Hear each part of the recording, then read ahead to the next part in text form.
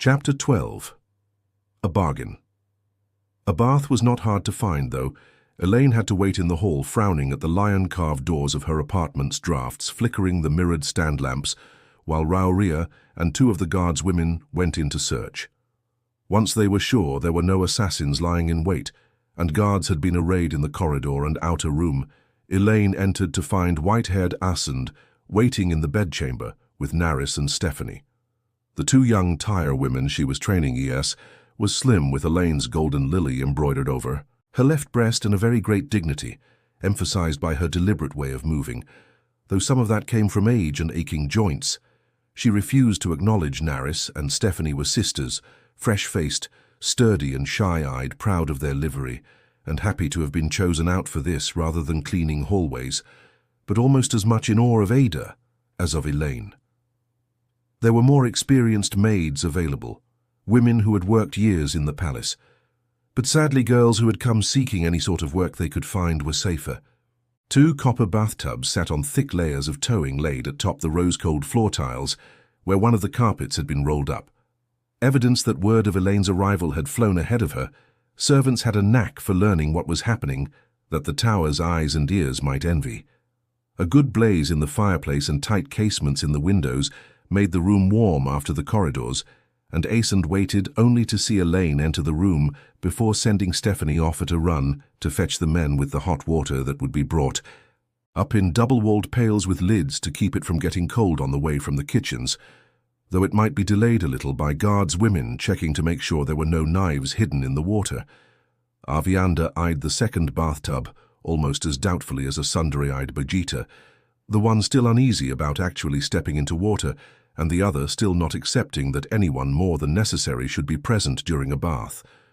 But the white-haired woman wasted no time before quietly bustling Elayne. Hand Avienda both into the dressing room, where another fire on a wide marble hearth had taken the chill from the air. It was a great relief to have her to help her out of her riding clothes, knowing that she had more ahead of her than a hasty wash and a show of ease while worrying about how quickly she could move on to her next destination. Other pretenses awaited the light helper and other worries, but she was home, and that counted for much. She could almost forget about that beacon shining in the west. Almost. Well, not at all, really, but she could manage to stop feating over it as long as she did not dwell on the thing. By the time they had been undressed, with Avienda slapping Naris's hands away and removing her own jewelry, doing her best to pretend that Naris did not exist, and her garments were somehow removing themselves. By the time they had been bundled into embroidered silk robes and had their hair tied up in white toweling, Avianda tried to wrap the towel around her own head 3 times, and only after the construction collapsed down her neck. For the 3rd time did she allow Naris to do it, muttering about getting so soft that she soon would need someone to lace up her boots, until Elayne began laughing, and she joined in, throwing her head back, so that Naris had to start over again. By the time all that was done and they had returned to the bedchamber, the bathtubs were full, and the scent of the rose oil that had been added to the water filled the air. The men who had brought up the water were gone, of course, and Stephanie was waiting with her sleeves pushed above her elbows in case someone wanted her back. Scrubbed, Birgitta was sitting on the turquoise inlaid chest at the foot of the bed, her elbows on her knees. Elayne allowed Asan to help her off with her pale green swallow-worked robe and sank into her tub, immediately submerging herself to her neck in water, just a hair short of too hot. That left her knees poking up, but it immersed most of her in the warmth, and she sighed, feeling weariness leach out of her and languor creep in. Hot water might have been the greatest single gift of civilization. Staring at the other tub, Avianda gave a start when Naris attempted to remove her robe, lavender and embroidered with flowers on the wide sleeves. Grimacing, she finally allowed it and stepped gingerly into the water. But she snatched the round soap out of Stephanie's hand and began washing herself vigorously, but very careful not to slop so much as a spoonful of water over the tub's rim. The Aiel did use water for washing, as well as in the sweat tents, especially for rinsing out the shampoo they made from a fat leaf that grew in the waste. Yet the dirty water was conserved and used for watering crops. Elayne had shown her 2 of the great cisterns beneath Camlin, fed by a pair of underground rivers, and large enough that the far side of each was lost in a forest of thick columns and shadows, but the arid waste was in Avienda's bones. Ignoring Asan's pointed looks, she seldom said 2 words more than necessary and thought baths no time to say anything. Birgitte talked while they bathed, though she took care of what she said in front of Nerys and Stephanie. It was unlikely they were in the pay of another house, but maids gossiped almost as freely as men. It seemed almost a tradition. Some rumors were worth fostering nonetheless. Mostly Birgitte talked of 2 huge merchants' trains that had arrived yesterday from Tyr, the wagons heavy with grain and salted beef, and another from Elon with oil and salt and smoked fish. It was always worthwhile reminding people that food continued to flow into the city. Few merchants braved the roads of Andor in winter, none carrying anything as cheap as food. But gateways meant that Aramella could intercept all the merchants she wished, and her forces still would starve long before Camlin felt the first pangs of hunger. The Windfinders, who were making most of those gateways, reported that the High Lord Darlin, claiming the title of steward in Tyr for the Dragon Reborn of all things, was besieged in the Stone of Tyr by nobles who wanted the Dragon Reborn out of Tyr completely. But even they were unlikely to try stopping a rich trade in grain, particularly since they believed the kin who accompanied the Windfinders were Aes Sedai. Not that any real attempt was made at deception, but great serpent rings had been made for kinswomen who had passed their tests for accepted before being put out of the tower, and if anyone drew the wrong conclusion, no one actually lied to them. The water was going to shed its heat. If she waited much longer, Elayne decided, so she took a rose-scented soap from Stephanie and allowed Nerys to begin scrubbing her back with a long-handled brush. If there had been news of Garwin or Galad, Birgitte would have mentioned it straight off. She was as eager to hear as Elayne, and she could not have held it back. Gowyn's return was one rumor that dearly wanted to reach the streets. Birgitte performed her duties well as Captain General, and Elayne meant her to keep the position if she could be convinced, but having Gowyn there would allow both women to relax a little. Most of the soldiers in the city were mercenaries, and only enough of them to man the gates strongly and make a display along the miles of wall surrounding the new city. But they still numbered more than 30 companies each, with its own captain, who inevitably was full of pride, obsessed with precedence, and ready to squabble over any imagined slight from another captain at the drop of a straw. Gowyn had trained his whole life to command armies. He could deal with the squabblers, leaving her free to secure the throne. Apart from that, she simply wanted him away from the White Tower. She prayed that one of her messengers had gotten through and that he was well downriver by this time. Egwene had been besieging Tar Valon with her army for more than a week now, and it would be the cruelest spinning of fate for Gwyn to be caught between his oaths to defend the tower, and his love for Egwene worse. He had already broken that oath once, or at least bent it for love of his sister, and perhaps his love of Egwene. If Elida ever suspected that Garwin had aided Swan's escape, whatever credit he had gained by helping her replace Swanna, as Armlin would evaporate like a dewdrop, and if he was still within Elida's reach when she learned he would find himself in a cell, and lucky to avoid the headsman, Elayne did not resent his decision to aid Elida. He could not have known enough then to make any other choice, a good. Many sisters had been confused over what was happening too. A good many still seemed to be. How could she ask Gowyn to see what Aes Sedai could not? As for Galad, she had grown up unable to like the man. Sure, he must resent her and resent Gowyn most of all. Galad had to have thought he would be first prince of the sword one day, until Gowyn was born. Her earliest memories of him were of a boy, a young man already behaving more like a father or uncle than a brother, giving Gowyn his first lessons with a sword. She remembered being afraid he would break open Gowyn's head with a practice blade, but he had never given more than the bruises any youth expected in learning swords. He knew what was right, Galad did, and he was willing to do what was right, no matter the cost to anyone, including himself. Light, he had started a war to help her and Nynaeve escape from Samara, and it was likely he had known the risk from the start. Galad fancied Nynaeve, or had for a time. It was hard to imagine he still felt that way with him, a white cloak. The Light only knew where and doing what. But the truth was he had started that war to rescue his sister. She could not condone him being a child of the Light. She could not like him. Yet she hoped that he was safe and well. She hoped he found his way home to Camelin too. News of him would have been nearly as welcome as news of Gawain. That surprised her, but it was true. 2 more sisters came while you were away. There at the Silver Swan Bergetta made it sound as though they were merely stopping at an inn because every bed in the palace was taken. A green with 2 warders and a grey with 1. They came separately. A yellow and a brown left the same day, so there are still 10 altogether. The yellow went south toward Farm Matting, the brown was heading east. Stephanie, waiting patiently beside Avienda's tub, with nothing to do, exchanged a glance with her sister over Elayne's head and grinned. Like many in the city, they knew for a fact that the presence of Aes Sedai at the Silver Swan signified White Tower support for Elayne and House Strachand, watching the 2 girls like a hawk. Asanda nodded. She knew it too. Every street sweeper and rag picker was aware that the tower was divided against itself. But even so, the name still carried weight and an image of strength that never failed. Everyone knew the White Tower had lent support to every rightful queen of Andor. In truth, most sisters looked forward to a sitting monarch who was also Aes Sedai, the first in 1,000 years, and the first since the breaking of the world to be openly known as Sedai. But Elayne would not be surprised to find there was a sister in Aurela's camp, keeping discreetly out of notice. The White Tower never placed all of its coin on one horse unless the race was fixed. "That's enough of the brush," she said irritably, twisting away from the bristles.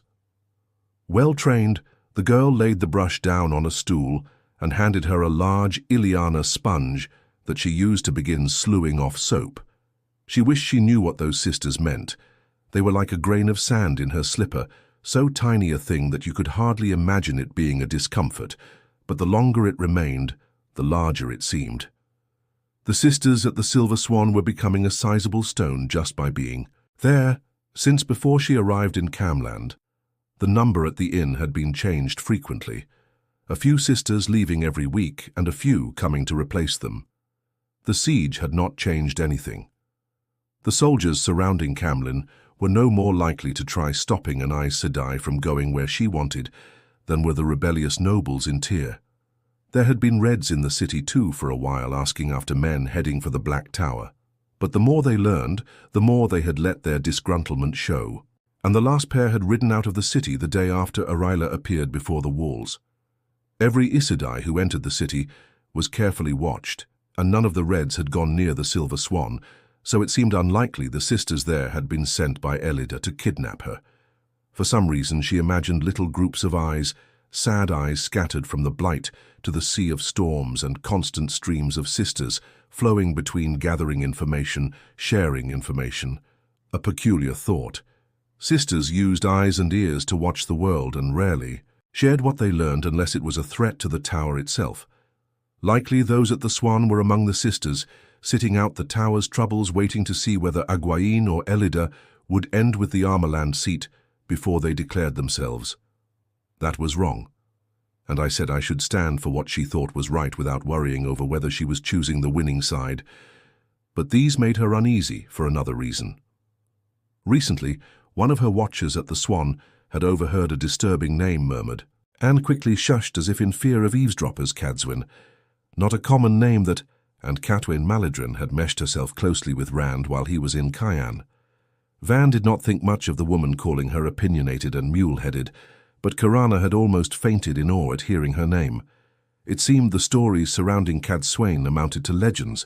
Trying to deal with the Dragon Reborn single-handed was just the sort of thing Cadwin Maladrin might do. Not that Elayne had concerns about Rand and any Aes Sedai, except that he might outrage her beyond her control. The man was too pig-headed himself sometimes to see where his own good lay, but why would a sister in Camelin mention her name, and why had another hushed her? Despite the hot bath water, she shivered, thinking of all the webs the White Tower had spun through the centuries, so fine that none could see them, except the sisters who did the spinning so convoluted that none but those sisters could have unraveled them. The tower spun webs, the Aes spun webs, even individual sisters spun webs. Sometimes those schemes blended into one another, as though guided by a single hand. Other times they had pulled one another apart. That was how the world had been shaped for 3,000 years. Now the tower had divided itself neatly into rough thirds, 1-3 for Egwene, 1 for Elida, and 1 that was standing aside. If those last were in contact with one another, exchanging information, forming plans, the implications. A sudden tumult of voices, dimmed by the closed door, made her sit up straight. Naris and Stephanie squealed and leaped to clutch one another, staring wide-eyed at the door. What in the bloody flaming snarling Birgitte hurled herself off the chest and out of the room, slamming the door behind her. The voices rose higher. It did not sound as if the guards' women were fighting, just arguing at the tops of their lungs, and the bond carried mainly anger and frustration along with her bloody headache. But Elayne climbed out of the bathtub, holding out her arms for Asan to slip her robe on.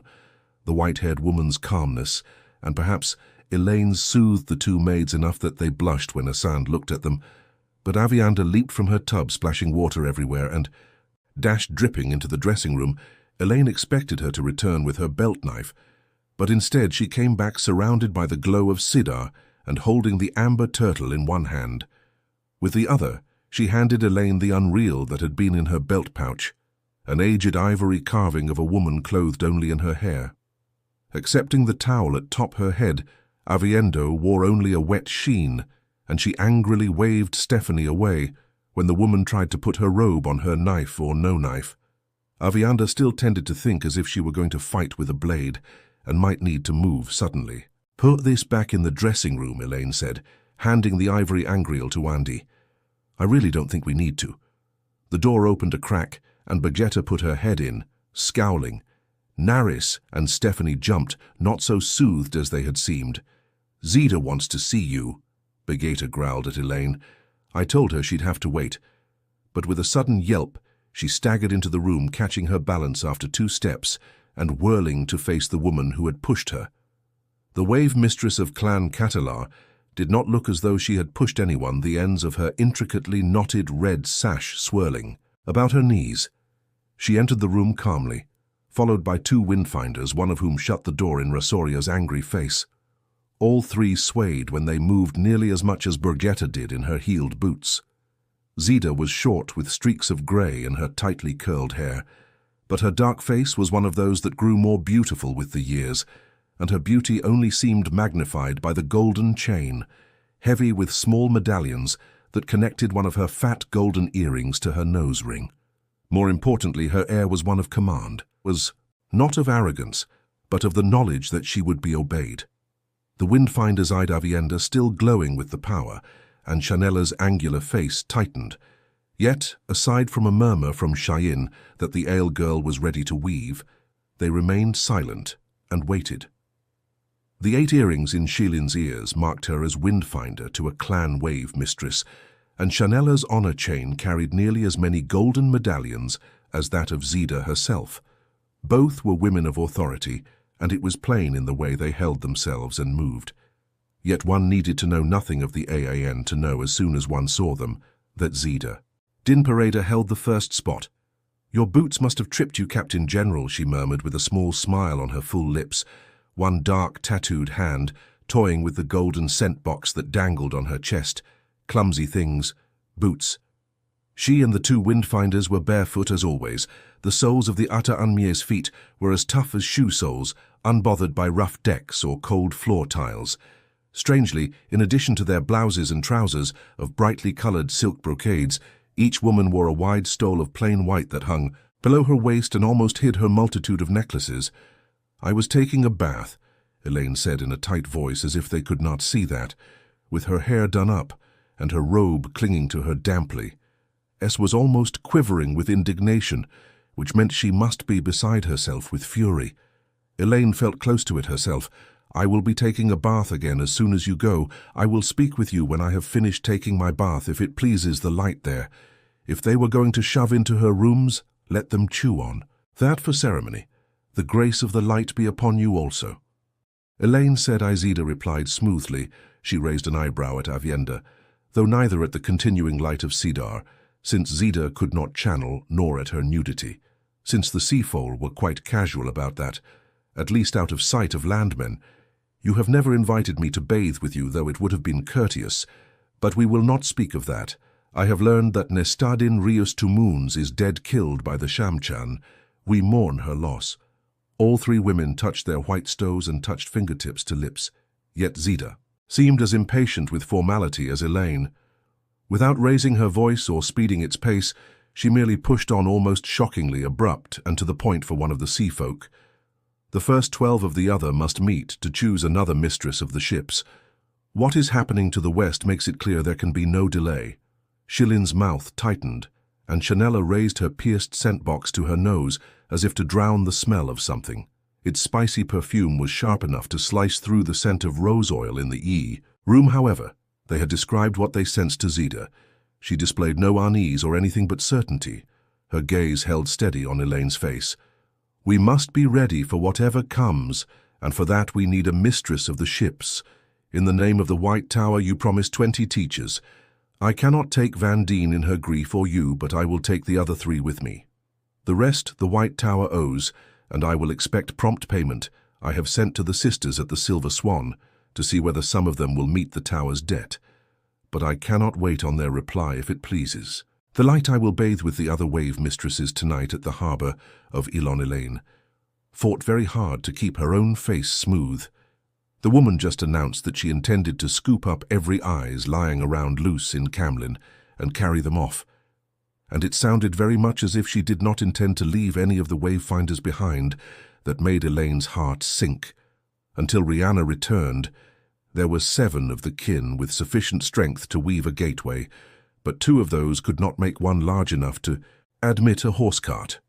Without the Windfinders, plans for keeping Cam supplied from Tyr and Eilon became problematical at best.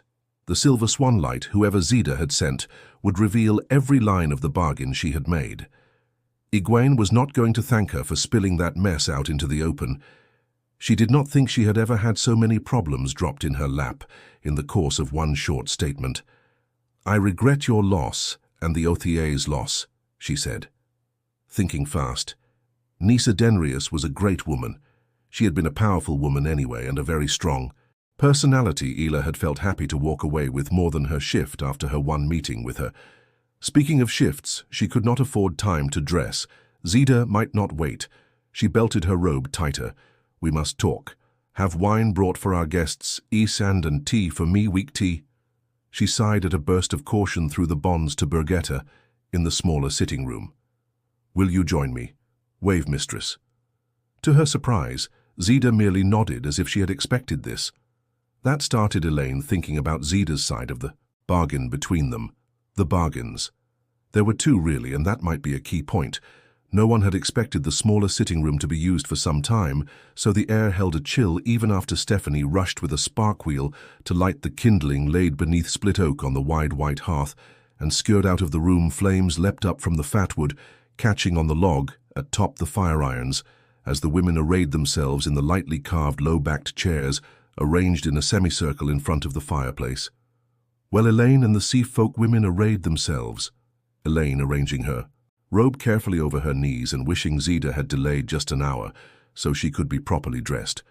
The Windfinders coolly waiting for the Wave Mistress to take a chair. Then, sitting to either side of her, Birgitta stood in front of the writing table with her hands on her hips and her feet apart, her face a thunderhead. The bond carried a clear desire to wring an Aeanya neck.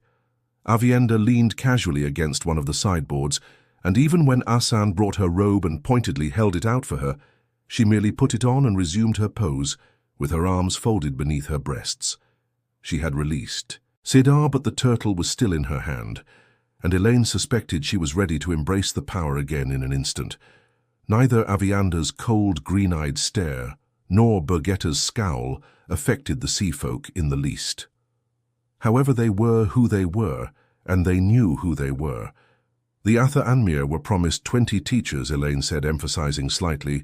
Zida had said that she had been promised that she would collect payment, but that bargain had been made with Nisa Denrius.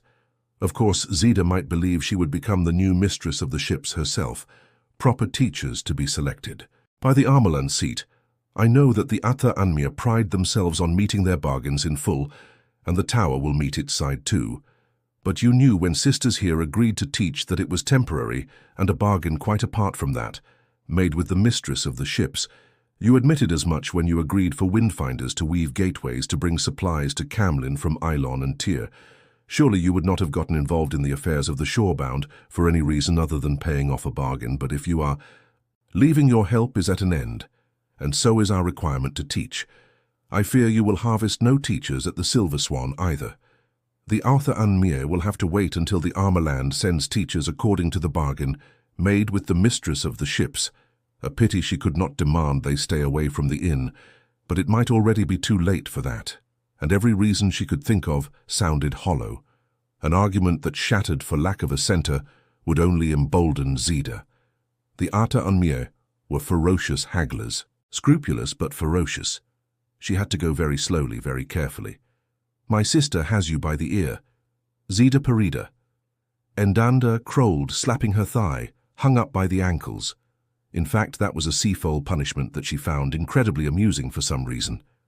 Elayne stifled a burst of irritation. Avianda enjoyed chances to tweak the seafolk's noses. She had begun while they were fleeing a bois and never really stopped, but this was no time for it. Shanella stiffened her calm face, sinking into a glare. The lean woman had been the butt of Avienda's nose tweaking more than once, including a regrettable episode involving USQ, a very potent ale drink. The glow of cider actually surrounded her.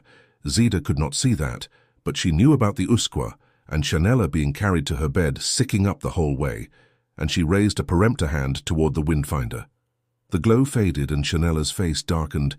It might have been a blush or anger. All that you say may be so, Xida said, which was not far from insulting, especially said to Aes Sedai. In any event, Marilla was not part of that. She agreed to be one of the teachers long before she reached Camlin, and she will go with me to continue her teaching. Elayne drew a long breath. She could not even try to argue Xida out of this. A great part of the White Tower's influence rested on the fact that the tower kept its word as surely as the seafolk that it was known to keep its word. Oh, people said you had to listen carefully to be sure an Aes Sedai had promised what you thought she had, and that was often true. But once the promise was clear, it was as good as an oath under the light. At least the Windfinders were not likely to let Marilla get away. They hardly let her out of their sight. You may have to return her to me if I have particular need of her, if Vanine and the two helpers found proof that she was black. If that happens, I will arrange a replacement, and who that could be. She had no idea. She has the rest of her year to serve, at least a year by the bargain. Xida gestured as if making a concession, but so long as you understand that her replacement must come before she leaves, I will not let her go without another in her place. I suppose that will do, Elayne replied calmly. It would bloody well have to, since she had no other choice. Xida smiled faintly and let the silence stretch. Shanella shifted her feet, but more in impatience than as if to rise, and the wave mistress did not stir. Plainly she wanted something more, intended another bargain, and plainly she wanted Elayne to speak first. Elayne set herself to outwait the other woman. The fire had begun to blaze and crackle, sending sparks up the chimney and radiating a fine warmth into the room, but her damp robe absorbed the chill in the air and transferred it to her skin. Ignoring the cold was all very well, but how are you supposed to ignore being cold and wet? She met Xida's gaze level and matched her tiny smile.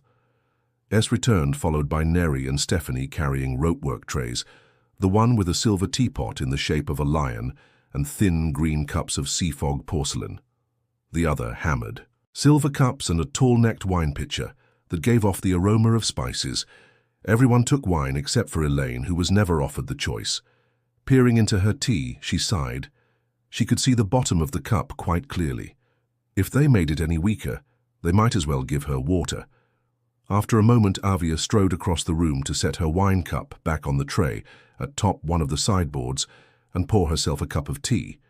She gave Elayne a nod and a smile, combining sympathy with the suggestion that she really preferred watery tea to wine.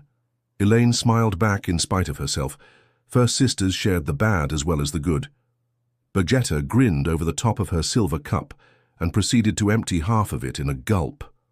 The bond carried her amusement at the grumpiness she felt from Elayne, and it still carried her headache, in no way reduced. Elayne rubbed her temple. She should have insisted that Mela heal the woman as soon as she had seen her. A number of the kin outstripped Marilla when it came to healing, but she was the only sister in the palace with a halfway decent ability.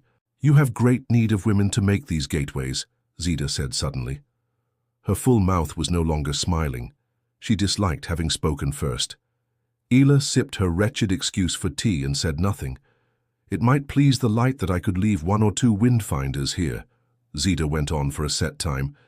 Elayne wrinkled her brow as though considering she needed those bloody women, and more than 1 or 2. "What would you ask in return?" she said finally. 1 square mile of land on the river Arerin, good land, mind, not marshy or boggy. It is to be at Unmira land in perpetuity under our laws, not Andor's," she added, as if that were a small afterthought. Hardly worth mentioning. Elayne choked on her tea. The Atha Anya hated leaving the sea, hated being out of sight of it, and Zida was asking for land 1,000 miles from the nearest salt water, asking for it to be ceded absolutely.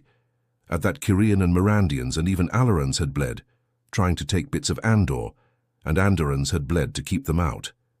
Still, 1 square mile was a small bit, and a small price to keep Camelin supplied. Not that she would let Zida know that, and if the seafolk began trading directly into Andor, then Andoran goods would be able to move in seafolk bottoms everywhere the seafall sailed, and that was everywhere.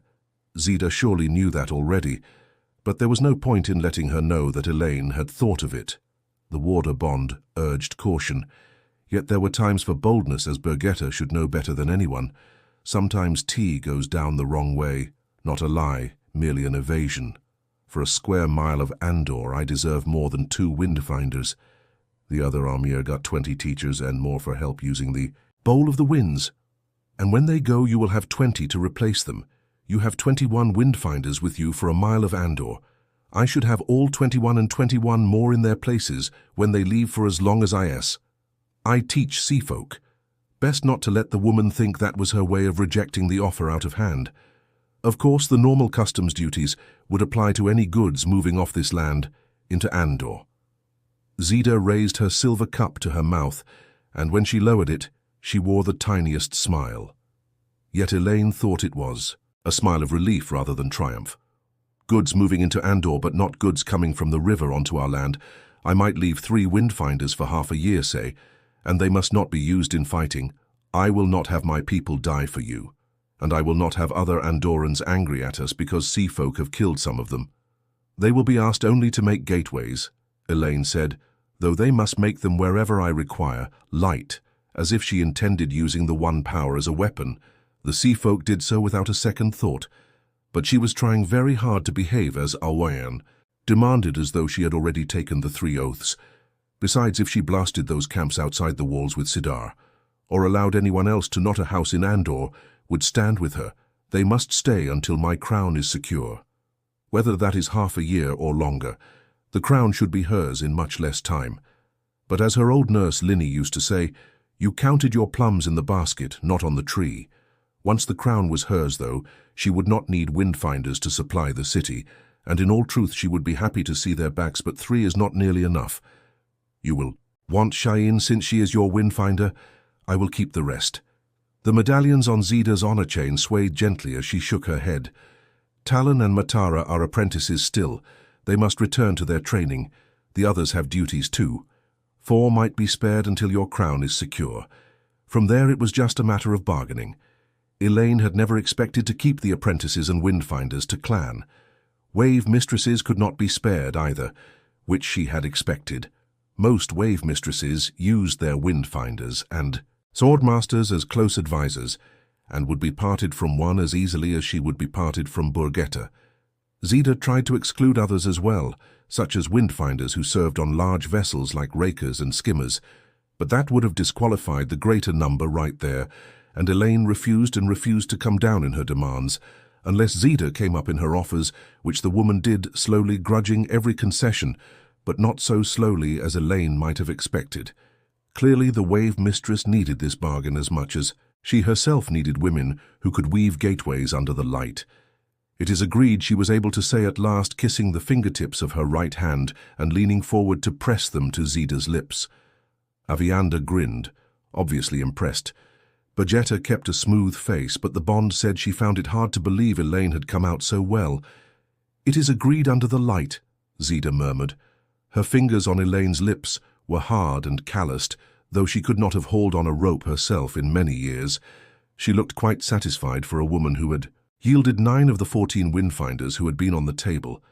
Elayne wondered how many of those 9 would be women whose ships had been destroyed by the Seanchan in Ebois. Losing a ship was a serious matter among the Afanmir, whatever the reason, and maybe cause enough to want to stay away from home a little longer. No matter Chanella looked glum, her tattooed hands tight on the knees of her red brocaded trousers, yet not so glum as might be expected from a sea-folk woman who would have to remain ashore a while longer. She was to command the windfinders who stayed, and she did not like it that Xida had acceded to her being under Elaine's authority, and Brigitta's. There were to be no more seafolds striding around the palace as if they owned it and making demands left and right. But then Elayne suspected that Xida had come to this meeting knowing she would leave some of her party behind, and Chanella had come knowing she would command them. That hardly mattered either, nor did it matter what advantage Xida hoped to gain toward becoming mistress of the ships, that she saw some was clear as good glass. All that mattered was that Camlin would not go hungry. That and the bloody beacon, still blazing in the west. No, she would be a queen, and she could not be a Moonruck girl. Camlin and Andor were all that could matter. Chapter 13, High Seats. Xida and the 2 windfinders departed from Elaine's apartments, graceful and outwardly unhurried, but with almost as little ceremony as they had entered. A bare wish that the light illumine Elayne and see her safe for Atha Anmir that was almost rushing off without a word. Elayne decided that if Xida did indeed want to be the next mistress of the ships, the woman had a rival she hoped to steal a march on. It might be well for Andor if Xida did attain the Aan throne, or whatever the CF folk called it. Bargain or no bargain. She would always be aware that Andor had helped her, and that had to be for the good. Though if she failed, her rival would be aware of where Andor's favor had gone too. Still, it was all if, and maybe here and now was another thing altogether. "I do not expect anyone to manhandle an ambassador," she said quietly once the doors had closed behind them. "But in the future, I do expect the privacy of my rooms. Even ambassadors are not to be allowed simply to wander in, am I?" Understood. Resoria nodded, her face wooden, but by the color that flashed into her cheeks, she felt the mortification of having let the sea-folk pass as keenly as Bergetta, and the Bond writhed until Elayne felt her own face growing red with a stinging embarrassment. "You did nothing wrong exactly, but don't let it happen again." Light now, she sounded adult. "We will speak no more of it," she said stiffly. "Oh, burn beer and the Bond." They would have had to wrestle with Xida to stop her, but adding bone-deep humiliation to the other woman's headache was piling insult on injury, and Aviander had no call to grin in that smarmy way. Elayne did not know when or how her sister had learned that she and Bergetta sometimes reflected one another, but Aviander found the whole thing vastly amusing. Her sense of humor could be rough at times. "I think you 2 will make each other melt one day," she said, laughing. "But then you already played that joke." Beer-getted Rahelian Bergetta scowled at her sudden alarm, crushing embarrassment in the Bond, and she returned such a look of innocence, it seemed her eyes might fall out of her face. Better not to ask, Ela decided. When you ask questions, Lena used to say then you have to hear the answers whether you want to or not. She did not want to hear not. With Rosoria studiously examining the floor tiles in front of her boots, and the rest of the guards' women in the anteroom failing to pretend not to be listening, she had never realized how precious privacy was until she lost it completely. Near enough completely, anyway. "I am going to finish my bath now," she said calmly. Blood and ashes. What joke had Biretta played on her? Something that made her melt. It could not have been much if she still did not know what it was. Unfortunately, the bath water had gone cold tepid anyway, hardly anything she wanted to sit in. A little while longer soaking would have been wonderful, but not at the expense of waiting while the tubs were emptied bucket by bucket and more hot water brought up. The entire palace must know she was back by now, and the first maid and the first clerk would be anxious to make their daily reports daily when she was in the city, and doubly anxious because she had been gone for a day duty came before pleasure if you were going to rule a country, and that went doubly for trying to gain the throne in the first place. Avienda pulled the towel from her head and shook down her hair, appearing relieved that she would not have to climb into water again. She started for the dressing room, shedding her robe before she reached the door, and had donned most of her garments when Elayne and the maids entered.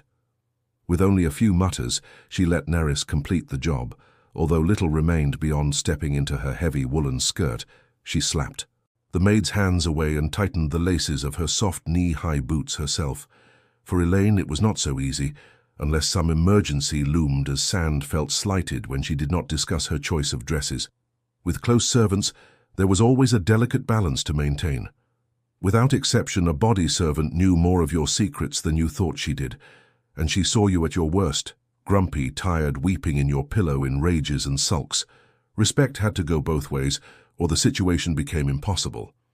So Avienda was sitting on one of the padded benches, allowing Nerys to comb out her hair before Elayne could conclude on a simple grey and fine wool, embroidered in green on the high neck, and the sleeves and trimmed with black fox. It was not so much that she had difficulty deciding, but that kept putting forward silks sewn with pearls or sapphires, or fire drops each more ornately embroidered than the last. No matter that the throne was not yet hers, Aeson wanted to dress her every day as a queen, readying for an audience. There had been a point to that, back when every day brought delegations of merchants to offer petitions or make their respects, especially Outlanders, hoping the troubles in Andor would not affect their trade. The old saying that who held camel held Andor had never really been true, and in merchant eyes, the chances she would actually gain the throne had diminished with the arrival of Araila's army outside the gates. They could count the houses arrayed on either side as easily as they could count coin. Even Anduran merchants avoided the royal palace, now keeping out of the inner city as much as possible, so no one would think they had gone to the palace, and bankers came well hooded in anonymous carriages. None wished her ill that she knew, and certainly none wanted to anger her, but neither did they want to anger Araila. Not now. Still, the bankers did come, and so far she had not heard of any merchants presenting petitions to Aramella. That would be the first sign that her cause was lost. Getting into the dress took twice as long as it should have, since allowed Stephanie to help Elayne. The girl breathed heavily the whole time, unaccustomed as yet to dressing someone else and fearful of making a mistake. Under Asan's eye, much more than if making one in front of her mistress Elayne suspected apprehension, made the sturdy young woman clumsy. Clumsiness made her more painstaking, and taking pains made her worry more about mistakes. So the result was that she moved more slowly than the frail older woman ever had. Finally, however, Elayne found herself seated facing Avienda, letting Asand draw an ivory comb through her curls. In Asand's view, allowing one of the girls to slip a shift over Elayne's head or fasten her buttons was one thing, but risking either of them making a tangle in her hair quite another. Before the comb had made 24 strokes, though, Bergetta appeared in the doorway. Asand sniffed, and Elayne could all but see the woman grimace behind her back. Eand had given way on Bergetta being present at baths, however reluctantly, but the dressing room was sacrosanct.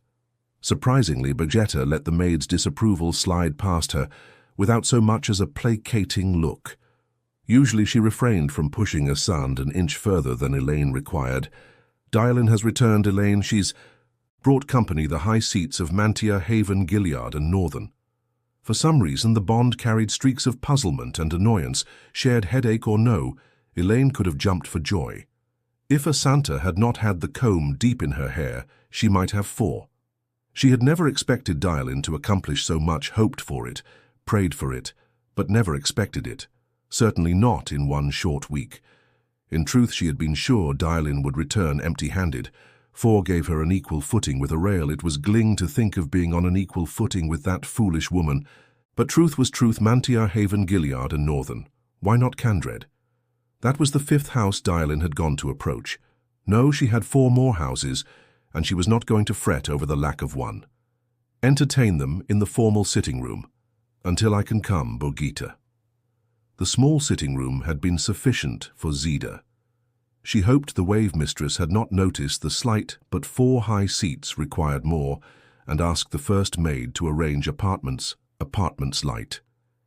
The Ata Anmie would have to be hurried out of theirs to make room. Until they left, most beds that did not have 2 occupants had 3 as the Green silk with the sapphires, I think, and sapphires for my hair too. The large sapphires Birgitta left still feeling puzzled and upset. Why? Surely she could not think. She should have left Aiel cooling her heels because of Shaido Aiel. Now she was feeling puzzled over Birgitta feeling puzzled. If that was allowed to feed on itself, they would both end up dizzy. As the door closed, Asen moved to the nearest wardrobe, wearing a smile that might have been called triumphant. Looking at Avienda, who had motioned Naris and her comb away, and was folding a dark grey scarf to tie her hair back. Elayne smiled herself. She needed something to take her out of that spinning loop. "Maybe you should wear silks and gems just this once more, Avienda," she said in a gently teasing tone. "Aiel won't mind, of course, but the others aren't used to Aiel. They might think I'm entertaining a stable hand." She meant it for a joke. They twitted one another about clothes all the time, and Aiel looked askance at Avienda, whatever she wore. But her sister frowned at the wardrobes lining the wall, then nodded and set the scarf down beside her on the tufted cushion. "Just so these high seats will be properly impressed. Do not think I will do this all the time. It is a favor to you for someone just doing a favor." She pored over the clothes that Asan pulled out with a great deal of interest before deciding on a dark blue velvet slashed with green and a silver net to catch her hair. They were her clothes made for her, but since reaching Camelin, she had avoided them as if they were crawling with death's head spiders. Stroking the sleeves, she hesitated as if she might change her mind, but finally she let Naris do up the tiny pearl buttons. She declined Elaine's offer of emeralds that would have suited the gown admirably, keeping her silver snowflake necklace and heavy ivory bracelet. But at the last minute, she did pin the amber turtle to her shoulder. "You can never tell when it might be needful," she said. "Better safe than sorry." Elayne agreed. "Those colors look beautiful on you." It was true, but Avienda blushed. Compliment her on how well she shot a bow or how fast she could run, and she took it as no more than her due. But she had difficulty coming to grips with the fact that she was beautiful. That was a part of herself she had managed to ignore till recently. Eran shook her head in disapproval, unaware that the brooch was an angreal amber, did not go with blue velvet. Or maybe it was Avienda's horn-hilted knife, which she tucked behind her green velvet belt. The white-haired woman made sure that Elayne wore a small dagger with sapphires on the scabbard and pommel hanging from a belt of woven gold. Everything had to be just so to gain approbation. Raoria gave a start when Avienda entered, the ante-room in her high-necked velvets. The guardswomen had never seen her in anything but ale garb before. Avienda scowled as if they had laughed and gripped her belt knife firmly, but luckily her attention was diverted by a cloth-covered tray sitting on the long-side table against the wall. Elaine's midday meal had been delivered while they were dressing. Whisking the blue-striped cloth aside, Avienda tried to interest Elayne in eating, smiling, and pointing out how sweet the stew of dried plums would be, and exclaiming over the pieces of pork in the grainy mush. Slivers they looked like. Razoria cleared her throat and mentioned that a fire was burning nicely in the apartment's larger sitting room. She would be more than happy to carry the tray in for the Lady Elayne. Everyone tried to make sure Elayne ate properly, however they saw properly, but this was ridiculous. The tray had been sitting there some time. The mush was a congealed mass that would have stuck in the bowl if she turned it upside down. She had the high seats of 4 houses, waiting on her, and they had waited long enough. She pointed that out but offered to let the 2 of them eat if they were hungry. In fact, she implied that she might insist on them eating. That was enough to make Avienda drop the cloth back over the tray with a shudder, and Rasoria wasted no more time either. It was only a short walk down the icy hallway to the formal sitting room, and the only things that moved aside from them were the bright winter wall hangings that stirred in the corridor's drafts. But the guardswomen formed a ring around Elayne and Avienda and kept watch as if they expected trolls. It was only with an effort that Elayne convinced Raoria there was no need to search the sitting room before she entered. The guardswomen served her and obeyed her, but they also were pledged to keep her alive, and they could be as mad over that last duty as Birgitta was over deciding whether she was Water Captain General or Elder Sister at any given moment. Likely following on the heels of the incident with Shaido Rasoria, would have wanted the lords and ladies waiting inside to surrender their weapons. The threat with the mush might have had its part too. After a short argument, however, Elayne and Aviendha swept in through the wide doorway together and alone. Ella's feeling of satisfaction did not last, though. The sitting room was large, meant to accept dozens of people, comfortably a dark-panelled space, with layered carpets covering the floor tiles, and a horseshoe arch of high-backed chairs in front of a tall fireplace of white marble with fine red veins. Here important dignitaries could be received with more honor than an audience before the throne because it was more intimate. The blaze dancing along the logs on the hearth had barely had time to take an edge off the chill in the air, but that certainly was not the reason Elayne felt as if she had been struck in the stomach. She understood Bera's puzzlement now. Aiel turned from warming her hands at the fire as they entered, a strong-faced woman with fine lines at the corners of her eyes and hints of grey in her gold hair. She had not waited to change on reaching the palace, and still wore a riding dress of deep grey that showed a few travel stains on the hem. Her curtsy was the meest bend of her neck, the slightest dip of her knees, but she intended no discourtesy. Aiel knew who she was, as surely as Xeda did. Her only jewellery was a small golden pin in the shape of Tarav's owl and oak on her shoulder, a clear statement that the high seat of Tarav needed nothing more, yet she had almost died to prove her loyalty to Elayne.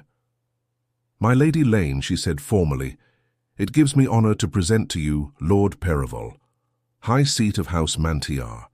A pretty golden-haired boy in a plain blue coat jerked away from peering through the four-barreled kaleidoscope on a gilded stand taller than he was. He had a silver cup in his hand that Elayne hoped very much did not contain wine, or at least extremely well watered if it did. One of the side tables held several trays laden with pictures and cups, and an ornate teapot she knew might as well be filled with water. "My pleasure, my Lady Elayne," he piped, blushing and managing a credible bow, despite a little clumsiness in handling the sword belted. To his waist, the weapon looked much too long for him. "House Mantiar stands with House Tra." She returned his courtesy in a daze, spreading her skirts mechanically. "Lady Catelyn, High Seat of House Haven," Aiel continued. "Ela," a dark-eyed young woman at her side, murmured, touching her dark green divided skirts, and making a fractional dip that might possibly have been intended for a curtsy, though perhaps she just meant to imitate Aiel, or perhaps she wanted to avoid poking her chin against the large enamelled brooch on the high neck of her dress, the blue bear of Haven. Her hair was caught in a silver net, worked with the blue bear too, and she wore a long ring with the sigil as well, a touch too much pride of house, perhaps. Despite her cool haughtiness, she was a woman, only by courtesy, her cheeks still round with baby fat. "Haven stands with Trashant, obviously, or I would not be here." Ailen's mouth tightened slightly, and she gave the girl a hard glance that Catelyn seemed not to see Lord Branlet, High Seat of House Gilead. Another boy, this one, with unruly black curls in green embroidered with gold on the sleeves, who hastily set his wine cup down on a side table, as if uneasy at being seen with it. His blue eyes were too big for his face, and he nearly tripped himself with his sword, bowing. "It is my pleasure to say that House Gilead stands for Trakand Lady Elayne." Halfway through his voice broke from treble to bass, and he blushed even harder than Perrin and Lord Canaille. High Seat of House Northern Canaille, Northern grinned over the rim of his silver cup, tall and lean in a grey coat with sleeves just too short to cover his bony wrists. He had an engaging grin, merry brown eyes, and an eagle's beak for a nose. We drew straws for the order to be introduced, and I drew short. "Northern stands with Trachand. Can't let a nin like Araila take the throne." He managed his sword smoothly, and he at least had reached his majority, but if he was many months past 16, Elayne would eat his turned-down boots and his silver knot spurs. Their youth was no surprise, of course, but she had expected Canaille to have a greying head at his side, to advise him and the others to have their guardians looking over their shoulders. There was no one else in the room aside from Birgitta, standing in front of the tall, arched windows, with her arms folded beneath her breasts. Bright midday sunlight flooding through the clear glass, set in the casements, made her a silhouette of displeasure. "Trachand welcomes all of you, and I welcome all of you," Elayne said, suppressing her dismay. "I will not forget your support, and Trachand will not forget." Something of her consternation must have crept through because Catelyn's mouth compressed and her eyes glittered. "I am past my guardianship, as you must know, Elayne," she said in a stiff voice. "My uncle Lord Arrendor said at the Feast of Lights that I was as ready as I would ever be, and might as well have free reign then as in a year. Truth, I think he wanted more time to go hunting while he still can. He has always loved hunting, and he's quite old." Once again, she failed to see Dyalin's frown. Arrendor. Haven and Dyalin were roughly of an age. "I have no guardian either," Branlet said. Uncertainly, his voice, nearly as high-pitched as Catelyn's Dyalin, gave him a sympathetic smile and smoothed his hair back from his forehead. It promptly fell forward again. "Maeve was riding alone, as she liked to do, and her horse stepped into a gopher hole," she explained quietly. "By the time anyone found her, it was too late. There has been some discussion over who's to take her place." "They've been arguing for 3 months," Branlet muttered. For a moment he looked younger than Perrin, a boy trying to find his way with no one to show him the path. "I'm not supposed to tell anyone that, but I can tell you, you're going to." Be the Queen Dyalin put a hand on Perrin's shoulder, and he stood up straighter, though he still was shorter than she. "Lord Willin would be here with Lord Perrin, but the years have him bedridden. Age creeps up on us all eventually." She shot another look at Catelyn, but the girl was studying Bogetta now, her lips pursed. "Will I was to tell you that he sends his good wishes, and also one he considers a son. Uncle Willin told me to uphold the honor of Mantiar and of Andor." Perrin said, intent as only a child being serious could be. "I will try, Elayne, I will try." "Very hard, I'm sure you will succeed," Elayne told him, managing to put at least a little warmth into her tone. She wanted to chase them all out and ask Dyalin some very pointed questions, but that could not be not right away. Whatever their ages, they were all the high seats of powerful houses, and she had to offer refreshment and at least a modicum of conversation before they went to change from their journey. "Is she really the Captain General of the Queen's Guards?" Catelyn asked, as Bogetta handed Elayne a thin blue, porcelain cup of slightly darkened hot water. The girl spoke as though Bogetta was not there. Bogetta raised an eyebrow before leaving, but Catelyn seemed practiced in not seeing what she did not want to see. The wine cup in her plump hand gave off the sharply sweet aroma of spices. There was not so much as a drop of honey in Elaine's miserable excuse for tea. "Yes, and my warder too," she said politely, as ready as she would ever be. The girl probably thought it a compliment. She deserved a switching for pure rudeness, yet you could not switch a high seat, not when you needed her support. Catelyn's eyes flashed to Elaine's hands, but the great serpent ring did nothing to alter the coolness of her expression. "They gave you that I had not heard you had been raised eyes. I thought the White Tower had sent you home when your mother died, or perhaps because of the troubles in the tower we hear about. Imagine Aes Sedai squabbling like farmwives at market. But how can she be a general or a warder without a sword? In any case, my Aunt Evella says a woman should leave swords to men. You don't shoe your own. Horse when you have a friar, or grind your own grain when you have a miller." A quote from Lady Evella, no doubt. Elayne schooled her face, ignoring the only slightly buried insults. "An army is a general's sword. Catelyn Gareth Bryn says a general who uses another blade is mistaking the job." The name seemed to make no impression on her either. Miners' children in the mountains of Mist knew Gareth Bryn's name. Ender appeared at Elaine's side, smiling as though delighted at the opportunity to talk with the girl. "Swords are no use. At all," she said sweetly. "Sweetly Aviander." Elayne had never realized her sister could dissemble so skillfully. She had a cup of mulled wine too. It would have been too much to expect her to continue drinking bitter tea out of sisterly affection. "You should learn the spear also, the knife and the bow. Birgitta could shoot your eyes out at 200 paces with her bow, maybe at 300. "The spear," Catelyn said faintly, and then in a slightly incredulous tone, "My eyes. You have not met my sister." Elayne said, "Aienda, Lady Catelyn Haven. Catelyn Avienda of the 9 Valleys Tardad." Perhaps she should have done that the other way around, but Avienda was her sister, and even a high seat must settle for being introduced to the sister of the daughter heir. Avienda is Aiel. She's studying to become a wise one. The fool girl's mouth dropped open at the start, her chin falling more and more with each pronouncement, until she was gaping like a fish. Very satisfying, Avienda gave Elayne a smaller smile. her green eyes sparkling with approbation above her wine cup. Elayne kept her own face smooth, but she wanted to grin back. The others were much more easily handled. Much less infuriating, Perrin and Branlet were shy their first time in Camlin, much less in the royal palace, hardly saying 2 words unless someone drew them out. Cornel did think the claim that Avienda was Aiel must be a joke, and nearly got her belt knife in his brisket for laughing raucously. But luckily he thought that was a joke as well.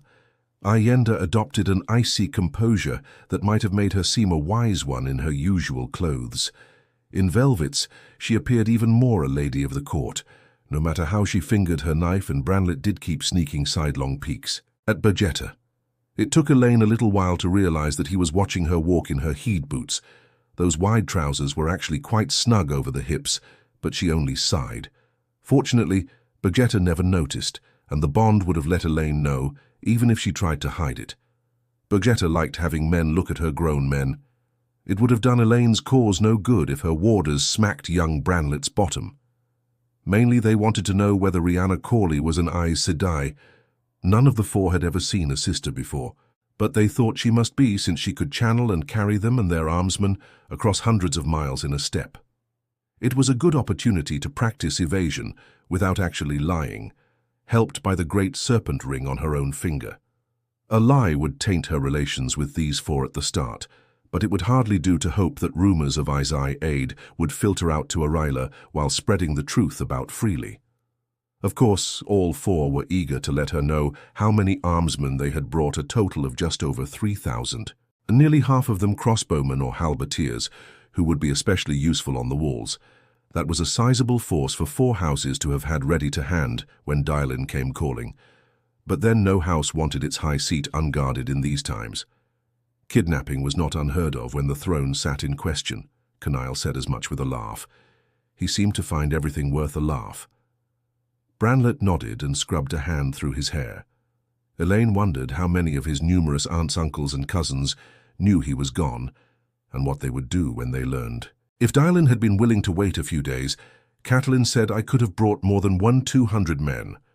That was the 3rd time in as many sentences that she had managed to point out that she had brought the largest contingent by a considerable margin I have sent to all of the houses pledged to Haven. And I to every house pledged to Oren Cornel added with a grin. Of course, Noran may not summon as many swords as Haven or Chand or Mantiar, he put in with a bow to Perrin. But whoever rides when the eagles call will be riding for Camlin. They will not ride very fast in winter. Perrin said quietly.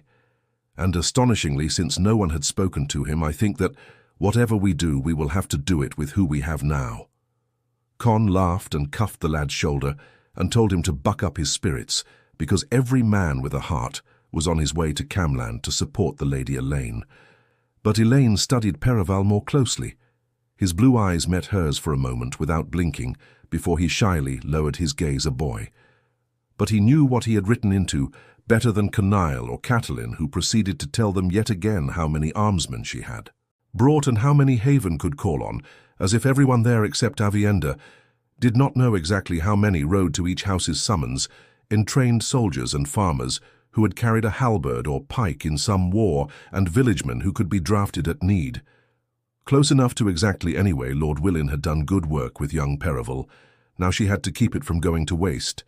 Eventually it was time to exchange kisses, with Branlet blushing to his hair and Perrin blinking bashfully when Elayne bent to him and Cornel vowing never to wash his cheek. Catelyn returned a surprisingly hesitant peck to Elaine's cheek, as if it had just occurred to her that she had consented to placing Elayne above her, but after a moment she nodded to herself, cool pride settling back on her like a mantle. Once the 4 were handed over to the maids and serving men, who would take them to the apartments that Elayne hoped the first maid had had time to ready, Dylan refilled her wine cup and settled herself in one of the tall carved chairs with a weary sigh. As fine a week's work as I've ever done, if I do say so myself. I got Candria out of the way straight off. I never thought Deneen would be able to make up her mind, and it only took an hour to prove me right, though I had to stay 3 to keep from offending her. The woman must keep in bed till noon from being unable to decide which side of the mattress to climb down from. The rest were ready to see sense with only a little convincing. No one with any sense wants to risk Aiel gaining the throne. For a moment she frowned at her wine, then fixed Elayne with a steady look. She never hesitated to speak her mind, whether or not she thought Elayne would agree, and plainly she intended to do so. Now it may have been a mistake to pass these kinswomen off as Aes Sedai. However side-mouthed we've been about it, the strain may be too much to ask of them, and it puts us all at risk. This morning, for no reason, I could make out Mistress Corley was staring and gaping like a goose girl come to the city. I think she almost failed at weaving the gateway to bring us here. That would have been wonderful. Everyone lined up to ride through her miraculous hole in the air. That never materialized. Not to mention that it would have stuck me in Catelyn's company for the lightens how long. Odious child. There's a good mind there if someone took her in hand for a few years, but she has a double dose of the viperous Haven tongue. Elayne gritted her teeth. She knew how cutting Havens could be. The whole family took pride in it. Catelyn obviously did.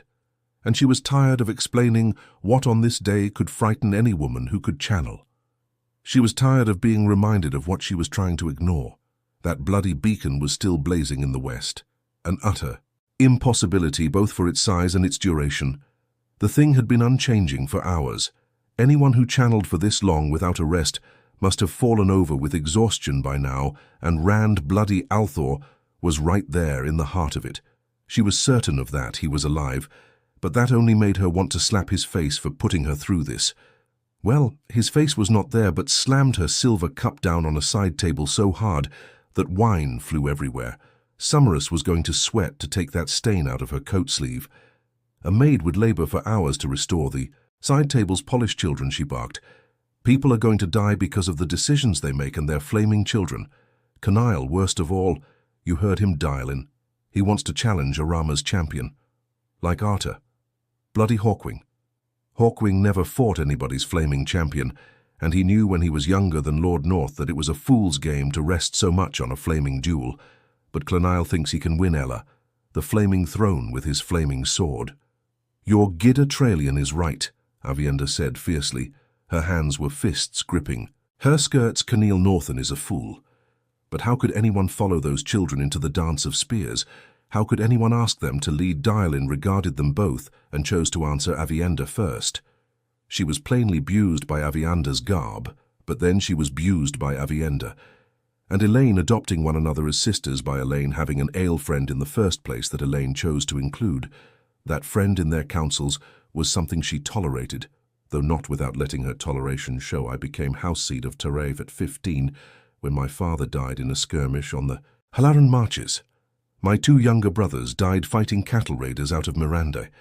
That same year I listened to advisors, but I told Taravian riders where to strike, and we taught the Alarans and the Mirandians to look elsewhere for their thieving.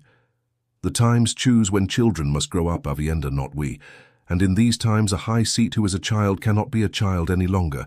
As for you, Lady Begetta, she went on in a drier voice, your language is as ever pungent. She did not ask how Begetta presumed to know so much of Aurora Hawing things, no. Historian knew, but she studied her appraisingly. Branlet and Perival will take guidance from me, and so will Catelyn. I think much as I regret the time I'll have to spend with the girl. As for Canaille, he's hardly the first young man to think he's invincible and immortal. If you can't keep him reined in as Captain General, I suggest you try walking for him. The way he was eyeing those breeches of yours, he'll follow anywhere you lead. Elayne shrugged off the pure fury welling up in her. Not her fury any more than it had been her anger at Dyelin in the first place, or her anger at Begetta splashing wine about. It was Begetta's. She did not want to slap Rand's face. Well, she did, but that was beside the point. Light Canaille had been looking at Begetta too. They are the high seats of their houses. Aviendha. No one in their houses would thank me for treating them as less far from it. The men who ride for them will fight to keep them alive, but it is Perival and Branlet Canaille, and Catelyn they ride for, not me, because they are the high seats. Aviendha frowned and folded her arms, as though pulling a shawl around herself, but she nodded abruptly and reluctantly. No one rose to such prominence among the Aiel without years of experience and the approval of the wise ones, but she nodded. Begetta, you will have to deal with them. Captain General to high seat. White hair wouldn't necessarily make them any wiser, and it definitely wouldn't make them any easier to deal with. They'd still have their own opinions and with years of experience to give them weight. Most likely they'd be 10 times as certain they knew what needs to be done, better than you do or than I do. She made a great effort to keep her tone clear of sharpness, and no doubt Birgitte felt the effort. At least the flow of rage through the bond suddenly diminished. It was only tamped down, not gone. Birgitte enjoyed having men look at least when she wanted them to look, but she very much did not like anyone saying she was trying to attract their attention. Yet even so, she knew the danger to both of them of letting their emotions run too free. Aiel had begun sipping at her wine, still studying Birgitte.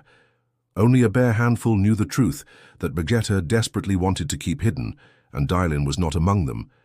Yet Birgitte had been careless enough, a slip of the tongue here, a slip there, that the older woman was certain that some mystery hid behind Birgitte's blue eyes. The light only knew what she would think if she solved that riddle. As it was, the two were oil and water.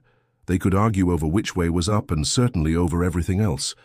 This time Aiel clearly thought she had won foot and horse. Be that as it may, Aiel. Elayne continued, I would have been more pleased if you had brought their advisers with them. What's done is done, but Branlet troubles me in particular. If Gilead accuses me of kidnapping him, matters become worse than they were not better. Aiel waved that away. You don't know the Gileads well, do you, the way they squabble among themselves? They may not notice the boy is gone before summer, and if they do, none will repudiate what he's done. None of them will admit they were so busy in arguing over who's to be his guardian that they forgot to keep an eye on him. And second, none of them will admit they weren't consulted beforehand. In any event, Gilead would stand for Xeda before standing for Mar, and they don't like Aeon or Sarand much better. I hope you're right, Aiel, because I'm appointing you to deal with any angry Gileads who appear, and while you're advising the other three, you can keep a thumb on Canaille, so he doesn't do anything completely harebrained. For all her talk, the first suggestion made Aiel wise slightly. The second made her sigh. It made Birgitte laugh out loud. If you have any problems, I'll lend you a pair of breeches and some boots and you can walk for him. Some women, Aiel murmured into her wine, can make a fish bite by crooking a finger. Lady Birgitte. Other women have to drag their bait all over the pond. Aviander laughed at that, but Birgitte's anger began to edge upward in the pond. A wave of cold air swept into the room as the door opened and Rauria entered, coming to a stiff attention. The first maid and the first clerk have come, my Lady Elayne, she announced. Her voice faltered at the end as she caught the mood in the room. A blind goat could have caught it with Aiel smug as a cat in the Criari, and Birgitte scowling at her, and Aviander both. And Aviander choosing this moment to remember that Birgitte was Birgitte's silver bow, which on this occasion made her stare at the floor as abashed, as if she had been laughing at a wise one. Now and again, Elayne wished her friends could all get on as well as she and Aviander did, but somehow they managed to rub on together, and she supposed that was really all she could ask from real people. Perfection was a thing for books and Gleamman's stories. Send them in, she told Rosaria, and don't disturb us unless the city is under attack. Unless it is important, she amended. In stories, women who gave orders like that were always setting themselves up for disaster. Sometimes there were lessons in stories if you looked for them. Chapter 14. What wise ones know, Halwyn Nori? The first clerk and Rena Haror, the first maid, entered together, him making a jerky, unpracticed bow and her a graceful curtsy that was neither too low nor too shallow. They could not have been more different. Mistress Haror was round-faced and regally dignified, her hair in a neat grey bun atop her head. Master Nori, tall and gawky as a waiting bird, with his little remaining hair sticking up behind his ears like sprays of white feathers. Each carried an embossed leather folder stuffed with papers, but she held hers at her side, as if not to rumple her formal scarlet tabard unwrinkled, as it always seemed to be no matter the hour or how long she had been on her feet, while he clutched his folder to his narrow chest, as if to hide old ink stains of which several spotted his tabard, including a large blot that made the white lion's tail end in a black tuft. Courtesies done, they immediately put a little distance between them, each not quite watching the other. As soon as the door closed behind Rosaria, the glow of Sidar sprung up around Aviander, and she wore ward against eavesdropping that clung to the walls of the room. What was said between them was now as safe as they could make it, and Avianda would know if anyone even tried to listen with the power she was. "Very good with this sort of weave, Mistress Harrow," Elayne said. "If you will begin." She did not offer wine or seats. Of course, Master Nori would have been shocked to his toenails by such a lapse in the proprieties, and Mistress Harrow might well have been offended. As it was, Nori twitched and glanced sideways at Rena, and her mouth thinned. Even after a week's meetings, their dislike for giving their reports where the other could hear was palpable. They were jealous of their thieves, the more so since the first maid had moved into territory that once might have been considered Master Nar's responsibility. Of course, running the royal palace had always been the first maid's charge, and it might be said that her new duties were only an extension of that. It would not be said by Halwyn Nori, though. The blazing logs settled in the fireplace with a loud crack, sending a shower of sparks up the chimney. "I am convinced the second librarian is a spy," my lady Mistress Harrow said, finally ignoring Nori, as if to make him disappear. She had resisted letting anyone else know that she was searching out spies in the palace, yet the first clerk knowing seemed to grate on her worst of all, his only authority over her, if such it was, came from paying the palace accounts, and he never questioned an expenditure. But even that little was more than she wished. Every 3 or 4 days, Master Har visits an inn called the Hoop and Arrow, supposedly for the ale made by the innkeeper, one Millis Fendry. But Mistress Fendry also keeps pigeons, and whenever Master. Her visits, she sends off a pigeon that flies north yesterday. 3 of the eyes staying at the Silver Swan found reason to visit the Hoop and Arrow, though it caters to a much poorer crowd than the Swan. They came and went, hooded, and were closeted with Mr. Spendry in private for over an hour. All 3 are brown AA. I fear that indicates Master Har's employer hairdressers. Footman cooks the master cabinet maker, no fewer than 5 of Master Nor's clerks, and now one of the librarians. Leaning back in her chair and crossing her legs, Aiel glowered sourly. "Is there anyone we won't eventually learn is a spy?" "Mistress Halfor." Nori stretched his neck uncomfortably. He took the malfeasance of his clerks as a personal affront. "I have hopes I may be reaching the bottom of that barrel, my lady," Mistress Harrow said complacently. Neither spies nor the high seats of powerful houses ruffled her. Spies were pests she intended to rid the palace of, as surely as she kept it clear of fleas and rats, though she had been forced to accept Aes Sedai with rats recently, while powerful nobles were like rain or snow facts of nature, to be endured until they went away, but nothing to get flustered over. There are only so many people who can be bought, and only so many can afford to buy or want to. Elayne tried to picture Master Her, but all she could bring up in her mind was vague, a chubby, balding man who blinked incessantly. He had served her mother, and as she recalled Queen Morel before that, no one commented on the fact that it seemed he also served the Brown Aja.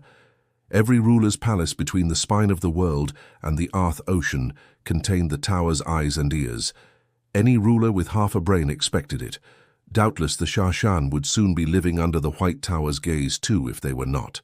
Already Rena had discovered several spies for the Red A, assuredly legacies of a leader's time in Cam. But this librarian was the first for another, Aja. Elida would not have liked other Ajas, knowing what went on in the palace while she was advisor to the Queen. "A pity we have no false stories we want the Brown Aja to believe," she said lightly. "A great pity they and the Reds knew about the kin. At best they had to know there were a large number of women in the palace who could channel, and it would not take them long to figure out who they were. That would create any number of problems down the road, yet. Those difficulties did lie somewhere in the future. Always plan ahead, Linny used to say, but worry too hard over next year and you can trip over tomorrow. Watch Master Her and try to find out his friends. That will have to suffice for the time being." Some spies depended on their ears either to hear gossip or listen at doors. Others lubricated tongues with a few friendly cups of wine. The first part of counteracting a spy was to find out how he learned what he sold. Ayenda snorted loudly and, spreading her skirts, started to sit down on the carpet, before realizing what she wore. With a warning glance at Aiel, she perched stiffly on the front edge of a chair instead. The picture of a court lady, with her eyes flashing, except that a lady of the court would not have checked the edge of her belt knife with a thumb. Left to her own devices, Avianda would slit every spy's throat as soon as it could be stretched for the knife. Spying was a vile business in her view. No matter how often Elayne explained that every spy found was a tool that could be used to make her enemies believe what she wanted. Not that every spy necessarily worked for an enemy. Most of those the First Maid had uncovered took money from more than one source, and among those she had identified were King Rodron of Mirandi, various tyrant high lords and ladies, a handful of Kienin nobles, and a fair number of merchants. A good many people were interested in what happened in Cam, whether for its effect on trade or other reasons. Sometimes it seemed that everyone spied on everyone else, Mistress Haror. She said, "You haven't found any eyes and ears for the Black Tower." Like most people who heard the Black Tower mentioned, Aiel shivered and took a deep drink of her wine, but Rena just grimaced faintly. She had decided to ignore the fact that they were men who could channel since she could not change matters. To her, the Black Tower was an annoyance. "They haven't had time, my lady. Give them a year and you'll find footmen and librarians taking their coin too. I suppose I will. Dreadful thought. What else do you have for us today?" "I've had a word with John Skelet, my lady. A man who turns his coat once is often amenable to turning it again, and Skelet is..." Skelet, a barber, was in the pay of House Aeon, which for the present made him Arael's man Pirita, bit off an oath in mid-word. For some reason she tried to watch her language around Rena Harur and spoke in a pained voice. "You had a word with him, without asking anyone." Aiel was under no compunctions regarding the First Maid, and she muttered, "Mother's milk in a cup." Elayne had never heard her use an obscenity before. Master Nori blinked and almost dropped his folder and busied himself with not looking at Aiel. The First Maid, however, merely paused until sure she and Bergetta were done, then went on calmly. "The time seemed ripe, and so did Skelet. One of the men he hands his reports to left the city and hasn't returned yet, while it appears the other broke his leg. The streets are always icy where a fire has been put out." She said that so blandly it seemed more than likely she had engineered the man's fall somehow. Hard times uncovered hard talents in the most surprising people. Skelet is quite agreeable to carrying his next communication out to the camps himself. He saw a gateway made and he won't have to pretend terror. You would have thought she herself had been seeing merchants' wagons rumble out of holes in the air for her entire life. "What's to stop this barber keeping on running once he's outside the fleur?" "The city," Bergetta demanded irritably, beginning to pace in front of the fire with her hands clasped behind her. Her heavy golden braid should have been bristling. "If he goes, Aaron will hire somebody else, and you'll have to hunt him out all over again." Light Araela must have heard of the gateways almost as soon as she arrived, and Skelet has to know it. It was not the thought of Skelet escaping that irritated her, or not only that.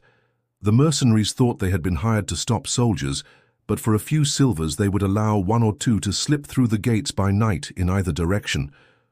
One or two could do no harm, as they saw matters Bieta did not.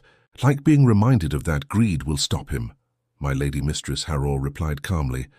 "The thought of earning gold from the Lady Elayne, as well as from Lady Nan, is enough to make the man breathe hard. It's true Lady Araela must already have heard of the gateways, but that only adds credit to Skelet's reason for going in person. And if his greed is great enough for him to try earning still more gold by turning his coat a third time, Aiel said he could cause a great deal of mischief."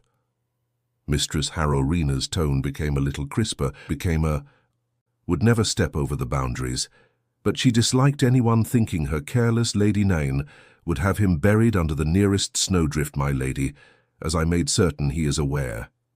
She has never been patient, as I am sure you are aware. In any case, the news we get from the camps is quite sparse, to say the least, and he might see a few things we would like to know. If Skelet can tell us which camp Arael, Elenia, and Nan will be in, and when I'll give him his gold with my own hand," Elayne said deliberately. Elenia and Nan stayed close to Araela, or she kept them close, and Ara was much less patient than Nan, much less willing to believe that anything could function without her presence.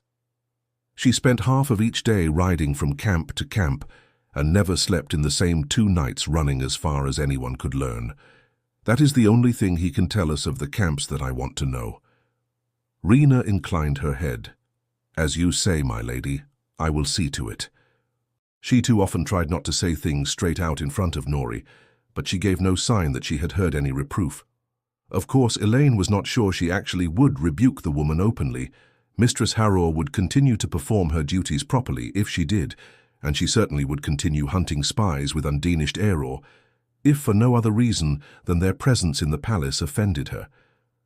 Yet Elayne might find a dozen inconveniences in every day, a dozen small discomforts that added up to misery, and not a one that she could directly attribute to the first maid.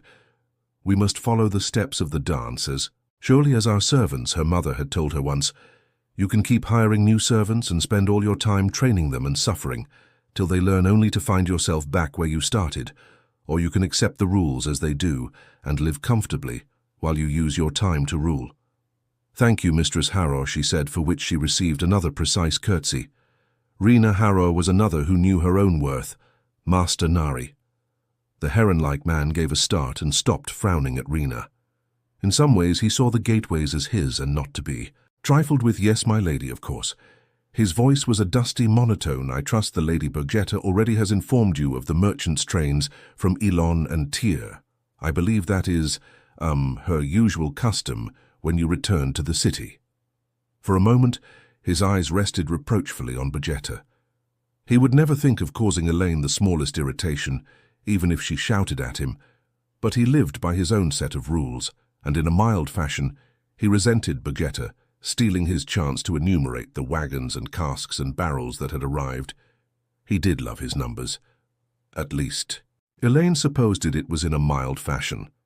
There seemed to be very little heat in Master Nori. She told him with just a hint of apology. Not enough to embarrass him. I fear some of the sea folk are leaving us. We'll only have half the number to make gateways after today. His fingers spidered across the leather folder against his chest, as though feeling the papers within. She had never seen him consult one.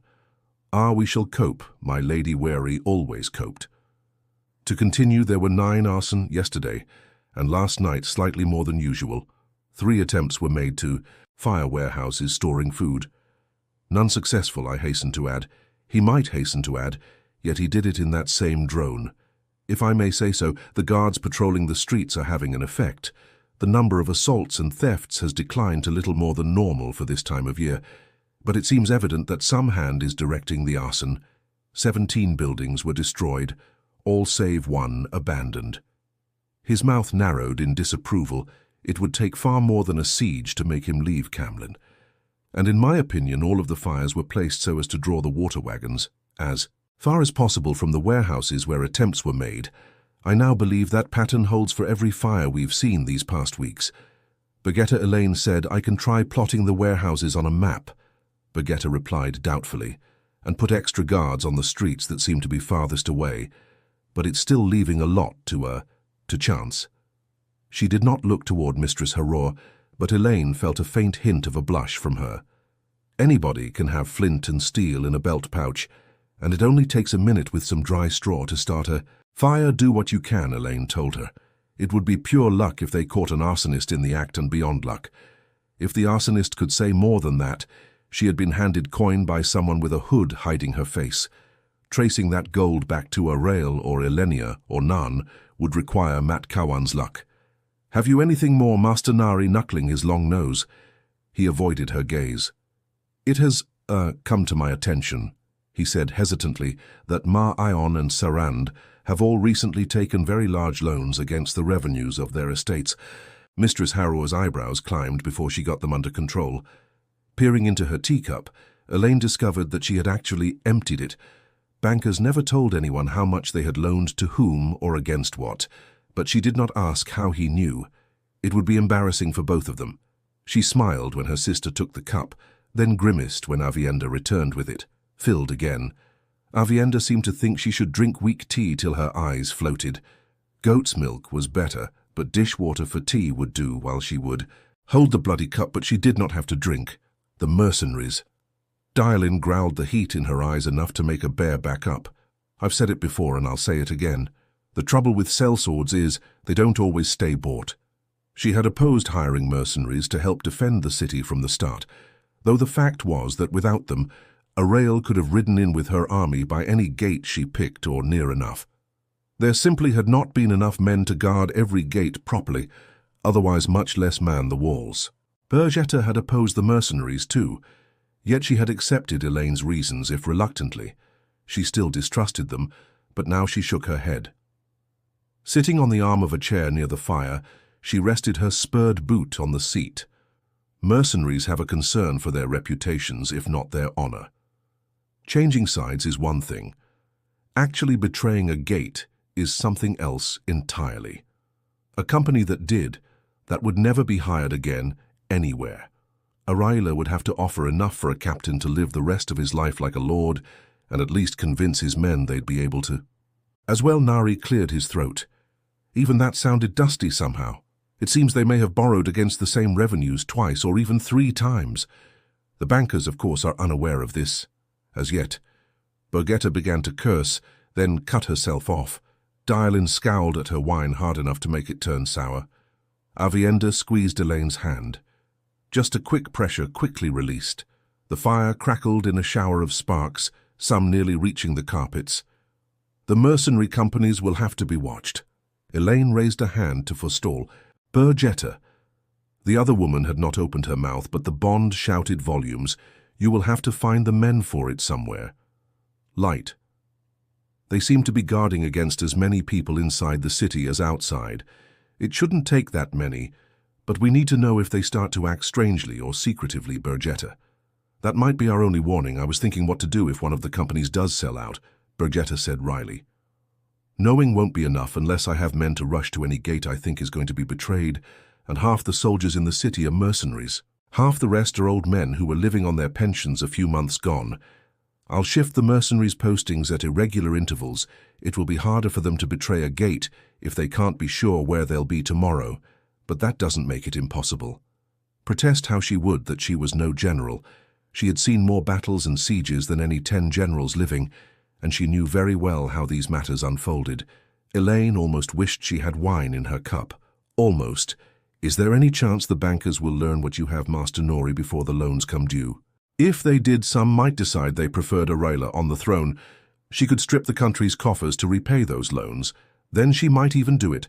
Merchants rode the political winds whichever way they blew. Bankers had been known to attempt to influence events. In my opinion, it is unlikely, my lady. They would have to ask the right questions of the right people, but bankers are normally close-mouthed with one another. Yes, I think it unlikely for the time being. There was nothing to be done in any case except to tell Bergetta there might be a new source for assassins and kidnappers. Only given her hard expression and a sudden grimness in the bond, she had already realized that there would be little chance of keeping the bodyguard under 100 women now, if there ever had been. Thank you, Master Nori, Elayne said. You've done well as always. Let me know immediately if you see any indications that the bankers have asked those questions. Of course, my lady, he murmured, ducking his head like an egret darting after a fish. My lady is very kind. When Rena and Nari left the room, him holding the door for her and making a bow that was a hair more graceful than usual, and her giving him a slight bow of her head as she glided past him into the corridor. Aviendha did not release the ward she was holding. As soon as the door closed, its solid sound swallowed by the ward, she said, "Someone tried to listen." Elayne shook her head. There was no way to tell who a black sister, a curious kinswoman, but at least the eavesdrop had failed. Not that there was much chance of anyone getting past one of Aviendha's wards. Maybe not even the Forsaken, but she would have spoken up right away if someone had took Aviendha's announcement with less aplomb muttering about the sea folk. She had not turned a hair at hearing that half the Windfinders were leaving, not in front of Rena and Nori, but now she demanded to know the whole story. I never did trust Zida, she grumbled when Elayne finished. This agreement sounds good for trade, I suppose, but it wouldn't surprise me if she had one of the Windfinders try to listen in. She struck me as a woman who wants to know everything, just in case it might be useful one day. There was very little hesitant about dealing yet. She hesitated, now rolling her wine cup between her palms. Are you certain this beacon can't harm us, Elayne, as certain as I can be, Dylan? If it was going to crack open the world, I think it would have by now. Aviendha laughed, but Dylan turned quite pale. Really, sometimes you had to laugh, if only to keep from crying. If we tarry much longer now that Nori and Mistress Harrow are gone, Bergketta said somebody might start wondering why. She waved a hand at the walls, indicating the ward she could not see. She knew it. Was still in place, though. The daily meetings with the first maid and the first clerk always concealed a little something more. Everyone gathered around her as she moved a pair of golden seafolk porcelain bowls on one of the side tables and pulled a much-folded map from inside her short coat. It rode there always, except when she slept, and then it resided beneath her pillow, spread out with empty wine cups at the corners to hold it flat. The map displayed Andor from the river, Arryn to the border between Alara and Morandi. In truth, it could have been said to show all of Andor, since what lay farther west had been only half under Cam's control for generations. It had hardly been a masterpiece of the map-maker's art to begin with, and creases obscured much of the detail, but it showed the terrain well enough, and every town and village was marked, every road and bridge and ford. Elayne set her teacup down at arm's length from the map to avoid spilling on it and adding more stains, and to rid herself of the wretched excuse for tea. "The Borderlanders are moving," Bergketta said, pointing to the forests north of Camlin to a spot above Andor's northmost border, "but they haven't covered much ground. At this rate they'll be well over a month getting close to Cam." Swirling her silver cup, Aiel peered into the dark wine, then looked up suddenly. "I thought you Northerners were used to snow, Lady Bergketta." Even now she had to probe, and telling her not to would only make her 10 times as certain that Bergketta was hiding secrets and 20 times as determined to learn them. Aviendha scowled at the older woman when she was not in awe of Bergketta. Sometimes she became fiercely protective of Bergetta's secrets, but Bergketta herself met Aiel's gaze level with no hint of alarm in the bond. She had become quite comfortable with the lie about her origins. "I haven't been back to Canondor in a long time." That was simple truth. Though it had been far longer than Aiel could have imagined, the country had not even been called Canondor then. But no matter what you're used to, moving 200,000 soldiers, not to mention the light alone, knows how many camp followers is slow going in winter. Worse, I sent Mistress Ochelin and Mistress Foot to visit some of the villages a few miles south of the border. Sabana Ochelin and Julana Foot were kinswomen who could travel. They say the villagers think the Borderlanders are camped for the winter. Elayne tisked, frowning at the map as she traced distances with a finger. She was counting on news of the Borderlanders, if not on the Borderlanders themselves.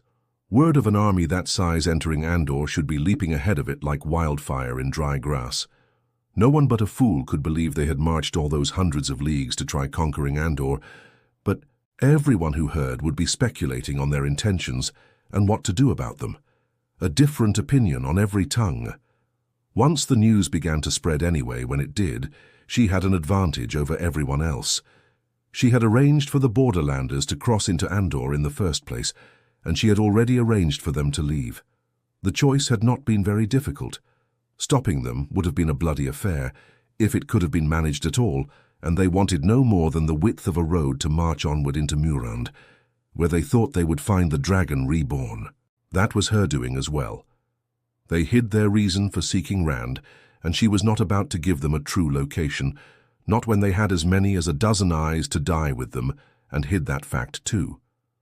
But once news of them reached the high seats, "It should work," she said softly. "If necessary, we can plant rumors of the Borderlanders ourselves." "It should work," Aiel agreed, then added in a dark voice, "As long as Bashir and Bale keep a close rein on their men, it's going to be a volatile mix with Borderlanders, Aiel, and the Legion of the Dragon, all within a few miles of one another, and I can't see how we can be sure the Asherman won't do something mad." She ended with a sniff. In her book, a man had to be mad in the first place, or he would never have chosen to become an Asherman. Aviendha nodded. She disagreed with Aiel almost as frequently as Bergketta did, but for the most part, the Asherman were one thing they agreed on. "I'll make sure the Borderlanders stay well clear of the Black Tower," Elayne reassured them, though she had done the same before. Even Aiel knew that Bale and Bashir would hold their forces in check. Neither man wanted a battle he did not need, and Davram Bashir certainly would not fight his own countrymen.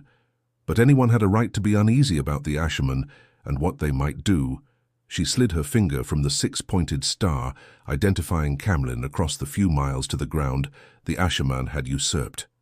The Black Tower was not marked, but she knew all too well exactly where. It lay, at least that was well away from the Lugard Road, sending the Borderlanders south into Mirandi. Without upsetting the Ashiman would not be difficult.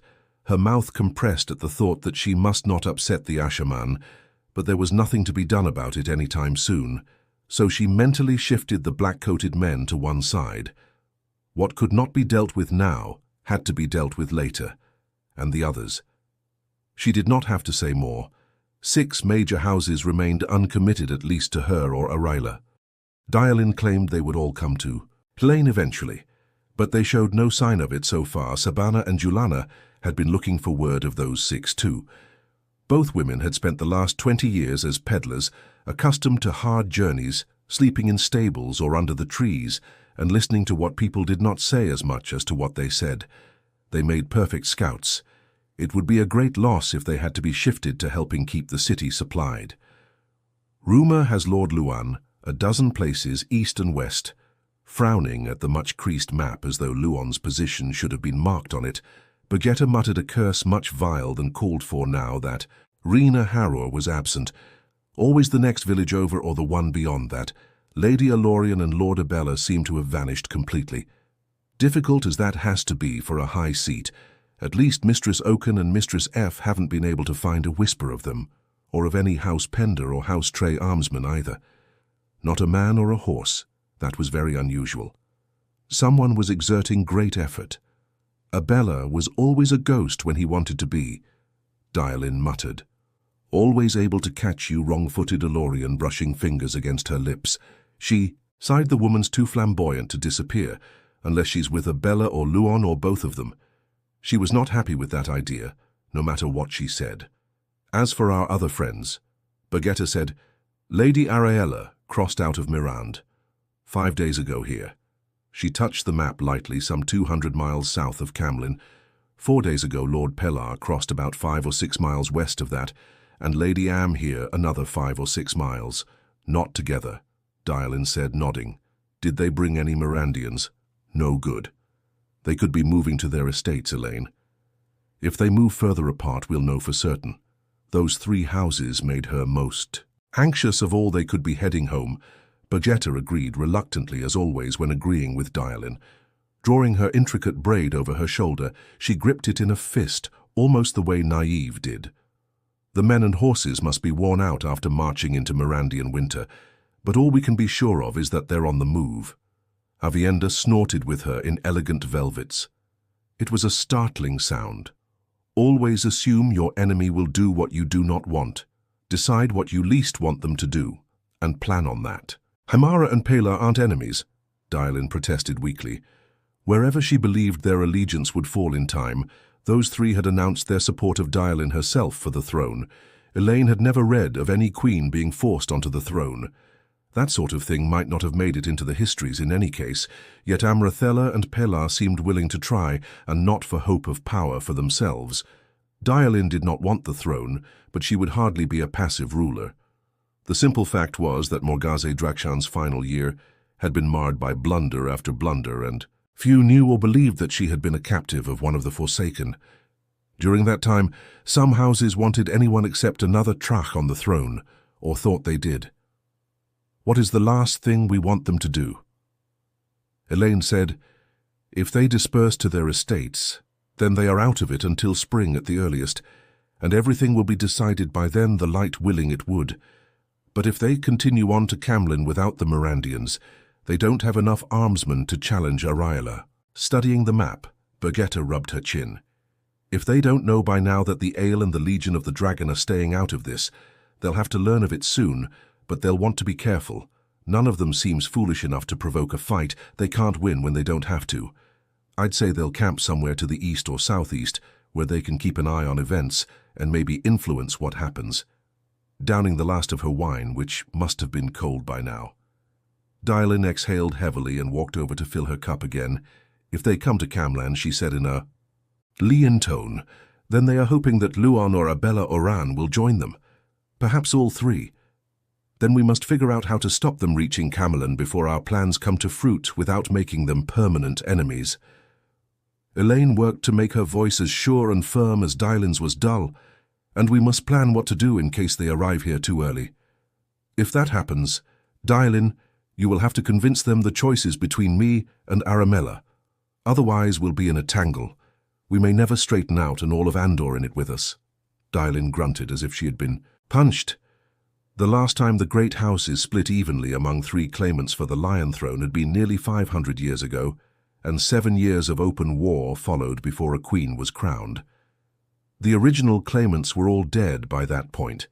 Without thinking, Elayne picked up her teacup and took a sip.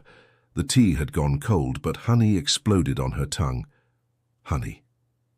She looked at Aviendha in astonishment, and her sister's lips quirked in a small smile, a conspiratorial smile, as if Bergetta did not know exactly what had happened.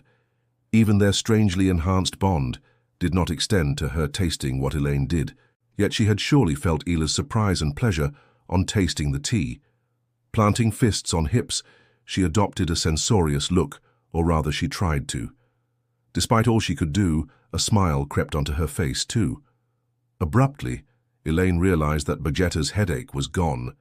She did not know when it had vanished, but it certainly was not there any longer. Hope for the best and plan for the worst, she said. Sometimes the best actually happens. Dylan, unaware of the honey or anything, except that they were all 3 grinning harumphed loudly, and sometimes it doesn't happen. If your clever scheme comes off exactly as planned. Elayne, we won't have any need for Aemon or Elorian or the others, but it's a terrible gamble. All it takes to go wrong is the left-hand door open to admit a wave of cold and an apple-cheeked woman with icy eyes and the golden knot of an under-lieutenant on her shoulder. She might have knocked first, but if so, the ward had sealed off the sound like Resoria Saigon Sakurin had been a hunter for the horn before joining Elayne's bodyguard. It seemed the guard had changed. "The wise one, Manella, wishes to see the Lady Elayne," Saigon announced, drawing herself up rigidly. "Mistress Caristavan is with her." Sumiko could be put off, but not Monaela Araila's people would as soon interfere with Aes. Aes Sedai is with the Aiel yet. Only something important would have brought a wise one into the city. Peta knew that too. She immediately began folding the map up again. Aviendha let the warding dissipate and released the source. "Ask them to come in," Elayne said. Monella did not wait on Saigon gliding into the room as soon as the ward vanished, her multitude of gold and ivory bracelets rattling as she lowered her shawl from shoulders to elbows in the comparative warmth. Elayne did not know how old Mona Ella was. Wise ones were not as reticent about age as Aes Sedai, but they were oblique, yet she appeared not far into her middle years. There were hints of red in her waist-long yellow hair, but not a touch of grey. Short for a nil shorter than Elayne, with a mild motherly face, she was barely strong enough in the power to have been accepted into the White Tower, but strength did not count among wise ones, and among them she stood very high. More importantly for Elayne and Aviendha, she had been the midwife at their rebirth as first sisters. Elayne offered her a curtsy, ignoring Dylan's disapproving sniff, and Aviendha made a deep bow, folding herself over her hands. Aside from the duties owed to her, midwife under Aiel customs, she was still only an apprentice wise one after all. "I assume your need for privacy has ended since you lowered the ward," Manella said, "and it is time I check on your condition, Ayla Trechand. It should be done twice in the month until full term." Why was she frowning at Aviendha? "Oh, light the velvets and I have come to see what she does," Sumiko added, following the wise one into the room. Sumiko was imposing, a stout woman with confident eyes, in well-cut red-belted yellow wool with silver combs in her straight black hair, and a red enamelled silver circle pin on the high neck of her dress. She might have been a noble woman or a successful merchant. Once she had shown a certain diffidence at least around Aes, but no longer, not with Aes or soldiers of the Queen's guards. "You may go," she told Saigon. "This doesn't concern you, or with nobles for that matter. You may leave too, Lady Dylan, and you, Lady Bergetta." She studied Aviendha as if considering adding her to the list. "Aviendha may remain. Monella said she is missing a great many lessons, and she must learn this sooner or later." Sumiko nodded in acceptance of Aviendha, but she kept a coolly impatient gaze on Dylan and Bergetta. Lady Dialin and I have matters to discuss, Bergetta said, stuffing the folded map back under her red coat as she started for the door. I'll tell you tonight what we've thought of Elayne. Dialin gave her a sharp look, almost as sharp as the one she had given Sumiko, but she set her wine cup on one of the trays and made her courtesies to Elayne, then waited with visible impatience, while Bergetta bent to murmur at length in Manella's ear, and the wise one replied briefly, but just as quietly. What? Were they whispering about? Probably goat's milk. Once the door closed behind Saigon and the other two women, Elayne offered to send for more wine, since what was in the pictures was cold. But Sumiko declined curtly, and Manella politely, if rather absently. The wise one was studying Aviendha with such intensity that the younger woman began to redden and looked away, gripping her skirts. You mustn't take Aviendha to task about her clothes, Manella. Elayne said I asked her to wear them, and she did as a favor to me. Pursing her lips, Manella thought before answering.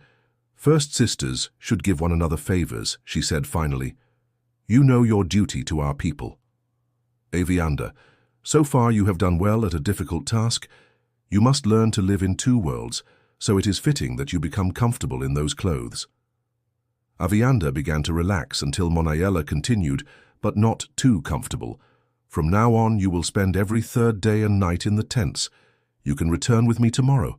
You have a great deal to learn yet before you can. Become a wise one. And that is as much your duty as is being a binding cord.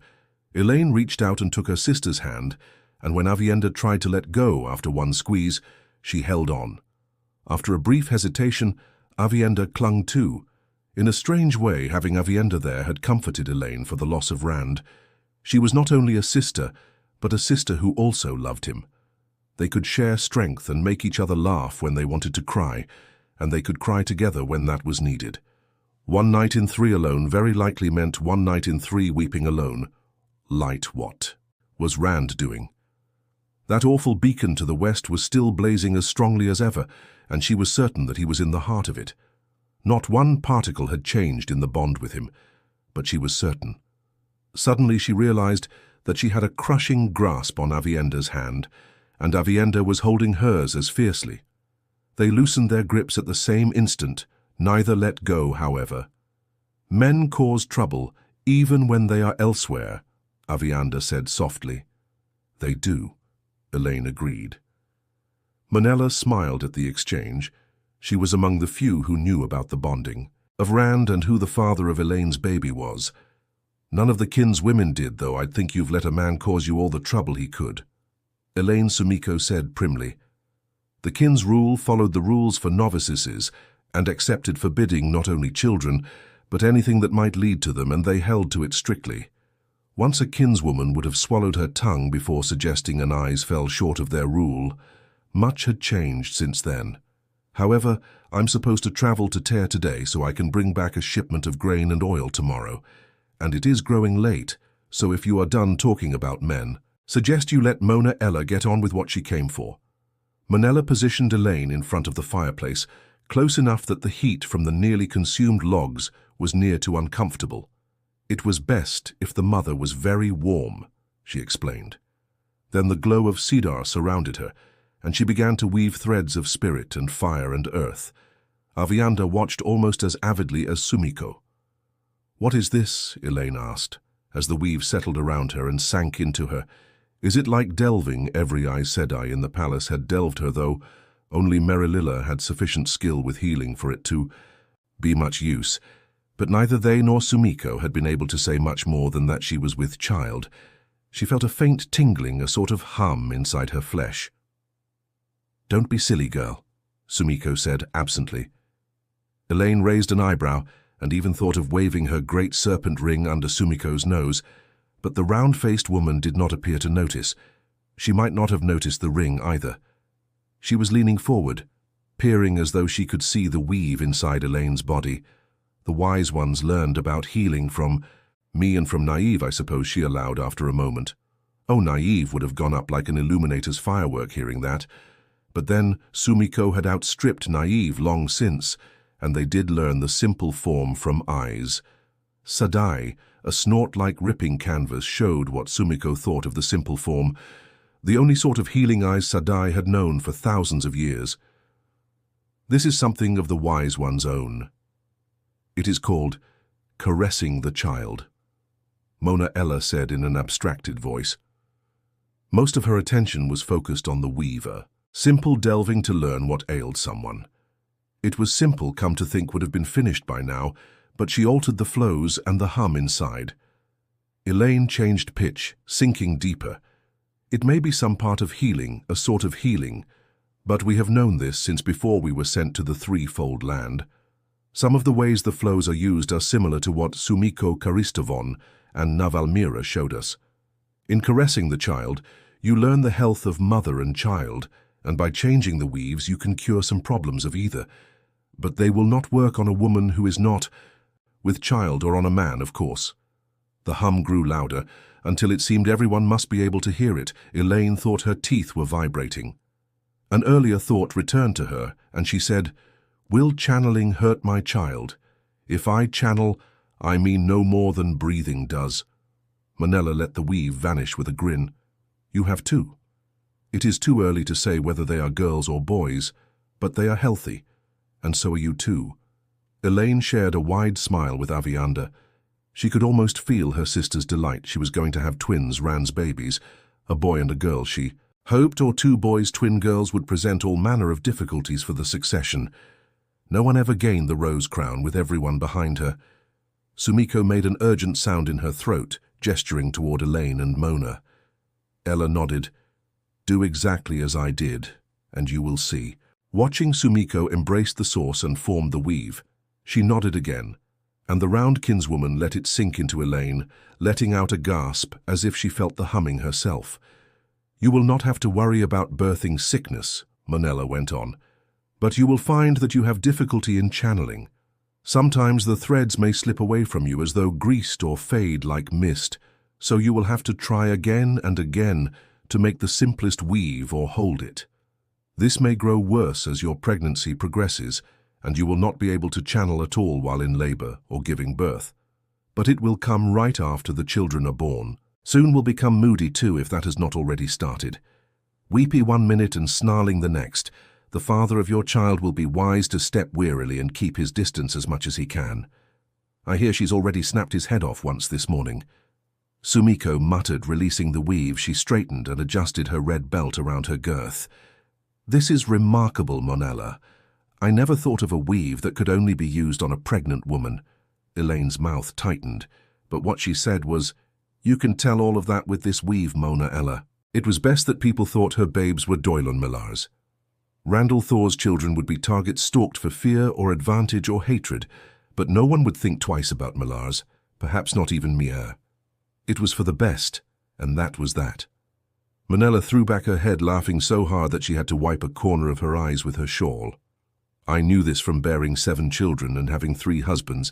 Elayne charmed, the ability to channel shields you from the birthing sickness, but there are other prices to we pay. Come Avienda, you must try too.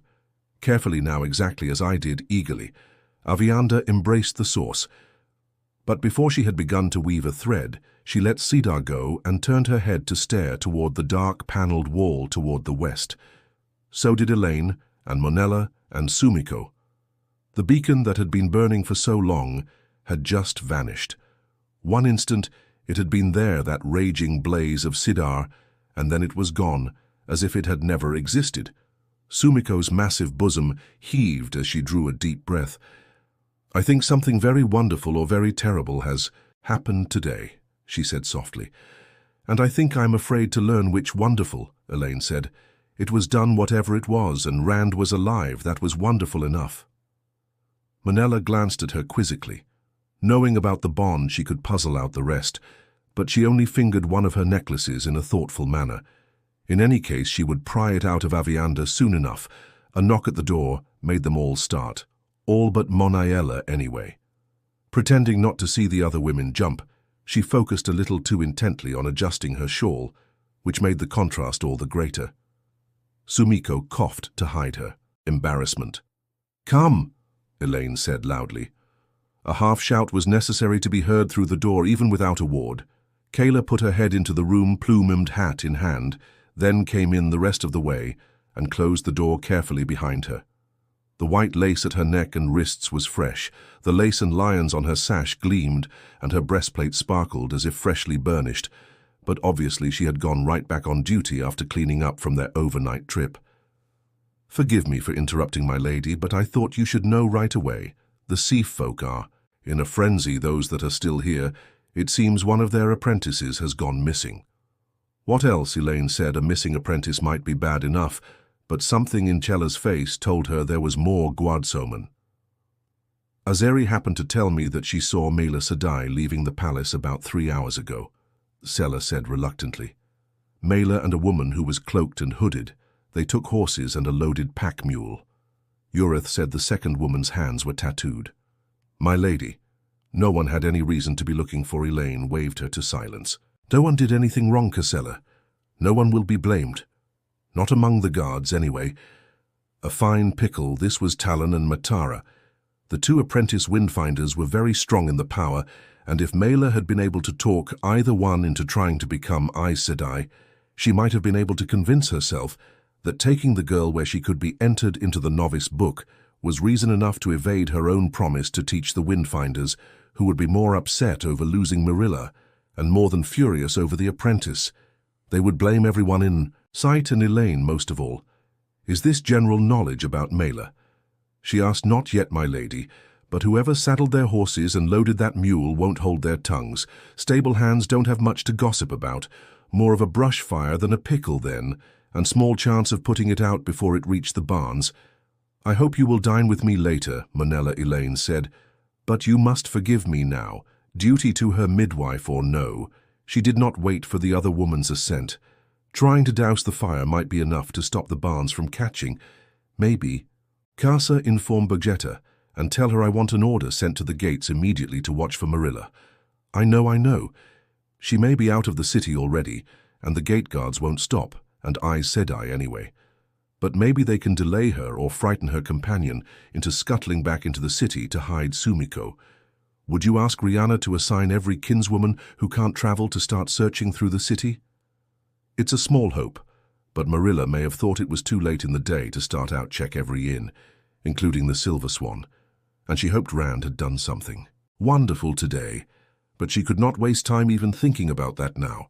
She had a throne to gain and angry at the Omnier to deal with before they could vent their anger on her. It was to be hoped. In short, it was a day like every other since she returned to Camlin, and that meant her hands were quite full enough. Chapter 15, Gathering Darkness. The evening sun was a ball of blood on the treetops, casting a lurid light across the camp, a widely spaced sprawl of horse lines and canvas, covered wagons and high W-wheeled carts and tents in every size and sort, with the snow between trampled to slush. Not the time of day or sort of place that Elenia wished to be on horseback. The smell of boiling beef wafting from the big black iron cook-pots was enough to turn her stomach.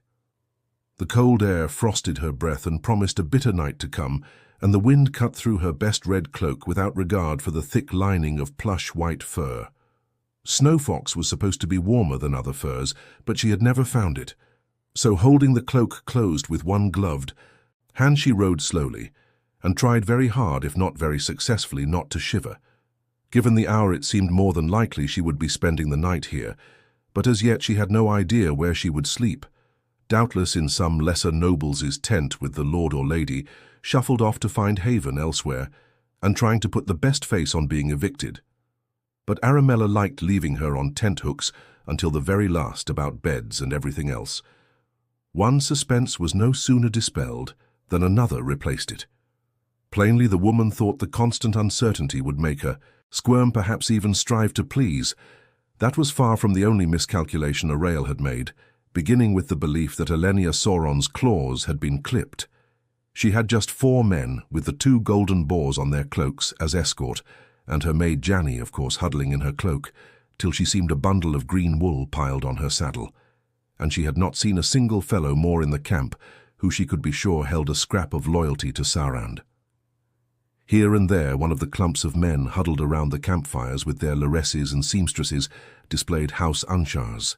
Red Fox and a double column of horsemen wearing Baron's winged hammer passed her heading in the opposite direction, at a slow walk, hard-faced behind the bars of their helmets. They were of little real account in the long run. Karen and Lear had gotten singed badly by being slow when Morgaius took the throne. This time they would take Anshar and Baron wherever the advantage lay, the instant they saw it clearly. Abandoning Aramella with as great an alacrity as they had leapt to join her when the time came, most of the men trudging through the muddy slush or peering hopefully into those disgusting cookpots were Levy's farmers and villagers, gathered up when their lord or lady marched, and few wore any sort of house badge on their shabby coats and patched cloaks. Even separating putative soldiers from farriers and fletchers and the like was near impossible. Since nearly all had belted on a sword of some description or an axe-light, a fair number of the women wore knives large enough to be called short swords, but there was no way to tell some conscripted farmer's wife from a wagon driver. They wore the same thick wool and had the same rough hands and weary faces. It did not really matter in any case. This winter siege was a dire mistake. The armsmen would begin going hungry long before the city did, but it gave Elayne an opportunity, and when an opening presented itself, you struck.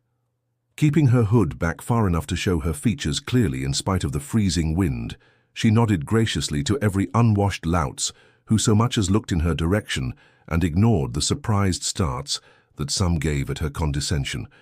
Most would remember her affability, remember the golden boars, her escort, a war, and know that Elayne Sarand had taken notice of them.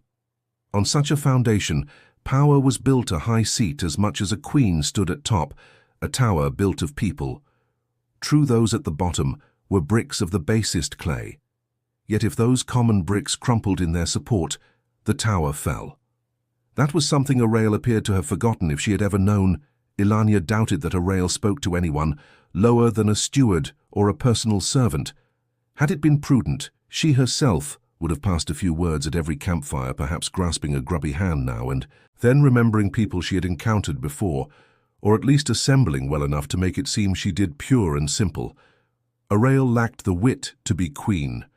The camp covered more ground than most towns, more like 100 clustered camps of varying sizes than one, so she was free to wander without worrying too much about straying close to the outer boundaries.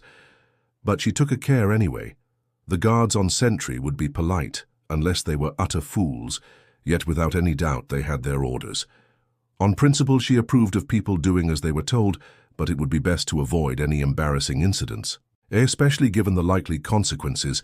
If Aiel actually thought she had been trying to leave, she had already been forced to endure one frigid night sleeping in some soldier's filthy tent, a shelter hardly worth the name, complete with vermin and badly patched holes. Not to mention the lack of Janey to help her with her clothes and add a little warmth under the sorry excuse for blankets, and that had been for no more than a perceived slight. Well, it had been an actual slight. But she had not thought Aiel bright enough to catch it light to think that she must step wearily around that pea-brained ninny. Pulling her cloak closer, she tried to pretend that her shudder was just a reaction to the wind. There were better things to dwell on, more important things. She nodded to a wide-eyed young man with a dark scarf wrapped around his head, and he recoiled as though she had glared fool peasant. It was grating to think that only a few miles away, that young chit Elayne sat snug and warm in the comfort of the royal palace, attended by scores of well-trained servants and likely without. Two thoughts in her head beyond what to wear tonight at a supper prepared by the palace cooks. Rumour had the girl with child, possibly by some guardsman. It might be so. Elayne had never possessed any more sense of decency than her mother. Dialin was the brain there, a sharp mind and dangerous notwithstanding her pathetic lack of ambition, perhaps advised by an Aes Sedai. There must be at least one real Aes Sedai among all those absurd rumours. So many fabulations drifted out of the city that telling reality from nonsense became difficult. Seafolk making holes. In the air, absolute drill. Yet the White Tower clearly had an interest in putting one of its own on the throne. How could it not? Even so, Tarvalin seemed to be pragmatic when it came to these matters. History clearly showed that whoever reached the Lion Throne would soon find that she was the one the Tower actually had favoured all along. The Aes Sedai would not lose their connection to Andor through a lack of nimbleness, particularly not with the Tower itself. Riven Elayne was as certain of that as she was of her own name. In fact, if half what she heard of the tower's situation was true, the next Queen of Andor might find herself able to demand whatever she wanted in return for keeping that connection intact. In any event, no one was going to rest the rose crown on her head before summer at the earliest, and a great deal could change before then, a very great deal. She was making her second round of the camp when the sight of another small mounted party ahead of her picking its slow way between the scattered campfires in the last light made her scowl and draw rein sharply. The women were cloaked and deeply hooded, one in strong blue silk lined with black fur, the other in plain grey wool, but the silver triple keys worked large on the four armsmen's cloaks, named them clearly enough. She could think of any number of people she would rather encounter than nay and non.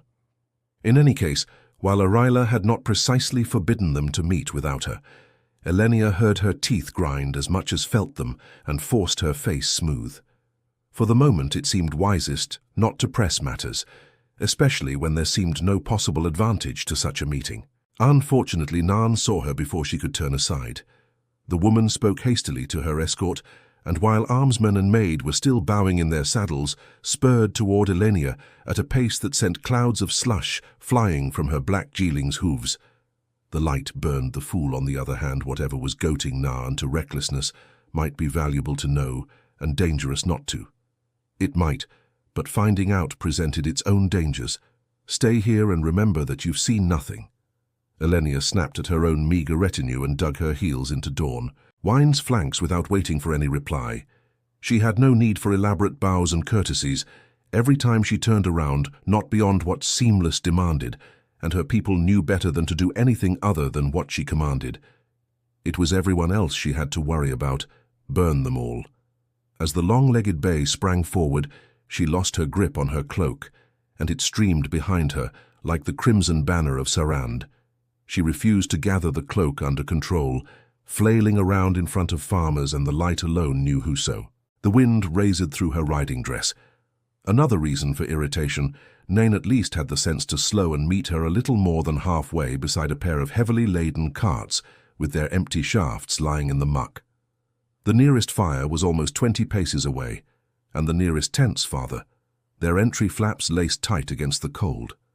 The men at the fire were intent on the big iron pot steaming over the flames, and if the stench from it was enough to make Elayne want to empty her stomach, at least the wind that carried.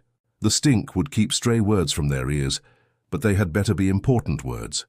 With a face as pale as ivory in its frame of black fur, Nan might have been called beautiful by some, despite more than a hint of harshness around her mouth and eyes, as cold as blue ice straight-backed and outwardly quite calm. She seemed untouched by events. Her breath, making a white mist, was steady and even. "Do you know where we are sleeping tonight, Elayne?" she said coolly. Elayne made no effort at all to stop from glaring. "Is that what you want?" risking Aryla's displeasure for a brainless question. The thought of risking Aryla's displeasure, the thought that Aramella's displeasure was something she needed to avoid, made her snarl, "You know as much as I, Nan."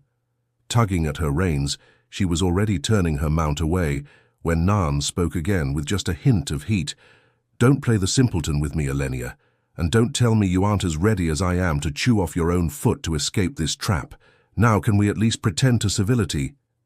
Elayne kept Dawn, wind half turned away from the other woman, and looked at her sideways past the fur-trimmed edge of her hood. That way she could keep an eye on the men crowding around the nearest fire too. No house badges displayed there. They could belong to anyone. Now and then one fellow or another, shielding bare hands in his armpits, glanced toward the two ladies on horseback, but their real interest was on shuffling near enough the fire to get warm. That, and how long it was going to take for the beef to boil down to something approaching mush. That sort seemed able to eat anything. "Do you think you can escape?" she asked quietly. Civility was all very well, but not at the expense of remaining here for all to see any longer than absolutely necessary. If Nan saw a way out, though, how the pledge you signed to support Ma has been posted across half of Andor by now. Besides, you can hardly think a rail will just allow you to ride away. Nejin flinched, and Elayne could not help a tight smile. The woman was not so untouched as she feigned. She still managed to keep her voice level, though I saw Jared yesterday. Elayne, and even at a distance he looked like a thundercloud, galloping fit to break his mount's neck and his own. If I know your husband, he's already planning a way to cut you out of this. He would spit in the Dark One's eye for you. That was true. He would...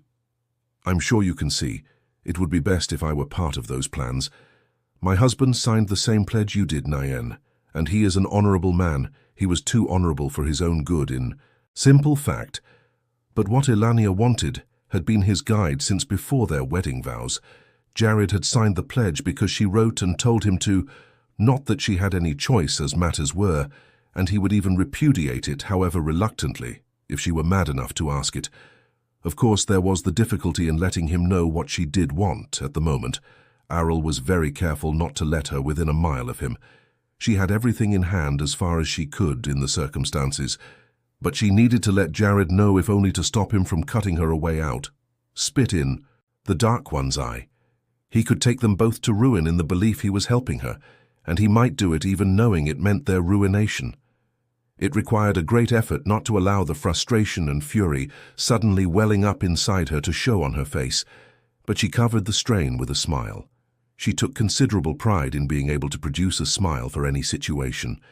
This one held a touch of surprise and a touch of disdain. I'm not planning anything. None, and neither is Jared, I'm sure. But if I were, why would I include you? Because if I am not included in those plans, Nan said bluntly, Aiel might learn of them.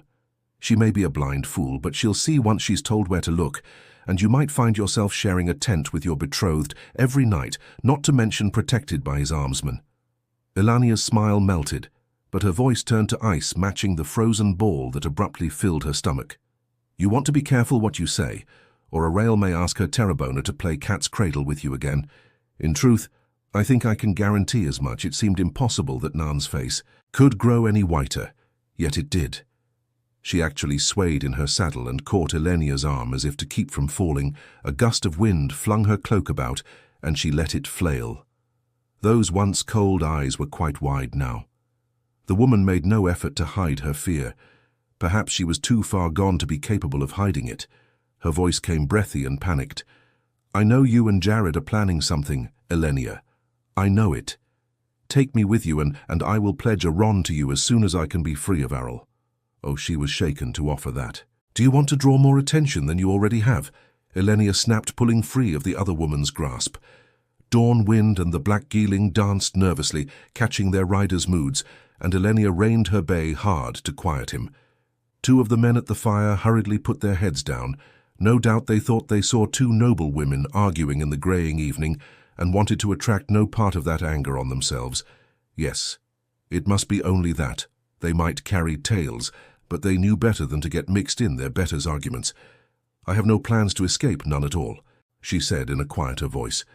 Drawing her cloak close again, she calmly turned her head to check the carts and the nearest tents.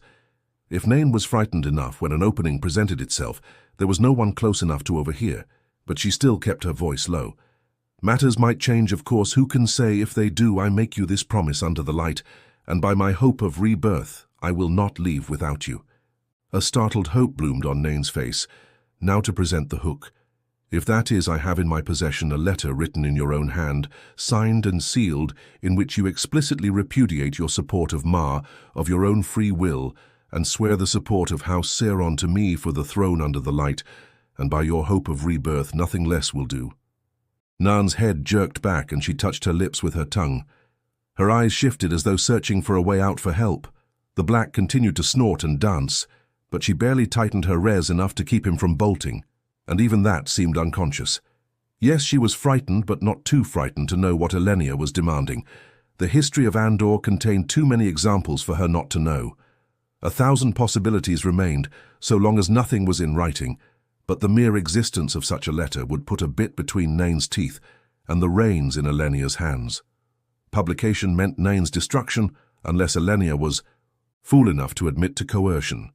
She could try to hang on after that revelation, yet even a house with many fewer antagonisms between its members than Aeon, many fewer cousins and aunts and uncles ready to undercut one another in a heartbeat, would still break apart.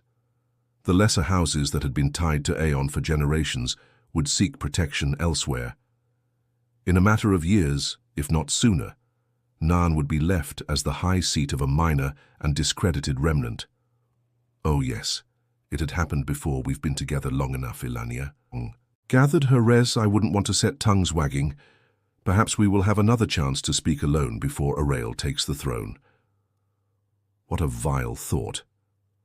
Perhaps the other woman exhaled, as if all of the breath in her body were leaking out, but Elayne went on about turning her horse away neither slowly nor in haste, not stopping until Narn said urgently, "Wait." Looking back over her shoulder, she did just that. Waited without speaking a word. What needed to be said had been said. All that remained was to see whether the woman was desperate enough to deliver herself into Elayne's hands. She should be. She had no Jared to work for her. In fact, anyone in Iron who suggested that Narn needed rescuing likely would find herself imprisoned for thwarting Narn's expressed will. Without Elayne, she could grow old in captivity.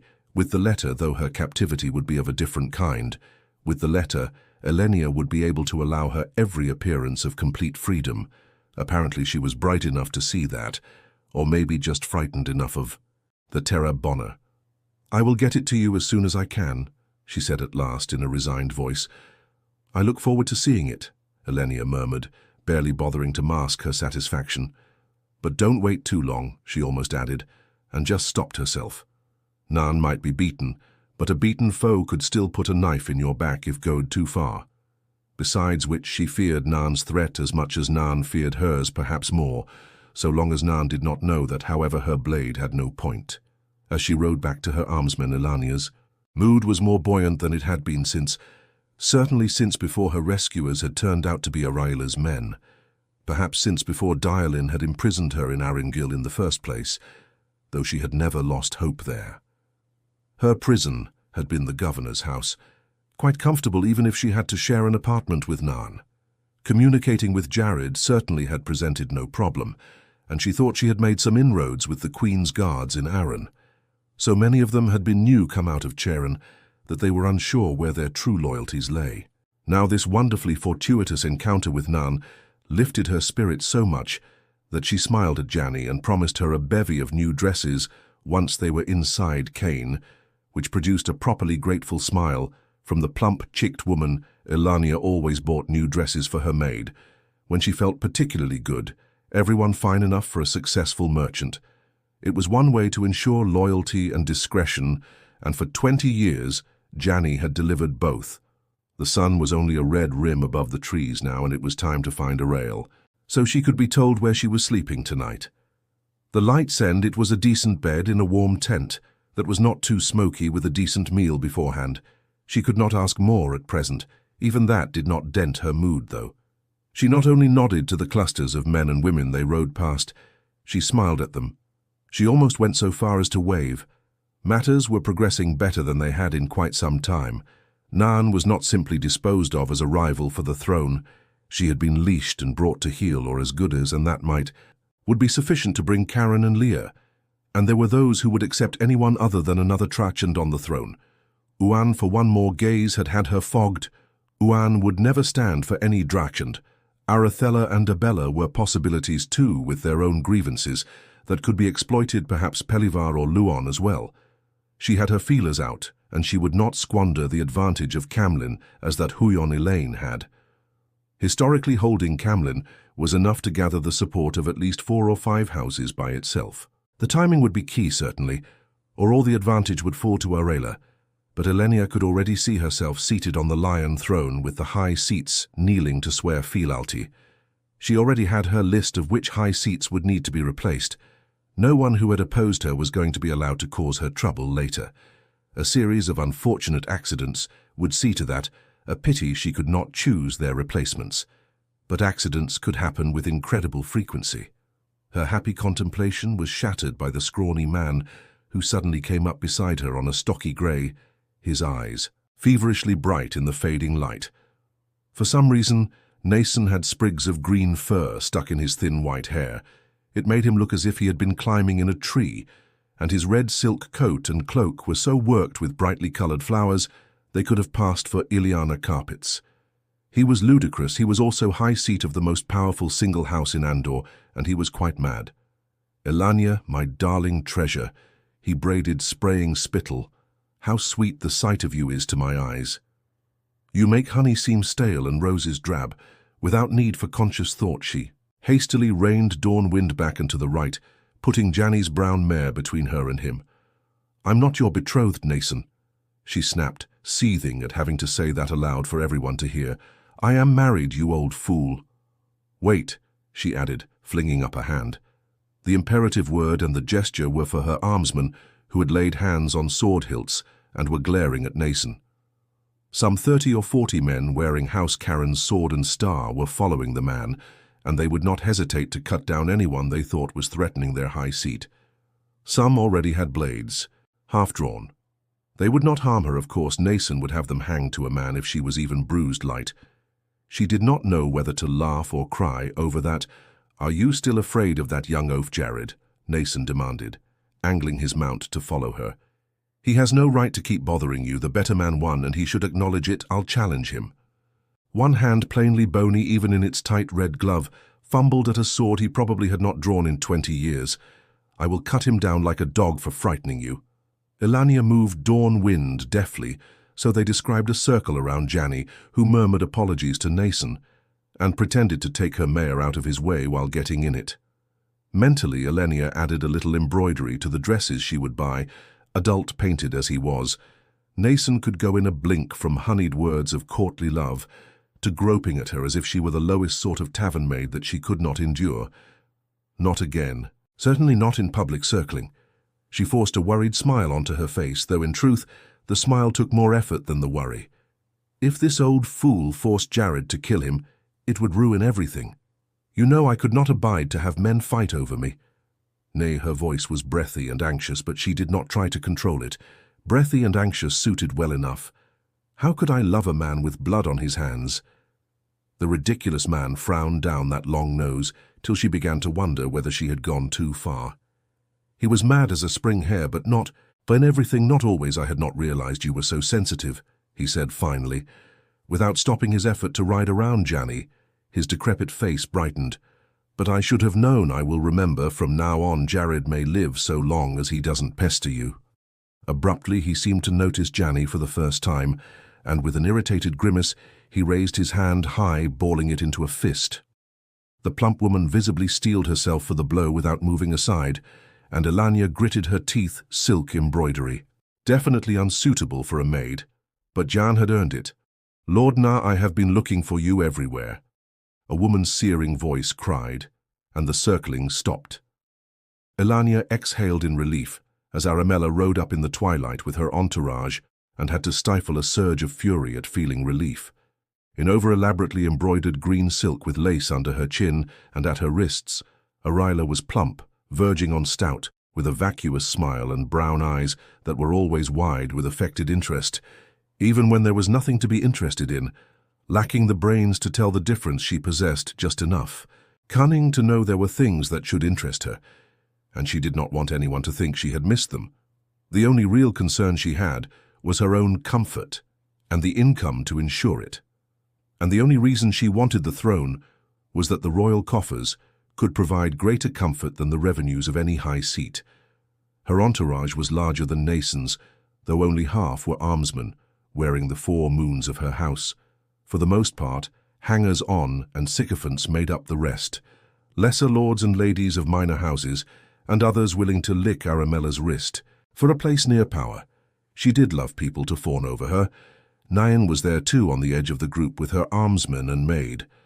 Apparently cool-eyed and in control of herself once more, but keeping well away from Jacques Lunal, a lean man with one of those farcical Tarrabona veils covering his huge moustaches, and a conical cap pushing the hood of his cloak to a ridiculous height.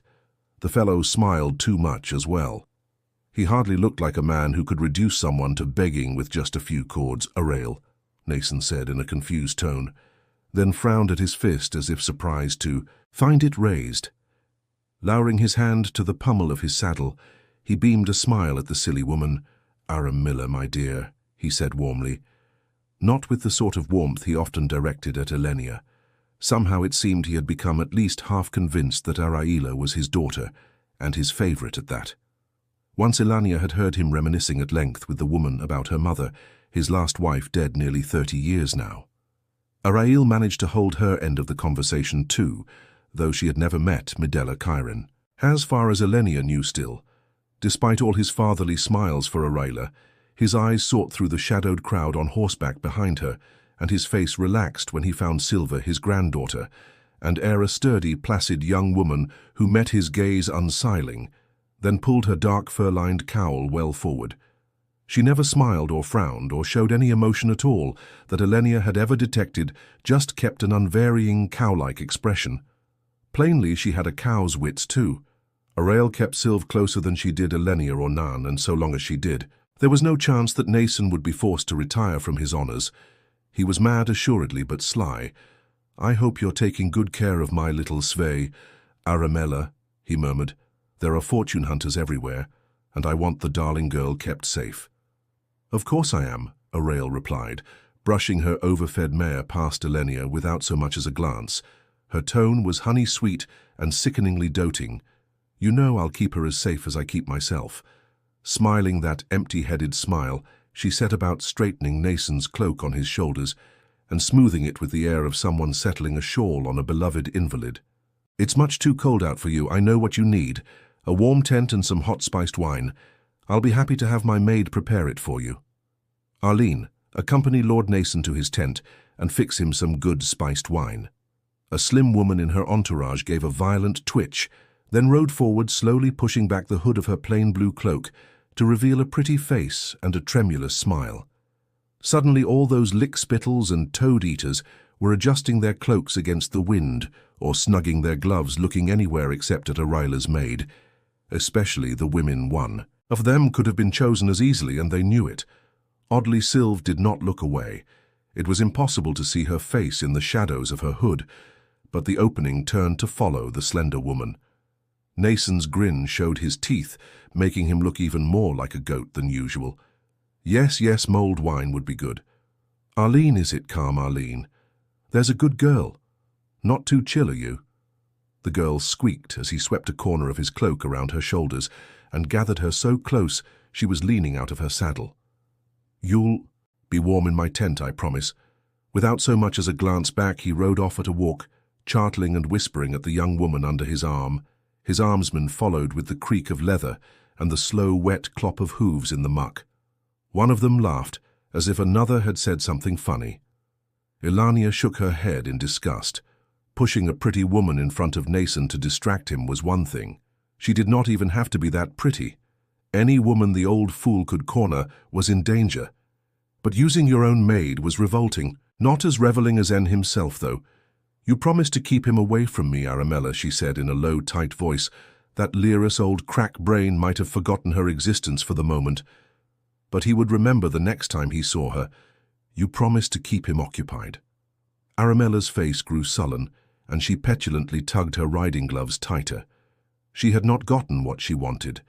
That was a great sin to her. If you want to be safe from admirers, you ought to stay close to me, instead of wandering about loose. Can I help it if you attract men? And I did rescue you. I haven't heard any thanks for that. Elayne's jaw clenched so hard that it began to ache. Pretending that she supported this woman of her own choice was enough to make her want to fight something. Her choices had been made clear enough: write to Jared or endure an extended honeymoon with her betrothed Light. She might have taken the choice, if not for the certainty that Nason would lock her up in some out-of-the-way manner, and after she had put up with his pawing, eventually forget she was there and leave her there. Aiel insisted on the pretense, though. She insisted on a great many things, some of them utterly insufferable. Yet they had to be suffered for the time being. Perhaps once matters were set straight, Master Lunalt could offer his attentions to Aiel for a few days. From somewhere she summoned an apologetic smile and made herself bend her neck as if she were one of the boot-licking leeches who were watching her avidly. After all, if she crawled for Aiel, it only proved they were right too. The feel of their eyes on her made her want to bathe doing this in front of Nay, and made her want to shriek. "I offer you all the gratitude that's in me, Ara." Well, that was no lie. All the gratitude that was in her came about, equal to a desire to strangle the other woman very slowly. She had to inhale deeply before she could get the next part out, though. "You must forgive me for being slow, please." A very bitter word. Nason made me quite distraught. You know how Jared would react if he learned of Nason's behavior. Her own voice took on a honed edge at that last, but the fool woman giggled. She giggled. "Of course you're forgiven. Helenia." She laughed, her face lightening. "All you need do is ask. Jared is a hothead, isn't he? You must write to him and tell him how content you are. You are content, aren't you? You can dictate to my secretary. I do hate staining my fingers with ink, don't you? Certainly I'm content, Ara." How could I not be smiling required no effort at all this time. The woman actually thought she was clever. Using Aramella's secretary precluded any possibility of secret inks, but she could tell Jared quite openly to do absolutely nothing without her counsel, and the brainless fluff would think she was only obeying, nodding with a smug self-satisfaction. Ariela gathered her res, imitated by her coterie. If she stuck a pot on her head and called it a hat, they would all wear pots too. "It is getting late," she said, "and I want an early start in the morning. Adela's cook has an excellent repast waiting on us. You and Nan must ride with me, Elayne." She made it sound as though she were honoring them, and they had no choice except to behave as though she were, falling in on either side of her. And Sylvives, of course, come Sylve Nason's granddaughter, brought her mare closer but not up beside Aramela. She followed a little behind, with Ariela's sycophants crowding on her heels, since they had not been invited to ride with Aramela. Despite the fitful icy wind tugging at their cloaks, several of the women and 2 or 3 of the men tried unsuccessfully to engage the girl in conversation. She seldom said 2 words together. Still, with no high seat in reach to fawn over a high seat's heir would do, and maybe one of the fellows hoped to marry well. Likely 1 or 2 were more in the nature of guards or at least spies, making sure she did not try to communicate with anyone in her house. This lot would find that exciting, touching on the edges of power. Elayne had her own plans for Silver. Ariela was another with no objections to nattering away, when anyone with sense would be muffling herself in her cowl, and her chatter as they rode through the dying light flitted from what Leah's sister would offer at supper to the plans for her coronation. Eladia listened only enough to murmur approvingly at what seemed appropriate spots. If the fool wanted to offer a sworn amnesty to those who opposed her, far be it from Elayne Sarant to tell her she was a fool. It was painful enough having to simper at the woman without listening to her. Then one thing, Ariela said, hit her ear like an awl. "You and Nan won't mind sharing a bed, will you? It seems we are short of decent tents here." She flitted on, but for a moment Elayne could not hear a word. She felt as though her skin had been stuffed with snow. Turning her head slightly, she met Nan's shocked gaze. There was no possible way Aramela could know about their chance meeting. Not yet. And even if she did, why would she offer them a chance to plot together? A trap. Spies to listen to what they said. Nan's maid, or Jani. The world seemed to spin. Black and silver flexix floated in front of Elayne's eyes. She thought she was about to faint. Abruptly, she realized that Arama had addressed something to her directly, and was waiting on an answer with an increasingly impatient scowl. Frantically, she cast her mind about. Yes, she had it. A gilded coach, a rail, what a ridiculous notion as well. Ride in a tinker's wagon. Oh, delightful. You do have such marvelous ideas. Arama's pleased simper put a little ease into Elayne's breathing. The woman was a brainless fool.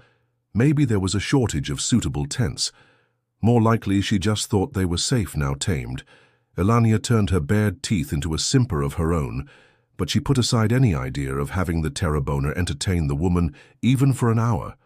With Jared's signature on that pledge, there was only one way to clear her path to the throne.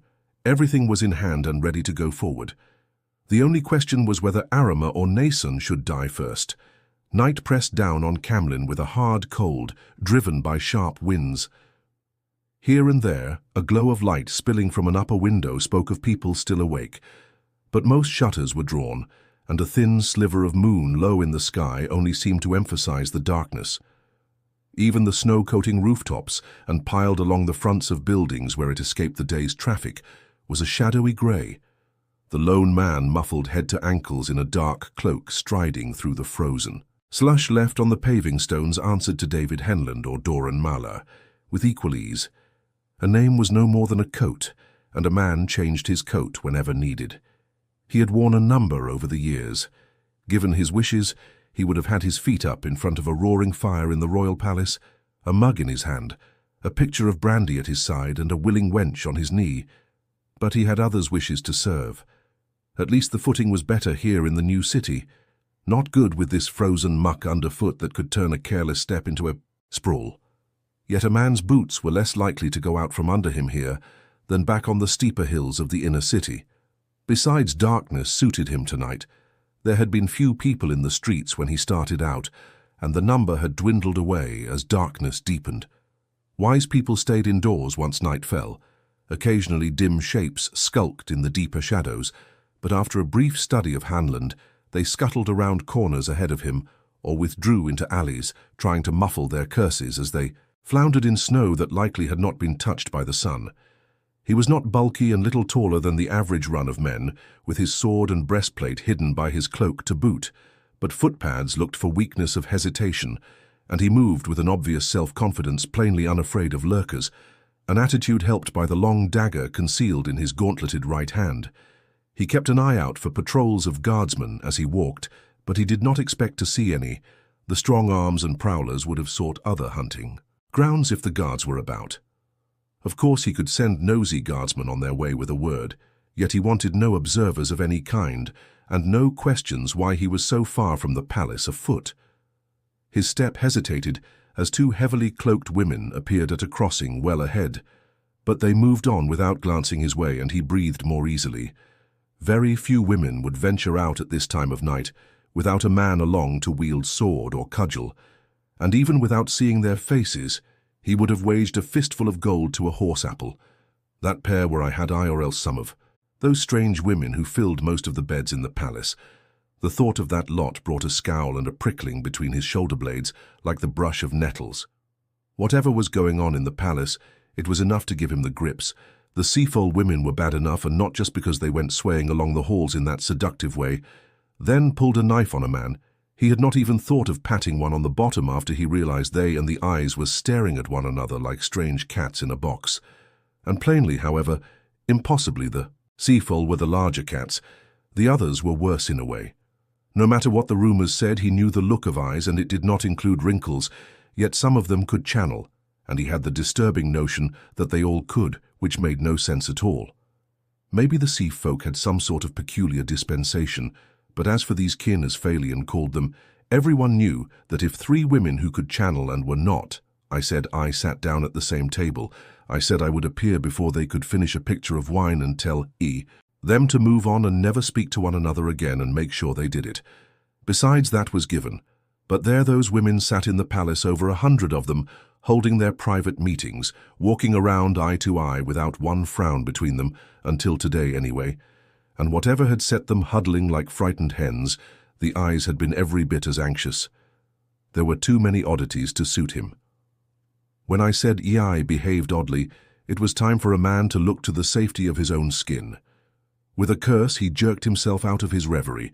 A man needed to look out for his skin in the night too, and letting.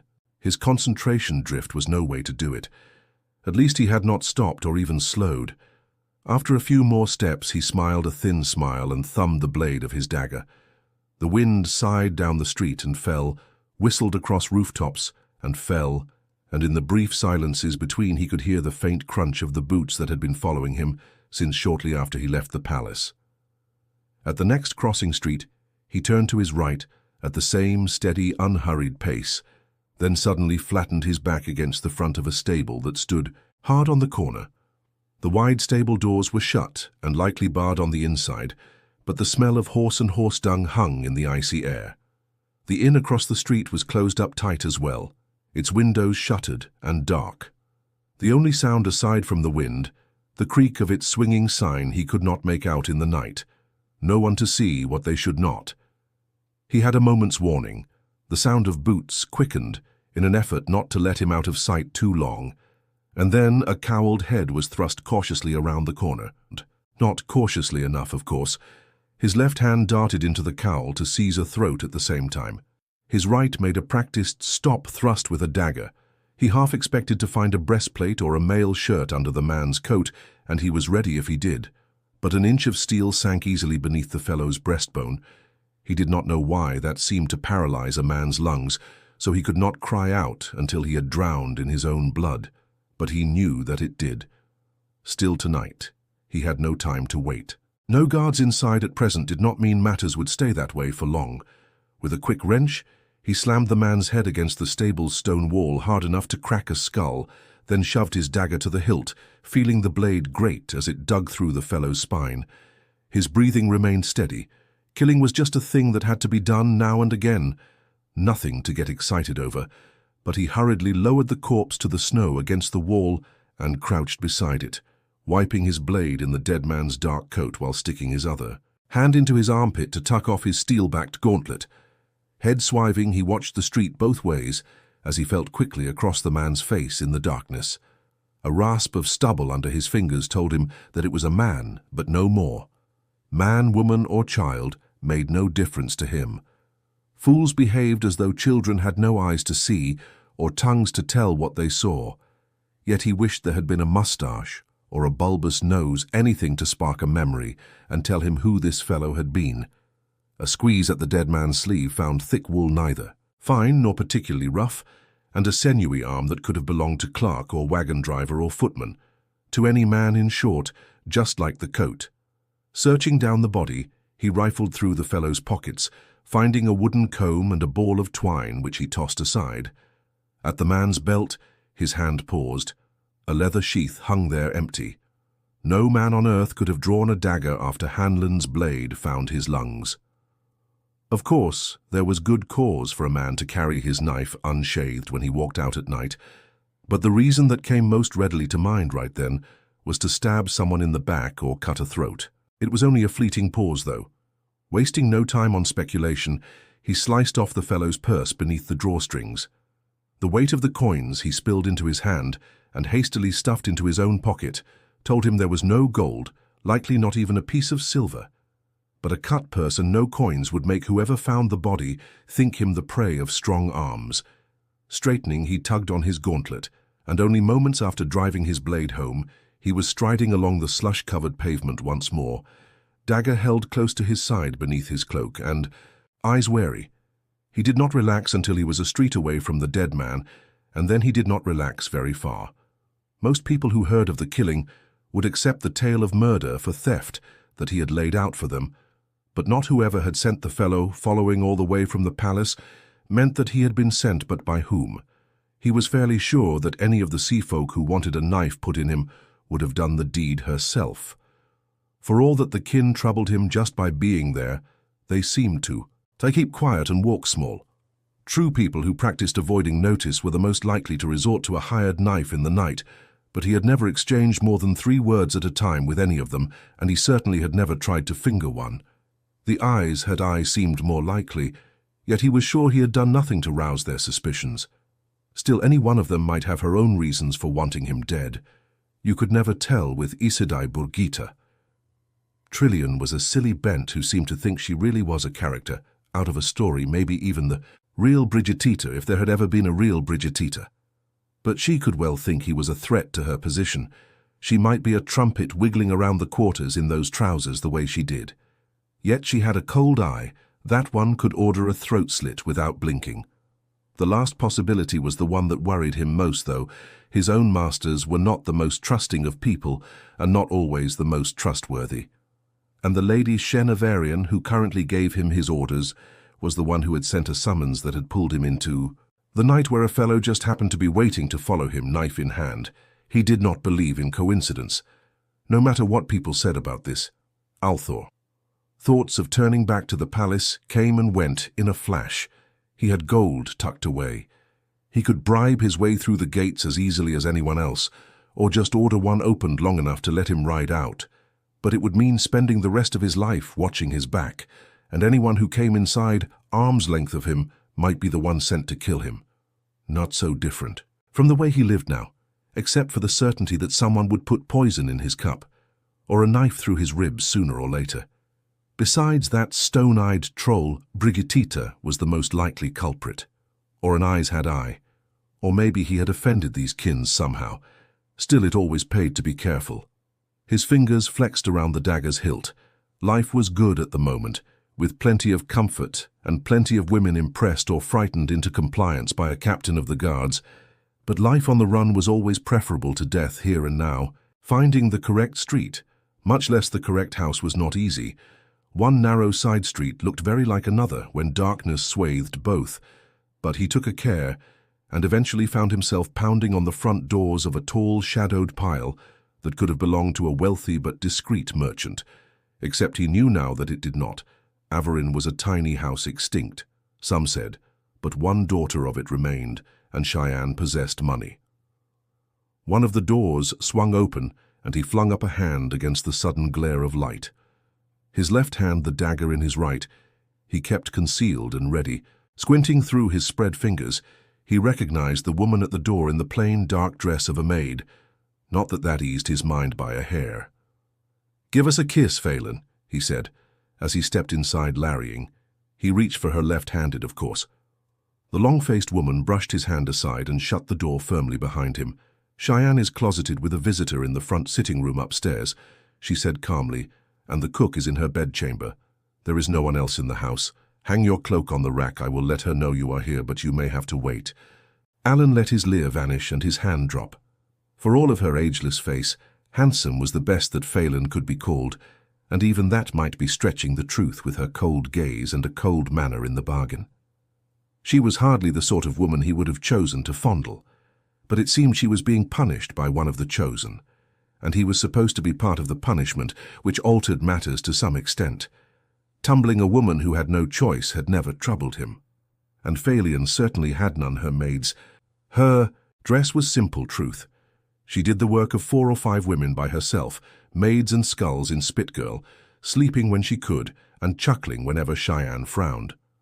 Her hands were rough and red from doing laundry and scrubbing floors, yet she was likely to survive her punishment, and the last thing he wanted was an eyes with a personal grudge against David Hanland, not when circumstances might well change before he had an opportunity to put a knife through her heart.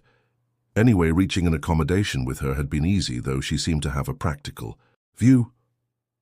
When others could see, he rumpled her every time she came in reach, and when there was time, he bundled her up to her tiny maid's room under the eaves, where they mussed the bedclothes, then sat on the narrow bed in the cold and exchanged information. Though at her urging he did give her a few bruises just in case Cheyenne chose to check. He hoped she remembered that it was at her urging. "Where are the others?" he said, swinging his cloak off and hanging it on the leopard-carved cloak rack. The sound of his boots and the floor tiles bounced from the entry hall's high ceiling. It was a fine space with painted plaster cornices and several rich wall hangings on carved panels that were polished to a faint glow, welded by mirrored stand lamps, with enough gilding for the royal palace itself, but burn him if it was much warmer than outside. Faile raised an eyebrow at the dagger in his hand, and he sheathed it with a tight smile. He could have it out again faster than anyone would believe, and his sword near as fast. The streets are full of thieves at night. Despite the chill, he removed his gauntlets and tucked them behind his sword belt. Anything else might make it appear he thought himself in danger. The breastplate should be enough anyway, come the worst. "I do not know where Marilyn is," she said over her shoulder, already turning away and gathering her skirts for the stair-steps. "She went out before sunset. Melanin is in the stables with his pipe. We can talk after I inform Cheyenne you've arrived."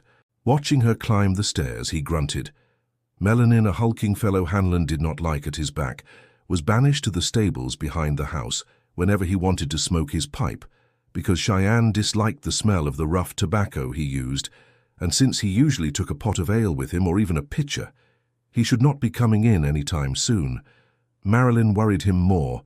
She was too apparently as much under Cheyenne's orders as Faile or himself, but he had no agreements with her.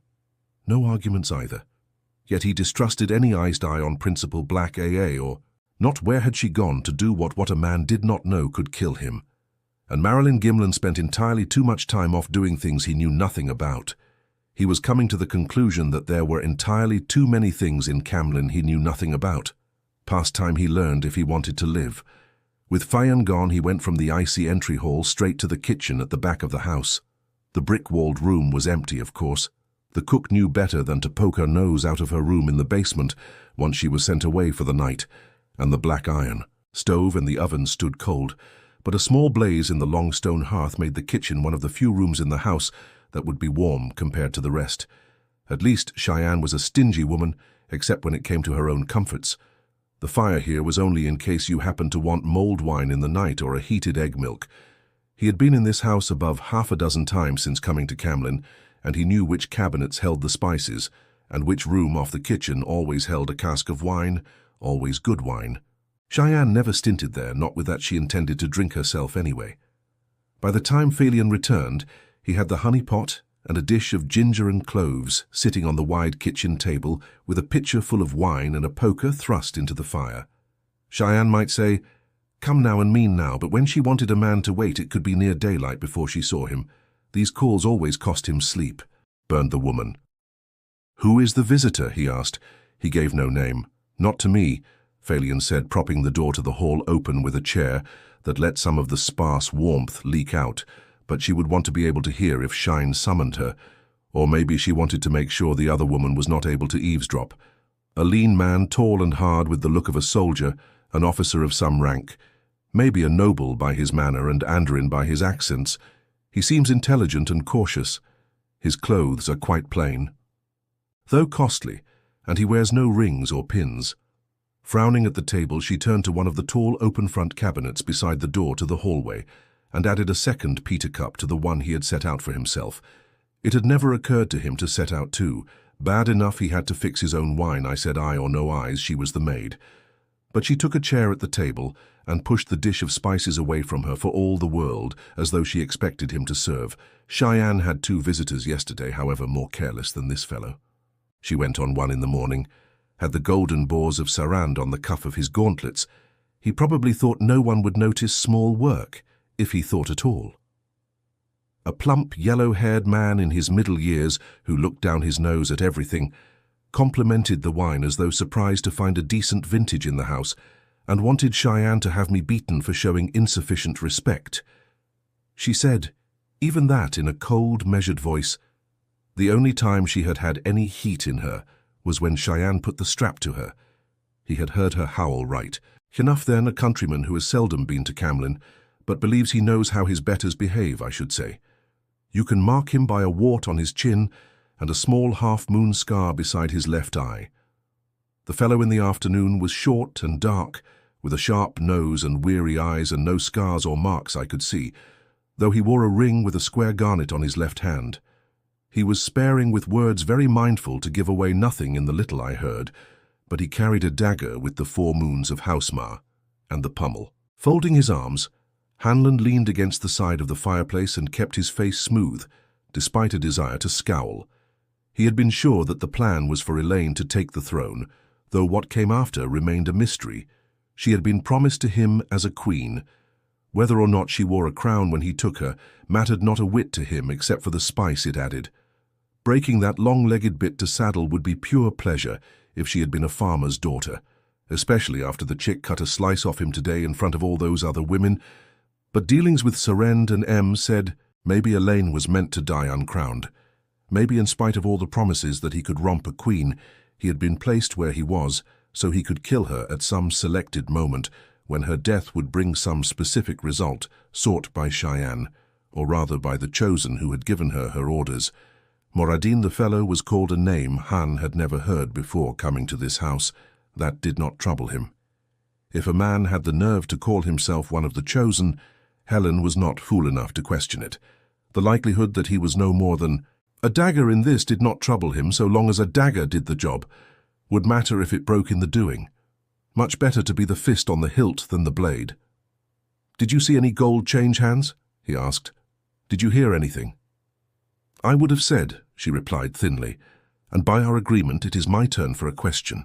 He managed to mask his irritation behind an expectant look. The fool woman always asked about the eyes in the palace, or those she called the kin, or about the sea folk. Silly questions, who was friendly with whom and who unfriendly, who exchanged private words and who avoided one another, what he had heard them say as if he had nothing to do with his time but look around the hallways spying on them. He never lied to her. There was too much chance she might learn the truth, even mired here in this house as a maid. She was Aes Sedai after all, but it was growing difficult to come up with something he had not already told her, and she was adamant that he'd give information if he expected to receive any. Still, he had a few tidbits to offer today. Some of the sea folk going off and the whole lot of them jumping for most of the day, as if they had icicles shoved down their backs. She would have to settle for that. What he needed to know was important, not bloody gossip, before she could get her question out. Though the door to the outside opened, melanin was large enough that he almost filled the doorway. Yet icy cold still swirled in a gust that made the small fire dance and sent sparks flying up the chimney until the big man pushed the door shut. He gave no sign that he felt the chill, but then his brown coat looked thick as two cloaks. Besides, the man was not only the size of an ox, he had the wits of one, setting a tall wooden mug down on the table with a thump. He tucked his thumbs behind his wide belt and eyed Hanland resentfully. "You messing with my woman?" he muttered. Hanland gave a start, not from any fear of Milan, not with the oath on the other side of the table. What startled him was the ice leaping from her chair and snatching up the wine pitcher. Dumping in the ginger and cloves, she added a scoop of honey and swirled the pitcher around, as if that was going to mix everything, then used a fold of her skirt to pull the poker from the fire and shove it into the wine without checking to see whether it was hot enough yet. She never looked in Melon's direction at all. "Your woman," Hanland said carefully. That earned a smirk from the other man. "Near enough, the lady figured I might as well use what you want. Anyway, and me keep each other warm nights." Melanin started around the table, still grinning, but at the woman now, a shout echoed in the hallway, and he stopped with a sigh, his grin fading. "Faile?" Cheyenne's distant voice called sharply, "Bring Helen up now and be quick about it." Faile set the pitcher on the table hard enough to slap wine over the rim, and was heading for the door before Cheyenne finished. When the other woman spoke, Faile jumped, Hanland jumped too, if for a different reason. Catching up to her, he seized her arm as she took the first step on the stairs. A quick glance back showed the kitchen door closed. Maybe Melon did feel the cold.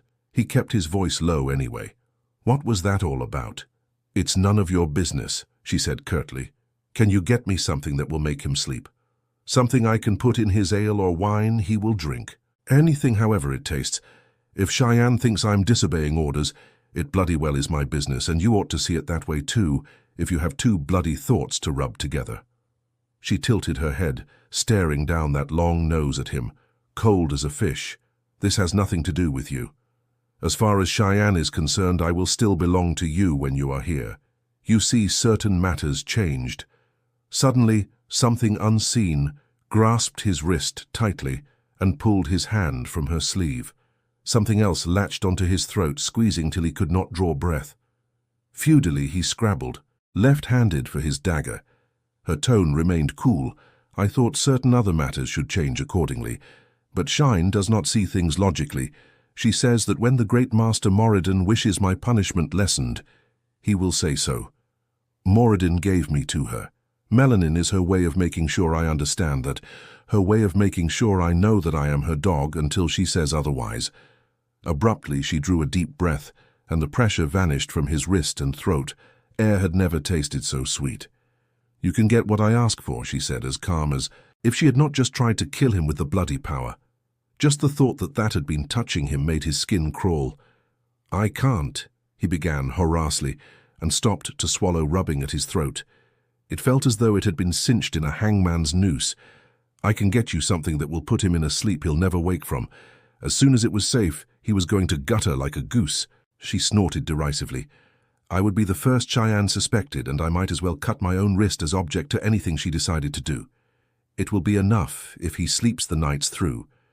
Leave the thinking to me, and we will both be the better for it." Resting a hand on the carved newel post, she glanced up the stairs. Come when she says now, she means now. A pity he could not hang her up like a goose to wait for the knife. Following her, his boots thumped on the treads, sending a clatter through the entry hall, and it struck him that he had not heard the visitor leave. Unless the house had some secret way out, he did not know there was only the front door, the one in the kitchen and a second at the back, that could only be reached by passing the kitchen. So it seemed he was to meet this soldier. Maybe it was supposed to come as a surprise. Surreptitiously, he eased his dagger in its sheath. As expected, the front sitting room had a fine blaze burning away in the wide fireplace of blue-veined marble. It was a room worth the looting, with seafoal porcelain vases on the gilt-edged side tables and tapestries in carpets that would fetch a pretty price, except that one of the carpets was likely worthless. Now a low blanket-covered mound lay near the middle of the room, and if the fellow that made it had not stained the carpet with his blood, Hanlon would eat the boots sticking out from one end. Cheyenne herself was sitting in a carved armchair, a pretty woman in gold-embroidered blue silk, with an ornate belt of woven gold and a heavy gold necklace around her slim neck. Glossy brown hair hung below her shoulders, even caught in a net of intricate lace. She looked delicate at first glance, but there was something vulpine about her face, and her smile never touched those big brown eyes. She was using a lace-edged handkerchief to clean a small dagger capped with a fire drop on the pommel. "Go tell Melon that I will have a bundle for him to dispose of later," Faile she said calmly. Phelan's face remained smooth as polished marble, but she made a curtsy that lacked little of cringing before she scuttled out of the room at a run. Watching the woman and her dagger from the corner of his eye, Henland moved to the covered mound and bent to lift a corner of the blanket.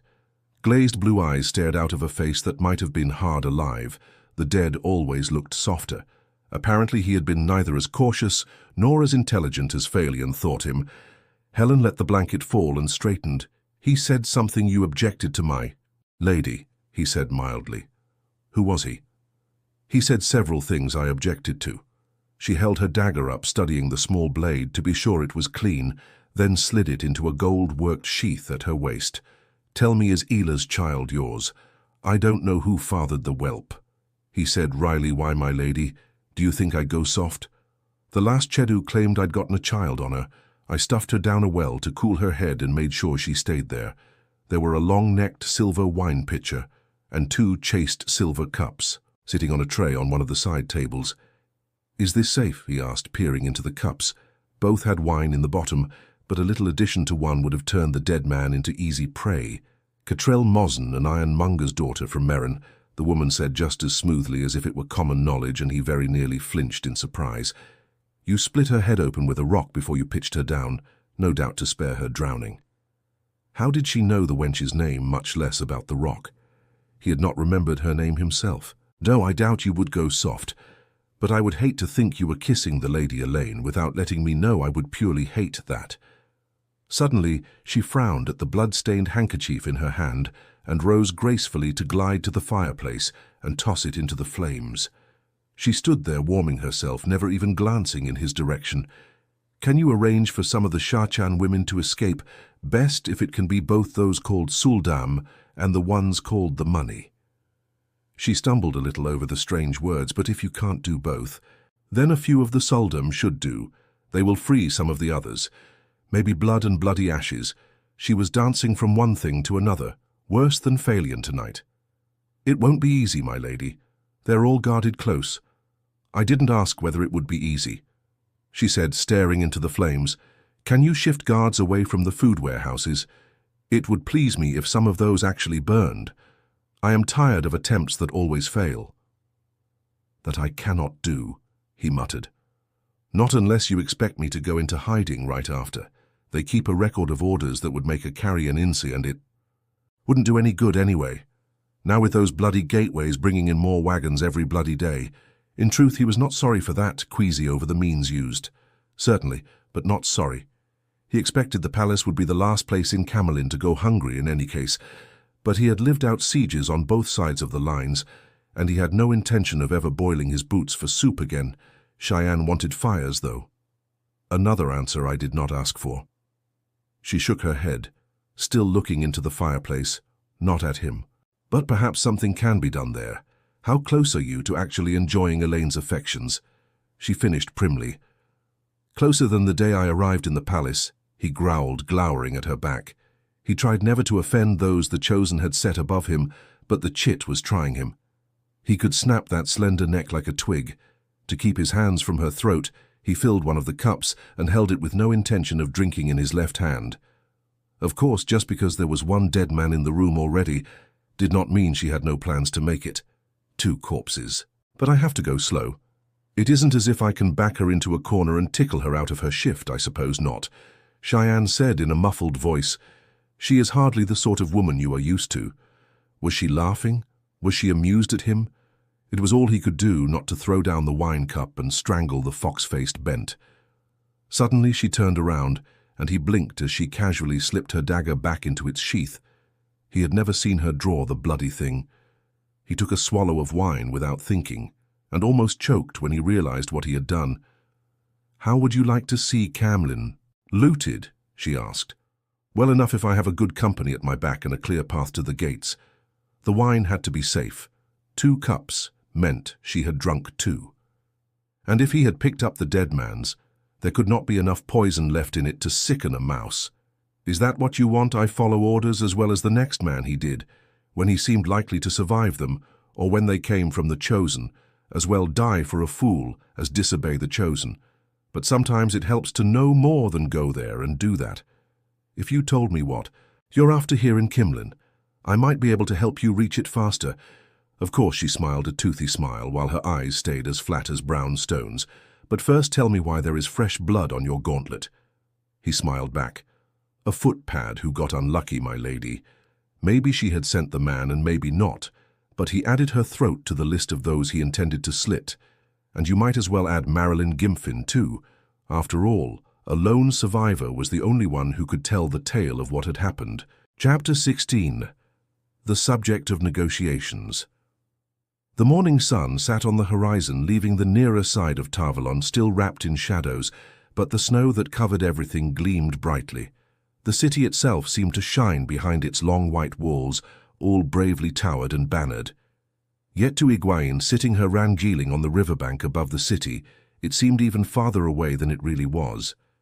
The Arin widened to more than 2 mi here, and the Alandrella, Arin and Osendrella. Arin flowing to either side of the island were almost half that so. That Tarvalin appeared to sit in the middle of a great lake unreachable, despite the massive bridges that stood high above the waters, so the ships could sail beneath them easily.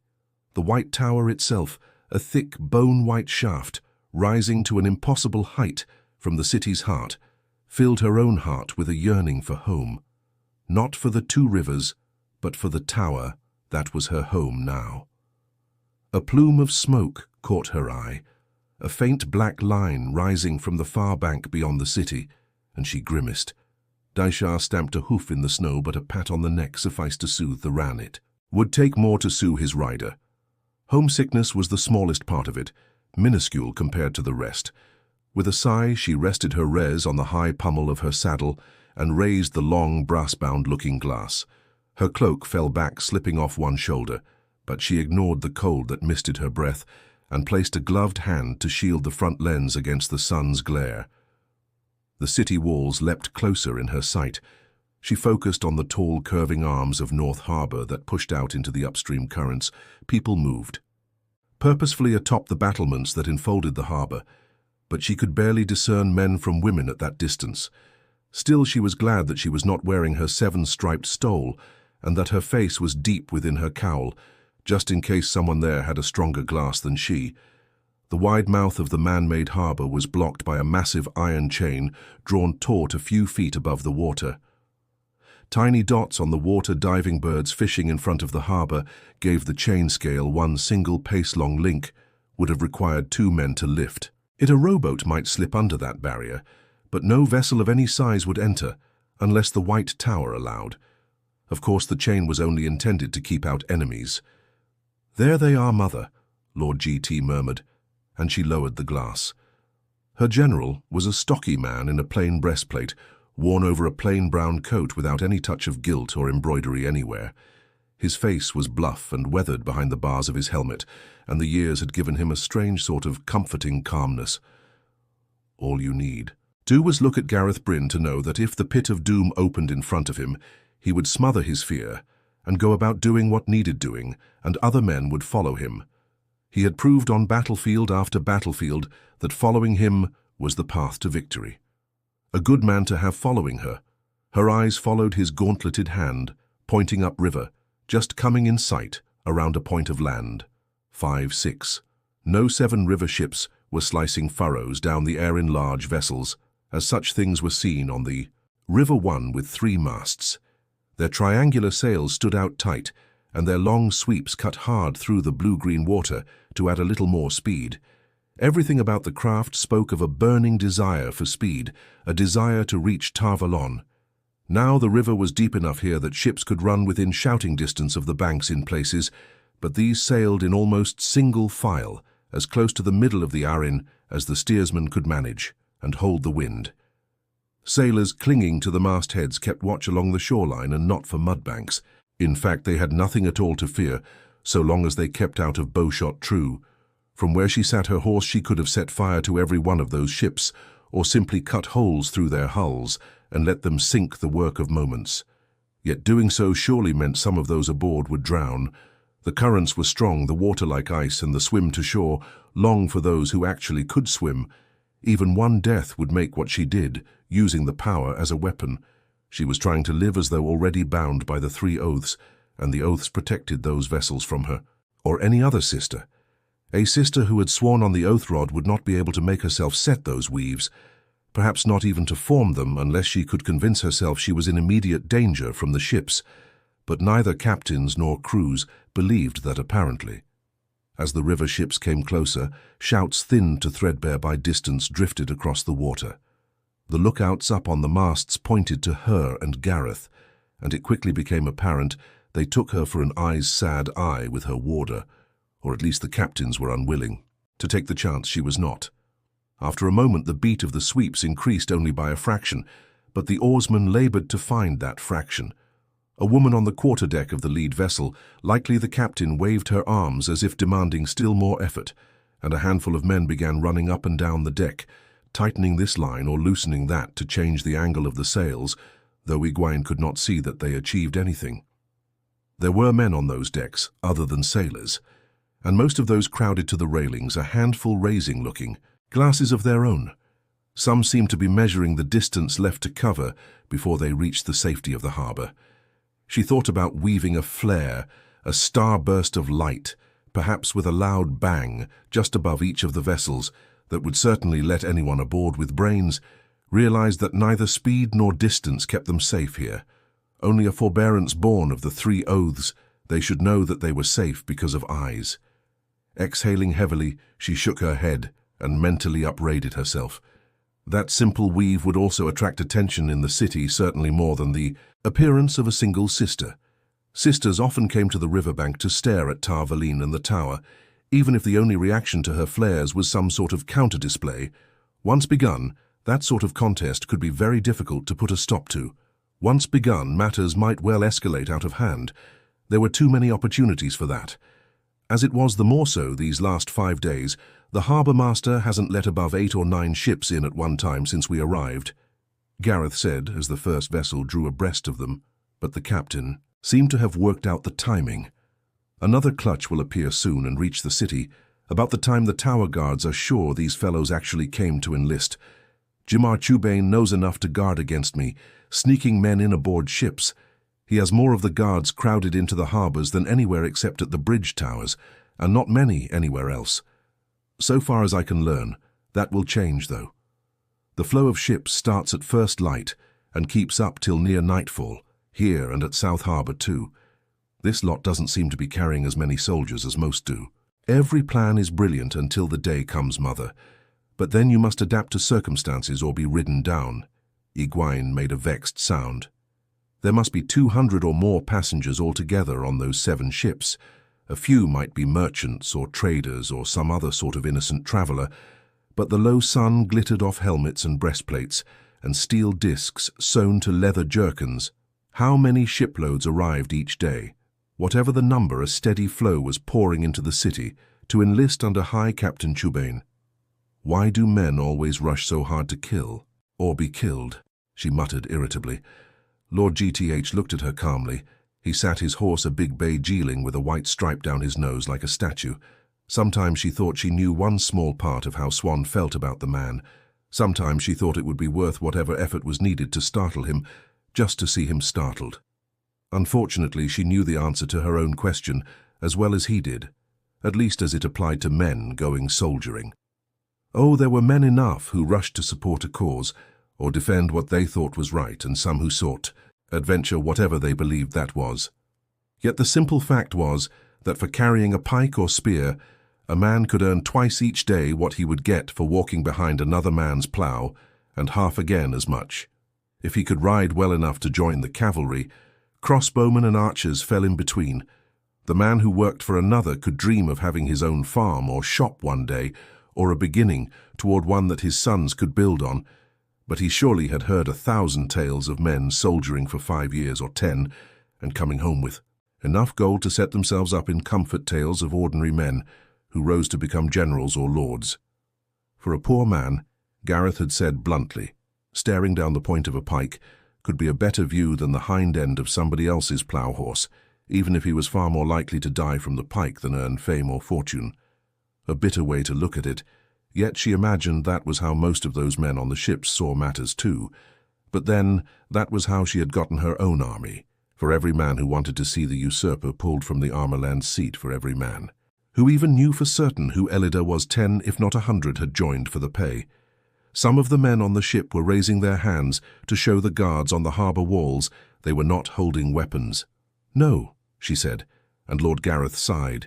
His voice remained calm, but his words were hardly comforting when he spoke, "Mother. So long as the harbours remain open, Tarvalen will eat better than we do. And rather than growing weaker with hunger, the Tower Guard will grow larger and stronger." "I very much doubt that. Helida will let Tubain rush out to attack us as much as I wish he would. Every day you wait only adds to the butcher's bill.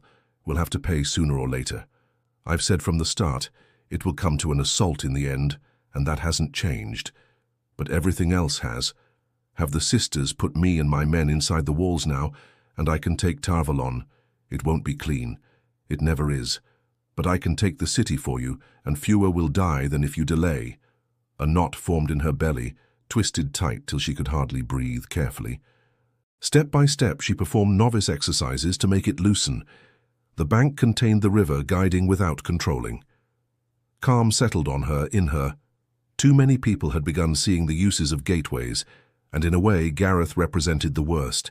His business was war, and he was very good at it. As soon as he learned a gateway could take more than a small group of people at one time, he had seen the implications.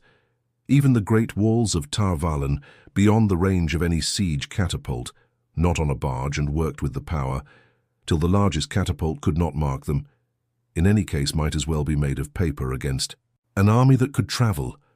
But whether Gareth Bryn had learned or not, other men would seize on that idea the Asherman already had. It seemed war had always been ugly, yet it was going to grow uglier. "No," she repeated. "I know people are going to die before this is over." The light helper, she could see them dying just by closing her eyes. Even more would die if she made the wrong decisions, though, and not just here. "But I have to keep the White Tower alive against Tarman Geden to stand between the world and the Ashaman, and the tower will die. If this comes to sisters killing one another in the streets of Tarvalon, that had already happened once, it could not be allowed a second time. If the White Tower dies, hope dies.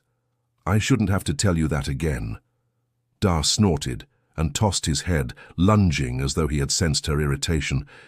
But she reined him in firmly and slipped the looking-glass into the tooled leather case hanging from her saddle. The diving birds gave up their fishing and sprang into the air as the thick chain that blocked North Harbour began to droop. It would dip beneath the surface well before the first ship reached the harbour mouth. How long ago had it been that she reached Tarvalon by that same route, almost beyond memory? It seemed an age gone. It had been another woman who came ashore and was met by the mistress of novices. Gareth shook his head with a quick grimace, but then he never gave up, did he? "You have to keep the White Tower alive, Mother, but my job is to give it to you, unless things have changed, that I don't know about. I can see sisters whispering and looking over their shoulders, even if I don't know what it means. If you still want the tower, it will come to an assault. Better soon than late." Suddenly the morning seemed darker, as though clouds had obscured the sun. Whatever she did, the dead were going to pile up like cordwood, but she had to keep the White Tower alive. She had to. When there were no good choices, you had to choose the one that seemed least wrong. "I've seen enough here," she said quietly. With one last glance at that narrow line of smoke beyond the city, she turned Daishar toward the trees, 100 paces back from the river where her escort waited. Among the evergreen leatherleaf and winterbear beech and birch 200 light cavalry, in boiled leather breastplates or coats covered with metal discs, would certainly have attracted notice appearing on the riverbank. But Gareth had convinced her of the necessity of these men with their slender lances and short horsebows, without any doubt that smoke plume on the far bank rose from burning wagons or supplies pinpricks. Yet those pinpricks came every night. Sometimes one, sometimes two or three, till everyone looked for. Smoke first thing on rising.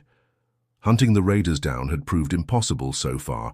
Sudden snow squalls flared around the pursuers, or fierce freezing night winds, or the tracks simply vanished abruptly. The snow beyond the last hoofprint as smooth as fresh fallen. The residues of weavings made it plain enough they were being aided by Aes Sedai, and there was no point in taking a chance that Elida had men and maybe sisters on this side of the river too. Few things could please Elida more than getting her hands on Egwene Alvir. They were not her whole escort, of course. Besides Shiriam, her keeper, she had ridden out with 6 more eyes to die this morning, and those who had warders had brought them. So behind the sister, 8 men waited in color-shifting cloaks that rippled in queasy-making fashion when a breeze caught them, and otherwise made parts of riders and horses seem to vanish into the tree trunks, aware of the dangers from raiders, at least aware that their Aes Sedai were wound tight to near breaking. They watched the surrounding copse, as though the cavalrymen were not there. The safety of their own Aes Sedai was their primary concern, and that they trusted to no one else. Sareen, a black-bearded stump of a man, not that short but very wide, stayed so close to Nisao that he seemed to loom over the diminutive yellow, and Jory managed to loom over Morven as well, though he was actually shorter than she. As broad as Sarin, but very short even for Akien and Muriel's 3 warders, the 3 she dared acknowledge clustered around her, until she could not have moved her horse without pushing one of theirs out of her way. Anaya's Setagana, lean and dark, and, as beautiful as she was, Plain almost managed to surround her by himself, and Tervale, with his bold nose and scarred face, did the same with Bayonin. Karinia had no warder, not unusual for a white, but she studied the men from the depths of her fur-lined cowl, as if thinking about finding one. Not too long ago, Egwene would have hesitated to be seen with those 6 women. They and Shiriam had all sworn fealty to her for various reasons, and neither they nor she wanted the fact known or even suspected. They had been her way to influence events to the extent that she could, when everyone thought her no more than a figurehead, a girl the Hall of the Tower could use as it wished, and no one listened to. The Hall had lost that illusion when she brought them to declare war on a leader, finally admitting what they had been about since the day they had fled the tower in the first place, but that only made the Hall and the AAS worry over what she would do next, and try to figure out how to make sure that whatever it was met with their approval. The sitters had been very surprised when she accepted their suggestion of a council, 1 sister from each AA to advise her with their wisdom and experience. Or perhaps they thought her success with the declaration of war had gone to her head. Of course, she had just told Morven and Anaya and the others to make sure they were the sisters chosen and they retained enough prestige within their AAs to manage it. She had been listening to their advice, if not always taking it for weeks by that time.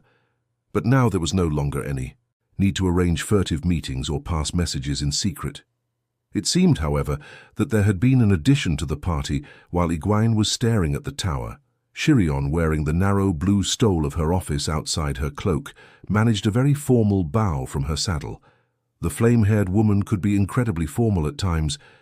"Mother the sitter, Delana, wishes to speak with you," she said, as if I could not see the stout grey sister sitting there on a dappled mare almost as dark as Shirion's black-footed mount. On a matter of some importance, so she says, and the slight touch of asperity meant Delana had not told her what matter. Shiriam would not have liked that. She could be very jealous of her position. "In private, if you please, Mother," Delana said, pushing back her dark hood to reveal hair nearly the colour of silver. Her voice was deep for a woman's, but it hardly carried the urgency of someone with important matters to speak of. Her presence was something of a surprise. Delana often supported Egwene in the hall of the tower. When sitters were quibbling over whether a particular decision, actually concerned the war against Elida. That meant the hall was required to support Egwene's commands as if they had stood with the greater consensus, and even the sitters who had stood for war did not half like that little fact, which made for endless quibbling. They wanted to pull Elida down, yet left to themselves the hall would have done nothing but argue. Truth to tell, though, Delana's support was not always welcome. One day she could be the very image of a grey negotiator seeking consensus, and the next so strident in her arguments that every sitter within hearing got her back up. She had been known to set the cat among the pigeons in other ways too. No fewer than 3 times now, she had demanded the hall make a formal declaration that Elida was black, which inevitably led to an awkward silence until someone called for the sitting to be adjourned. Few were willing to discuss the black AA openly. Delana would discuss anything from how they were to find proper clothes for 987 novices to whether Elida had secret supporters among the sisters. Another topic that gave most sisters a case of the prickles, which left the question of why she had written out so early and by herself. She had never approached her before without another sitter or 3 for company. Delana's pale blue eyes gave away no more than did her smooth Aes Sedai face. "While we ride," Egwene told her, "we will want a little privacy," she added when Shiriam opened her mouth. "Stay back with the others, please." The keeper's green eyes tightened in what might almost have been anger. An efficient keeper and eager with it, she had pinned her hopes on Egwene and made little secret that she disliked being excluded from any meeting Egwene had. Upset or not, she bowed her head in acceptance with only a small hesitation. Shiriam had not always known which of them commanded, but she did now. The land tended upward from the river, arena not in hills, but simply rising toward the monstrous peak that loomed to the west so massive it seemed to mock. The name Mountain Dragon Mount would have towered above everything else, even in the spine of the world. In the relatively flat country around Tarvalin, its white-capped crest seemed to reach the heavens, especially when a thin thread of smoke was streaming away from the jagged top. As it was now a thin thread at that height, would be something else entirely close at hand. Trees gave out less than halfway up Dragon Mount, and no one had ever succeeded in reaching the crest, or even coming close, though it was said the slopes were littered with the bones of those who had tried. Why anyone would try in the first place no one could quite explain. Sometimes the long evening shadow of the mountain stretched all the way to the city. People who lived in the region were accustomed to Dragon Mount, dominating the sky much as they were accustomed to the white tower looming above the city walls and visible for miles. Both were unchanging fixtures that had always been there and always would be, but crops and crafts occupied the people's lives, not mountains or eyes. In tiny hamlets of 10 or a dozen stone houses, roofed in thatch or slate, and the occasional village of 100 children playing in the snow or carrying buckets of water from the wells, stopped to gape at the soldiers riding along the dirt tracks that passed for roads when not covered in snow. They carried no banners, but a few of the soldiers wore the flame of Tarvalin worked on their cloaks or coat sleeves, and the warders' strange cloaks named at least some of the women as Aes Sedai. Even this. The city sisters had been an uncommon sight till recently, and they were still something to make a child's eyes gleam. But then the soldiers themselves probably came close in the list of marvels. The farms that fed Tarvalin covered most of the land, stone-walled fields surrounding sprawling houses and tall barns of stone or brick, with corpses and sea-papuses and thickets of trees between, and groups of farm children often ran a little distance parallel to the line of travel, leaping across the snow like hares. Winter chores kept most older folk indoors. But those who ventured out, heavily bundled against the cold, spared barely a glance for soldiers or warders or eyes. Spring would be coming soon, and the ploughing and planting and what Aes Sedai did would not affect that, the light willing it would not. There was no point to guards unless they rode as if expecting an attack.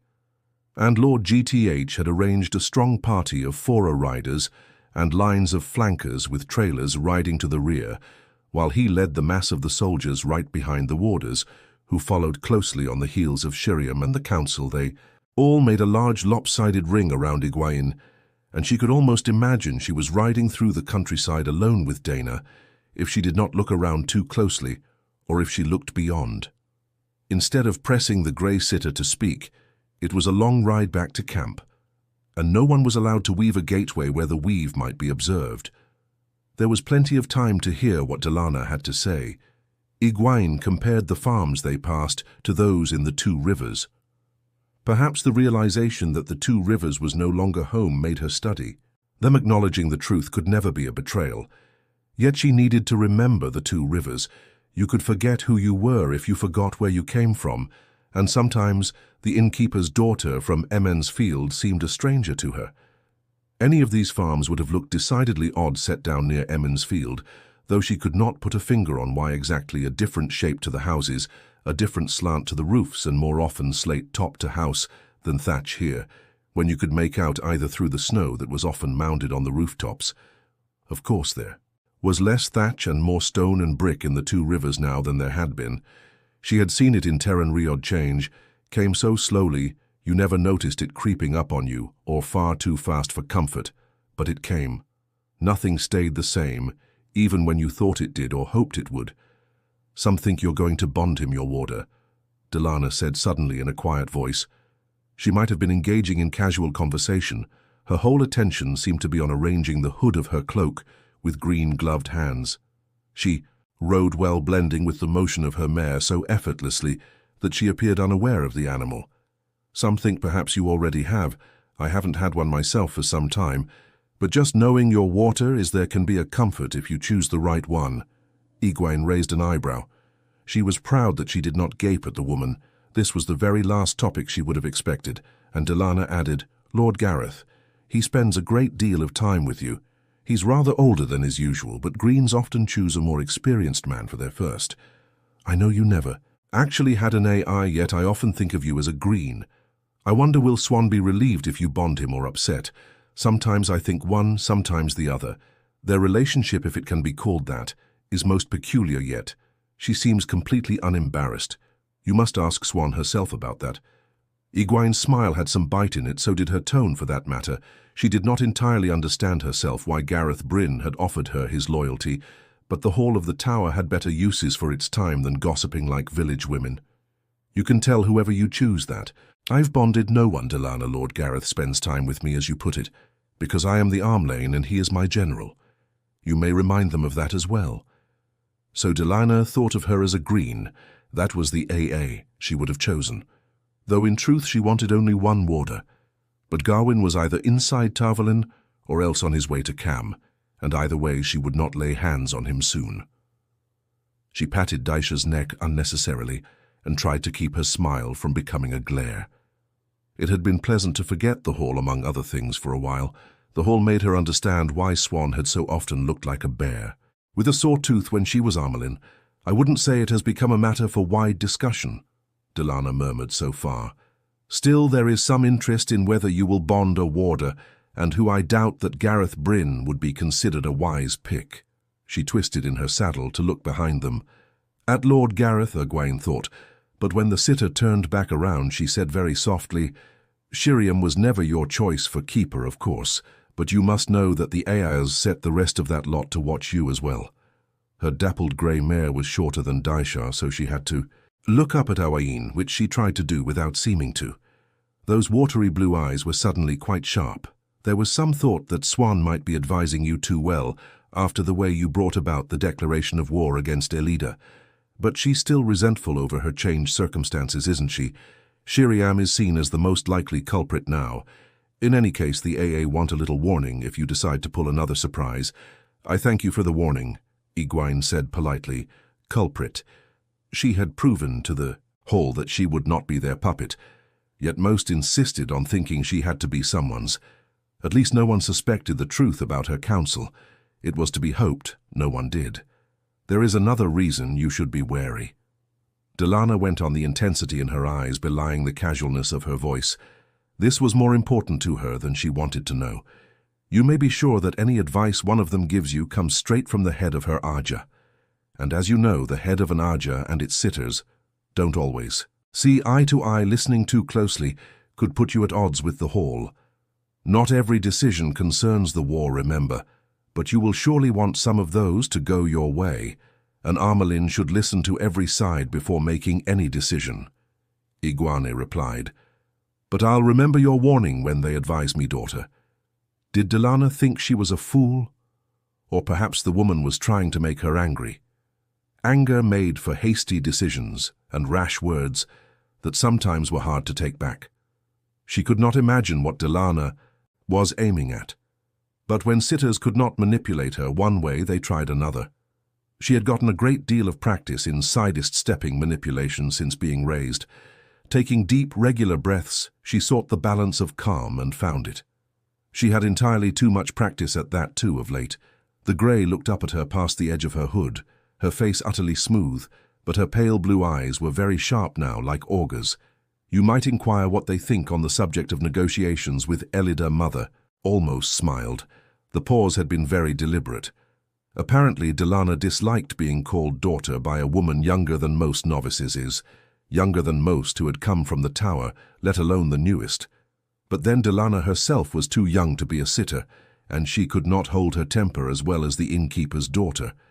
And why would I ask that? Because the subject has come up in the hall in the last few days, not as a proposal, but it has been mentioned very quietly by Varylin and by Takima, and also by Mugla and Fella and Sroya have appeared interested in what they have had to say.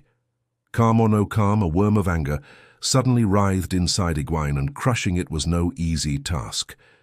Those 5 had been sitters before the tower was broken, but more importantly, they were divided between the 2 major factions struggling for control of the hall.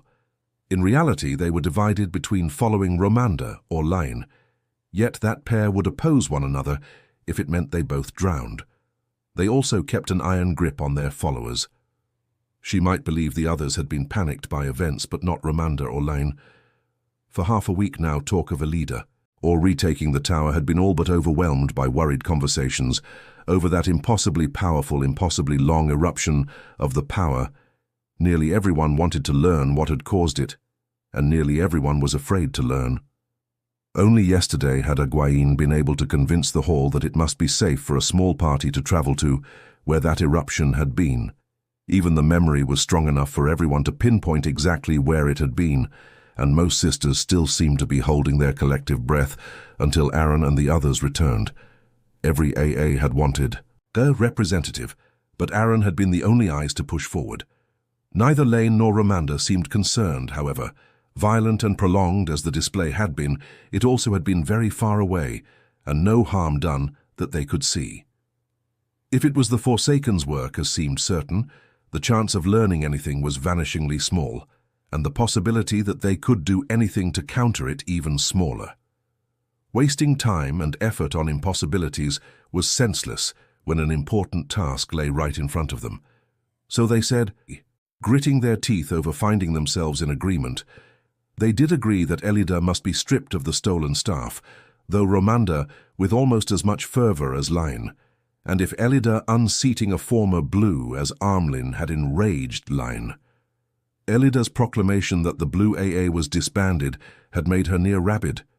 If they were allowing talk of negotiation, it made no sense. The last thing I wanted was for Delana or anyone else to suspect that Shiram and the others were more than a set of sheepdogs set to watch her.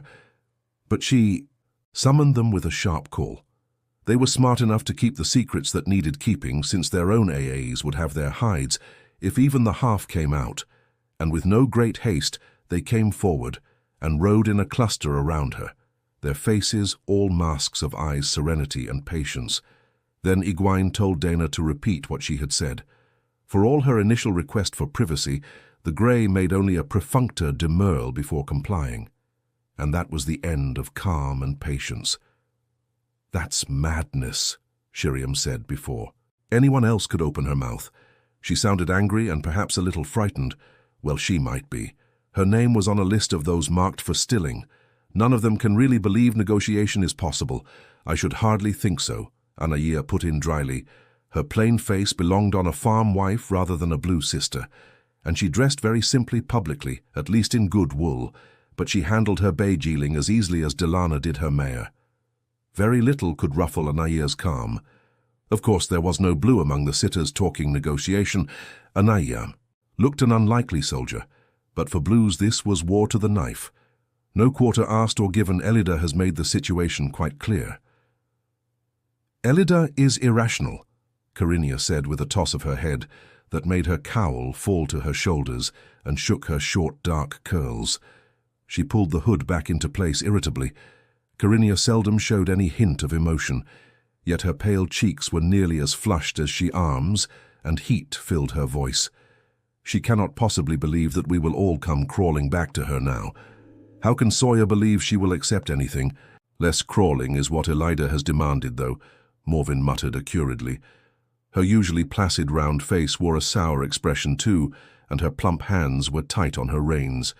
She scowled so hard at a flight of magpies scattering from a stand of birch trees at the passage of horses that it seemed they should fall out of the sky. Sakima likes the sound of her own voice sometimes. She must be talking to hear herself. Layla must, too, Mirel said darkly, glaring at Delana as though she were to blame. The olive-skinned woman was known for her temper even among greens. I never expected to hear that sort of talk out of her. She's never been a fool before. I can't believe Magla really means any such thing, Nisa insisted, peering at each of them in turn. She just can't. For one thing, much as I hate to say it, Randa has Maga so tight under her thumb that Maga squeaks whenever Randa sneezes. And the only doubt Randa has is whether Elida should be birched before she's exiled. Delana's expression was so bland she had to be suppressing a smug smile. Plainly, this was exactly the reaction she had hoped for. Romanda holds Sawyer and Varylin just as firmly, and T and Facella hardly put one foot in front of the other without Lane's permission. But they still said what they said. I think your advisors are closer to the feelings of most sisters, though, Mother. Smoothing her gloves, she gave Owan a sidelong look. You may be able to nip this in the bud if you move firmly. It seems you will have the support you need from the AAs, and mine, of course, in the hall. Mine and enough more to stop it dead, as if Egwene needed support to accomplish that. Perhaps she was trying to ingratiate herself, or just to make it appear that support of Owain was her only concern. Bayonin had been riding in silence, clutching her cloak around her and peering at a spot between her brown Mars ears. But suddenly she shook her head. Ordinarily, her large blue-grey eyes made her appear startled, but they peered from her hood in a blaze of anger as she glared from one of her companions to another, including Egwene. Why should negotiations be out of the question? Shirian blinked at her in surprise, and Morven opened her mouth with a scowl, but Bayonin plunged on, directing her eye at Delana, now her Tarrabona accent stronger than usual. We are Greys, you and I. We negotiate mediate a leader. She has stated the conditions most onerous, but that is often the case in the beginning of negotiations. We can reunite the White Tower and assure the safety of everyone if we only talk. We also judge, Delana snapped, and Elida has been judged. That was not precisely true, but she seemed more startled than anyone else by Bayonin's outburst. Her voice dripped. Acid. Perhaps you are willing to negotiate yourself into being birched. I am not, and I think you will find few others who are either. The situation it has altered, Bayonin persisted. She stretched a hand toward Egwene, almost pleading.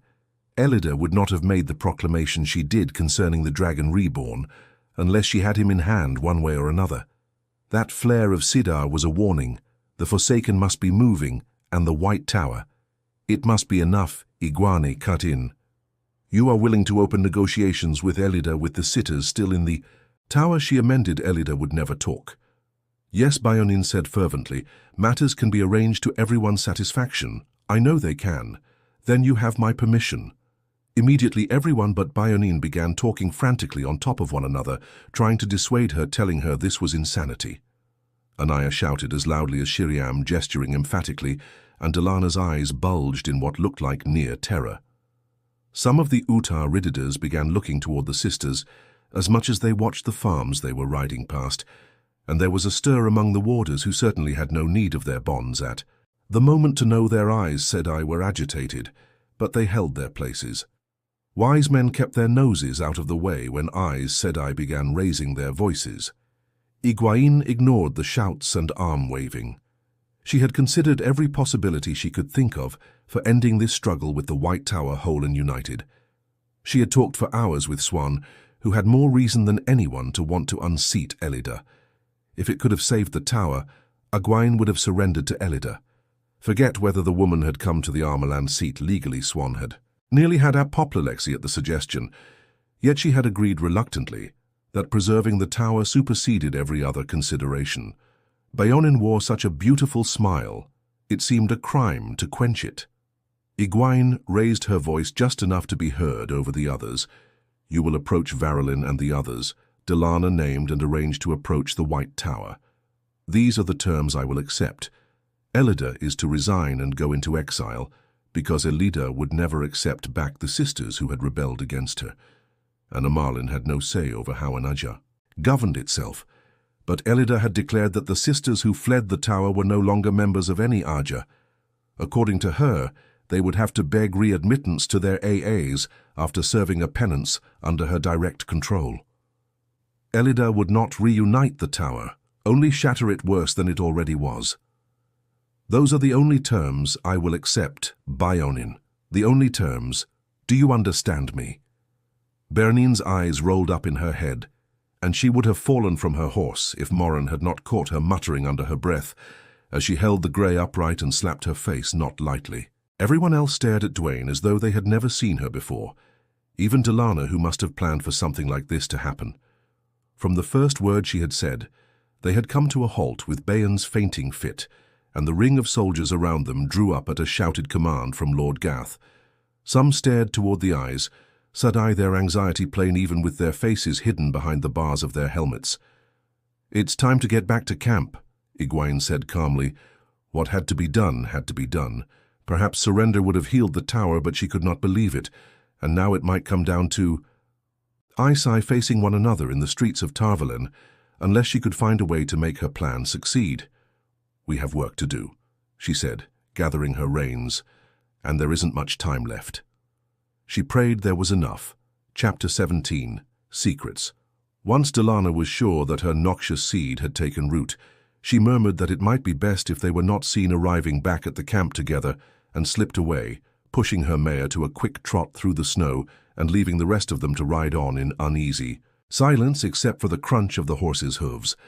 The warders maintained their distance behind, and the escorting soldiers had their attention back on the farms and thickets, without so much as a glance toward the eyes that Dwayne could see.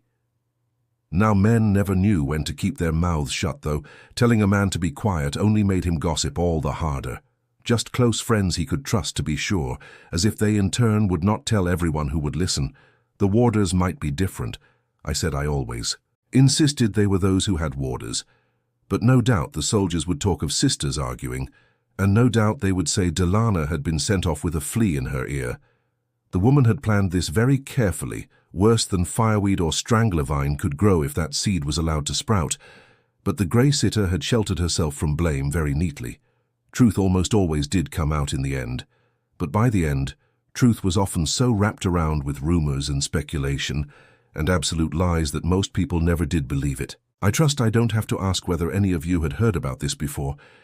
Egwene said that quite casually, seemingly studying the countryside as they rode, but she was pleased when everyone denied it outright with considerable indignation, including Beonin, who was working her jaw and glaring at Moran. Egwene trusted them as far as she dared. They could not have given her their oaths without meaning to hold to every word, not unless they were black, a niggling possibility that accounted for most of her caution. Yet even oaths of fealty left room for the most loyal, people doing the worst possible thing in the belief that it was in your best interest, and people who had been coerced into their oaths could be adept at spotting the gaps and leeways. The real question, she continued, is what was Dana after? She had no need to explain. Not for these women everyone experienced in the game of houses. If all Delaana had wanted was to stop negotiations with a leader while keeping her own name out of it, she could simply have spoken to alone at any time.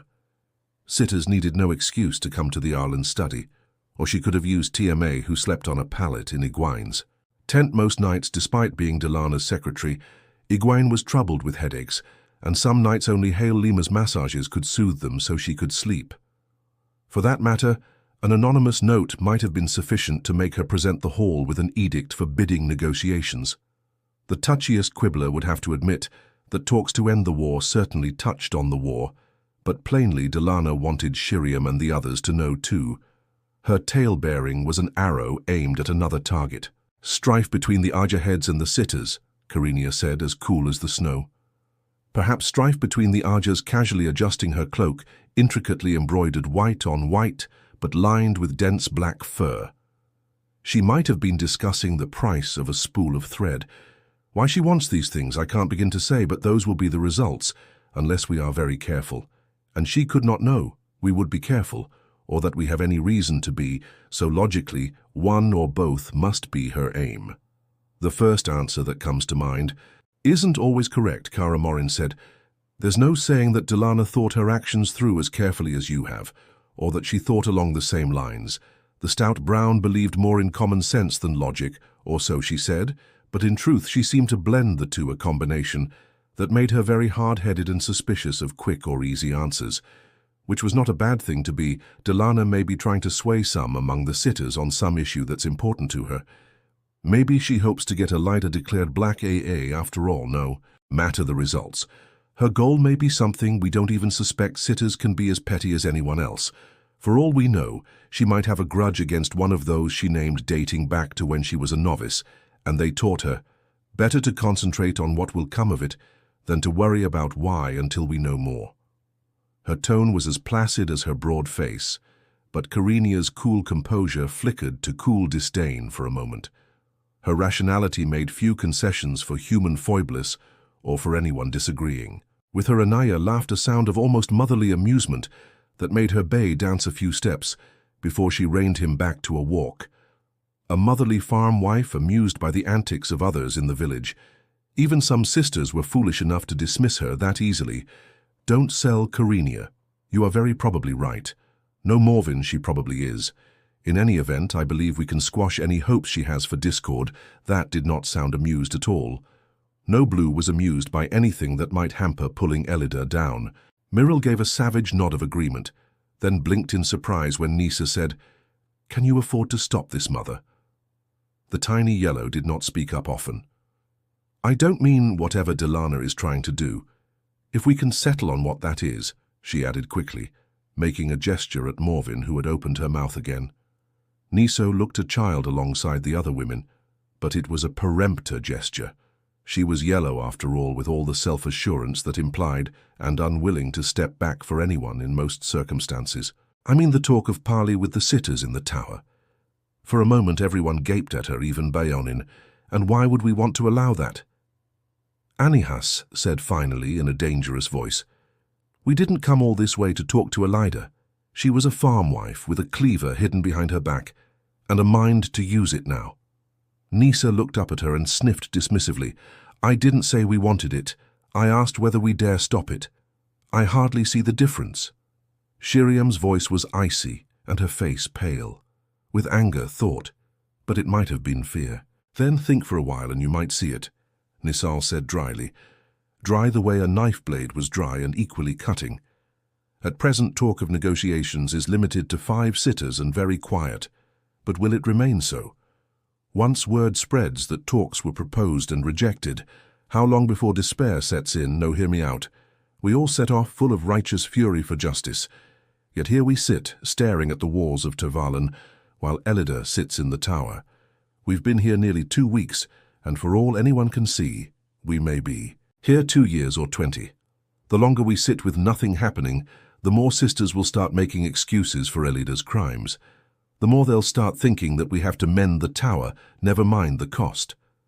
Do you want to wait until sisters start slipping back to Elida one by one? I myself do not fancy standing on the riverbank, defying the woman with just the blue ordre, and the rest of you for company negotiations will at least let everyone see that something is happening. No one is going to return to Elida, Anaya protested, shifting on her saddle, but she wore a troubled frown, and she sounded as if she could see it happening. The tower beckoned to every eyes, very likely.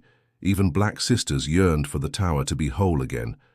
And there it stood, just a few miles away, but seemingly out of reach. "Talk could buy time, Mother," Morin said reluctantly, and no one could put as much reluctance in her voice as she. Her frown was thoughtful, and not at all pleased. A few more weeks, and Lord Gareth might be able to find the ships he needs to block the harbours. that will alter everything in our favor with no way for, food to get in or mouths to get out. The city will be starving inside a month. Egwene hung on to a smooth face with an effort. There was no real hope of ships to block the harbor, though none of them knew that Gareth had made it plain enough to her, however long before leaving Murand. Originally he had hoped to buy vessels while they marched north along the Arinan, using them to ferry supplies until they reached Tarvalin, then sinking them in the harbor mouths. Using gateways to reach Tarvalin had put paid to that in more ways than one word of the siege had left the city, with the first ships sailing after the army. Arrived, and now as far north and south as he had sent riders, ship captains were carrying out their business ashore by boat from anchorages well out in the river. No captain was willing to risk the chance. Her ship would simply be seized. Gareth made his reports only to her and his officers only to him, yet any sister could have known if she talked with a few soldiers. Fortunately, even sisters looking for warders rarely spoke to soldiers. They were generally accounted a thieving, unlettered lot who only bathed by accident when they had to wade a stream. Not the kind of man any sisters spent time with except when compelled to. It made keeping secrets easier. And some secrets were essential, including sometimes secrets kept from those seemingly on your side. She could remember not thinking that way, but that was a part of the innkeeper's daughter she had been obliged to leave behind. This was another world with very different rules from Emmonsfield. A misstep there meant a summons to the women's circle. Here, a misstep meant death or worse, and for more than herself. The sitters remaining in the tower should be willing to talk, Karina put in with a sigh. They have to know that the longer the siege lasts, the more chance Lord Gareth will find his ships. I cannot think how long they will continue talking, though. When they realize we do not mean to surrender, Elida will insist on that, Mirel muttered. Yet she did not seem to be arguing, just talking to herself. And Shiram shivered, drawing her cloak around her as though she had let the cold touch her. Only Beonin looked happy, sitting eager, and upright in her saddle, dark honey hair framing a wide smile inside her hood. She did not press her case, however. She was good at negotiation, so everyone said, and knew when to wait. I did say you could begin. I said, not that she had meant it for more than a sea town, yet if you were going to live by the 3 oaths, then you had to stand by what you said. She could not wait to hold the oath rod. It would be so much easier. Then just make sure you're very careful what you say.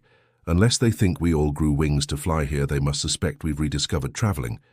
But they can't be certain unless someone confirms. It's better for us if they stay uncertain. That must be one secret you hold as tightly as you hold the secret of our ferrets in the tower. Mirel and Anaya jerked at that, and Karina looked around as though fearful, though neither warders nor soldiers were close enough to hear. Unless someone shouted, Moran merely took on an even more sour expression.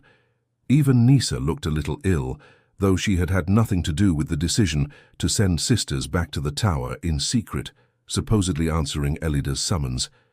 The hall might be happy to learn that 10 sisters were in the tower trying to undermine Elida. However they could, even if the effort had borne no apparent fruit so far, but the sitters would most definitely be unhappy at realizing that it had been kept secret, because these women feared that some of the sitters might actually be black a well for Shirim and the others to reveal their oaths to Egwene, as reveal that the results for them might not be very different. The hall had not ordered anyone birched yet, but the way most sitters chafed at the bit over Egwene's control of the war, it could hardly come as a surprise if they jumped at the chance to show they still had some authority, while simultaneously expressing their displeasure forcefully. Beonin was apparently the only one who had opposed that decision, at least until it became apparent the others were going ahead anyway. But she drew a shuddering breath too, and a tightness settled around her eyes. In her case, the sudden realization of just what she had undertaken might have played its part too. Just finding someone in the tower who was willing to talk might prove a daunting task. Eyes and ears inside Tarvalin could offer only hearsay about events inside the tower. News of the tower itself came only in dribs and drabs from sisters, venturing into Tel Anriod to glimpse fleeting reflections of the waking world.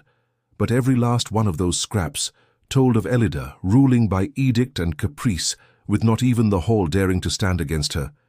Beonin's face took on a greyish tinge, till she began to appear more sickly than Nissa and Aya, and the others looked as bleak as death. A wave of gloom rose in Egwene. These were among the strongest against Elida, even the foot-dragging Baonin who always wanted to talk rather than act. Well, Greys were noted for believing that anything could be solved with enough talk. They should try that on a trawler sometime, or just a footpad, and see how far they got. Without Shiriam and the rest, resistance to Elida would have fallen apart before it ever had a chance to coalesce. It nearly had anyway. But Elida was as firmly seated in the tower as ever, and after all they had gone through, all they had done, it seemed that even Anaya saw it all melting away into disaster. Drawing a deep breath, I straightened her shoulders and sat erect in her saddle. She was the lawful Armorland, no matter what the Hall had thought they were getting when they raised her, and she had to keep the rebellion against Elida alive to have any hope of healing the tower. If that required a pretense of negotiations, it would not be the first time Aes Sedai had pretended to aim at one thing while targeting another. Whatever was required to keep the rebellion alive and pull Elida down, she would do whatever was required. Stretch the talks out as long as you can, she told Baonin. You can talk about anything, so long as you keep the secrets that need keeping, but agree to nothing and keep them talking. Swaying in her saddle, the Grey definitely looked sicker than Anaya. She almost appeared ready to empty her stomach. When the camp came into sight with the sun nearly halfway to its noonday peak, the escort of lightly armored horsemen broke away back toward the river, leaving Egwene and the sisters to ride the last mile across the snow, followed by the warders. Lord Gareth paused as if he wanted to speak with her once more, but finally he turned his bay east after the cavalry trotting to catch up as they vanished beyond a long, seepist stand of trees. He would not bring up their disagreement or their discussions where anyone else could hear, and he believed that Baon and the others were just what everyone else thought them, the Aja's watchdogs. She felt a little sad at holding things back from him, but the fewer who knew a secret, the more likely it would remain secret. The camp was a sprawl of tents in every shape and size and color and state of repair that almost covered a broad tree-rimmed pasture, halfway between Tarvalon and Dragonmount, inside a ring of horse lines and rows of wagons and carts, in almost as many shapes as there were wagons and carts. Chimney smoke rose in several places a few miles beyond the Treine, but the local farmers stayed away, except for selling eggs and milk and butter, or sometimes when one needed healing from some accident, and there was no sign at all of the army Egwene had brought so far. Gareth had concentrated his forces along the river part, occupying the bridge towns on both banks, and the rest in what he called reserve. Camps placed where men could be rushed to help fight off any sortie in strength from the city, just in case he was wrong about High Captain Chubane. Always consider the possibility. Your assumptions are wrong, he had told her. No one objected to his placements, of course. Not in general anyway. Any number of sisters were ready to nitpick the details, but holding the bridge towns was the only way to besiege Tarvalon. After all, by land it was, and a good many Aes Sedai were pleased to have the soldiers out of sight, if not out of mind. 3 warders in color-shifting cloaks came riding out from the camp, as others approached, one of them very tall and one quite short, so they seemed arranged in steps, making their bows to Egwene, and the sisters nodding to the warders behind. They all had that dangerous look of men, so confident that they had no need to convince anyone how dangerous they were, which somehow made it all the more evident a warder at his ease and a lion resting on a hill. So went an old saying among Aes Sedai. The rest of it was lost in the years, but there really was no need to say more. The sisters were not entirely complacent about the safety of even a camp full of eyes under the circumstances. Warders patrolled closely for miles in every direction. Lions on the prowl, Anaya and the others, all but Shiriam, scattered as soon as they reached the first row of tents beyond the wagons. Each would be seeking out the head of her Aja, ostensibly to report on Egwene's ride to the river with Lord Gareth, and more importantly to make sure those Aja heads knew that some of the sitters were talking about negotiations with Elida, and that Egwene was being firm. It would have been easier if she knew who those women were, but even oaths of fealty did not stretch to revealing that Morel had nearly swallowed her tongue when I suggested it. Being dropped into a job without training was hardly the best way to learn it, and I knew she had oceans to learn yet about being Armorland. Oceans to learn and a job of work to do at the same time. "If you will forgive me, mother," Shiriam said, when Bayonin, the last to go, vanished among the tents, trailed by her scar-faced warder. "I have a writing table piled high with paper." The lack of enthusiasm in her voice was understandable. The keeper's stole came along with ever-growing stacks of reports to be sorted and documents to be prepared. Despite her zeal for the rest of the job, which in this case was to keep the camp running, Shiriam had been heard to mutter fervent wishes when confronted by yet another mound of papers that she was still mistress of novices. Still, as soon as I gave permission, she booted her black-footed dapple to a trot, scattering a CVY of workmen in rough coats and mufflers wrapped around their heads who were carrying large baskets on their backs. One fell flat on his face in the half-frozen muck that passed for a street Shiriam Zarinvar. A slim Karanan with greying temples paused long enough to make sure the fellow was getting to his feet, then spurred his dark bay stallion after her, leaving the workman to his curses, most of which seemed to be directed at his companion's laughter. Everyone knew that, when an Aes Sedai wanted to go somewhere, you got out of the way. What had spilled out of the fellow's basket onto the street caught Egwene's eye and made her shiver. A tall heap of meal crawling with weevils, till it seemed there were as many moving black specks as meal. The men must all have been carrying ruined meal to the mitten heaps. There was no use bothering to sift anything that infested. Only someone who was starving could eat it, but too many baskets of meal and grain had to be disposed of every day. For that matter, half the barrels of salt pork and salt beef opened for use stank, so that there was nothing to be done except bury them, for the servants and workmen, at least those who had experience of camp life that was nothing new. A little worse than usual, but not unheard of. Weevils could appear any time, and merchants, trying to stretch their profits, always sold some rotting meat along with the good among the Aes Sedai, though it was caused for deep worry. Every barrel of meat, every sack of grain or flour or meal had been surrounded by a keeping as soon as bought, and whatever was woven into a keeping could not change until the weave was removed. But still the meat rotted and the insects multiplied. It was though Sadar itself was failing. You could get a sister to make jokes about the black AA before you could get her to talk about that. One of the laughing men caught sight of Egwene watching them and nudged the mud-covered fellow who moderated his language, though not very far. He even glowered as if blaming her for his fall, with her face half hidden by her hood, and the Armorland stole folded in her belt pouch. They seemed to take her for one of the accepted, not all of whom had enough proper clothing to always dress as they should, or perhaps a visitor. Women frequently slipped into the camp, often keeping their faces hidden in public until they left again, whether they wore fine silks or threadbare wool, and showing a sour expression to a stranger or an accepted was certainly safer than grimacing at an Aes Sedai. It seemed odd not to have everyone in sight, bobbing and bowing. She had been in the saddle since before first light, and if a hot bath was out of the question, water had to be carried in from the wells that had been dug half a mile west of the camp, which made all but the most fastidious or self-absorbed sisters limit themselves.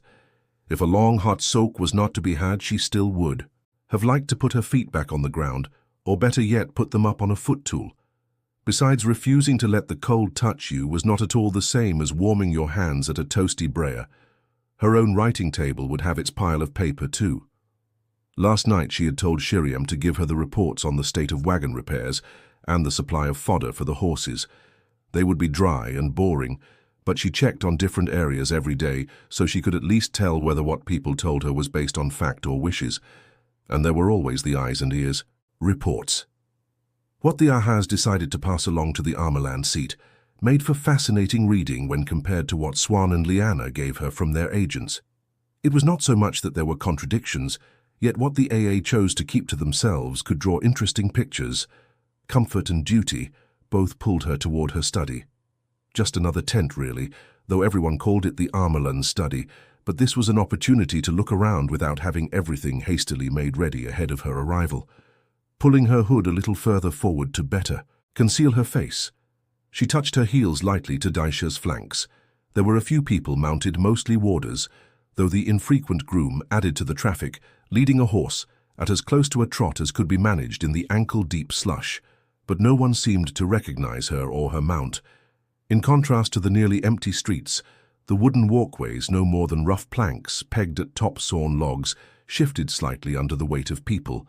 The handful of men dotting the streams of women like raisins and a cheap cake walked twice as fast as anyone else. Accepting warders' men got their business among eyes, Sedai done as quickly as possible.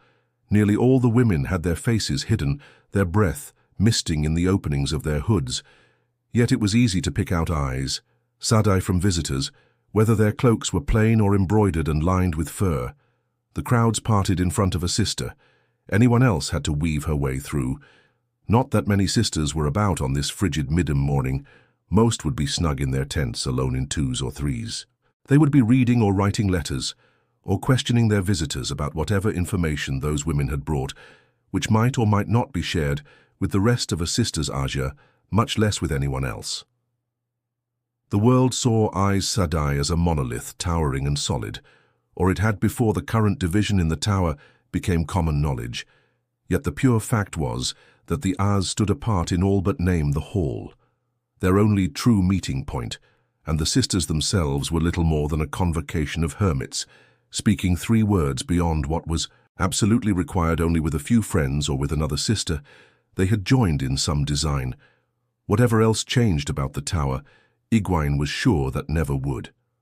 There was no point pretending that Aes Sedai had ever been anything but Aes Sedai, or ever would be a great river rolling onward, all its powerful currents hidden deep, altering its course with imperceptible slowness. She had built a few hasty dams in that river, diverting a stream here and a stream there for her own purposes, yet she knew they were temporary structures. Sooner or later those deep currents would undercut her dams. She could only pray they lasted long enough, pray and shore up as hard as she could. Very occasionally one of the accepted appeared in the throng with the 7 bands of colour on the hood of her white cloak, but most by far were novices in unadorned white wool. Only a handful of the 21 accepted in the camp actually possessed banded cloaks, and they saved their few banded dresses for teaching classes or attending sisters. Yet great efforts had been made to see that every novice was dressed in white at all times, even if she only had one change.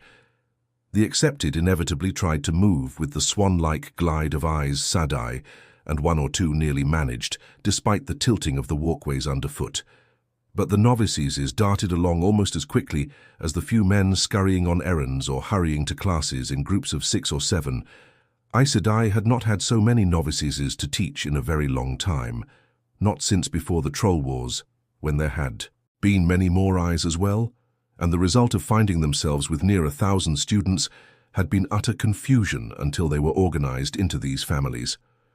The name was not strictly official, yet it was used even by Sedai, who still disliked taking any woman who asked. Now every novice knew where she was supposed to be and when, and every sister could at least find out, not to mention that the number of runaways had declined. That was always a concern for Esai, and several hundred of these women might well attain the shawl. No sister wanted to lose one of those, or any for that matter, not before the decision was made to send a woman away. Women still slipped off occasionally, after realizing that the training was harder than they had expected, and the road to an Aes Sedai shawl longer, but quite apart from the families making it easier to keep track running away, seemed to be less attractive to women who had 5 or 6 cousins, as they were called, to lean on. Well short of the big square pavilion that served as the hall of the tower, she turned Daishard down a side street. The walkway in front of the pale brown canvas pavilion was empty. The hall was not a place anyone approached without business there, but the much-patched side curtains were kept down without a reason to make the workings of the hall public, so there was no telling who might step out. Any sitter would recognize Daishard at a glance, and some sitters she would assume avoid even more than others, Elayne and Ramanda, for example, who resisted her authority as instinctively as they opposed each other, or any of those who had begun talking of negotiations. It was too much to believe that they were just hoping to rally spirits, or they would not have kept to whispers. The courtesies had to be maintained, though. No matter how often she wished she could box someone's ears, yet no one could think she was being snubbed if Egwene did not see her. A faint silvery light flashed behind a tall canvas wall just ahead of her, surrounding one of the camp's 2 traveling grounds, and a moment later 2 sisters emerged from behind one of the flaps. Neither Friedin nor Shamari was strong enough to weave a gateway by herself, but linked, she thought they could just manage one big enough to walk through heads close together in deep conversation. Strangely, they were just pinning on their cloaks. Egwene kept her face averted anyway as she rode by. Both of the Browns had taught her as a novice, and Fradrin still seemed surprised that I was armorlin lean as a heron. She was quite capable of wading out into the muck to ask whether Egwene needed assistance. Shamari, a vigorous, square-faced woman who looked more like a green than a librarian, was always beyond proper in her behavior, much beyond her deep curtsies, suitable for a novice carried. At least a suggestion of mockery, no matter how smooth her expression, not least because she had been known to curtsy when she saw Egwene 100 paces away. Where had they been? She wondered, somewhere indoors perhaps, or at least warmer than the camp. No one really kept track of the sisters' comingings and goings, of course. Not even the Ijas custom ruled everyone, and custom strongly discouraged direct questions about what a sister was doing or where she was going. Most likely Fredin and Shamari had been to hear from some of their eyes and ears face to face, or maybe to look at a book in some library. They were brown, but she could not help thinking of Nisa's comment about sisters slipping away to Elida. It was quite possible to hire a boatman to make the crossing to the city, where dozens of tiny water gates gave entrance to anyone who wished it. But with a gateway there was no need to risk exposure by riding to the river and asking after boats.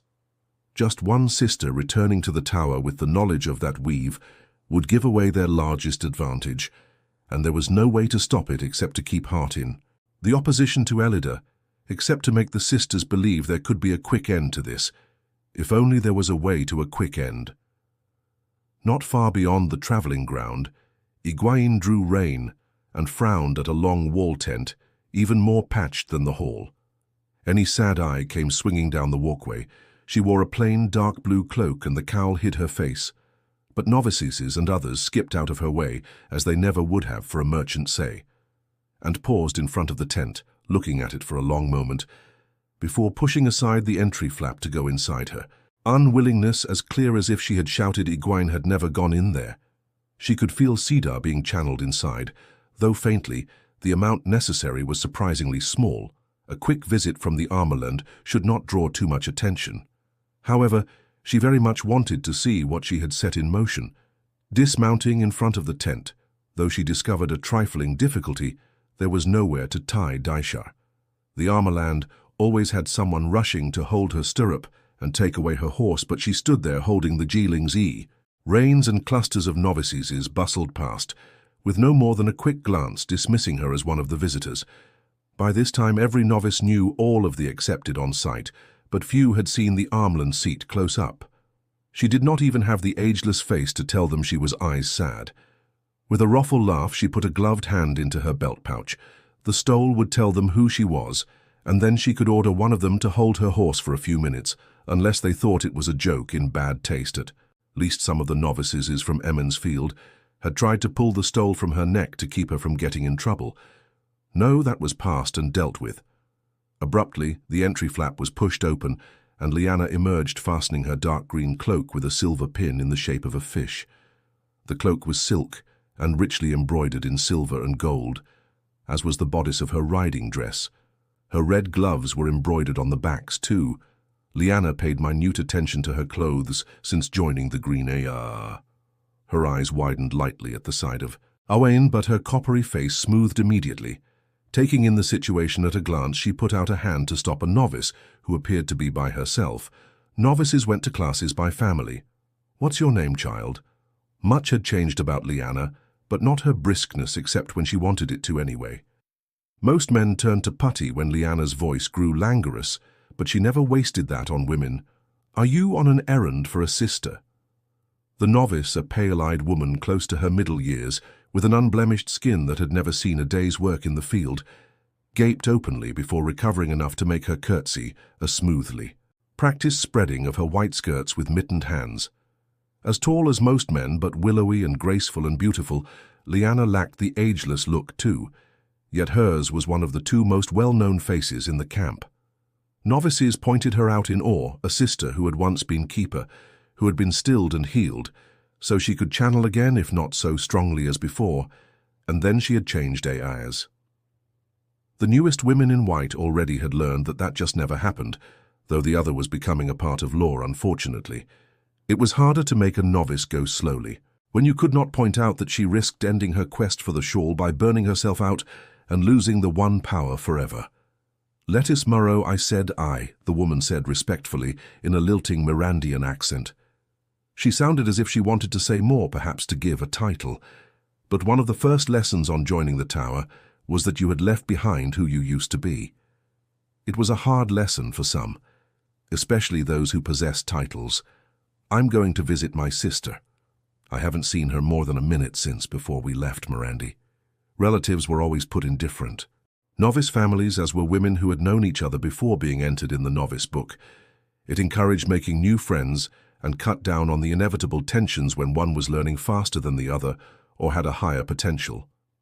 "She's free of classes too until the afternoon, and your sister will have to wait a while longer." "Child," Lyanna broke in. "Hold the Armorland's horse for her." Lettice gave a start and stared at Dwayne, who had finally managed to extract her stole. Handing Daisha's reins to the woman, she lowered her cowl and settled the long, narrow strip of cloth onto her shoulders. Light as a feather in her pouch, the stole had real weight hanging around her neck. Swan claimed that sometimes you could feel every woman who had ever worn the stole hanging from the ends of it, a constant reminder of responsibility and duty, and Egwene believed every word. The Mirandian gaped at her harder than she had for Lyanna, and took longer to remember to curtsy. No doubt she had heard that the Armalin was young, but it seemed unlikely she had given a thought to how young. "Thank you, child," Egwene said smoothly. There had been a time when she felt strange calling a woman 10 years older than herself child. Everything changed with time. "It won't be for long. Lyanna, would you ask someone to send a groom for Daishar? Now that I'm out of the saddle, I'd assume stay out, and Lettice should be allowed to see her sister. I will see to it myself." Mother Lyanna offered a fluid curtsy and moved away, with never a hint that there was more between them than this chance encounter. Egwene trusted her far more than she did Anaya or even Shiriam. She certainly kept no secrets from Lyanna any more than from Swan. But their friendship was yet another secret that had to be kept. For one thing, Lyanna had eyes and ears actually inside Tarvalon, if not in the tower itself, and their reports came to Egwene, and Egwene alone. For another, Lyanna was much petted for accommodating so well to her reduced status, and every sister welcomed her, if only because she was living proof that stilling the deepest dread of any Aes Sedai could be reversed. They welcomed her with open arms, and because she was less now standing below at least half other sisters in the camp, they often spoke in front of her about matters they would never want the Armorland to know of, so Egwene did not so much as glance after her as she left. Instead, she offered Lettice a smile. The woman reened and bobbed another curtsy, then entered the tent, stripping off her gloves and tucking them behind her belt. Inside 8 mirrored stand lamps stood along the walls between low wooden chests, one with a bit of worn gilding and the rest of painted iron. No, 2 of the lamps had the same number of arms, but they provided good illumination, if not so bright as outside assorted tables that seemed to have come from 7 different farm kitchens made a row down the center of the canvas ground cloth. The benches of the 3 farthest, occupied by a half a dozen novices with their cloaks folded beside them, each woman surrounded by the glow of the power. Tiana, the mistress of novices, hovered anxiously over them, walking between the tables, and surprisingly so did Shirina Malloy, one of the novices acquired in Mirandi. Well, Shirina was not exactly hovering, just watching calmly, and perhaps it should not have been a surprise to find her there. A dignified, gay-haired grandmother with a tight bun on the back of her head. Shirina had run a very large family with a very firm hand, and she seemed to have adopted all of the other novices as granddaughters or grandnieces. She was the one who had organized them into those tiny families completely on her own, and apparently out of simple disgust at seeing everyone flounder around. Most Aes Sedai went more than a touch tight-mouthed if reminded of that, though they had accepted the form quickly enough once. They realized how much easier it made keeping track and organizing classes. Tiana was inspecting the novices' work so closely that it seemed obvious she was attempting to ignore Sharina's presence. Short and slight, with large brown eyes and a dimple in her cheek, Tiana somehow looked young despite her ageless face, particularly alongside the taller novices' creased cheeks and broad hips. The pair of Aes Sedai channeling at the table nearest the entrance, Kairin and Ashmana, had an audience of 2 as well. Janya a sitter for the brown, and Selita Toranis a sitter for the yellow, the eyes. Sedai and the novices were all performing the same task. In front of each woman, a close net woven of earth, fire, and air surrounded a small bowl or cup or the like, all made by the camp's blacksmiths, who were very puzzled at why the sisters wanted such things made of iron, not to mention having them made as finely as if they were silver. A second weave, earth and fire woven. Just so penetrated each net to touch the object, which was slowly turning white, very, very slowly in every case. Ability with the weave improved with practice. But of the 5 powers, strength in earth was the key, and beside Egwene herself, only 9 sisters in the camp, along with 2 of the accepted and nearly 24 novices, had sufficient of that to make the weaves work at all. Few among the sisters wanted to give any time to it, though Ashmanila lean enough to make her seem taller than she really was. Fingers tapping the tabletop on either side of the simple metal cup in front of her, was frowning impatiently as the edge of whiteness crept upward past halfway Kairin's blue. Eyes were cold enough that it seemed her stare alone might shatter the tall goblet she was working on, that had only the smallest rim of white at the bottom. It must have been Kairin Egwene had seen going in. Not everyone was unenthusiastic, though Janna slim in her pale bronze silks and wearing her brown fringe shawl draped over her arms, studied what Kairin and Ashmanila were doing with the eagerness of one who wished she could be doing the same. Janna wanted to know everything, to know how everything was done and why it happened that way. She had been extremely disappointed when she could not learn to make Turang real. Only 3 sisters aside from Elayne had managed that so far with very spotty success, and she had made a concerted effort to learn this skill. Even after the testing showed she fell short of the required strength in using earth. Selita was the first to notice Egwene round-faced and almost as dark as charcoal. She eyed Egwene levelly, and the yellow fringe of her shawl swayed slightly as she made a very precise curtsy, exact to the inch raised in Saladar. Selita was part of a disturbing pattern. Too many sitters who were too young for the position Selita had only been Aes Sedai for 35 years, and rarely was a woman given a chair before wearing the shawl for 100 or more. Swan saw a pattern anyway, and thought it disturbing, though she could not say why. Patterns she could not understand always disturbed Swan. Still, Selita had stood for war against Elida, and frequently supported Egwene in the hall, but not always, and not in this mother, she said coolly. Jar's head jerked up, and she broke into a beaming smile. She also had stood for war, the only woman who had been a sitter before the tower divided to do so, excepting Lil and Layla, 2 of the Blues. And if her support for Egwene was not always unwavering, it was so here. As usual, words spilled out of her. I will never get over this, Mother. It's simply amazing. I know we shouldn't be surprised any longer when you come up with something no one else has thought of. Sometimes I think we've gotten too set in our ways, too sure what can and cannot be done, but to puzzle out how to make Quendiar. She paused for breath, and Selita moved into the gap smoothly and coldly. I still say it is wrong, she said firmly. I admit the discovery was a brilliant piece of work on your part, Mother, but Sedai should not be making things for sale. Selita invested that word with all the scorn of a woman who accepted the income from her estate in Tyr without ever thinking how it had been come by. The attitude was not uncommon, though most sisters lived on the tower's generous yearly allowance, or had before the tower split apart. On top of which she went on, nearly half the sisters forced into this are yellow. I receive complaints every day. We at least have more important uses for our time than making trinkets. That earned her a hard glare from Ashmanila, a grey and a frigid stare from Chiron, who was blue, but Selita ignored them.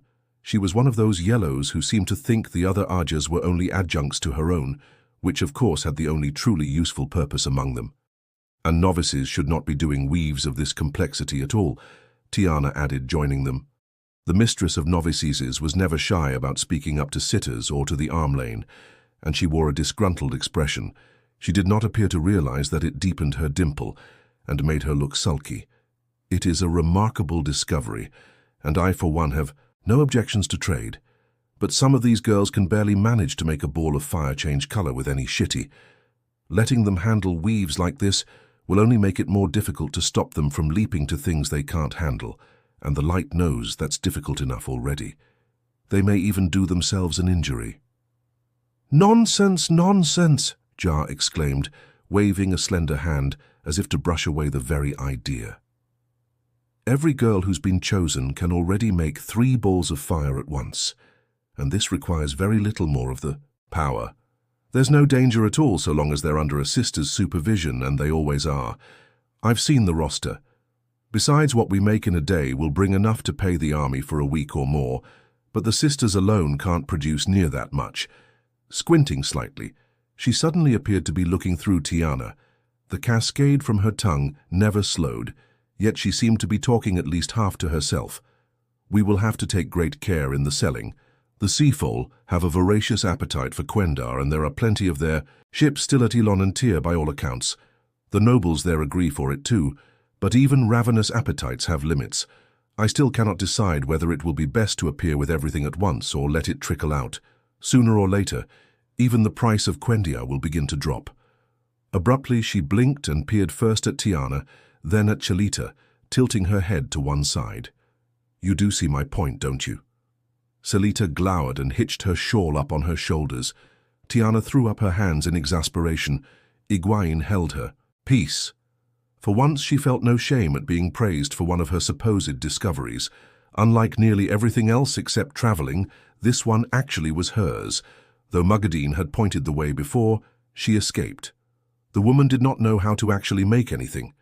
At least she had not revealed any such knowledge, however hard I had pressed her, and she had pressed very hard. But Mugad'Din had a wide streak of greed, and even in the Age of Legends, Quendiar had been a prized luxury. She had known enough of how it was made for Egwene to puzzle out the rest. In any case, no matter who objected or how strenuously the need for money meant the production of Quendiar would continue, though as far as she was concerned, the longer before any of it was sold, the better. Shirena, clapping her hands together loudly in the back of the tent, jerked everyone's head that way. Kern and Ashmanila turned too, the blue even letting her weaves go, so the goblet bounced on the tabletop with a metallic clatter. It was a sign of boredom. The process could be started over, though finding the precise point was very hard, and some sisters took every opportunity to do anything else during the hour they had to spend in the tent each day. An hour or until they completed one item, start to finish, whichever came first. That was supposed to push them to try harder at increasing their skill, but few had progressed very far. "Bodwin Nicola off to your next class," Shirena announced. She did not speak loudly, but her voice had a strength that could have cut through a babble of voices, much less the quiet of the tent. "You have just time to wash your hands and faces. Quickly now." "You don't want any bad reports." Bodwin moved with efficient alacrity, releasing Cedar and placing her half-made Wendiar bracelet in one of the chests along the wall for someone else to finish. Then gathering her cloak, plump-cheeked and pretty, she wore her hair in a long dark braid, though I was not sure she had gotten permission from the women's circle. But then that world was behind her now, tugging on her mittens as she hurried from the tent. Boda kept her eyes down and never glanced in Egwene's direction. Plainly, she still did not understand why a novice could not drop by to chat with the Armlane seat whenever she wanted. Even if they had grown up together, Egwene would have loved to talk with Boda and some of the others, but an Armlin had lessons to learn too. An Armelin had many duties, few friends, and no favorites. Besides, even the appearance of favoritism would mark the Two Rivers girls out and make their lives with the other novices is a misery, and it wouldn't do me much good with the hall either, she thought wryly. She did wish the Two Rivers girls understood, though the other novice Shirena had named did. Not leave her bench or stop channeling. Nicola's black eyes flashed at Shirena. "I could be the best at this if I was ever allowed to really practice," she grumbled sullenly. "I'm getting better. I know I am. I can foretell." "You know, as if the one had anything to do with the other. Tiana said I tell her I can stay longer. I can finish this bowl before my next class. And I'm sure Adina said I won't mind if I'm just a little late." If her class was any time soon, she would be more than a little late if she tried to complete the bowl. Her hour's effort had turned only half of it white. Tiana opened her mouth, but before she could utter a word, Shirina raised one finger, then a moment later a second. It must have had some particular significance, because Nicola went pale and let go of her weaves on the instant, leaping up so quickly that she juggled the bench, earning quick frowns from the other two novices who shared it. They bent quickly back to their work, though, and Nicola almost ran to thrust the half-done bowl into a chest before snatching up her cloak. To Egwene's surprise, a woman she had not seen, dressed in a short brown coat and wide trousers, jumped up from where she had been sitting on the groundcloth beyond the tables, scowling blue-eyed daggers at everyone in sight. AR ran out of the tent after Nicola, the two women mirror images of disgruntlement and discontent. Seeing the pair of them together made Egwene uneasy. "I didn't know friends were allowed in here to watch," she said. "Is Nicola still causing problems?" Nicola and Arena had attempted to blackmail her and Mirelle and Nissa, but that was not what she meant. That was still another secret. "Better the girls friendly with Arena than with one of the male grooms," Tiana said with a sniff. "We've had 2 get with child, you know, and 10 more likely to. The girl needs more friends, though friends will do the trick with her." She cut off as 2 more white-clad novices hurried into the tent, the pair of them squeaking and skidding to a halt when they found Aes standing right in front of them. Hastily dropping curtsies, they scuttled to the back of the tent at a gesture from Tiana and folded their cloaks on a bench before fetching a partly white goblet and an almost white cup from one of the chests. Shirina saw them settled to work, then gathered her own cloak and swung it around her shoulders before coming up the tent. "If you will excuse me." "Tiana said she said, making a curtsy that just came short of being to an equal. "I've been told off to help with the midday meal today, and I wouldn't want to get crosswise with the cooks." Her dark eyes rested on Egwene for a brief moment, and she nodded to herself. "Go on then," Tiana said sharply. "I would hate to hear. You had been switched for being late."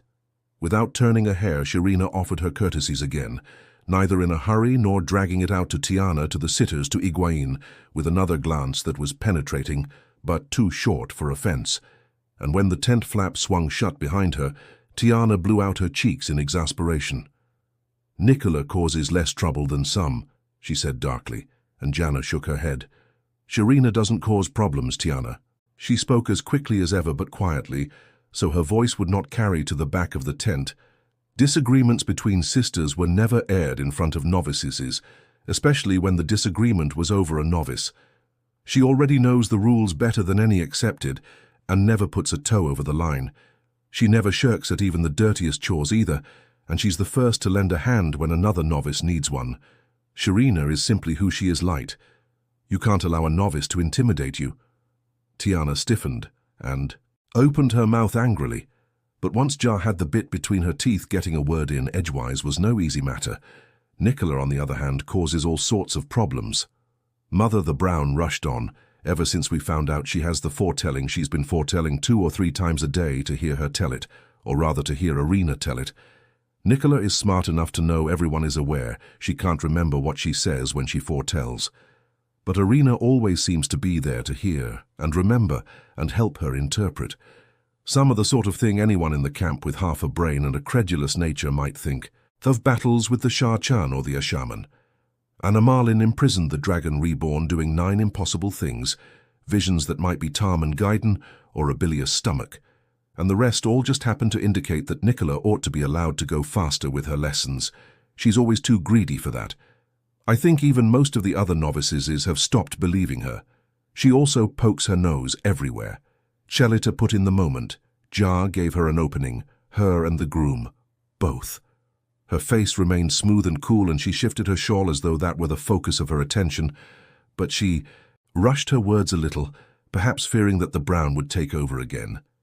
They've both been switched for eavesdropping on sisters, and I myself caught Nicola trying to peek into one of the traveling grounds. She said she just wanted to see a gateway open, but I think she was trying to learn the weave impatience. I can understand, but deceit cannot be tolerated. I no longer believe Nicola will attain the shawl, and frankly, I've begun to wonder whether she should be sent away soon rather than late. The novice book may be open to everyone, she finished with an expressionless glance at Egwene. But we do not have to lower our standards completely. Glaring. Tiana pursed her lips stubbornly, emphasizing her dimple again. You could almost forget she had worn the shawl for over 30 years and think her a novice herself. As long as I am mistress of novices, the decision on whether to send a girl away is mine, she said heatedly. And I do not intend to lose a girl of Nicola's potential. Nicola would be very strong in the power one day. Or Shireena's, she added with a grimace, hands smoothing her skirts in irritation. Shireena's potential was nothing short of remarkable, far beyond anyone in living memory, except for Naive, and ahead of Naive as well. Some thought she might become as strong as it was possible to be, though that was only speculation. If Nicola has been bothering you, Mother, I will see to her. I was just curious, I said, carefully swallowing a suggestion that the young woman and her friend both be watched closely. She did not want to talk about Nicola. It would be too easy to find herself with a choice between lying or revealing matters she dared not expose. A pity she had not allowed Swan to arrange for 2 quiet deaths. Her head jerked in shock at the thought. Had she gone that far from Emond's Field, she knew she would have to order men to die in battle sooner or later, and she thought she might be able to order a death if the need was great enough. If one death could stop the death of thousands or even hundreds, was it not right to order it? But the danger presented by Nicola and Irina was simply that they might reveal secrets that could inconvenience Egwene. Alvir, O'Mirel, and the others might be lucky to get off with the birching, and they would certainly consider that more than inconvenient, but discomfort, however, great was not sufficient reason for killing. Abruptly, Egwene realized that she was frowning, and Tiana and the 2 sitters were watching her. Janna not bothering to hide her curiosity behind a mask of serenity.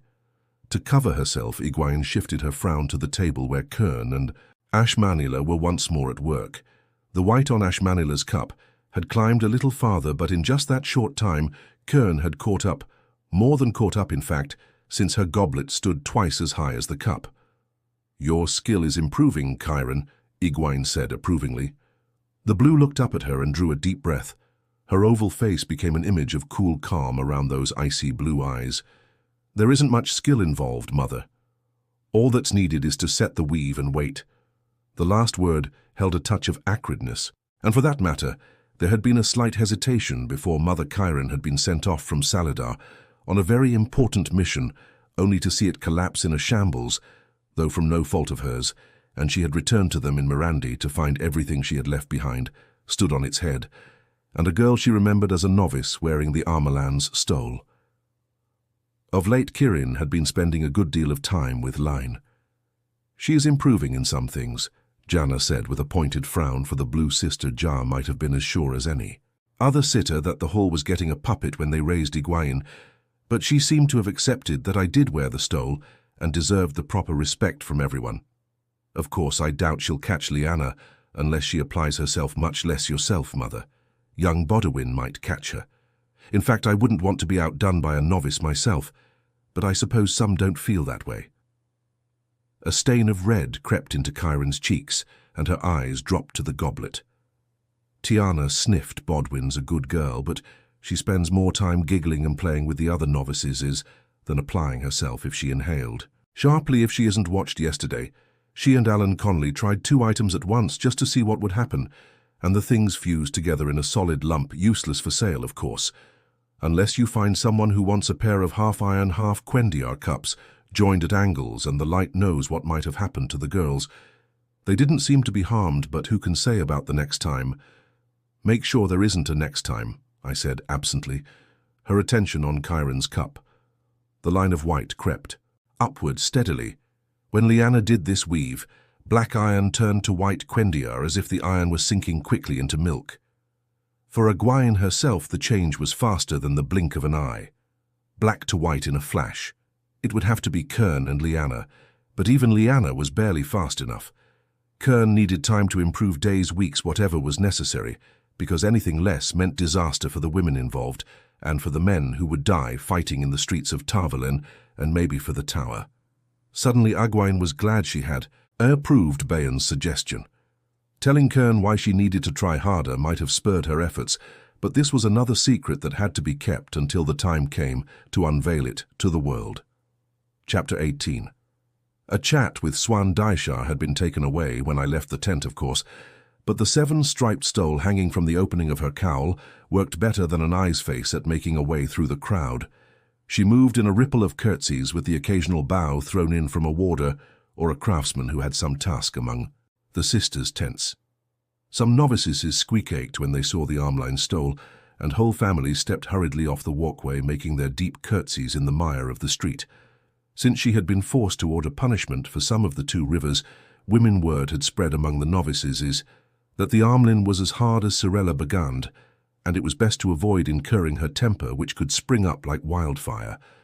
Not that most of them knew enough history to have any real idea who Sorella had been, but her name had been a byword of iron-handed strictness in the tower for 100 years, and the accepted made sure that novices absorbed tidbits like that. It was a good thing that Egwene's cowl hid her face. By the 10th time, a novice family leapt out of her way like frightened hares. She was gritting her teeth so hard that seeing her face would have cemented her reputation for chewing iron and spitting nails. She had the horrible feeling that in a few hundred years accepted would be using her name to frighten novices the way they used Sorella's now. Of course, there was the little matter of securing the White Tower first. Small irritations had to wait. She thought she could have spit nails without the iron. The crowds thinned to nothing around the Armlin's study, which was just a peaked canvas tent with patched brown walls despite the name. Like the hall, it was a place to be avoided, unless you had business there or were summoned. No one was simply asked to the hall of the tower or the Armline study. The most innocuous invitation to either was a summons, a fact that turned that simple tent into a haven. Sweeping through the entry flaps, she swung her cloak off with a feeling of relief. A pair of braziers made the tent deliciously warm after outside, and they gave off very little smoke. A touch of sweet scent lingered from the dried herbs that had been sprinkled on the glowing embers. "The way those fool girls behave, you would think She began in a growl and cut off abruptly. She was not surprised to see Swan standing beside the writing table, in plain blue wool, finely cut but simple. A wide-toed leather folder held to her chest. Most sisters still seemed to believe, like Delana, that she was reduced to instructing Egwene in protocol and running errands grudgingly in both cases. But she was always there, bright and early, which seemed to have gone unnoticed so far. Swan had been an Armlin who chewed iron, though no one would believe who did not already know novices pointed her out as often as they did Lyanna, but with an air of doubt that she really was who the sisters said. Pretty, if not quite beautiful, with a delicate mouth and dark, glossy hair to her shoulders, Swan looked even younger than Lyanna, only a few years older than Egwene. She could have been taken for one of the accepted, without the blue-fringed shawl draped across her arms. That was why she never went without the shawl, to avoid embarrassing mistakes. Her eyes had not changed any more than her spirit, however, and they were icy blue owls aimed at the woman whose presence was a surprise. Aelima was certainly welcome, yet Egwene had not expected to see her stretched out on the brightly coloured cushions that were piled along one side of the tent, her head propped on one hand. Where Swan was pretty, the sort of young woman, seemingly young at least, who made men and women alike smile at her. Aelima was stunning, with big green eyes in a perfect face and a full, firm bosom, the sort who made men swallow and other women frown. Not that Owen frowned or believed the tales carried by women jealous of the way Aelima attracted men, just by being. She could not help the way she looked after all. But even if her position as Delana's secretary was plainly a matter of charity by the Grey, sister, a poorly educated countrywoman, Aelima, formed her letters with the awkwardness of a young child. Delana usually kept her busy all day with some sort of make-work. She seldom appeared before time for bed, and then it was nearly always because she had heard Egwene had one of her heads. Nisa could do nothing with those headaches, even using the new healing. But Hale's massages worked wonders, even when the pain had Egwene whimpering. "I told her you wouldn't have time for visits this morning, Mother," Swan said, sharply still glaring at the woman on the cushions as she took Egwene's cloak with her free hand. But I might as well have played cat's cradle with myself as open my mouth. Hanging the cloak on the rustic cloak stand, she snorted contemptuously. Maybe if I wore breeches and had a mustache, she'd pay mind. Swan seemed to believe every one of the rumors about Tail Lima's supposed depredations among the prettier craftsmen and soldiers. Strangely, Hail Lima seemed amused by her reputation. She might even have enjoyed it. She laughed low and throaty and stretched on the cushions like a cat. She did have an unfortunate liking for low-cut bodices, incredible in this weather, and she nearly came out of her blue/green silk. Silk was hardly the usual garb for a secretary, but Delana's charity ran deep, or her debt to Hail Lima. "Did you seem worried this morning, Mother?" the green-eyed woman murmured. "And you slipped out so early for your ride, trying not to wake me. I thought you might like to talk. You wouldn't get so many headaches if you talked over your worries more. At least you know you can talk to me." Eyeing Swan, who was peering down her nose disdainfully, Hail Lima gave another smoky laugh and, "You know, I don't want anything from you, unlike some." Swan snorted again and deliberately busied herself with placing the folder on the writing table, just so between the stone inkwell and the sand jar. She even fiddled with the pen rest. With an effort, Egwene managed not to sigh. Just Hail Lima did ask for nothing beyond a pallet in Egwene's tent, so she could be on hand when one of Egwene's headaches came on, and sleeping there must have given difficulties with carrying out her duties for Delana. Besides, Egwene liked her earthy, outspoken manner. It was very easy to talk to Hail Lima and forget for a little while that she was the Armelin seed, a relaxation she could not have even with Swan. She had fought too hard for recognition as Aes Sedai and Armelin, and her grip on that recognition was too tenuous. Every slip from being Armelin would make the next slip easier, and the next after that, until she was back to being regarded as a child at play. That made Hail Lima a luxury to be treasured quite apart from what her fingers could do to Egwene's headaches. To her annoyance, though every other woman in the camp appeared to share Swan's view, with the possible exception of Delana. The Grey seemed too prudish to employ a light skirt, no matter what charity she thought she owed. In any case, whether the woman chased men or even tripped them up was beside the point. "Now, I'm afraid I do have work, Hail Lima," she said, tugging off her gloves. A mountain of work most days. There was no sign of Shiriam's reports on the table yet, of course, but she would be sending them soon, along with a few petitions she thought merited attention. Just a few 10 or 12 appeals for redress of grievances, with Egwene expected to pass the Armelin's judgment on each. You could not do that without study and questions not, and hand down a just decision. Perhaps you can have dinner with me if she finished in time to do more than eat at her table, right there in her study. It was getting on toward midday already. We can talk then.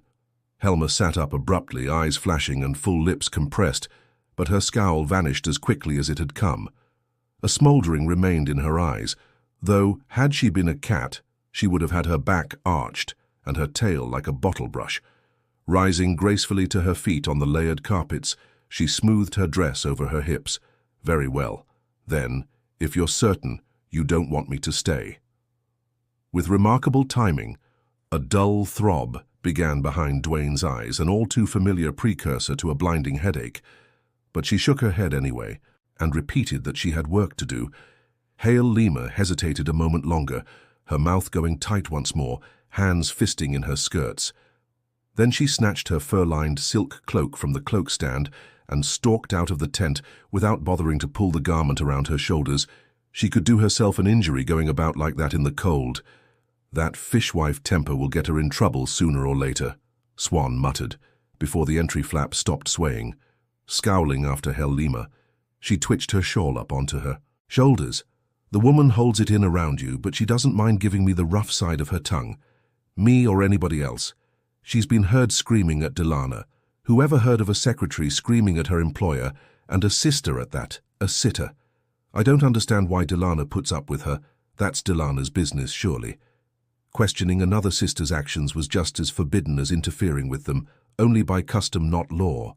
Yet some customs were as strong as law. Surely she did not have to remind Swan of that. Rubbing her temples, Egwene sat down, carefully in the chair behind her writing table, but the chair wobbled anyway. Designed to fold for storage on a wagon, the legs had a habit of folding when they were not supposed to, and none of the carpenters had been able to fix them after repeated attempts.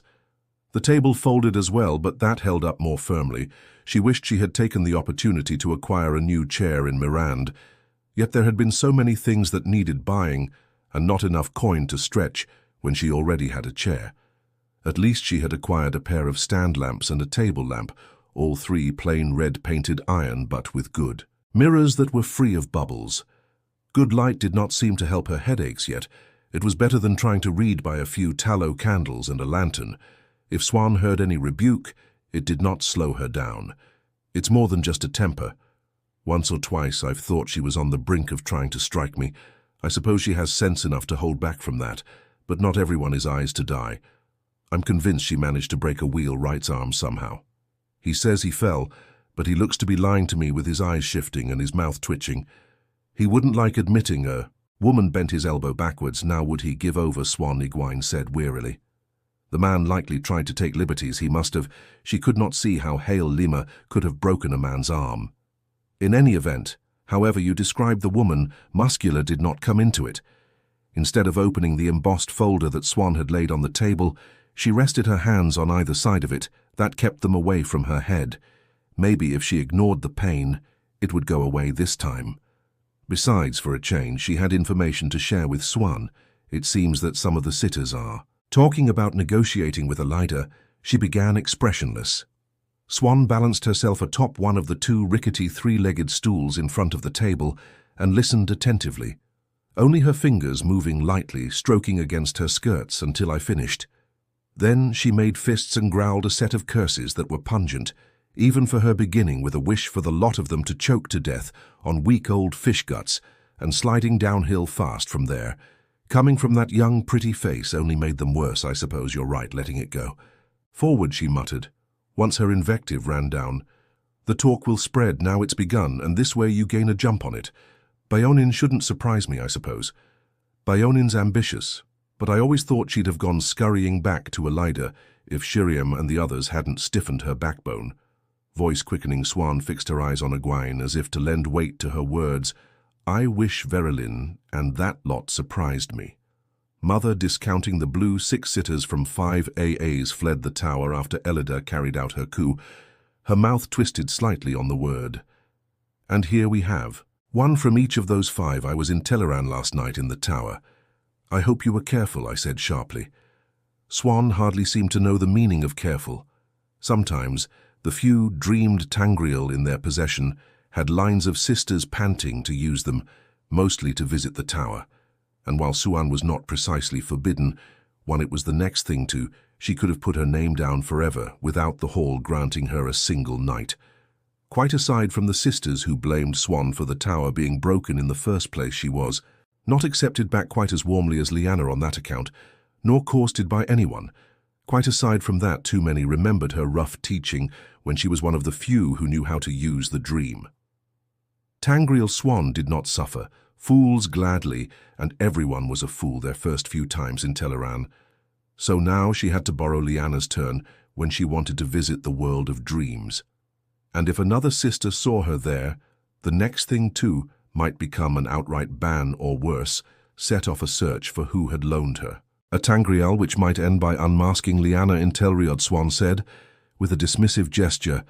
I'm a different woman in a different dress every time I turn a corner. That was good to hear, though it seemed likely a lack of control had as much to do with it as intense Swan's belief in her own abilities was sometimes greater than warranted. The point is, last night I saw a partial list of sitters and managed to read most of the names before it changed to a tally of wines.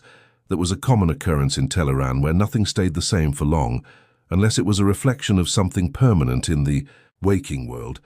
And 4 was raised for the grey Rena, Hafton for the green, and Julaine Madoma for the brown. None has worn the shawl more than 70 years at most. Elayne has the same problem we do. Mother, I see. Egwene said slowly.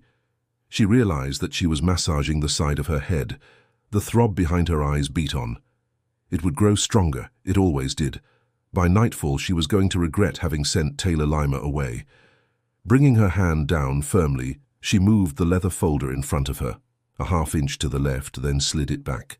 What of the rest? They had 6 sitters to replace. Fana Niaran was raised for the white, Swan admitted, and Swana drowned for the yellow.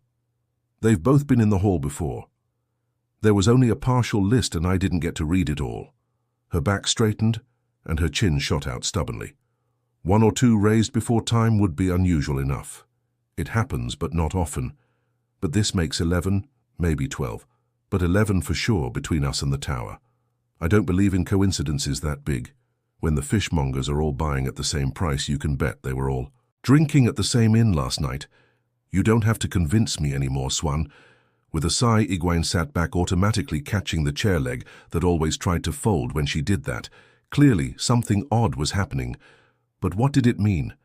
And who could influence the choice of sitters in every AA, every Arja except the blue at least? They had chosen one new sitter, but Moria had been Aes Sedai well over 100 years, and maybe the red was not affected. No one knew what changes, if any, had been made in the red sitters. The black might be behind it. But what could they gain? Unless all of those 2 young sitters were black, that seemed impossible in any case. If the black Ajah had had that much influence, the hall would have been all dark friends long ago. Yet if there was a pattern and coincidence would not hold, then someone had to be at the heart of it, just thinking about the possibilities. The impossibilities made the dull pain behind her eyes grow a little sharper. If this turns out to be happenstance after all, Swan, you're going to regret ever thinking you saw a puzzle. She forced a smile, saying that to take out any sting, and Amlin had to be careful with her words. Now that you've convinced me there is a puzzle, I want you to solve it. Who is responsible, and what are they after? Until we know that we don't know anything. Is that all you want? Swan said dryly. Before supper or after? After we'll have to do, I suppose. Egwene snapped, then took a deep breath at the abashed look on the other woman's face. There was no point taking her headache out on Swan. And Armelin's words had power and sometimes consequences. She had to remember that. As soon as you can would be very good, though, she said in a milder voice. I know you'll be as quick as you can, she grinned, or not. Swan seemed to understand that Egwene's outburst came from more than her own sarcasm. Despite her youthful appearance, she had years of practice at reading faces. Shall I go find Hail Lima? She said, half rising. The lack of tartness attached to the woman's name was a measure of her concern. It won't take a minute. If I give way for every ache, I'll never get anything done, I said, opening the folder. Now what do you have for me today? She kept her hands on the papers, though, to stop from rubbing her head. One of Swan's tasks each morning was to fetch what the Ajahs were willing to share from their networks of eyes and ears, along with whatever individual sisters had passed on to their AAS. And the Ajahs had decided to pass on to Egwene. It was a strange process of sieving, yet it still gave a fair picture of the world when added to what Swan put in. She had managed to hold on to the agents that had been hers as Armelin, by the simple expedient of refusing to tell anyone who they were, despite every effort by the Hall. And in the end, no one could gainsay that those eyes and ears were the Armelins, and that they should by rights report to Egwene. Oh, there had been no end of grumbling over it, and still was on occasion, but no one could deny the facts. As usual, the first report came from neither the Ijas nor Swan, but Lyanna, written on thin sheets of paper in a flowing, elegant hand. Egwene could not see exactly why, but you could never doubt that anything Lyanna wrote had been written by a woman. Those pages I held to the table lamps, flame one by one as soon as she read them, letting the paper burn almost to her fingers, then crumpling the ash. It would hardly do for her and Lyanna to behave like near strangers in public, then allow one of her reports to fall into the wrong hands. Very few sisters were aware that Lyanna had eyes and ears inside Tarvalin itself. She might have been the only sister who did. It was a human failing to watch keenly what was happening down the street while ignoring what lay right at your feet, and the light knew Aes Sedai had as many human failings as anyone else. Unfortunately, Lyanna had little new to communicate. Her people in the city complained of filthy streets that were increasingly dangerous after dark and little safer by daylight. Once crime had been all but unknown in Tarvalin, but now the tower guards had abandoned the streets to patrol the harbours and the bridge towers, except for collecting the customs duties and buying supplies, both done through intermediaries. The White Tower seemed to have shut itself off from the city completely. The great doors that allowed the public to enter the tower remained shut and barred, and no one had seen a sister outside the tower to know her as Aes since the siege began, if not earlier. All confirmation of what Lyanna had reported before the last page made Egwene's eyebrows rise. though rumor in the streets said Gareth Bryn had found a secret way into the city and would appear inside the walls with his whole army any day. Diana would have said if anyone had breathed a word that sounded like they meant gateways, Swan said quickly when she saw Egwene's expression. She had read all of these reports already, of course, and knew what I was seeing by which page she held. Shifting on the unsteady stool, Swan almost fell off onto the carpets. She was paying so little heed. It did not slow her down a hair, though, and you can be sure Gareth hasn't let anything slip. She went on while still righting herself. Not that any of his soldiers are fool enough to desert to the city now, but he knows when to keep his mouth shut. He just has the reputation for attacking where he can't possibly be. He's done the impossible often enough that people expect him to. That's all hiding a smile. Egwene held the paper mentioning Lord Gareth to the flame and watched it curl and blacken. A few months passed. Swan would have offered an acid comment about the man instead of praise. He would have been Gareth Bloody Bryn, not Gareth. She could not possibly miss doing his laundry and polishing his boots. But Egwene had seen her staring at him on those rare times when he came to the Aes camp, staring and then running away. If he so much as glanced at her, Swan running away. Swan had been Aes Sedai for more than 20 years, and Armelin for 10, but she had no more idea how to deal with being in love than a duck had about shearing sheep. Egwene crumbled the ash and dusted her hands together, her smile fading. She had no room to talk about Swan. She was in love too, but she did not even know where in the world Gawain was or what to do if she learned. He had his duty to Andor and she hers to the Tower, and the one way to bridge that chasm, bonding him, might lead to his death. Better to let him go. Forget him entirely. As easy as forgetting her own name, and she would bond him. She knew that, of course, she could not bond the man without knowing where he was, without having her hands on him, so it all came full circle. Men were a bother, pausing to press her fingers against her temples. It did nothing to lessen the pulsing pain. She put Gawain out of her mind as far out as she could. She thought she had a foretaste of what it was like having a warder. There was always something of Gawain in the back of her head, and liable to kick its way into her consciousness at the most inconvenient time. Concentrating on the business at hand, she picked up the next sheet. Much of the world had vanished as far as eyes and ears were concerned. Little news came from the lands held by the Seanchan, and that divided between fanciful descriptions of Seanchan beasts delivered as proof they were using shadow spawn. Horrifying tales of women being tested to see whether they should be collared as Demani, and depressing stories of acceptance. The Seanchan, it seemed, were no worse rulers than any others, and better than some. As long as you were not a woman who could channel, and all too many people appeared to have given up thoughts of resistance once it became clear the Seanchan would let them go on with their lives. Arad Doman was almost as bad, producing nothing but rumors, admitted as such by the sisters who wrote the reports, but included just to show the state the country was in. King Alsam was dead. No, he had begun channeling and gone mad. Rodella, the great captain, also was dead, or he had usurped the throne, or was invading Sala. The Council of Merchants were all dead as well, or had fled the country, or begun a civil war over who the next king was to be. Any of those might have been true or none. The AA were accustomed to seeing everything, but now a third of the world had been enveloped in dense fog, with only the tiniest gaps.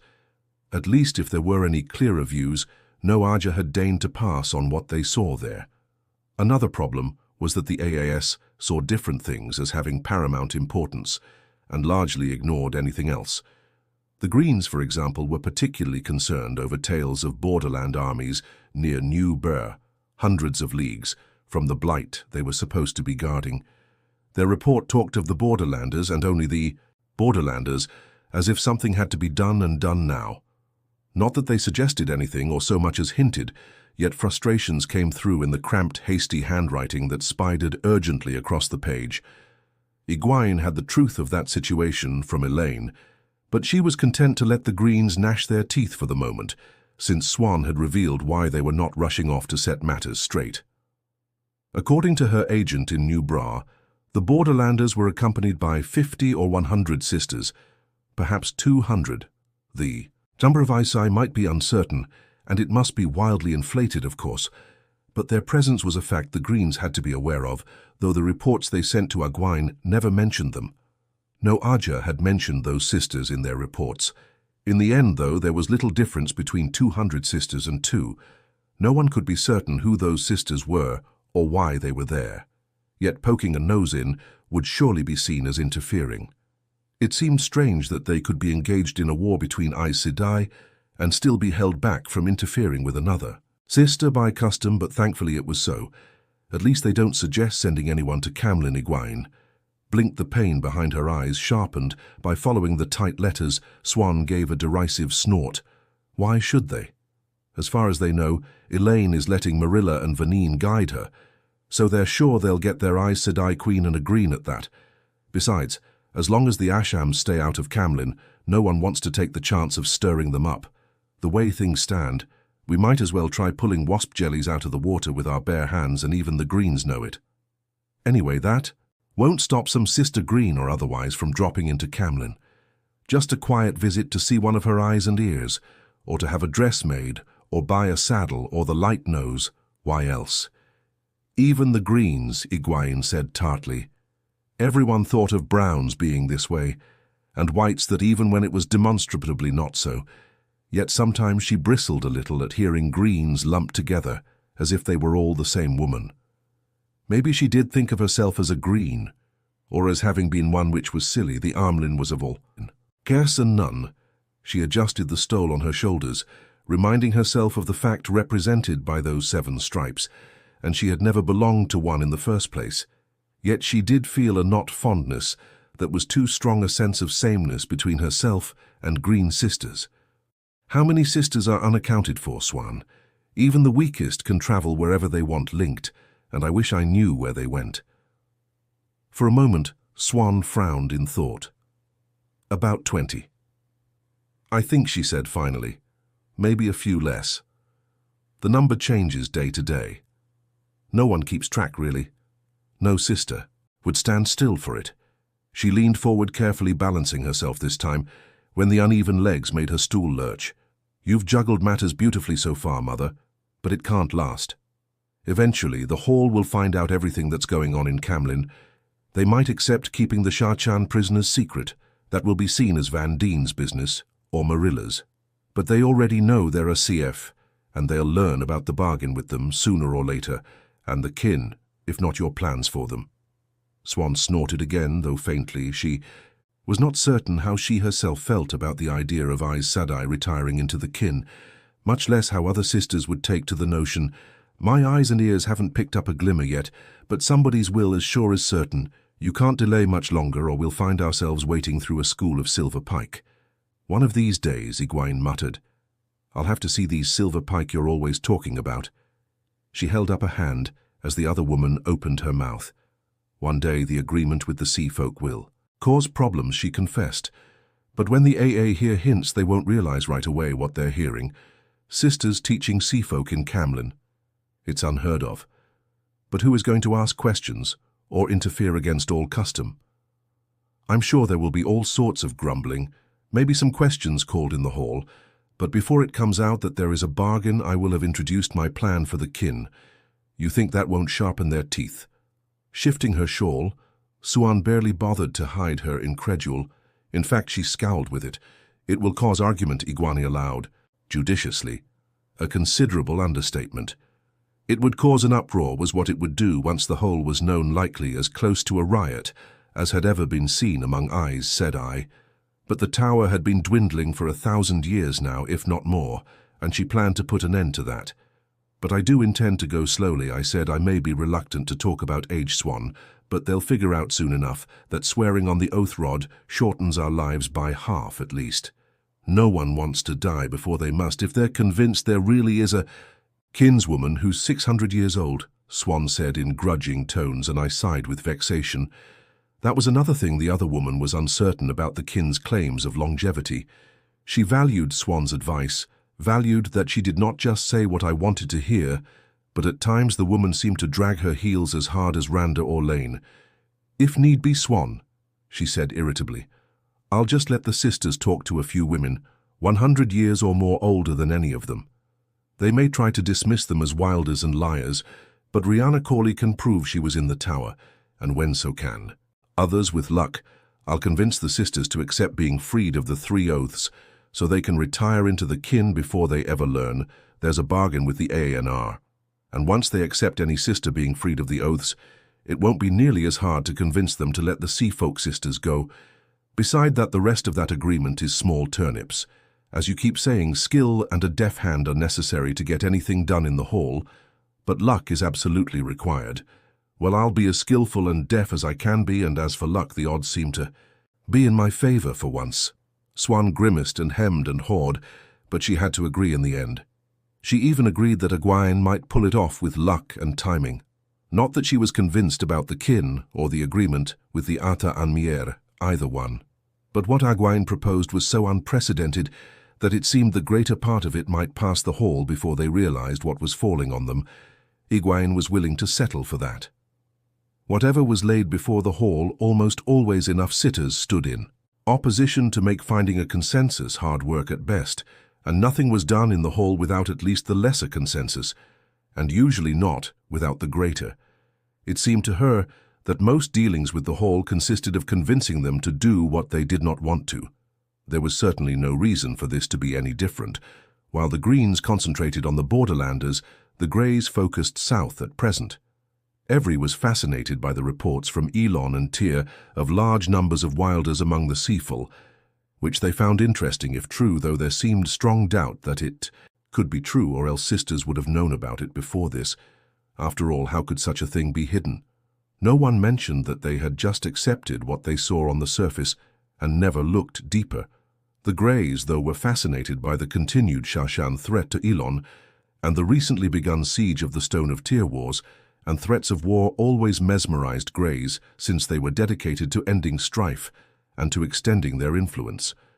Of course, every time the Greys stopped a war with a treaty, they increased the influence of all Aes Sedai, but of Greys most of all, the Shashan seemed beyond. Negotiation, however, at least by Aes Sedai and the Greys' outraged sense of being thwarted, came through in curt words about Shachan incursions across the border and the increasing forces being gathered by Lord Gregoran, the steward in Elon, for the Dragon Reborn, a title that was a matter of some concern in itself. Tyr had its own steward for the Dragon Reborn, the High Lord Darlin Cisnera, and he was besieged in the stone by nobles who refused to accept Rand. It was a very strange siege. The stone had its own. Dox and Darlin's enemies could not cut off supplies even holding the rest of the city as they did, and they seemed content to sit and wait in any event, or perhaps they just could not see what to do next. Only the Aiel had ever taken the stone by assault, and no one had ever starved it out. The Greys had some hopes in Tyr. Egwene's head came up as she read to the bottom of the page, and she hurriedly set that page down and picked up the next. The Greys had had some hopes. Apparently, a Grey sister had been recognized coming out of the stone and followed to a meeting with High Lord Tadosian and High Lady Astanda. Two of the most prominent among the besiegers, Mirana, she breathed. They say it was Mirana Ambry Swan. Unconsciously, she massaged her temple. The pain behind her eyes had ratcheted a little higher. She may do some good. Rising, Swan crossed the carpets to a small table against the tent wall, where several mismatched cups and two pictures sat on a tray.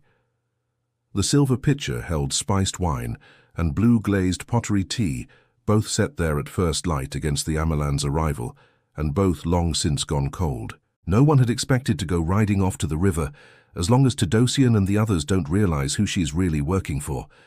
Swan's shawl slipped off one shoulder as she felt the side of the pottery pitcher, and the light of Sidar surrounded her briefly as she channeled fire warming the contents. They won't trust her to negotiate in good faith if they find out she's the Dragon Reborn's creature. Filling a polished pewter cup with tea, she added generous dollops from the honey jar, stirring it in well, and brought the cup back to Egwene. This might help your head.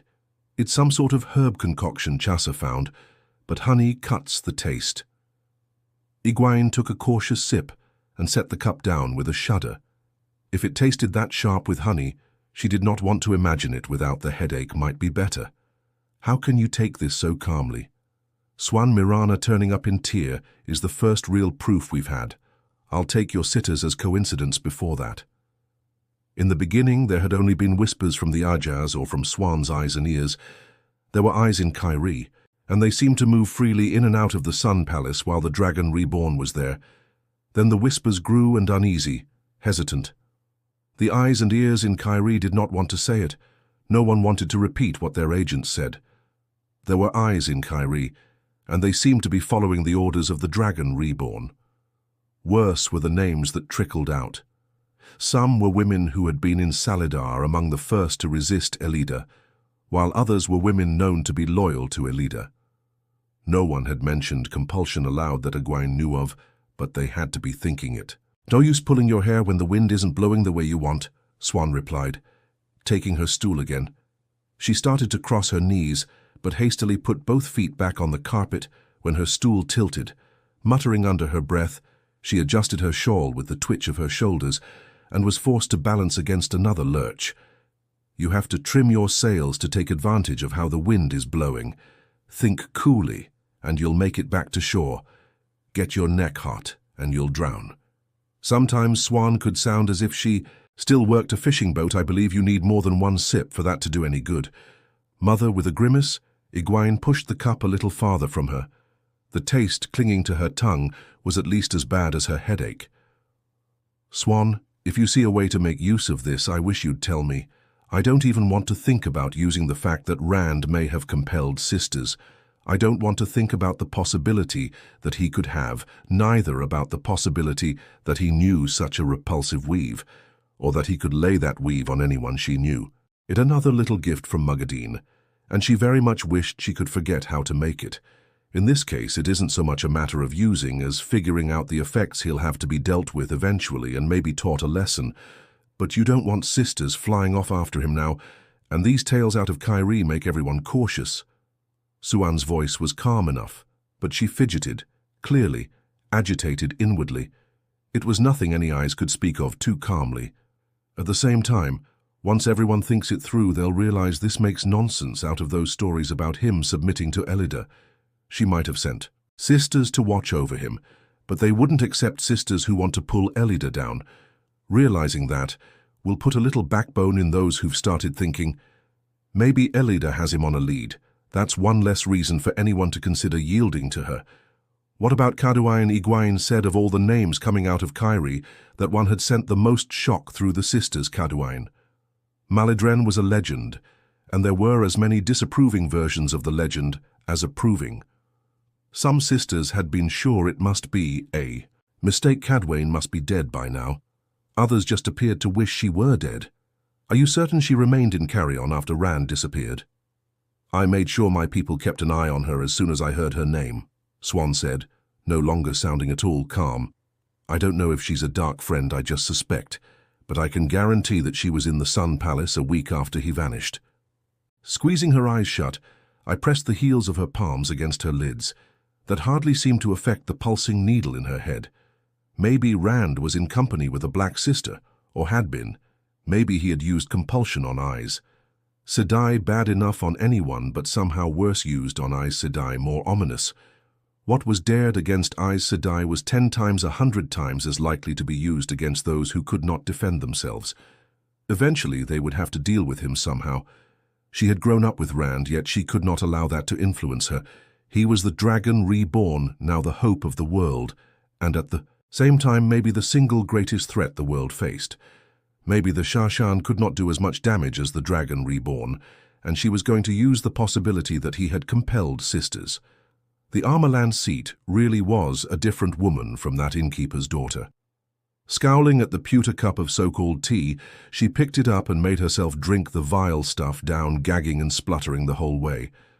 Perhaps the taste would take her mind off her headache at least. As she set the cup down with a sharp clink of metal on wood, Anaya pushed into the tent, mouth turned down and a frown creasing her plain face. Karen and the others have returned, Mother, she said. Moria told me to inform you she has called the hall to hear their report. So have Esmeralda and Melind. Moran announced, coming in behind Anaya with Mirel. The green seemed an image of serene fury, if that was possible, her olive face smooth and her eyes like dark embers, but Morvin wore a scowl to make Anaya look pleased. They're sending novices and accepted running to find all the sitters, the brown said. We can't catch a whisper of what a Karen found, but I think Esmeralda and the others intend to use it to prod. the hall toward something. Peering at the dark dregs floating in a few drops in the bottom of the pewter cup, Egwene sighed. She would have to be there too, and now she would have to face the sitters with a headache and that awful taste in her mouth. Perhaps she could call it a penance for what she was going to do to the hall. Chapter 19. Surprises. By custom, the Armelin was informed of the hall sitting, yet nothing said they had to wait for her before starting the session, which meant that time might be short. Egwene wanted to leap to her feet and march straight to the big pavilion before Moria, and the other two could spring whatever surprise they intended. Surprises in the hall were seldom good. Surprises you learned about late were worse. Still, protocols that were law, not custom, had to be followed for the Armelin entering the hall, so she remained where she was and sent Tuon to fetch Shiriam so she could be announced properly by the keeper of the chronicles. Tuon had told her that was really a matter of warning the sitters of her presence. There were always matters they might want to discuss without the Armelin knowing, and she had not sounded entirely as if she were making a joke. In any case, there was no point in going to the hall until she could enter. Tamping down her impatience, she propped her head on her hands and massaged her temples as she tried to read a little more of the AA reports. Despite the vile tea, or perhaps because of it, her headache made the words shimmer on the page every time she blinked, and Anaya and the other two did not help. No sooner did Tuon depart than Anaya tossed back her cloak, settling on the stool Tuon had vacated. It did not seem to lurch under her uneven legs or no, and began to speculate on what Moria and the others were after. She was not a flighty woman, so her ventures were quite constrained given the circumstances. Constrained, but no less upsetting for that frightened people do silly things. "Mother, even Aes Sedai," she murmured, placing her hands on her knees. "But at least you can be sure Moria will be firm about Elida. At least in the long run. She lays every sister who died after Tuon was deposed right at Elida's feet. Moria wants Elida, birched for every single death before she goes to the headsman. A hard woman, harder than Elayne in some ways. Tougher anyway. She won't scruple at things that might make Elayne balk. I'm very much afraid she will press for an assault on the city as soon as possible. If the Forsaken are moving so openly on such a scale, then better a wounded tower that's whole than a tower divided. At least I fear that's how Moria may see things. After all, however much time we want to avoid sisters killing sisters, it wouldn't be the first time the tower has lasted a long time and healed from many wounds. We can heal from this one too."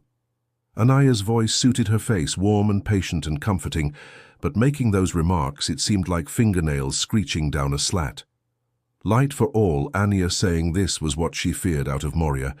She seemed much in accord with the sentiments. She was deliberate, unflappable, and never careless with words. If she favored an assault, how many others did too? As usual, Mirelle was anything but constrained. Mercurial and fiery described her best. She would not know patience if it bit her on the nose. She paced back and forth as much as the confines of the tent allowed, kicking her deep green skirts and sometimes kicking one of the bright cushions piled against the wall before turning to make another round. If Moria is frightened enough to press for an assault, then she's frightened out of her wits. A tower too wounded to stand alone won't be able to face the Forsaken, or anyone else Melindis who should concern you. She's always pointing out that Tarman Giddon could be upon us any day. I've heard her say that what we felt could well have been the opening, blows of the last battle, and that it might happen here next.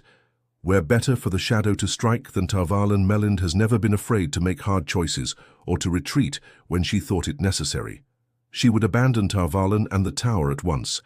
If she thought it would preserve at least some of us for time and guidance, she will propose lifting the siege, fleeing somewhere. The Forsaken can't find us until we're ready to strike back.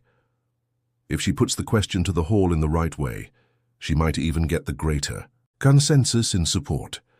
The very thought made the words dance harder on the page in front of Egwene Morvin, her round face unrelenting, simply planted fists on ample hips and met each suggestion with a curt answer. We don't know enough yet to be sure it was a Forsaken, and you can't know until she says perhaps it was and perhaps not. And supposition isn't evidence. It was said she would not believe it was morning till she saw the sun for herself. Her firm voice brooked no nonsense, especially jumps to conclusions. It was not soothing to an aching head either. She was not opposing the suggestions, really just keeping an open mind. An open mind could go either way when it came down to the sticking point. Egwene slapped the embossed folder shut on the reports with a loud smack. Between the disgusting taste on her tongue and the sharp throb in her head, not to mention their incessant voices, she could not keep her place to read anyway. The three sisters looked at her in surprise. She had made it clear long ago that she was in charge, but she tried not to show temper oaths of fealty or no oaths of fealty. A young woman displaying temper was too easy to dismiss as sulky, which only made her angrier, which made her head hurt more. "Which I've waited long enough," she said, making an effort to keep her voice smooth. Her head gave it a slight edge of sharpness anyway. Perhaps Shirian thought she was supposed to meet her at the hall, gathering her cloak. She strode out into the cold while still swinging it around her shoulders, and Morven and the other two hesitated only a moment before following in her wake. Accompanying her to the hall might seem a little like they were her entourage, but they were supposed to be watching her, and she suspected that even Morven was eager to hear what a Karen had to report, and what Moria and the rest intended to fashion from it. Nothing too difficult to deal with, Egwene hoped, nothing like what Anaiah and Morel thought. If necessary, she could try applying the law of war, but even if that was successful, ruling by edict had its disadvantages. When people had to obey you in one thing, they always found ways to wriggle away on others, and the more they were forced to obey, the more places they found for wriggling away. It was a natural balance you could not escape. Worse, she had learned just how addictive it was to have people jump when she spoke.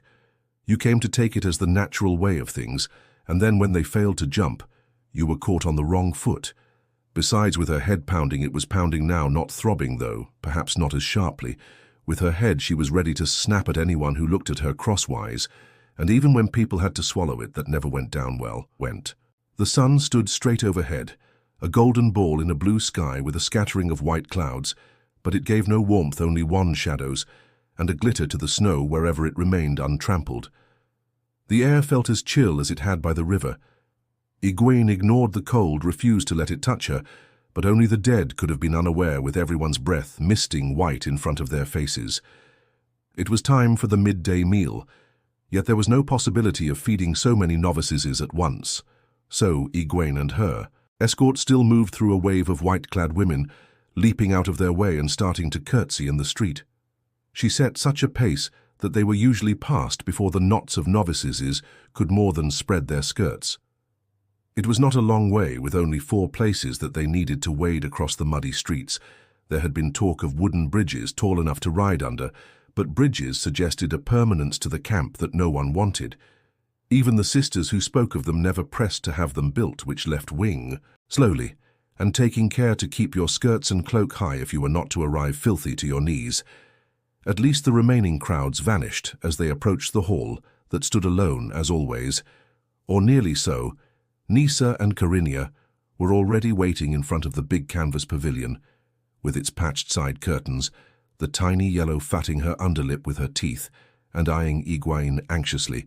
Carinia was calmness itself, cool-eyed hands folded at her waist, except that she had forgotten her cloak mud stained the scroll-embroidered hem of her pale skirt, and her cap of dark curls badly needed a comb. Making their courtesies, the pair joined Anaiah and the other two a little distance behind Egwene.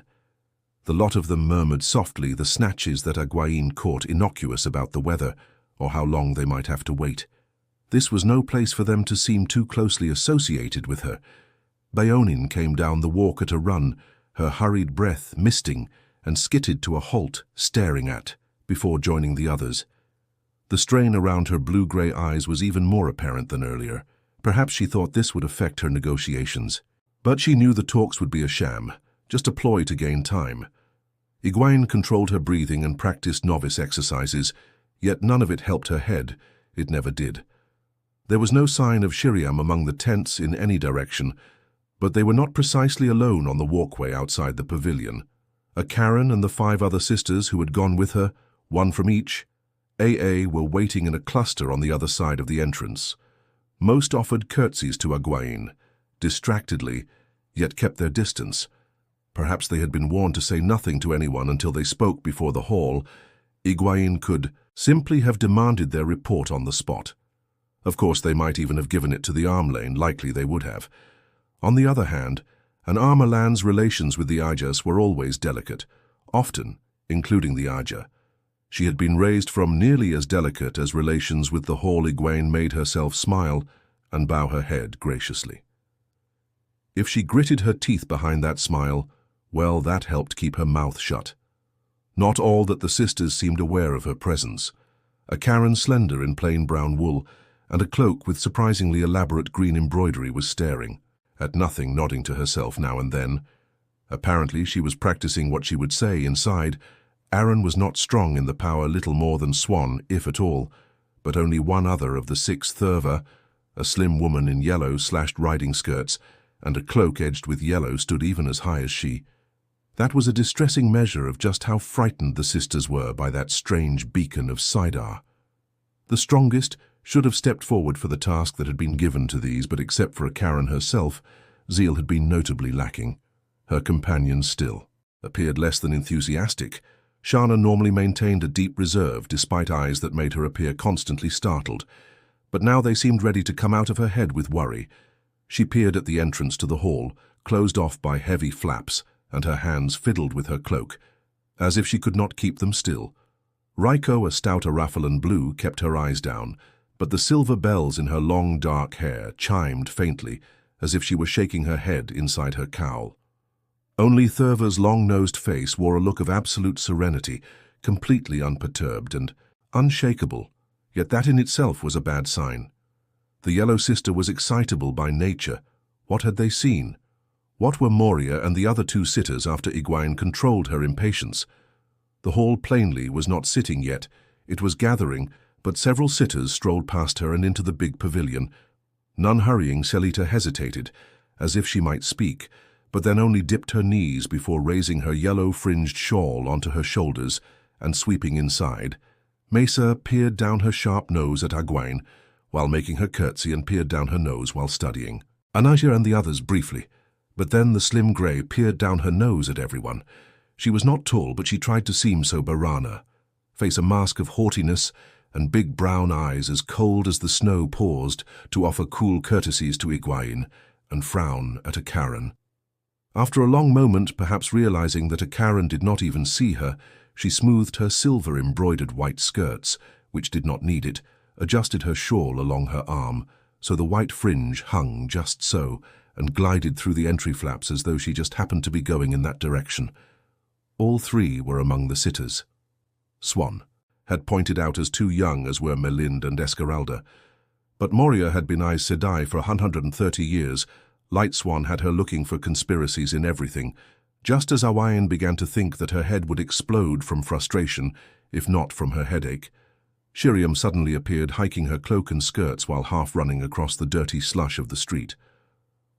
"I'm terribly sorry, Mother," she said breathlessly, channeling hurriedly to clean off the mud she had splashed on herself. It fell to the walkway in a dry powder when she twitched her skirts. I heard that the hall was sitting, and I knew you would be looking for me, so I came as fast as I could. I'm very sorry." So Swan was still searching for her. "You're here now," Egwene said firmly. The woman must have been truly upset to offer apologies in front of the others, a Karen and her companions more than Anaya and the rest. Even when people knew better, they tended to take you for what you appeared to be, and the keeper should not be seen apologizing and wringing her hands. Surely she knew that. "Go ahead and announce me." Drawing a deep breath, Shiriam pushed back the hood of her cloak, adjusted her narrow blue stole, and stepped through the entry flaps. Her voice rang out clearly in the ritual phrases. "She comes, she comes." Egwene barely waited for her to finish with the flame of Tarvalen the Armalan seat before striding in through the ring of braziers and stands that rimmed the pavilion's walls. The stand lamps gave a good light, and the braziers, giving off a scent of lavender, today warmed the whole space. No one wished to have to ignore the cold when she could feel real warmth. The arrangement of the pavilion followed. Ancient rules modified only slightly to allow for the fact that they were not meeting in the White Tower, in the great circular chamber called the Hall of the Tower. At the far end, a simple if well-polished bench stood atop a box-like platform covered with cloth striped in the 7 colors of the Aegis. That and the stole around Dwayne's neck were surely the only places in the camp where the red AA had any representation. Some blues had wanted the color removed, since Elida apparently had had the actual throne called the Armland Seat repainted, and a stole woven without blue, but I had dug in her heels. If she was to be of all Aes and none, then she would be of all Aes, down the bright layered carpets that served as a ground cloth. 2 lines of benches slanted away from the entrance in groups of 3, sitting at top cloth-covered boxes in the colors of the Aegis, well, 6 of the Aegis. By tradition, the 2 oldest sitters could claim the places closest to the Armland Seat for their AAs, so yellow and blue held those spots here. After that, it was a matter of who came first, and wished to be seated where the first arrival, always choosing her AIA's place. There were only 9 sitters present, too few for the hall to be sitting yet, legally speaking, but an oddity in the seating struck right away. Unsurprisingly, Romanda was already in place, an empty bench between her and Silita, and Elayne and Moria occupied the end benches of the blue Romanda. Her hair in a tight grey bun on the nape of her neck was the oldest sitter and almost always the first to reach her place when the hall sat. Elayne, next oldest, despite her dark, glossy hair, seemed unable to let the other woman gain a jump on her, even in something so small. The men who had shifted the boxes they were stored along the walls until the hall was called to sit must have just left through the back, because Wamesa, already seated on her bench, was the only grey sitter in evidence, and Barana, just climbing to hers, the only white but Malind, a round-faced with an eagle's eyes, and the lone green obviously had entered ahead of them. Yet strangely, she had chosen to seat the greens near the pavilion's entrance.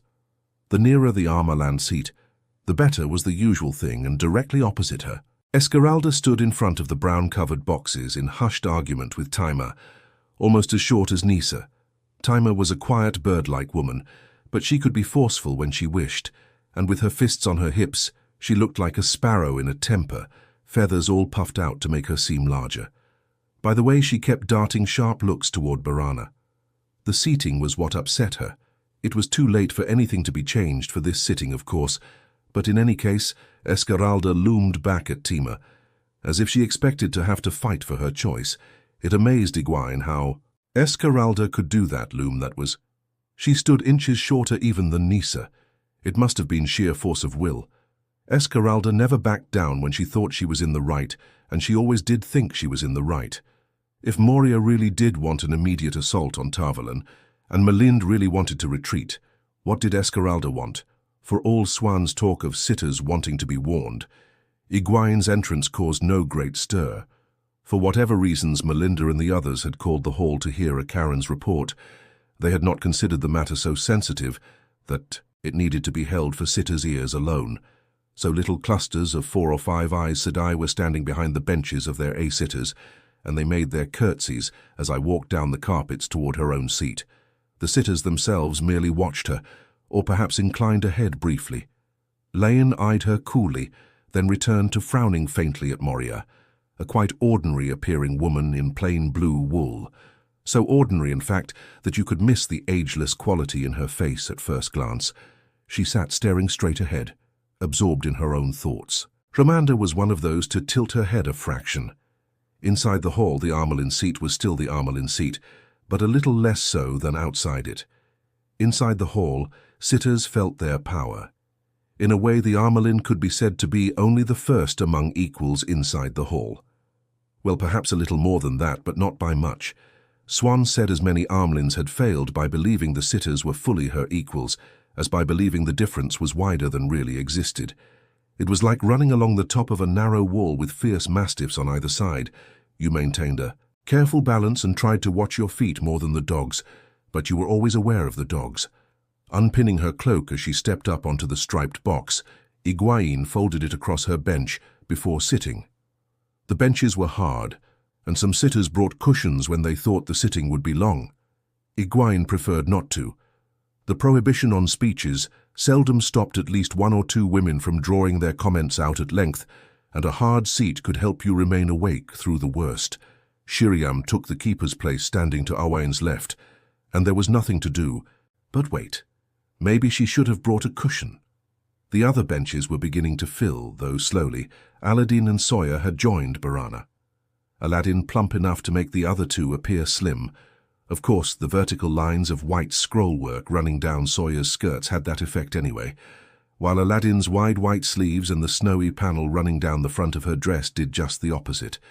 Each apparently was trying to find out whether the others knew what was afoot from the way they were shaking their heads at each other and shooting glances toward the blues, the browns and the greens. Verilyn, a red-haired stalk of a woman, and taller than most men, had taken her seat beside Kwame Mesa too, adjusting and readjusting her shawl restlessly. Verilyn darted her eyes from Moria to Esmeralda to Milind and back. Magala, yellow-fringed shawl wrapped tightly around her broad shoulders, and Facella, a square-faced Damani in silks covered with dense green embroidery, were just entering the pavilion, each ignoring the other, even when their skirts brushed. Maga was firmly in Ramanda's camp, and Facella in Lelan's, and the two groups did not mix. Other sisters were trickling in by spurts as well, Nisa and Mirel among half a dozen or so, who slipped in behind Mela and Facella. Maureen was already among the browns behind Takima and Esmeralda, and Bionine stood on the edge of the greys behind Verilyn and Kamesa. At this rate, half the Aes Sedai in the camp would be crowded into the pavilion before long. While Magla was still walking down the carpets toward the yellow seats, Randa rose to her feet. "We are more than 11 now, so we may as well begin." Her voice was surprisingly high-pitched. You might have thought she had a beautiful singing voice if you could imagine Randa's singing. Her face always seemed more set for scolding, at least slightly disapproving. "I don't think we need make this a formal session," she added. When Kamesa stood, "I hardly see why this need be done in session at all, but if it must let us get it over and out of the way, some of us have more important matters to deal with, as I'm sure you do, Mother." That last was said with a deep bow of her head, in a tone perhaps a hair too respectful, not far enough over the line to be called sarcasm. Of course, she was too intelligent to place herself in jeopardy. Fools seldom attained a sitter's chair, or held it long, and Romana had held a seat in the hall for almost 80 years. This was her second time as a sitter. Egwene inclined her own head slightly, eyes cool, an acknowledgement that she had been addressed, and that she had marked the tone a very careful balance. Kwame Mesa was left looking around with her mouth open, uncertain whether she was to speak the phrases always uttered by the youngest sitter present that opened a formal sitting of the hall. Ramanda's place gave her considerable influence and some measure of authority, yet others could override her in this. A number of sitters frowned or shifted on their benches, but no one spoke.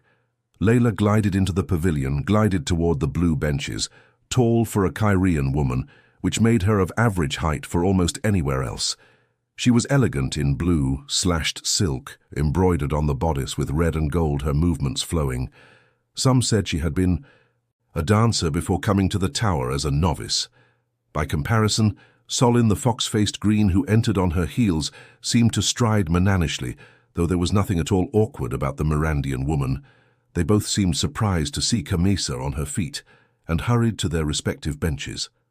In any case, Verilyn began plucking at Kamesa's sleeve until the Arafellan woman finally sat down. Kamesa's face was a mask of cool calmness, yet she managed to radiate displeasure. She put a great store in ceremony. Perhaps there is reason for formal session. Laine's voice seemed low after Randanda's. Arranging her shawl as though she had all the time in the world, she rose gracefully, very deliberately, not looking at a you-woman. Laine still was dignity incarnate. "It seems that talks with Elida have been licensed," she said coolly. "I do understand that under the law of war we need not be consulted on this, but I also believe we should discuss it in session, especially since many of us face the possibility of being stilled if Elida retains any power." That word "stilled" no longer carried quite the chill it had before Swan and Lyanna were healed from stilling. But murmurs rose among the watching Aes Sedai crowded behind the benches. It seemed that news of negotiations had not spread as quickly as Owain expected. She could not tell whether the sisters were excited or dismayed, but clearly they were surprised, including some of the sitters. Jar, who had entered while Laine was speaking, stopped dead in her tracks, so that another knot of sisters coming in nearly walked into her. She stared at the blue, then longer and harder at Awen. Herself, Romanda, plainly had not heard either from the way her mouth hardened, and expressions among the two young sitters ranged from Barana's icy calm to amazed on Samalin's part, and openly appalled on Selita's. For that matter, Shiriam swayed on her feet for a moment. Egwene hoped the woman would not sick up in front of the entire hall. More interesting, though, were the reactions of those Delana had reported as speaking of negotiation. Verilyn sat very still and seemed to be suppressing a smile as she studied her skirts, but Magla licked her lips hesitantly and cast glances at Randa. From the corner of her eye, Soroya had her eyes closed and her mouth moved, as though she might be uttering a prayer. Facella and Takima gazed at Egwene wearing almost identical tiny frowns. Then each noticed the other and gave a start, quickly assuming such regal serenity that they seemed to be mocking one another. It was very strange. Surely by now Byonin had informed all of them what Egwene had said, yet except for Verilyn they seemed upset. They could not possibly have thought they might really negotiate an end. Every woman sitting in this hall risked stilling and execution just by being there. If there ever had been any path back except to remove a leader, it had washed away months ago when this hall was chosen. There was no going back from that. Lion appeared satisfied with the reactions to her words, smug as a cat in the milk barn, in fact. But before she finished settling back onto her bench, Moria bounded to her feet. That caught every eye and caused a few more murmurs.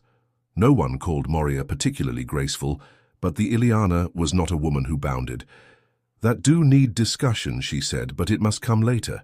This hall did be called, by 3 sitters asking the same question.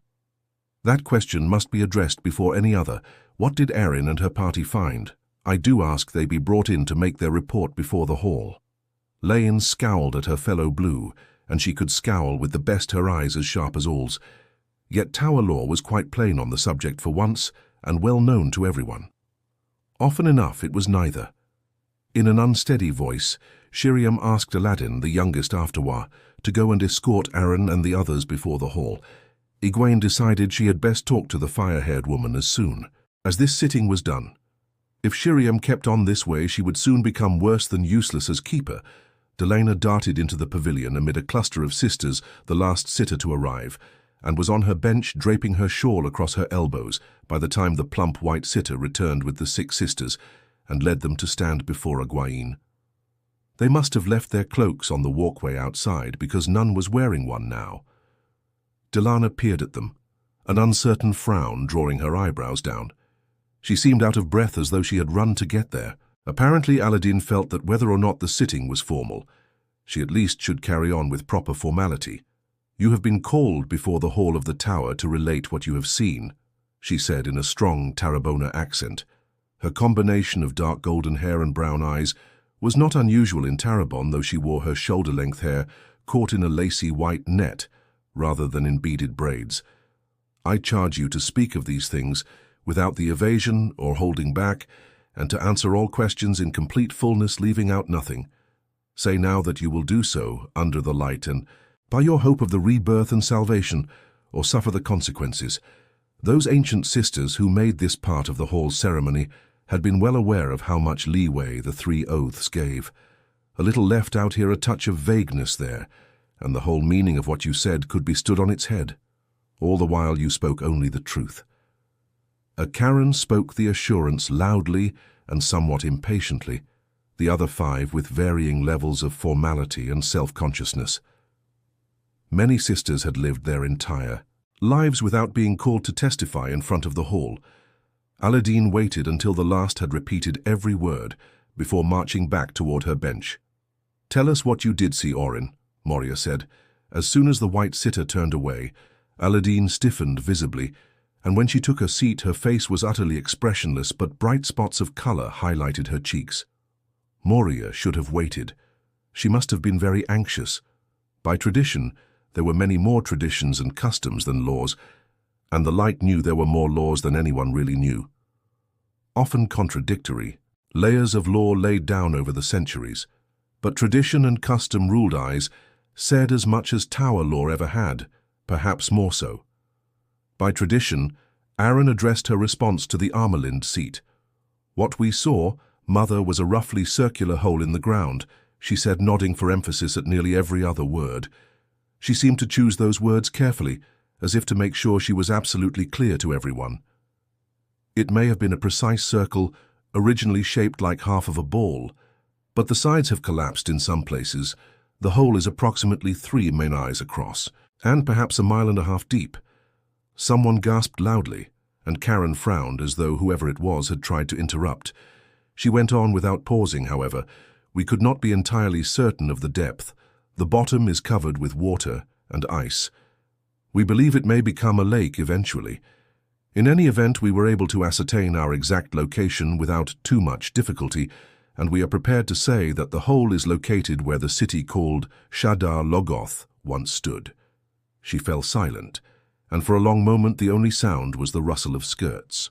As eyes shifted uneasily, Egwene wanted to shift too light. A hole that size would cover half of Tar Valon. Do you have any idea how this hole was created? Aaron, she asked finally. She was quite proud of how steady her voice was. Shirion was actually trembling. Egwene hoped no one else noticed. A keeper's actions always reflected on the Armelin. If the keeper showed fear, a good many sisters would think that Egwene was afraid. That was hardly something she wanted anyone to suspect. Each of us was chosen because we have some ability at reading residues, Mother better than most in truth. So they had not been chosen simply because no one stronger was interested. There was a lesson in that. What I said did was seldom as simple as it appeared on the surface. Wished she could stop having to relearn lessons she had thought already learned. Nisan is the best of us at that, Aaron went on. With your permission, Mother, I will let her answer. Nisan smoothed her dark woolen skirts nervously and cleared her throat. A gangly grey with a strong chin and startlingly blue eyes. She had some small repute in matters of law and treaties, but she was obviously uneasy about speaking before the hall.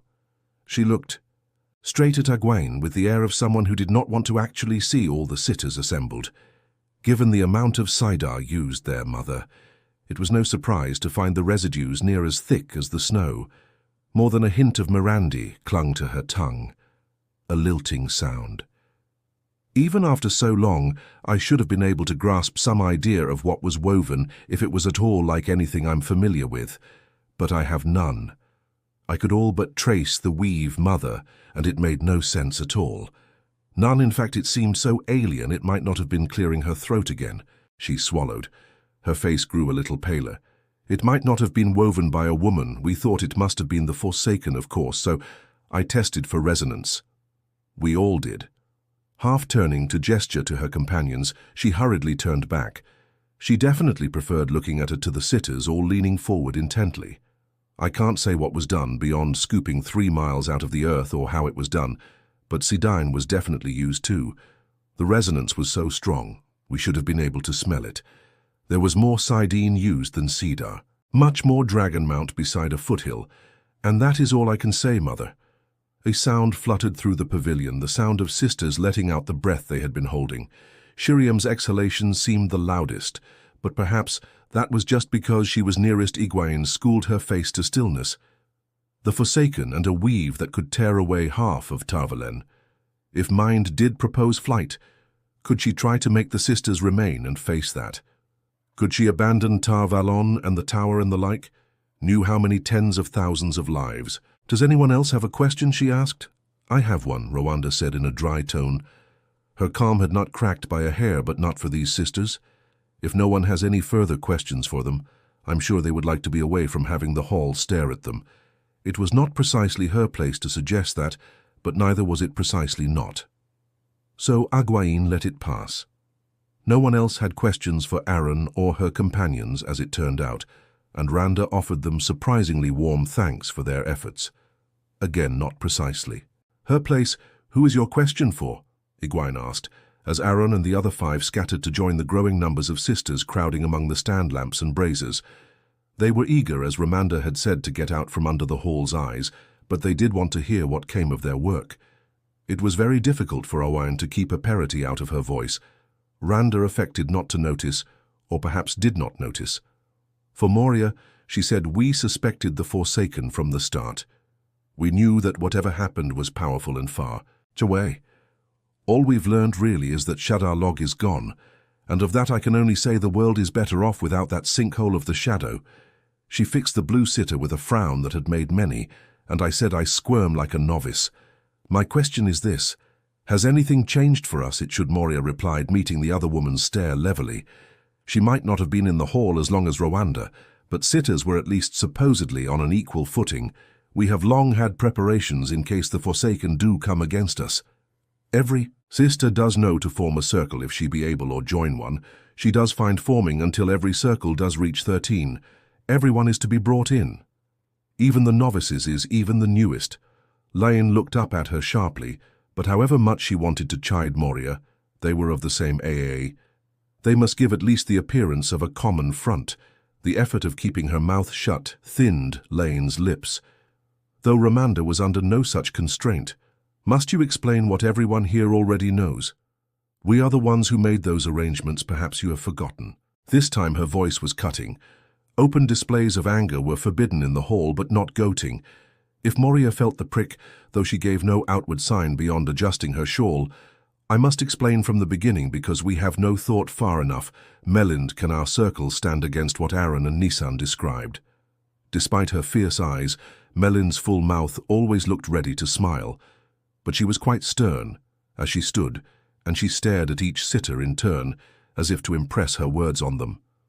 They cannot. Even if we rearrange matters, so the strongest sisters are always in the same circle, and that means they must live, eat and sleep together if they're to link on the moment. Even then, we would be mice facing a cat. Enough mice can overwhelm even a large, hungry cat, but not before many mice are dead. If enough of these mice die, though the White Tower dies again, and that ripple of sighs ran through the pavilion like an unsteady breeze. Egwene managed to keep her face calm, but she had to force her fists to relax their grip on her skirt. Which would they? Propose an assault or flight? How could she oppose them? Same Aes or not, Elayne could take the strain no longer. What are you suggesting? Moria, she snapped. Even if we reunite the tower this very day, that won't change the facts. Moria smiled slightly, as if the other blue had said just what she was hoping someone would say. But we must change the facts. The fact at present do be that our strongest circles be too weak. We do have no Angreal, much less Sungreal, so we might as well ignore them. I'm no certain there be anything even in the tower that would make a large enough difference anyway. How then do we make our circle stronger? Strong enough we must hope to face what happened at Shadar Logoth and stop it, Esmeralda. What have you to say on the matter? Startled, I leaned forward. They were working together, but to what end? She was not the only one to realize that the three sitters who had called the hall were all on their feet. By remaining standing, Moria and Melind had made a clear declaration. Esmeralda stood like a queen, yet the tiny brown seemed all too aware of the eyes sliding between her and Melind, and Moria the thoughtful, frowns and two still faces. She shifted her shawl twice before speaking. She sounded as though she were lecturing a class, her voice thin yet forceful. The ancient literature is quite clear, though little studied. I fear it gathers dust rather than readers.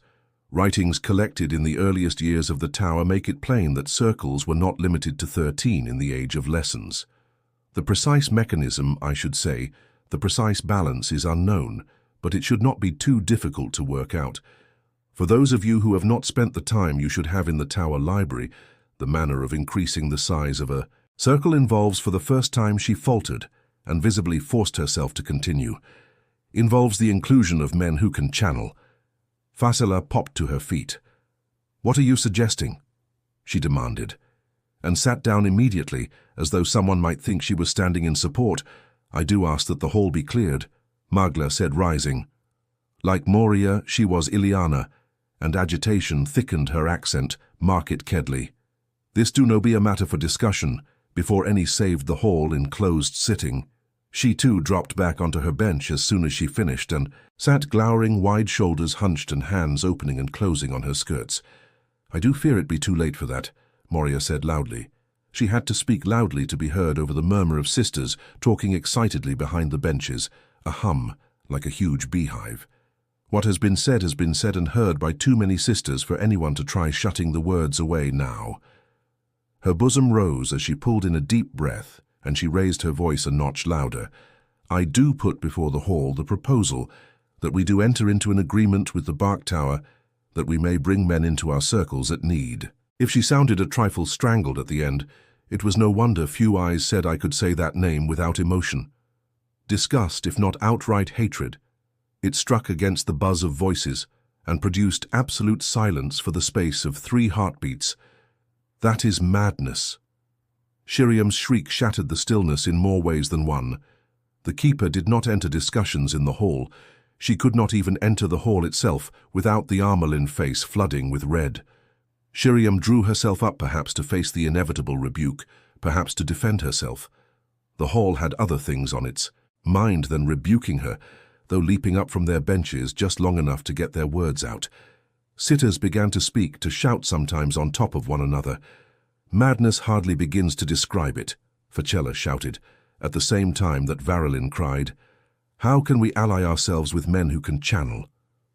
"These so-called Ashermen are tainted," Sroya called out, with no sign of the vaunted white Aja reserve hands knotted in her shawl.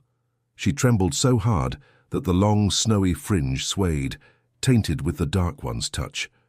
"Even suggesting such a thing puts us against all the White Tower stands for," T said roughly. "We would be despised by every woman who calls herself Eyes by Eye long in their graves." Magala went so far as to shake a fist with a fury she did not attempt to mask. Only a dark friend could suggest this. Only a dark friend. Moria polled at the accusation, then went bright red with anger of her own. Egwene did not know where she stood on this. The Black Tower was Rand's creation, and perhaps necessary if there was to be any hope of winning the last battle. Yet the Ashermen were men who could channel a thing feared for 3,000 years, and they channeled shadow-stained Sidene Rand himself.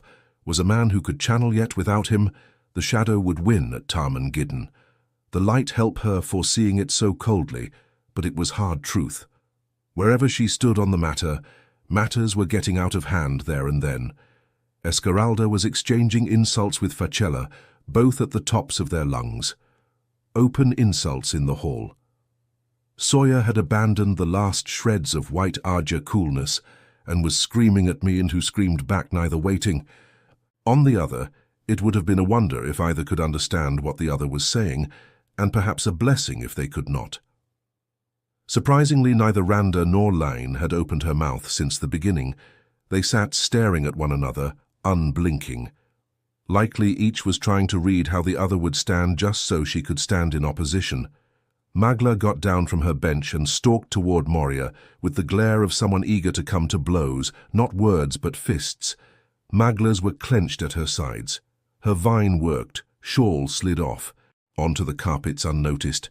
Standing Egwene embraced the source. Except for certain exactly prescribed functions, channeling was forbidden in the hall, another of the customs that pointed to darker days in the hall's history. But she made a simple weave of air and fire. "A proposal has been laid before the hall," she said, and released Sidar. That was not as hard as it once had been. Not easy. Not close to easy, but not as hard.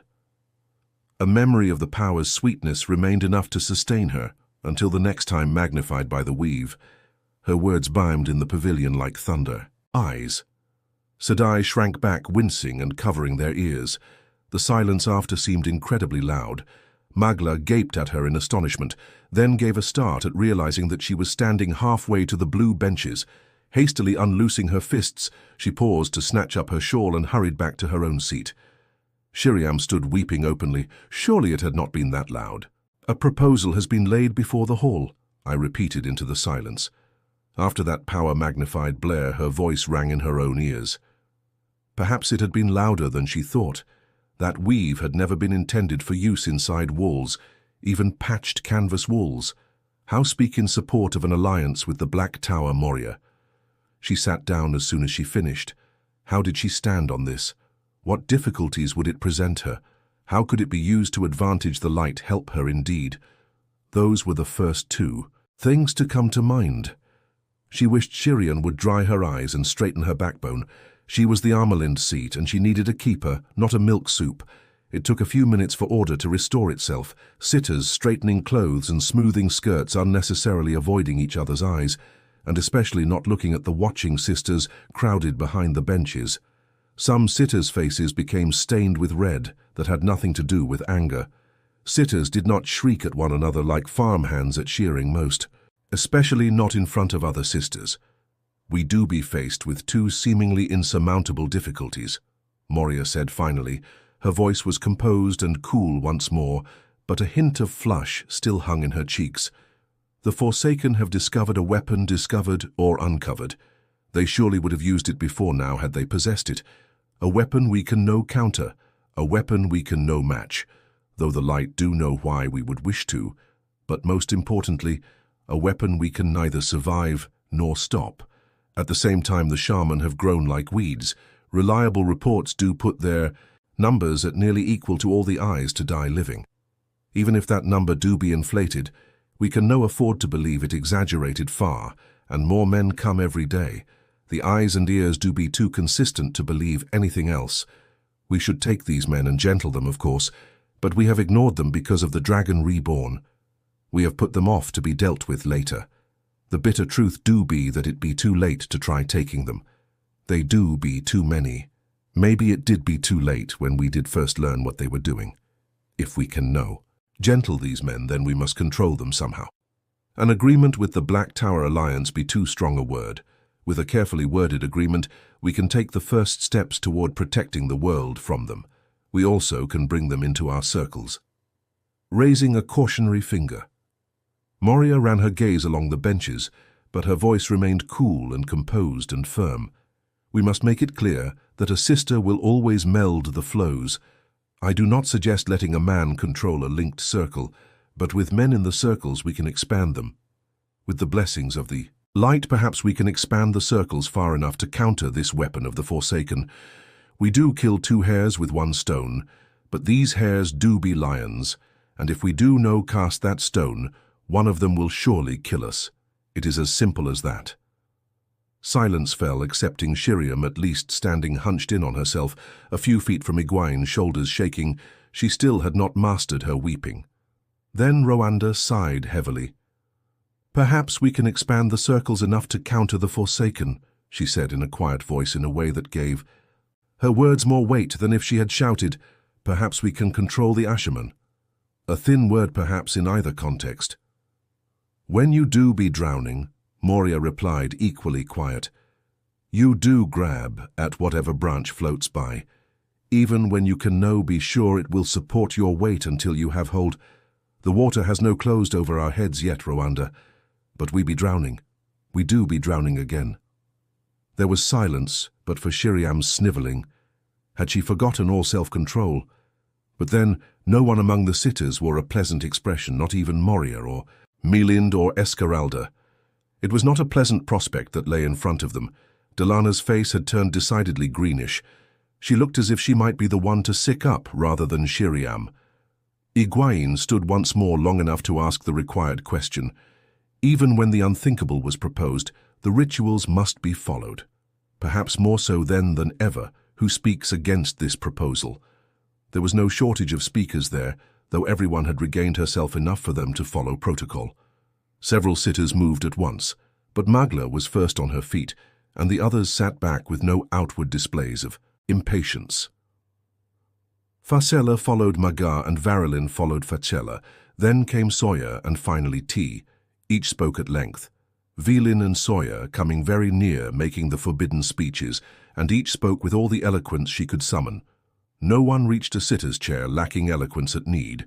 Even so, it soon became clear that they were repeating themselves and each other just in different words. The Forsaken and their weapon were never mentioned. The Black Tower was the sitter's topic. The Black Tower and the Ashaman.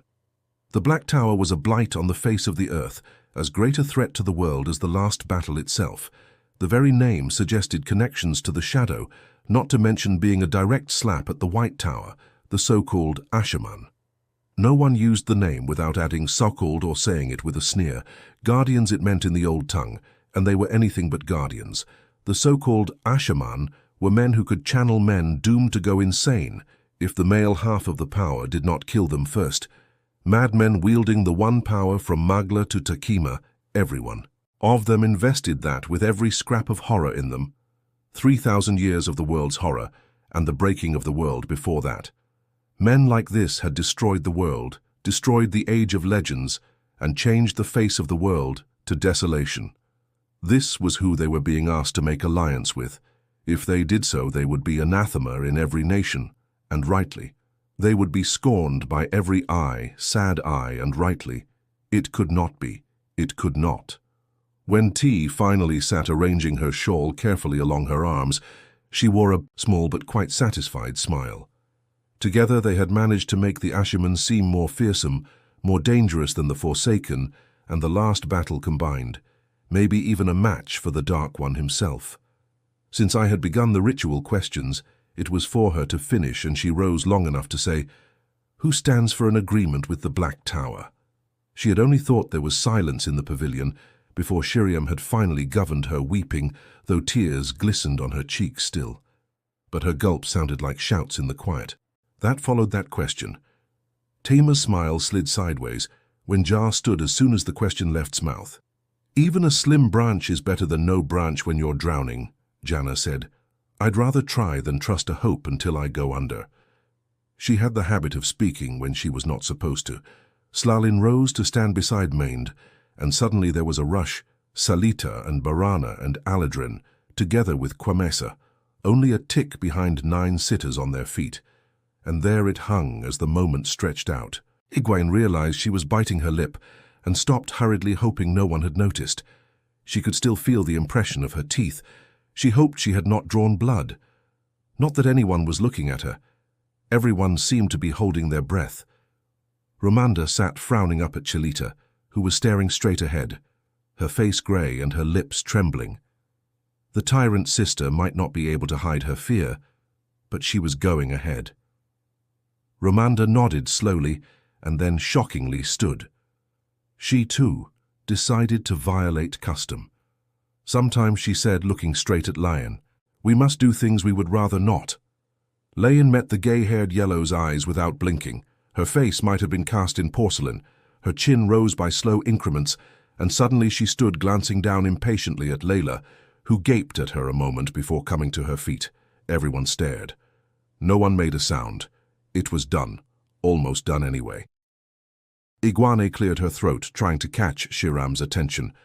The next part was the keepers, but Shir stood scrubbing the tears from her cheeks with her fingers and running her eyes along the benches as if counting how many sitters were standing and hoping to find she had miscounted. Egwene cleared her throat more loudly, and the green-eyed woman gave a start and turned to stare at her. Even then, it seemed to take forever before she recalled herself to her duty. "The lesser consensus standing," she announced in an unsteady voice, "an agreement will be sought with the Black Tower." Inhaling deeply, she straightened to her full height and her voice gained strength. She was back onto familiar ground. "In the interest of unity, I ask for the greater consensus to stand." That was a powerful call, even on matters that could be decided by the lesser consensus. Unanimity was always preferred, always strived for. Hours of discussion, days might go into reaching it, but the effort would not stop until every sitter agreed, or it was clear as well water that there could be no agreement. A powerful call, one that tugged at every sister. Delena rose like a puppet drawn up against her will, looking around uncertainly. "I cannot stand for this," T said against all decorum, "no matter what anyone says. No matter how long we sit, I cannot and I will not, I will not." No one else stood either. Ofachella shifted on her bench, half moved as if to stand, adjusted her shawl, twitched again, as if she might stand. That was as close as anyone came. Sawyer was biting her knuckle with an expression of horror, and Verilyn wore the look of a woman who has been hit between the eyes with a hammer. Maga gripped the ends of her bench, holding herself in place and staring bleakly at the carpets in front of her. Plainly she was aware of the scowl Randa was aiming at the back of her neck, but her only response was to hunch her shoulders. Tea should have been the end of it. There was no point in seeking the greater consensus when someone made it plain she would not stand, but Egwene decided to make her own break with decorum and protocol.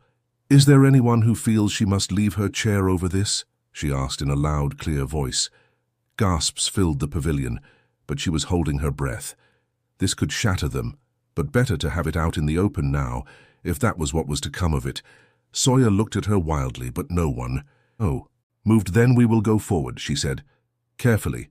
It will take time to plan exactly who is to approach the Black Tower and what they are to say. Time for her to plant a few safeguards.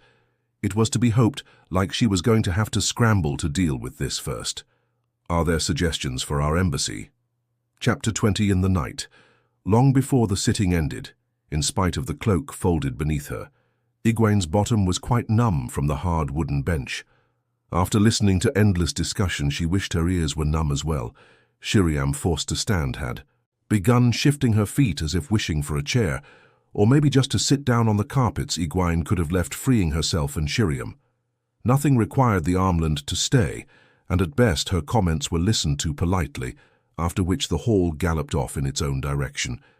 This had nothing to do with the war, and with the bit between their teeth, the hall was not about to let her get a hand on the reins. She could have walked out at any time with a slight interruption in the discussions for the required ceremonies, but did she feared that first thing in the morning she might be handed a fully fledged plan, one the sitters were already carrying out, and her with no idea what was coming until she read it. At least that was her fear in the beginning. Who spoke at the greatest length was no surprise. Not any longer Maga and Sroya T and Facella and Varilyn, each footing visibly when another sitter had the floor. Oh, they accepted the decision of the hall, at least on the surface. There was nothing else for them to do except resign their chairs, however hard the hall might be willing to struggle for. Consensus, if need be. Once a course of action was decided by whatever consensus, then everyone was expected to follow, or at the very least, not hinder. That was the rub. What exactly constituted hindrance? None of the five spoke against a sitter from her own AA, of course, but the other four leaped to their feet when any sitter took her bench again. And all five, if the sitter was blue and whoever got the floor, spoke very persuasively as to why the previous speaker's suggestions were utterly wrong, and perhaps a recipe for disaster. Not that there was any real sign of collusion that AU could see. They eyed each other as wearily as they did anyone else, frowned at each other as hard if not harder, and plainly trusted none of the others to make her arguments. In any event, little of what was suggested came close to conformity.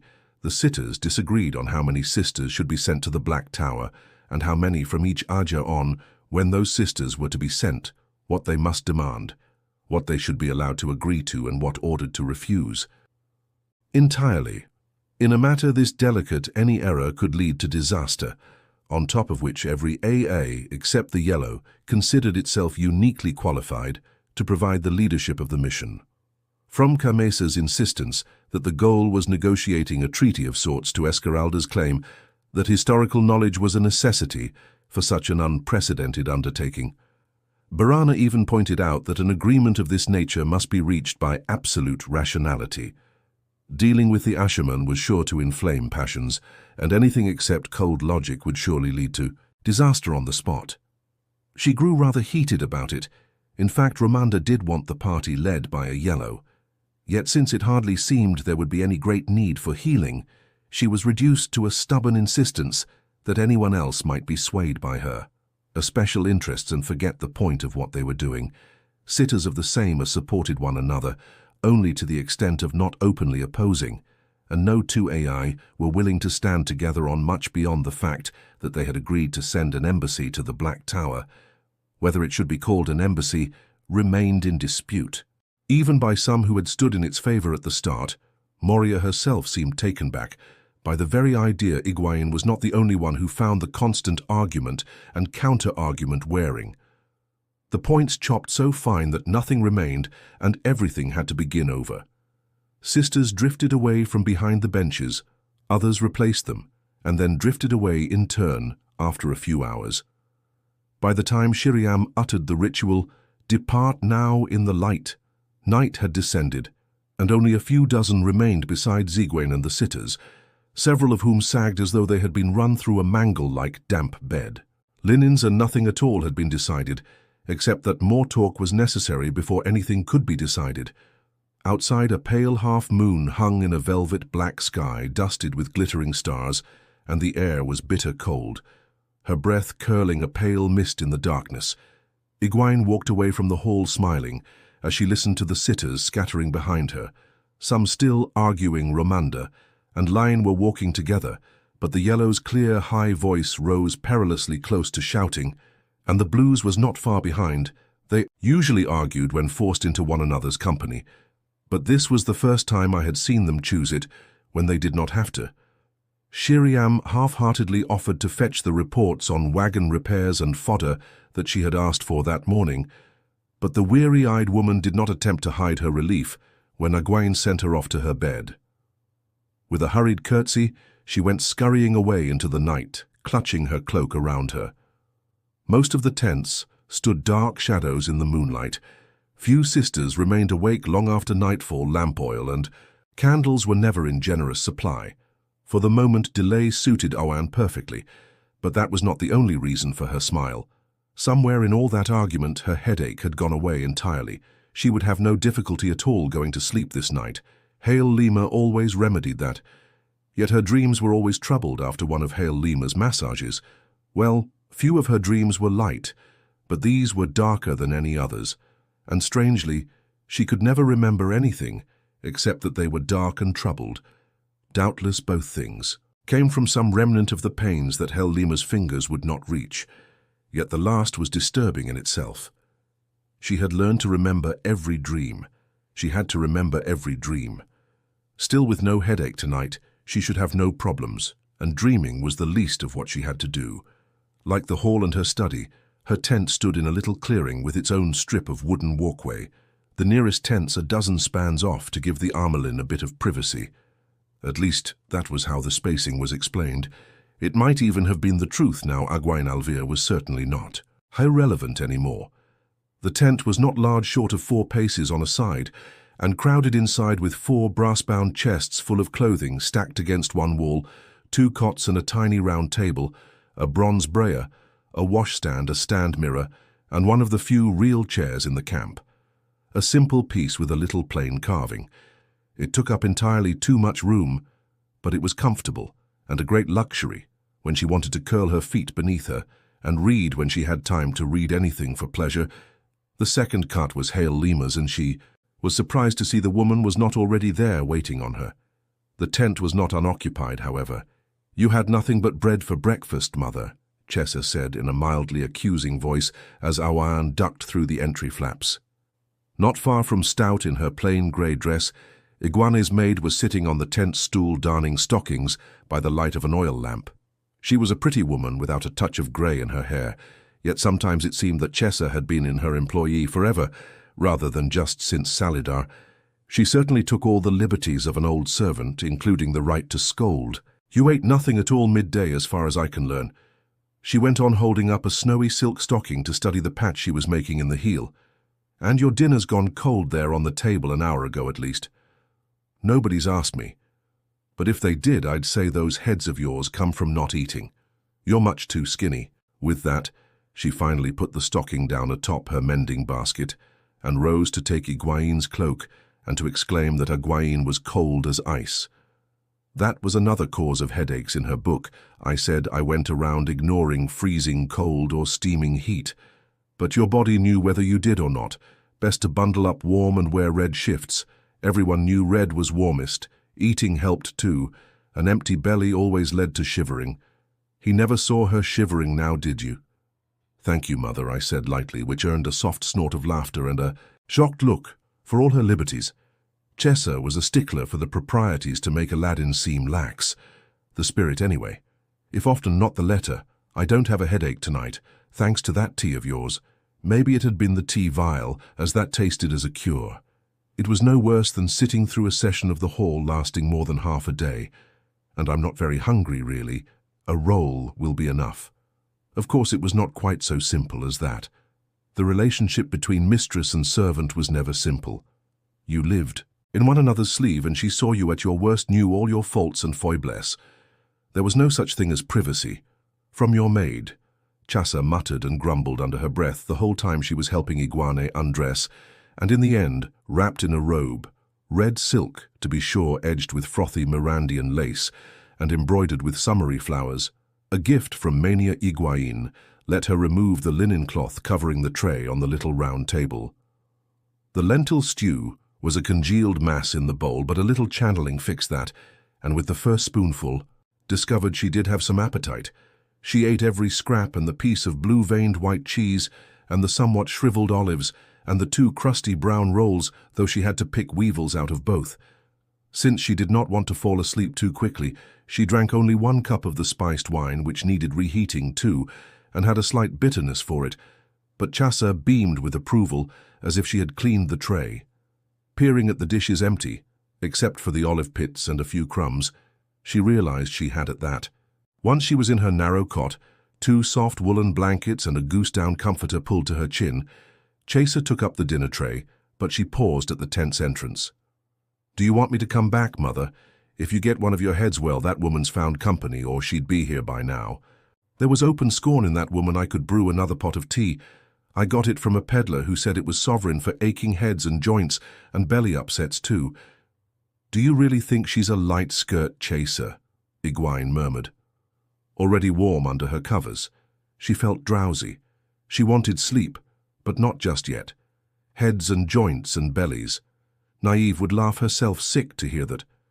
Perhaps it had been all those chattering sitters who chased her headache away after all. Hail Lima does flirt, I suppose, but I don't think it's ever gone beyond flirting. For a moment Chassa was silent, pursing her lips. "She makes me uneasy, Mother," she said finally. "There's something just not right about that Hail Lima. I feel it every time she's around. It's like feeling somebody sneaking up behind me, or realizing there's a man watching me bathe," or she laughed. But it was an uncomfortable sound. I don't know how to describe it, just not right. Egwene sighed and snuggled deeper under the covers. "Good night, Chaser." Channeling briefly, she extinguished the lamp, plunging the tent into pitch blackness. "You go sleep in your own tent tonight. Alima might be upset to come and find someone else on her cot. Had the woman really broken a man's arm, the man must have provoked her somehow. She wanted dreams tonight. Untroubled dreams. At least dreams she could recall.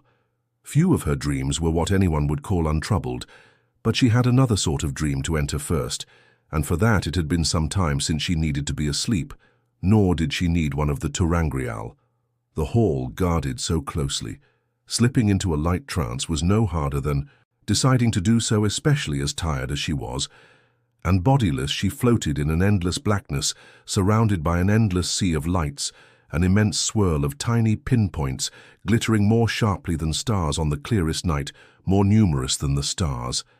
Those were the dreams of all the people in the world of people, in all the worlds that were or could be, worlds so strange she could not begin to comprehend them, all visible here in the tiny gap between Teleranod and waking, the infinite space between reality and dreams.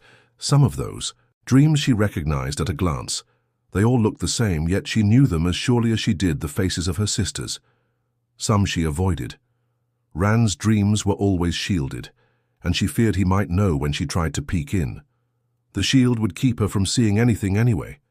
A pity she could not tell where someone was from their dreams. 2 points of light could be side by side here, and the dreamers 1,000 miles apart. Gawain's dreams tugged at her, and she fled. His dreams held their own dangers, not least because part of her, wanted very much to sink into them. Nine's dreams gave her pause and the desire to put the fear of the light into the fool woman, but Nynaeve had managed to ignore her so far, and I would not sink to pulling her into Teleran against her will. That was the sort of thing the Forsaken did. It was a temptation, though, moving without moving. She searched for one particular dreamer. One of 2 at least, either would do. The lights seemed to spin around her, to sweep past so fast that they blurred into streaks while she floated motionless in that starry sea. She hoped that at least one of those she hunted was asleep already.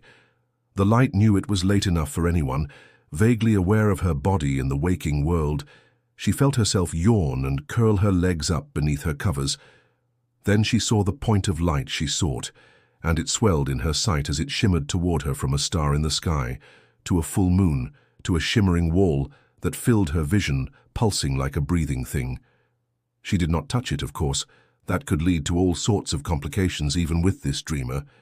Besides, it would be embarrassing to Slide into someone's dream accidentally, reaching out with her will across the hair-fine space that remained between her and the dream. She spoke cautiously so she would not be heard in a shout. She had no body, no mouth, but she spoke. "Elayne, it meet me at the usual place." She did not think anyone could eavesdrop not without her knowing, yet there was no point in taking unneeded chances.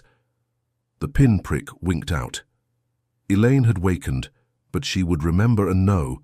The voice had not been just part of a dream. Egwene moved sideways. Elayne moved, or perhaps it was more like completing a step that she had paused halfway through.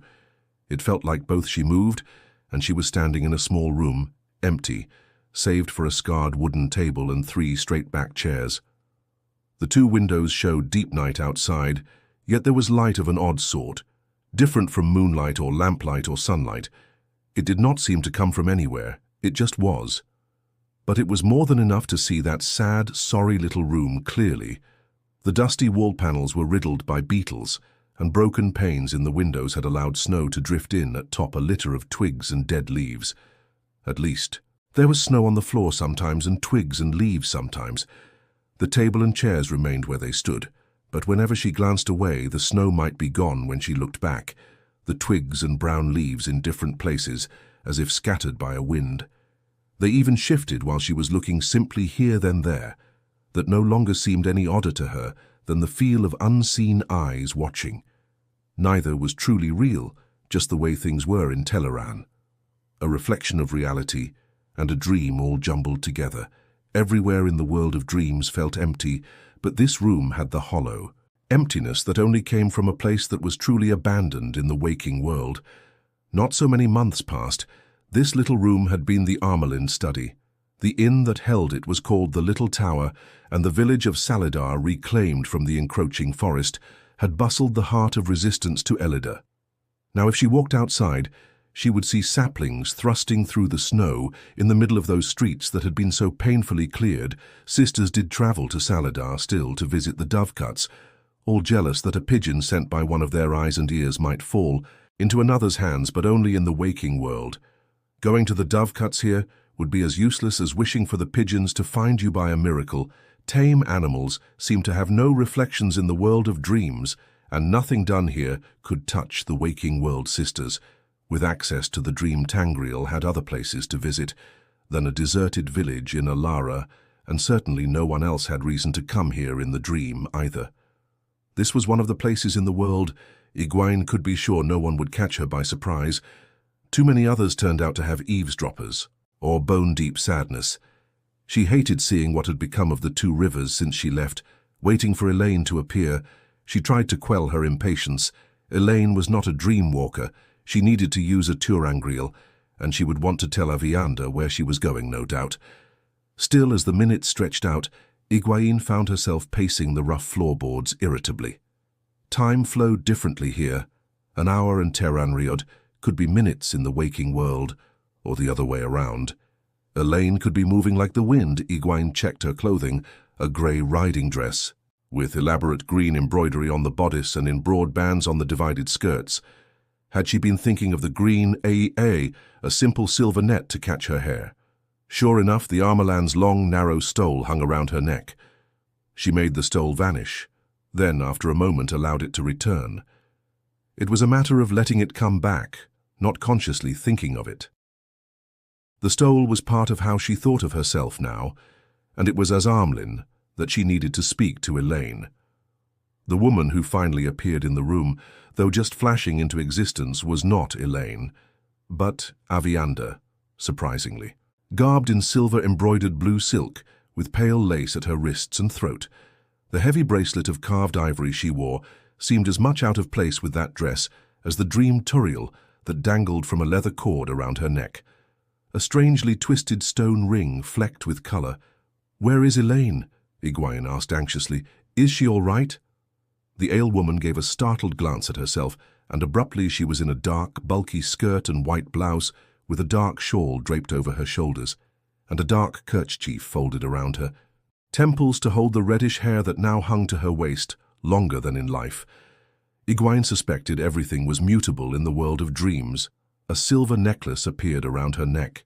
complicated strands of intricately worked discs that the Canandori called snowflakes, a gift from Egwene herself. What seemed a very long time ago, she could not make this work. Avianda said, the ivory bracelet sliding on her wrist as she touched the twisted ring that still hung from its strip of leather above the necklace.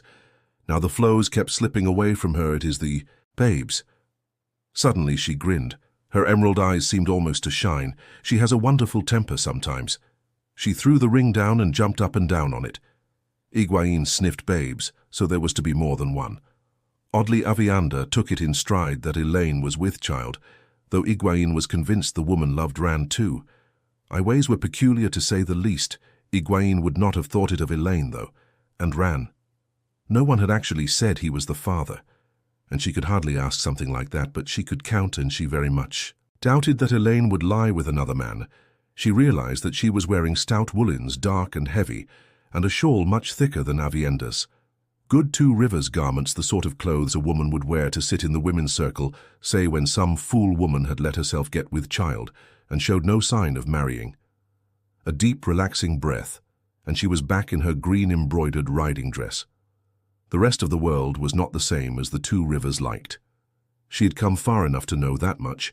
She did not have to like it, but she had to live with it, as long as she and the babes are well. Like how many more than one could present difficulties? No, she was not going to ask. Elayne surely had the best midwife in Camlin. Best just to change the subject quickly.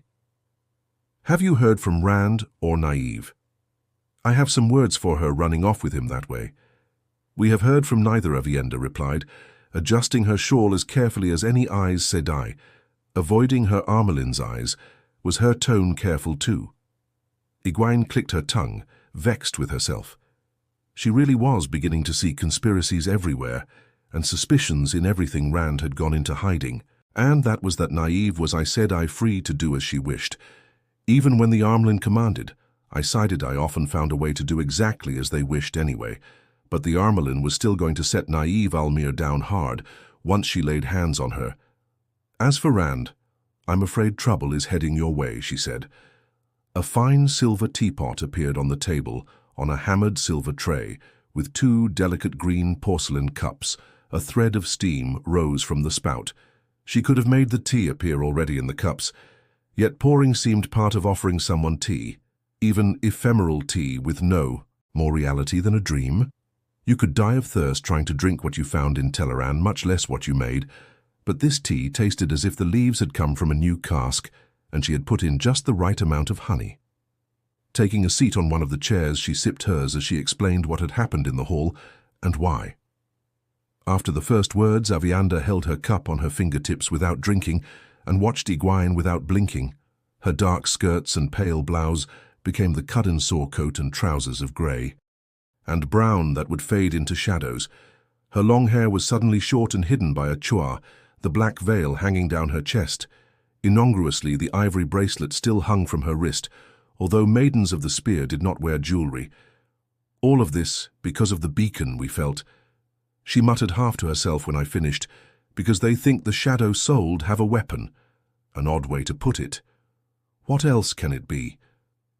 Egwene asked, curious. Did one of the wise ones say something? It had been a long time since she believed that Aes Sedai possessed all knowledge, and sometimes the wise ones revealed pockets of information that could startle the most stalled sister. Avianda frowned, and her clothing changed back to the skirt and blouse and shawl. Then, after a moment of the blue silk and lace this time, with both the Canandori necklace and the ivory bracelet, the dream ring remained on its cord. Of course, a shawl appeared around her shoulders. The room was winter cold, yet it hardly seemed that gauzy layer of pale blue lace could provide any warmth. The wise ones are as uncertain as your Aes Sedai, not as frightened, though I think life is a dream and everyone wakes. Eventually we danced the spears with Leaf Blighter. That name for the Dark One had always seemed strange to Egwene, coming as it did from the treeless waste. But no one enters the dance certain they will live or win. I do not think the wise ones would consider any alliance with the Ashaman. Is this wise? She added cautiously. From what you said, I cannot be certain whether you wish it. I don't see any other choice, Egwene said reluctantly. That hole is 3 miles across. This is the only hope we have that I can see. Aviander peered into her tea. And if the shadow soul possessed no weapon? Suddenly I realized what the other woman was doing. Aviander was in training to be a wise one, and garments, or no, she was being a wise one. Likely that was the reason for the shawl. Part of Egwene wanted to smile. Her friend was changing from the often hot-headed maiden of the spear she had first come to know. Another part of her remembered that the wise ones did not always have the same goals as Aes. What sisters valued deeply sometimes meant nothing to the wise ones.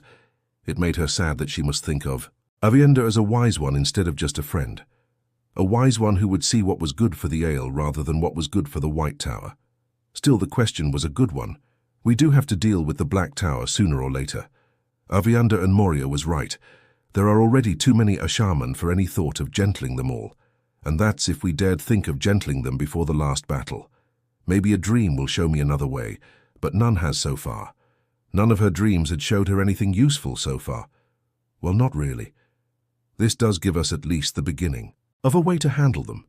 In any case, it's going to happen if the sitters can agree on anything, besides the fact they have to try for an agreement, so we must live with it. It might even be for the best in the long run. Aviander smiled into her teacup. Not an amused smile, she seemed relieved for some reason. Her voice was serious, though. I said I always think men are fools. Quite often they are not, more often than you think. At least, take a care with these Ashaman Mazim. Time is far from a fool, and I think he is a very dangerous man. The Hall is aware of that, Egwene said, dryly, that he was dangerous. Certainly the other might be worth pointing out. I don't know why we're even discussing this. It's out of my hands. The important thing is that eventually sisters will decide. The Black Tower is no longer any reason to stay away from Camlin if we're going to talk with them anyway. Next week or tomorrow you'll find sisters popping in, just to look in on Elayne and see how the siege is going. What we have to decide is how to keep what we want hidden. I have a few suggestions, and I hope you have more the notion of strange Aes Sedai appearing in the royal palace, agitated Aviander to the point that she flashed from blue silk to cut-in sword to woolen skirt and a loader blouse, and back again as they talked. Though she appeared not to notice, her face remained smooth enough to suit any sister. She certainly had nothing to worry about if the visiting Aes Sedai uncovered the kinswomen or the captive Suldam and Damani or the bargain with the sea folk. But likely she was concerned about the repercussions on Elayne. The sea folk not only made the cut and saw her appear, but a round-bulled buckler lying beside her chair with 3 short ale spears. Egwene considered asking whether there was any special problem with the Windfinders, any problem beyond the usual that was, yet she held her tongue. If Aviander did not mention it, then the matter was something she and Elayne wanted to handle themselves. Surely she would have said something if it was anything I should know about, or would she? Sighing, Egwene set her cup on the table, where it promptly disappeared, and rubbed her eyes with her fingers. Suspicion truly was part of her bones now, and she was unlikely to survive long without it. At least she did not always have to act on her suspicions. Not with a friend. You are tired, Aviander said once again in the white blouse and dark skirt and shawl, a concerned wise one with sharp green eyes. You do not sleep well, I sleep well. Egwene lied, managing a smile. Aviander and Elayne had their own worries without letting them know about her headaches. I can't think of anything more, she said, rising. Can you? Then we're done, she went on when the other woman shook her head. Tell Elayne to take care of herself. You take care of her and her babes, I will, Aviander said now in the blue silk. But you must take care of yourself. I think you use yourself too hard. Sleep well and wake, she said gently, the eel way of saying good night, and she was gone. Egwene frowned at the spot where her friend had vanished. She was not using herself too hard, only as hard as she needed to. She slipped back to her body and discovered that it was sound asleep. That did not mean that she was asleep, or not exactly. Her body slumbered, breathing slow and deep, but she let herself slip only far enough under for dreams to come.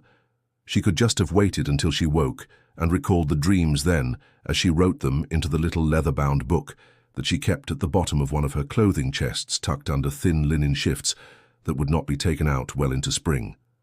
But observing the dreams as they came saved time. She thought it might help her decipher what they meant. at least those that were more than ordinary night fancies.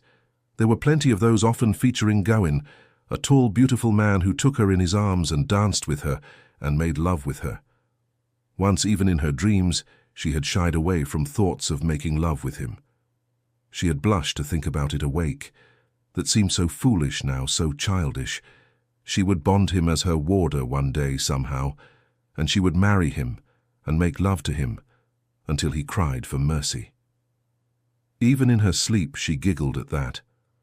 Other dreams were not so pleasant, waiting through waist-deep snow with trees thick all around her, knowing she had to reach the edge of the forest. But even when she glimpsed the end of the trees ahead, one blink and it receded into the distance, leaving her to flounder on. Or she was pushing a great millstone up a steep hill, but every time she was almost to the top, she slipped and fell and watched the huge stone roll back to the bottom, so she had to trudge back down and begin again. Only every time the hill was higher than before. She knew enough of dreams to know where those came from, even if they had no special meaning. None beyond the fact that she was tired and had a seemingly endless task in front of her anyway. There was no help for it, though. She felt her body jerking at the laborious dreams and tried to soothe her muscles, make them relax. This sort of half-sleep was little better than none. And less if she spent the whole night thrashing around on her cot. Her efforts worked a little. At least she only twitched through a dream of being forced to pull a cart jammed full of Aes Sedai down a muddy road.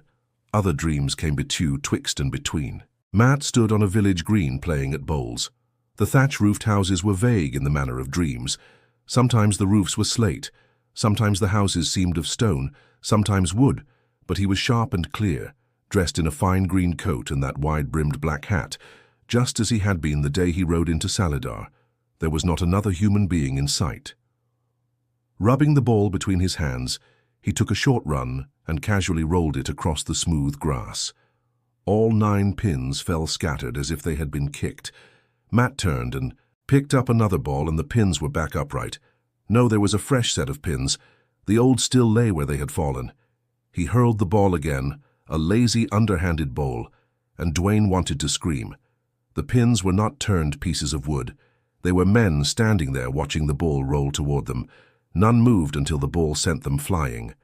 Mat turned to pick up another ball, and there were more new pins. New men standing in orderly formation among the men lying sprawled on the ground as if dead. No, they were dead. They were unconcerned, Mat bowled. It was a true dream. She knew that long before it faded, a glimpse of a future that might come to pass, a warning of what should be watched for. True dreams were always possibilities, not certainties. She often had to remind herself of that. Dreaming was not foretelling, but this was a dire possibility. Every one of those human pins had represented thousands of men, of that she was certain, and an Illuminator was part of it. Mat had met an Illuminator once, but that was long ago. This was something more recent. The Illuminators were scattered, their guild houses gone.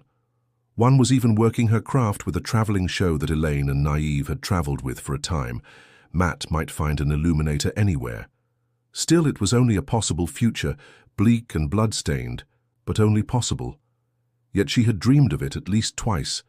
Not the same dream exactly, but always the same meaning. Did that make it more likely to come to pass? She would have to ask the wise ones to find out, and she was increasingly reluctant to do that. Every question she asked revealed something to them, and their goals were not hers to save what they could of the Aiel. They would let the White Tower be ground to dust. She had more than any one people, any one nation to think of. More dreams. She was struggling up a narrow rocky path along the face of a towering cliff. Clouds surrounded her, hiding the ground below and the crest above, yet she knew that both were very far away. She had to place her feet very carefully. The path was a cracked ledge, barely wide enough for her to stand on, with one shoulder pressed against the cliff ledge, littered with stones as large as her fist that could turn under a misplaced step and send her hurtling over the edge. It almost seemed this was like the dreams of pushing millstones and pulling carts, yet she knew it was a true dream. Abruptly, the ledge dropped away from under her with the crack of crumbling stone, and she caught frantically at the cliff fingers, scrabbling to find a hold.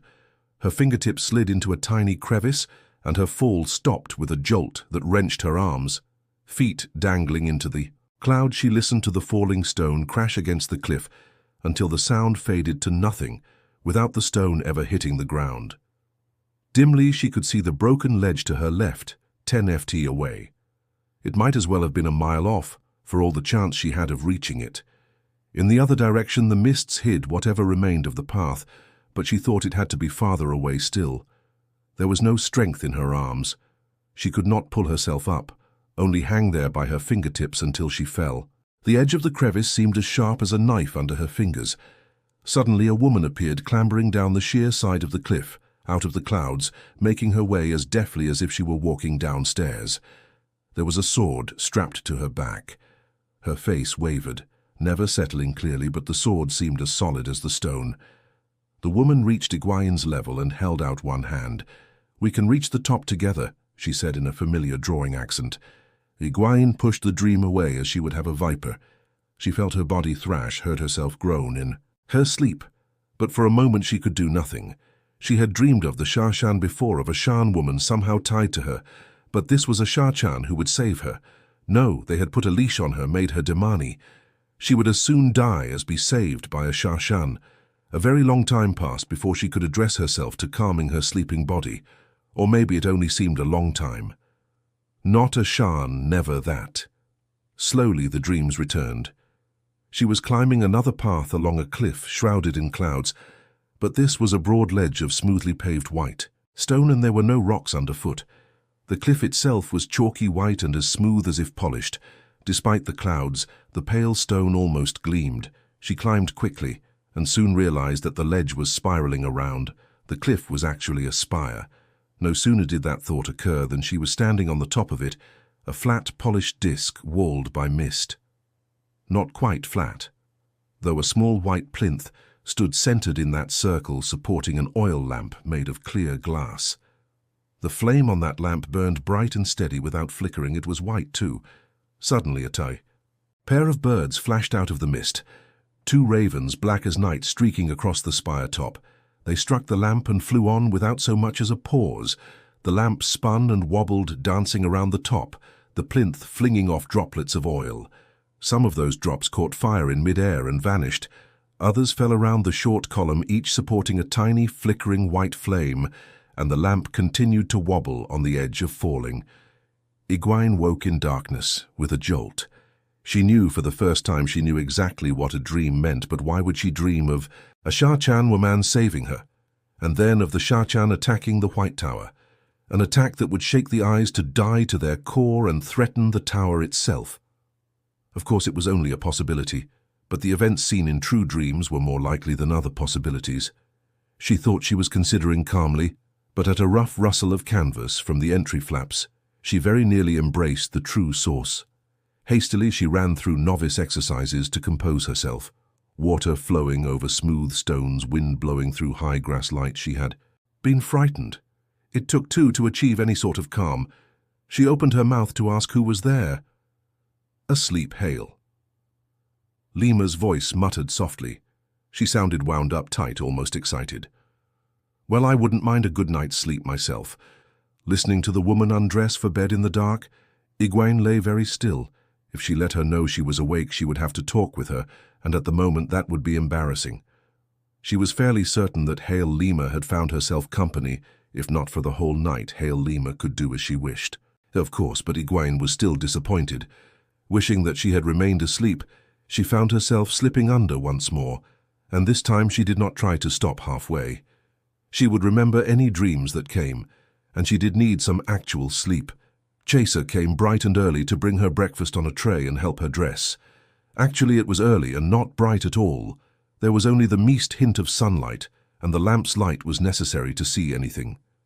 The embers in the brayer had died down during the night, of course, and the cold that hung in the air felt grey. There might be a chance of more snow today.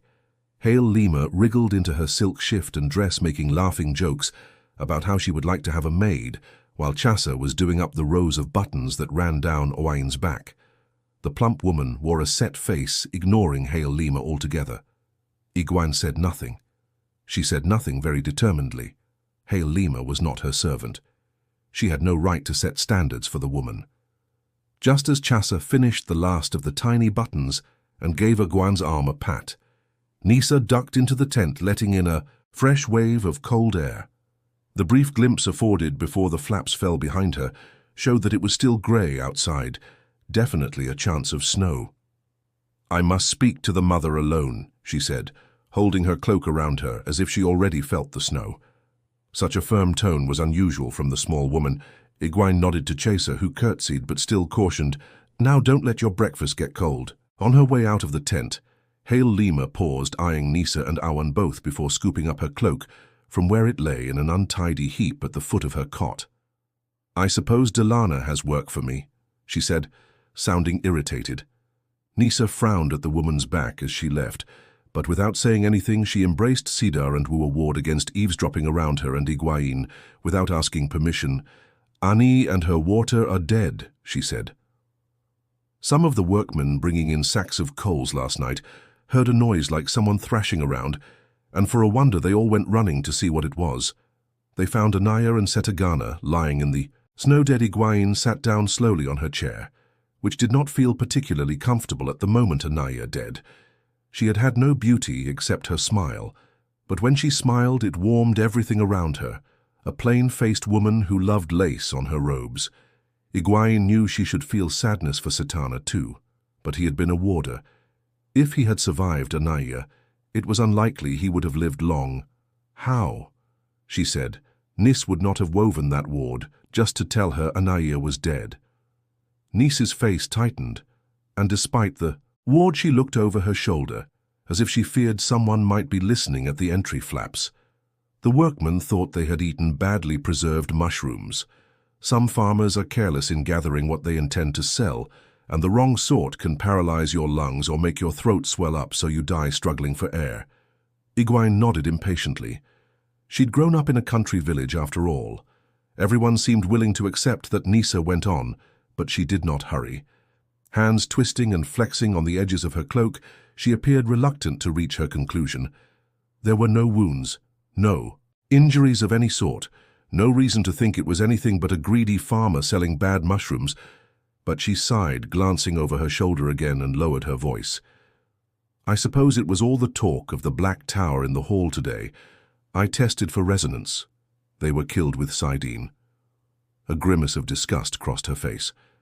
"I think someone just was solid flows of air around their heads and let them smother." Shuddering, she drew her cloak closer. Egwene wanted to shudder too. She was surprised she did not. Anaya dead. Smothered, a deliberately cruel way of killing used by someone who had hoped to leave no traces. "Have you told anyone yet?" "Of course not," Nisol said indignantly. "I came to you straight away as soon as I knew you'd be awake. At least a pity. You will have to explain why you delayed. We can't keep this secret." Well, Armlins had kept darker secrets for the good of the tower as they saw it. If we have a man who can channel among us, then the sisters need to be on their guard. A man who could channel hiding among the workmen or soldiers seemed unlikely, but less so than one coming there just to kill a single sister and her warder, which raised another question. Why Anaya was she just in the wrong place at the wrong time? Now where did they die? Near the wagons on the south side of camp. I don't know why they were there that time of night, unless Anaya was going to the privies and Setagana thought she needed guarding even there. Then you're going to find out for me, Nyssa. What were Anaya and Setagana doing out when everybody else was asleep? Why were they killed? This you will keep secret, until you can give me reasons. No one but the two of us is to know you're looking for any niece's mouth opened and closed. If I must, I must, she muttered only half under her breath. She was not really suited to keeping deep secrets, and she knew it. The last she had tried to keep had led directly to her having to swear fealty to Egwene. Will this put a stop to talk about an agreement with the Black Tower? I doubt it, Ioane said wearily. Light, how could she be weary already? The sun was not fully up yet. Either way, I think it is going to be another very long day, and the best she could find to hope for in it was that she could make it to another night without a headache. Chapter 21. A Mark. Alvarine stepped through the gateway, letting it snap shut behind her in a fading slash of brilliant blue-white, and almost immediately sneezed from the dust kicked up by her shoes. At once another sneeze racked her, and then another that brought tears to her eyes, lit only by the glowing globe that floated in front of her, the rough-walled storeroom hewn out of the bedrock, 3 levels below the tower library, was empty except for centuries' worth of dust. She would much rather have returned straight to her apartments in the tower itself, but there was always the chance of walking in to find a servant cleaning, and then she would have to get rid of the body, and hope that no one remembered that the servant had last been seen going into her rooms, remain hidden and roused. Not even the slightest hint of suspicion Mesaana had commanded. That seemed over-timid when the Black AA had walked the tower with impunity since its founding. But when one of the chosen commanded only a fool disobeyed, at least if there was any chance of being found out.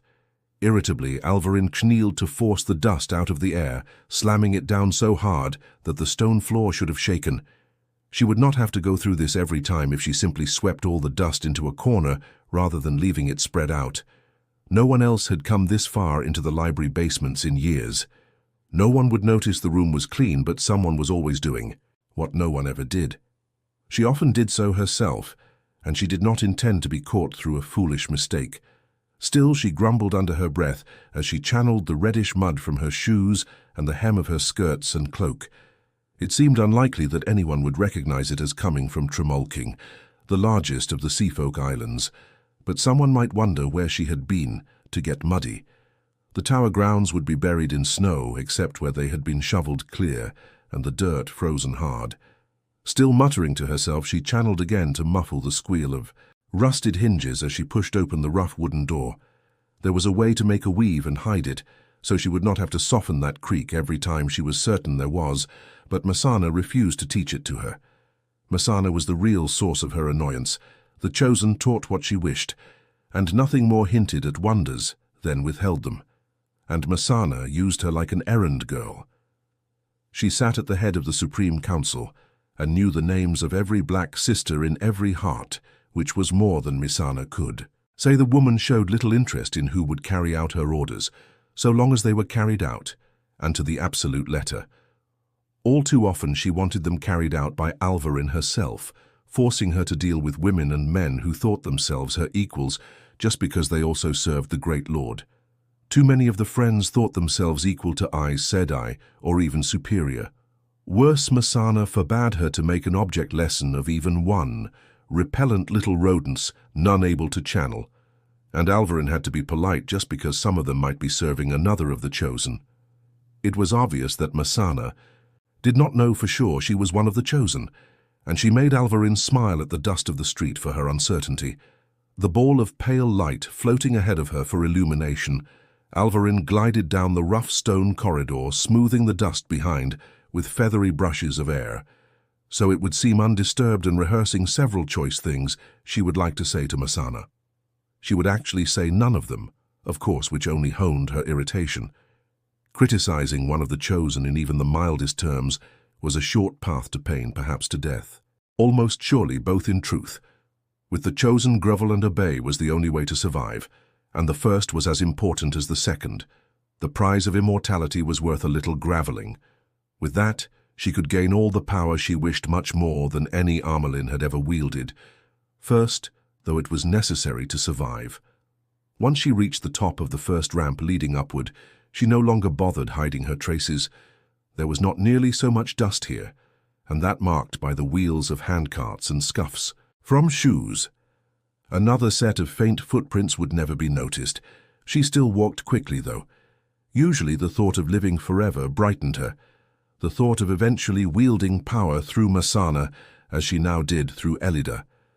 Well, almost the same. Expecting to bring Mesaana to a leader's state of compliance was too ambitious, but she could still tie strings to the woman that would assure her own rise. Today, her mind kept returning to the fact that she had been out of the tower for almost a month.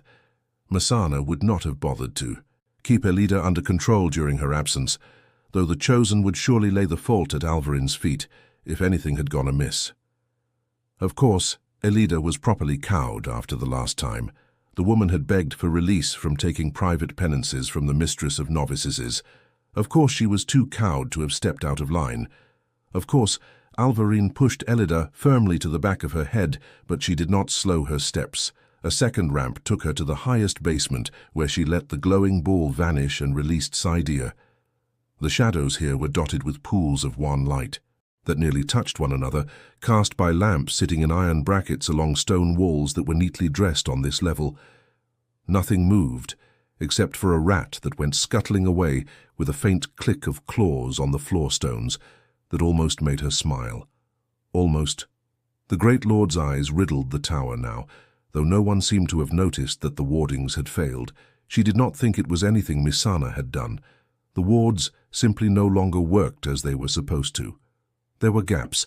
She certainly did not care whether the animal saw her or reported what it had seen, but she still ducked quickly into a narrow circular staircase. There might be people about on this level, and people were not to be trusted the same as rats. Perhaps she thought, as she climbed, she could probe Missana about that impossible flare in the power, so long as she was delicate. The Chosen would think she was hiding something if she never mentioned it. Every woman who could channel in the whole world had to be wondering what had happened. She would just have to be careful not to let slip anything that suggested that she had actually visited the site long after the flare vanished. Of course, she was not stupid enough to simply stroll into that. But Missana seemed to think Alviarin should carry out her chores without taking a moment for herself. Could the woman really believe that she had no affairs of her own to see to? It was best to behave as if she did have none. For the moment, it was at least in the shadows at the top of the stairs.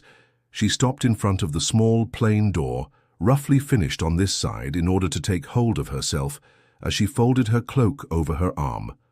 Missana was one of the Chosen, but still human. Missana made mistakes, and she would kill Alvarin in a heartbeat if she made.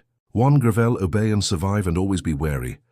She had known that long before meeting one of the Chosen. Retrieving the White Keeper stole from her belt pouch. She settled it around her neck and cracked the door carefully to listen. Silence, as expected. She stepped out into the 9th depository and closed the door behind her. On the inner side, the door was no less plain but polished to a soft glow. The tower library was divided into 12 depositories, at least insofar as the world knew, and the 9th was the smallest, given over to texts on various forms of arithmetic. Yet it was still a large chamber, a long oval with a flattened dome for a ceiling, filled with row on row of tall wooden shelves, each surrounded by a narrow walkway 4 paces above the 7 colored floor tiles. Tall ladders stood alongside the shelves on wheels, so they could be moved easily, both on the floor and on the walkways, and mirrored brass stand lamps, with bases so heavy that each took 3 or 4 men to move. Fire was a constant concern in the library. The stand lamps all burned brightly, ready to light the way for any sister who wanted to find a book or boxed manuscript, but a shelved handcart holding 3 large leather-cased volumes to be replaced was still in the middle of one aisle, exactly where she remembered it from the last time she walked through. She did not understand why there was any need for different forms of arithmetic, or why so many books had been written on them. And for all the tower prided itself on having the greatest collection of books in the world, covering every possible topic, it seemed that most eyes said, I agreed with her. She had never seen another sister in the 9th depository, the reason she used it for her entryway. At the wide arched doors standing invitingly open, she listened until she was satisfied that the corridor beyond was empty, before slipping out. Anyone would have thought it strange that she had developed an interest for the books in there, as she hurried along the main corridors where the floor tiles were laid in repeating rows of the AA colors. It came to her that the library was more silent than usual, even counting how few Aes Sedai remained in the tower at present. There was always a sister or two to be seen if only the librarians, some Browns, actually maintained apartments in the upper levels in addition to their rooms in the tower.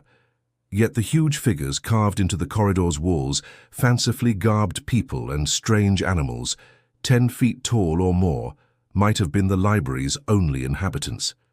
Drafts made the intricately carved lamp wheels hanging 10 paces overhead cack faintly on their chains. Her footsteps seemed unnaturally loud, casting soft echoes from the vaulted ceiling. "May I help you?" a woman's voice said quietly behind her. Startled, Alvarin spun around, almost dropping her cloak before she could catch herself. "I just wanted to walk through the library, Zamila," she said, and immediately felt a stab of irritation. If she was jumpy enough to explain herself to a librarian, then she really did need to take a grip before she reported to Mesaana. She almost wanted to tell Zamla what was happening on Tremulking, just to see whether the woman would flinch. The bland expression on the brown sister's dark face did not change, but a touch of some unreadable emotion altered the pitch of her voice. Tall and very lean, Zamila always held that outer mask of reserve and distance, but Alvarine suspected she was less shy than she pretended, and less pleasant. That's quite understandable. The library is restful, and it's a sad time for us all, and sadder still for you. Of course, Alvarine repeated, as if by rote a sad time for her in particular. She considered drawing the woman to some secluded corner where she could be questioned and disposed of. But then she noticed another brown-around woman, even darker than Zamila, watching them from farther down the hall. Aiden and Zamila were weak in the power, yet overcoming both at once would be difficult, if it was possible at all.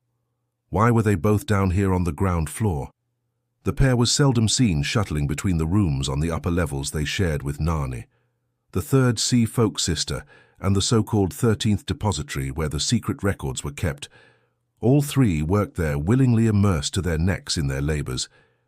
She walked on and tried to tell herself she was being skittish without reason, but that did nothing to soothe the prickling between her shoulder blades. The lack of librarians guarding the front entrance only made the prickles grow. Librarians always stood at every entrance to make sure not a scrap of paper left the library without their knowledge. Alvarine kneeled to shove one of the tall carved doors open before she reached it and left it standing agape on its bronze hinges as she hurried down the wide marble stairs. The broad, oak-lined stone path that led toward the tall white shaft of the tower had been shoveled clear. But if it had not been, she would have used the power to melt the snow away ahead of her.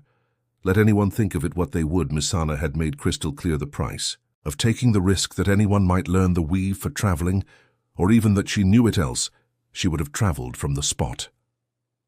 With the tower in sight, looming over the trees and gleaming in the pale morning sunlight, she could have been there in a step. Instead, she fought the urge to run. It was no surprise to find the tower's wide, tall corridors empty.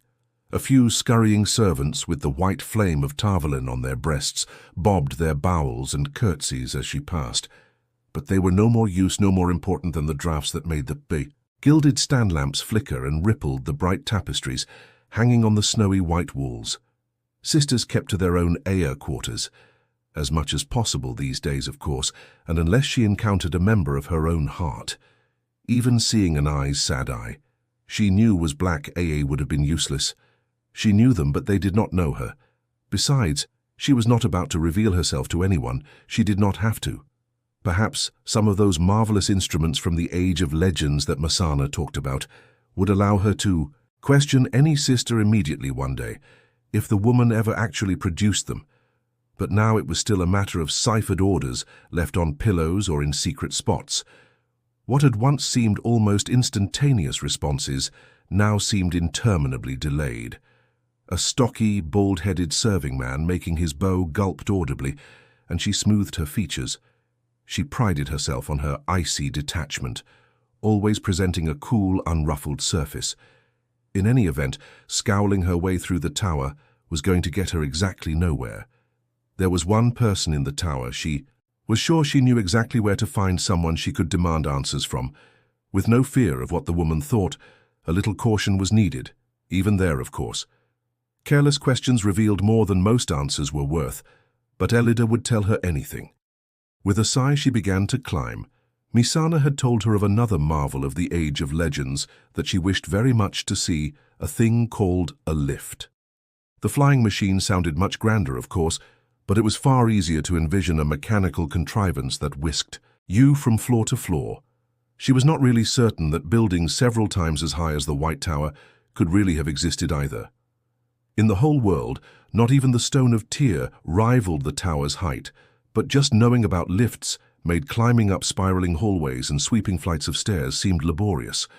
She did pause at the Armelan study only 3 levels up, but as expected, both rooms were empty, the bare writing tables polished till they shone. The rooms themselves seemed bare with no Wall hangings, no ornaments, nothing at all but the tables and chairs and unlit stand lamps. Elida rarely came down from her apartments near the tower's peak anymore. That had seemed acceptable at one time since it isolated the woman even more from the rest of the tower. Few sisters made that climb willingly today, though. By the time Alvarin had climbed close to 80 spans, she was seriously considering making Elida move back down. Elida's waiting room was empty, of course, though a folder of papers sitting at top. The writing table said someone had been there seeing what they contained and, deciding whether Elida needed to be punished for having it, could wait.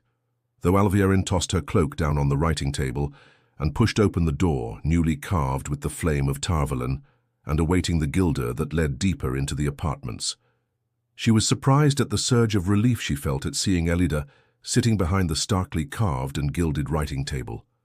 The 7-striped, no 6-striped now stole around her neck, and the flame of Tarvalon picked out in moonstones among the goldwork on the high chairback above her head. A niggling worry that she had not let surface until now had been the possibility that the woman was dead in some fool accident. That would have explained Zamila's comment. Choosing a new Armorland could have taken months, even with the rebels and everything else confronting them, but her days as keeper would have been numbered. What surprised her more than her relief, though, was the presence of more than half the sitters in the hall, standing in front of the writing table in their fringed shawls. Elida knew better than to entertain this sort of delegation without her present. The huge gilded case clock against the wall, vulgarly over-oriented piece chimed twice for high, small enamelled figures of eyes. Sad eye popping out of tiny doors in its front as she opened her mouth to tell the sitters that she needed to confer with the armor line privately. They would leave with little hemming or hawing. A keeper had no authority to order them out, but they knew that her authority extended beyond that. Her stole conferred, even if they did not begin to suspect how that could be. "Oh, Varin," Elida said, sounding surprised before she could get a word out. The hardness of Elida's face softened in what almost seemed pleasure. Her mouth quirked close to a smile Elida had had no reasons to smile in some time. "Stand over there and be quiet until I have time to deal with you," she said, waving an imperious hand toward a corner of the room. The sitters shifted their feet and adjusted their shawls. Swana, a beefy woman, gave Alvarin a tight glance, and Siobhan, tall as a man and angular, stared straight at her with no expression, but the others avoided meeting her eye. Stunned, she stood stock, still ill on the brightly patterned silk carpet, gaping. This could not be mere rebellion on Elida's part. The woman would have to be insane. But what in the name of the great lord had happened to give her the nerve? What Elida's hand slapped the tabletop with a loud crack, a blow that made one of the lacquered boxes there rattle. "When I tell you to stand in the corner, daughter," she said in a low, dangerous voice, "I expect you to obey." Her eyes glittered. "Or shall I summon the mistress of novices so these sisters can witness your private penance?" Heat suffused Alvarin's face, part humiliation and part anger. To have anyone hear such things said, and to her face fear bubbled in her too, turning her stomach to acid. A few words from her, and Elida would stand accused of sending sisters to disaster and captivity not once but twice. Rumors had already begun swirling about events in Kyrie, murky rumors but growing more certain by the day, and once it was learned that on top of that, Elida had sent 50 sisters to try to defeat hundreds of men who could channel not even the existence of the rebel sisters, wintering in Mirand with, their army would keep the Armorland stole on her shoulders or her head.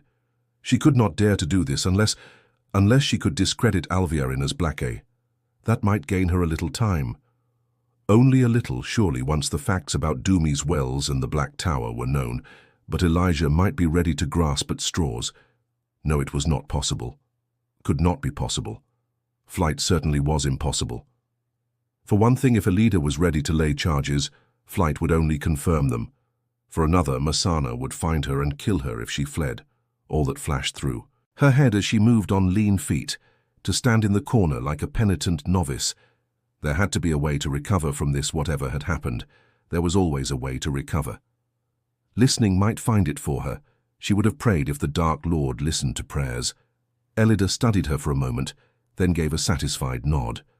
The woman's eyes still shone with emotion, though lifting the lid of one of the 3 lacquered boxes on her table, She took out a small, age-darkened ivory carving of a turtle and stroked it between her fingers, fondling.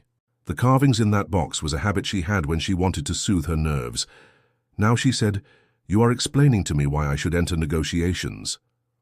"We were not asking permission, Mother," Swana said sharply, thrusting her chin out. She had too much chin, a square stone of it, and the arrogance to thrust it at anyone. A decision of this sort belongs to the Hall. There is strong feeling in favor of it in the Yellow Arja, which meant she had strong feelings. She was the head of the Yellow Arja. The first weaver, something Alvarin knew, because the Black Arja knew all the Arja secrets, or nearly all, and in Sana's view her opinions were her Arja's opinions. Dosine, the other yellow present, eyed sideways, but said nothing, pale and boyishly slim. Dorsain looked as if she did not really want to be there. A pretty silky boy who had been dragged somewhere by his ear.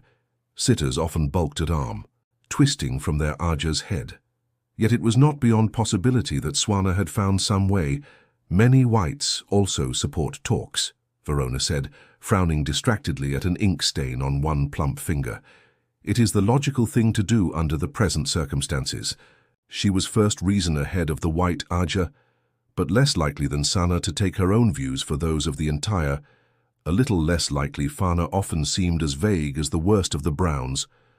The long black hair that framed her round face needed a brush, and part of the fringe on her shawl appeared to have been dipped carelessly in her breakfast tea.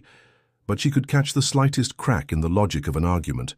She might well have been there by herself, because she simply did not believe she needed any assistance from the other white sitters. Leaning back in her tall chair, Elida began to glower, her fingers stroking faster on the turtle, and Anda spoke up quickly, not quite looking at Elida, while pretending to adjust the set of her grey-fringed shawl along her arms. "Their point, Mother, is that we must find a way to end this peacefully," she said, the Tabana accent strong in her speech, as it was when she felt uneasy, frequently diffident around a leader. She glanced at Yukiri as though hoping for support, but the slender little woman turned her head aside slightly. Yuki was remarkably stubborn for such a tiny woman. Unlike Doacine, she would not have responded to arm twisting. So why was she here if she did not want to be, realizing that she was on her own? Anda rushed on. It must not be allowed to come to fighting in the streets of Tarvalan or in the tower. Especially not again. So far the rebels seem content to sit and watch the city, but that cannot last. They have rediscovered how to travel, Mother, and have used it to carry an army across hundreds of leagues. We must begin talks before they all decide to use traveling to bring that army into Tarvalan, or all is lost. Even if we win fists knotted in her skirts, Alvarin swallowed hard. She thought her eyes might pop out of her head. The rebels knew how to travel. They were here at Tarvalan already, and these fools wanted to talk. She could see carefully laid plans, carefully arranged designs, evaporating like mist in a summer sun. Perhaps the Dark Lord would listen if she prayed very hard. Elida's scowl did not diminish, but she set the ivory turtle down very carefully, and her voice came close to normal. The old normal before Alvarin reined her in with a steel core beneath the softness. Of the words, "Do the brown and the green also support talks?" The brown Siobhan began, then pursed her lips in thought, and visibly changed what she had intended to say. Outwardly, she seemed utterly composed, yet she was rubbing her long thumbs against her bony forefingers unconsciously. "The brown is quite clear on the historical precedents. You have all read the secret histories, or should have. Whenever the tower has been divided against itself, disaster has struck the world, with the last battle looming in a world that contains the Black Tower. We can no longer afford to remain divided a day longer than need be." It hardly seemed that Elida's face could grow darker, but mention of the Black Tower did it, and the green. Her voice was still controlled. All three green sitters were there, indicating very strong support among their AA, or heavy pressure, from the head of the green. A senior Talon should have answered. Elida Green stuck to their hierarchies in everything, but the tall, golden-haired woman glanced at Yukiri for some reason, then just as oddly at Dosine, and put her eyes on the carpet and stood plucking at her green silk skirts. Rena frowned faintly, wrinkling her upturned nose in puzzlement. But she had worn the shawl for fewer than 50 years, so it was left to Rubinda to reply, a sturdy woman. Rubinda appeared short and stocky alongside Talon, and almost plain despite eyes the color of sapphires. "I'm instructed to make the same points as Siobhan," she said, ignoring the startled look that Rena gave her.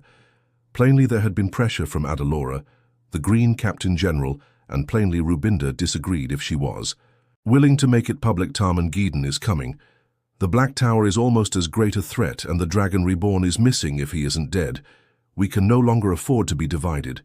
If Andaya can talk the rebels back into the tower, then we must let her try." "I see," Elida said in a flat tone, but strangely her color improved, and the hint of a smile even touched her mouth. "Then by all means talk them back if you can, but my edicts stand. The blue AA no longer exists, and every sister who follows that child, I Alvier, must serve. Penance under my guidance before she can be readmitted to any AR. I intend to weld the White Tower into a weapon to use at Tarman Garden." Fana and Sana opened their mouths, protest painted on their faces, but Elida cut them off with a raised hand. "I have spoken, daughters. Leave me now and see to your talks." There was nothing the sitters could do short of open defiance. What was the Hall's right was theirs, but the Hall seldom dared infringe far on the Armorland seat's authority, not unless the Hall was united against the Armorland, and this Hall was anything but united on any point. Alvarin had helped. Hensure that herself. They left Farana and Suana stiff-backed and tight-lipped, and Dia almost scurrying. None of them so much as glanced in Alvarin's direction. She barely waited for the door to close behind the last. "This really changes nothing." "Elida, surely you see that. You must think clearly. Not trip over a momentary aberration." She knew she was babbling, but she could not seem to stop. The disaster at Doomies Wells, the certain disaster at the Black Tower. These can still unseat you. You need me to hold on to the staff and stole. You need me. Elijah. You, she clamped. Her teeth shut before her tongue threw everything away. "There still had to be a way. I'm surprised you returned," Elida said, rising and smoothing her red-slashed skirts.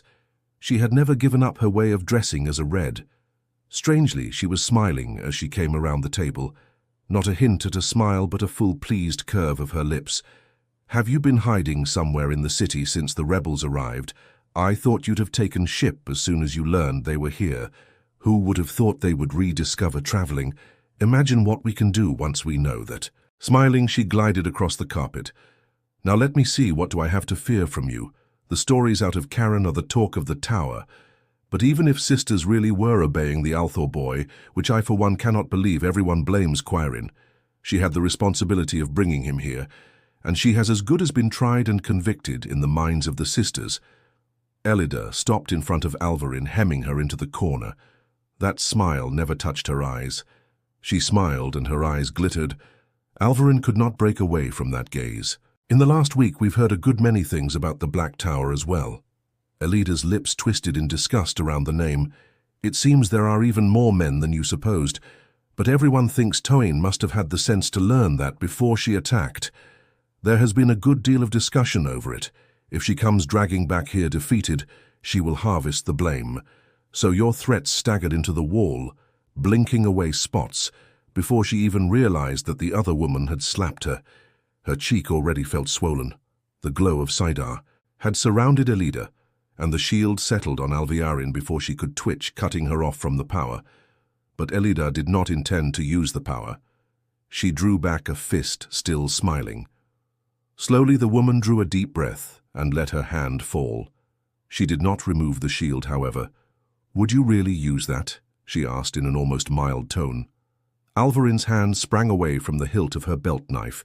Grabbing it had been a reflex, but even if Elida had not been holding the power, killing her, when so many sitters knew they were together, would have been as good as killing herself.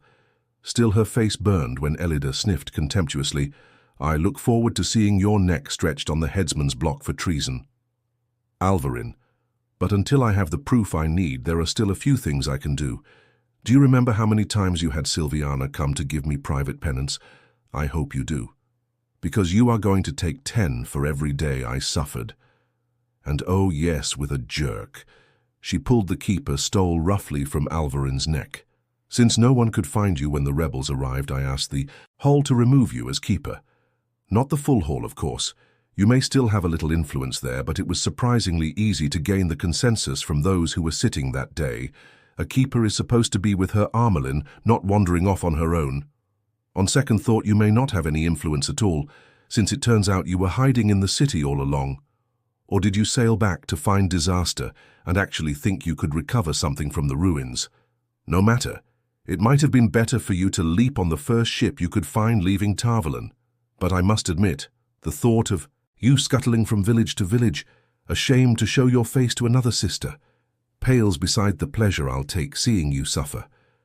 Now get out of my sight before I decide it should be the birch rather than Sylviana's strap. Tossing the white stove to the floor, she turned her back and released Sidar gliding toward her chair, as if Alvarin had ceased to exist. Alvarin did not leave. She fled, running with the feel of the dark hound's breath on the back of her neck. She had barely been able to think since she heard the word treason. That word echoing in her head made her want to howl. Treason could only mean one thing, Elida knew, and she was searching for proof. The Dark Lord have mercy, but he never did. Mercy was for those afraid to be strong. She was not afraid. She was a skin stuffed to bursting with terror. Back down through the tower she fled, and if there was so much as a servant in the hallways, she did not see him. Horror blinded her eyes to anything, not directly in her path. All the way back down to the 6th level, she ran to her own apartments. At least she supposed they were still hers for the moment. The rooms with their balcony overlooking the great square in front of the tower went with the office of keeper. For the moment it was enough that she still had rooms and a chance to live. The furnishings were still the Demani pieces left by the previous occupant, all pale striped wood inlaid with pearl shell and amber. In the bedchamber, she threw open one of the wardrobes and fell to her knees, pushing aside dresses to rummage in the back for a small chest box less than 2 hands square that had been hers for many years. The carving on the box was intricate, but clumsy rows of varied knots, apparently done by a carver with more ambition than skill. Her hands shook as she carried it to a table, and she set it down to wipe clammy palms on her dress. The trick to opening the box was simply a matter of spreading her fingers as wide as they would go to press simultaneously, at 4 knots in the carving, no two alike. The lid lifted slightly, and she threw it back, revealing her most precious possession, wrapped in a small bundle of brown cloth to keep it from rattling.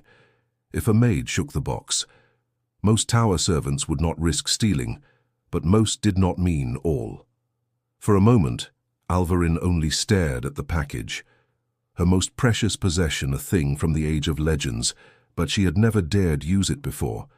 Only in the worst emergency, Masana had said the most desperate need. Yet what need could be more dire than this?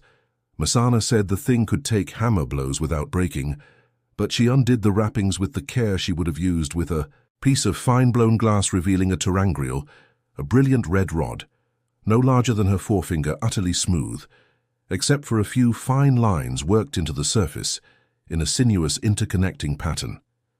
Embracing the source, she touched that pattern, with hair, thin flows of fire and earth at 2 of the interconnections.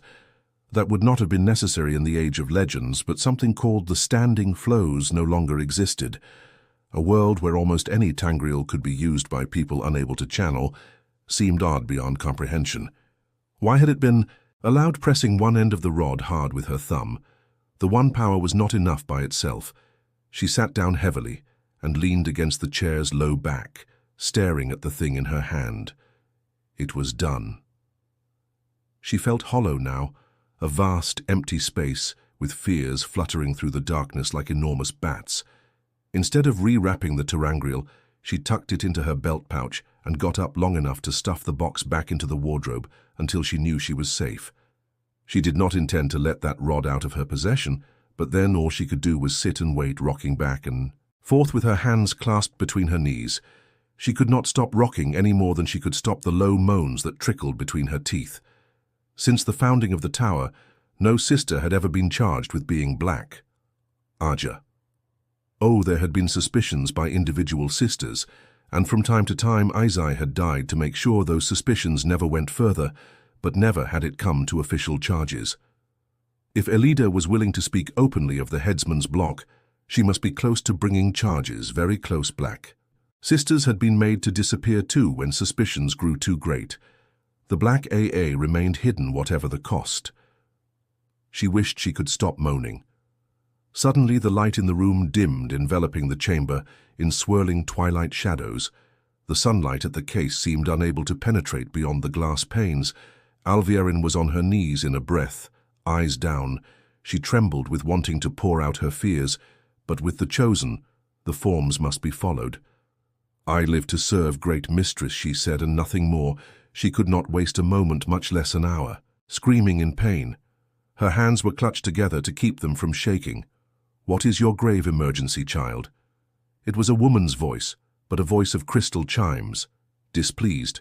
Chimes, only displeased. Angry chimes might have meant death on the spot. "If you think I will raise a finger to get the keeper stall back for you, you are sadly mistaken.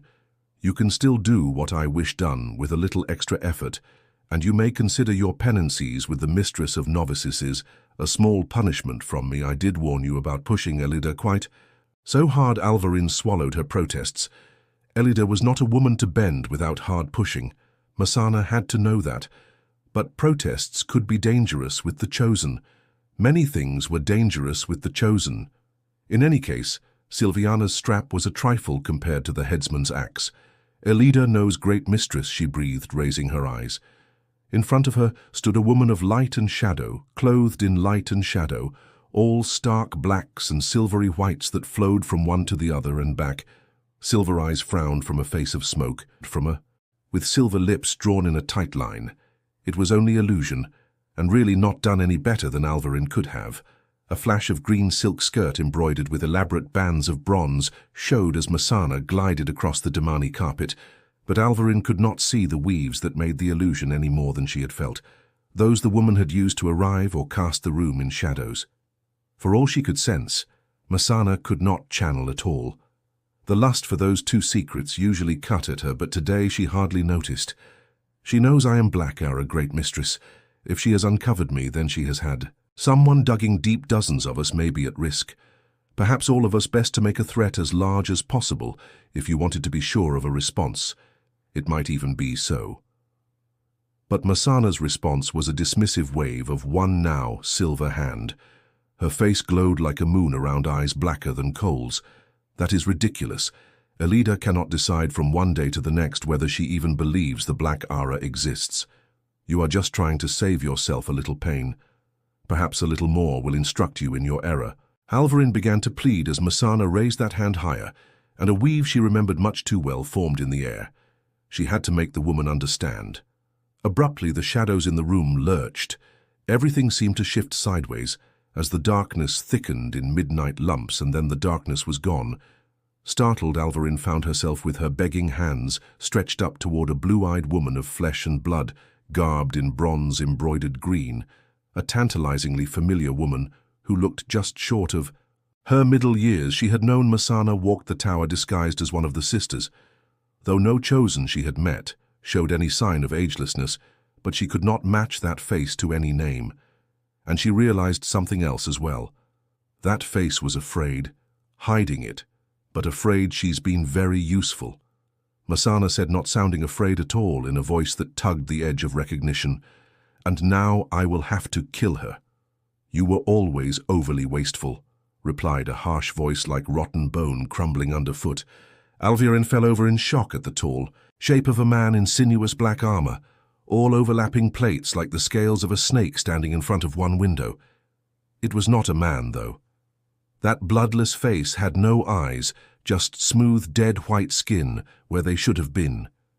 She had encountered Murd before in the service of the Dark Lord, and even managed to meet their eyeless gazes without giving way to the terror those stares engendered.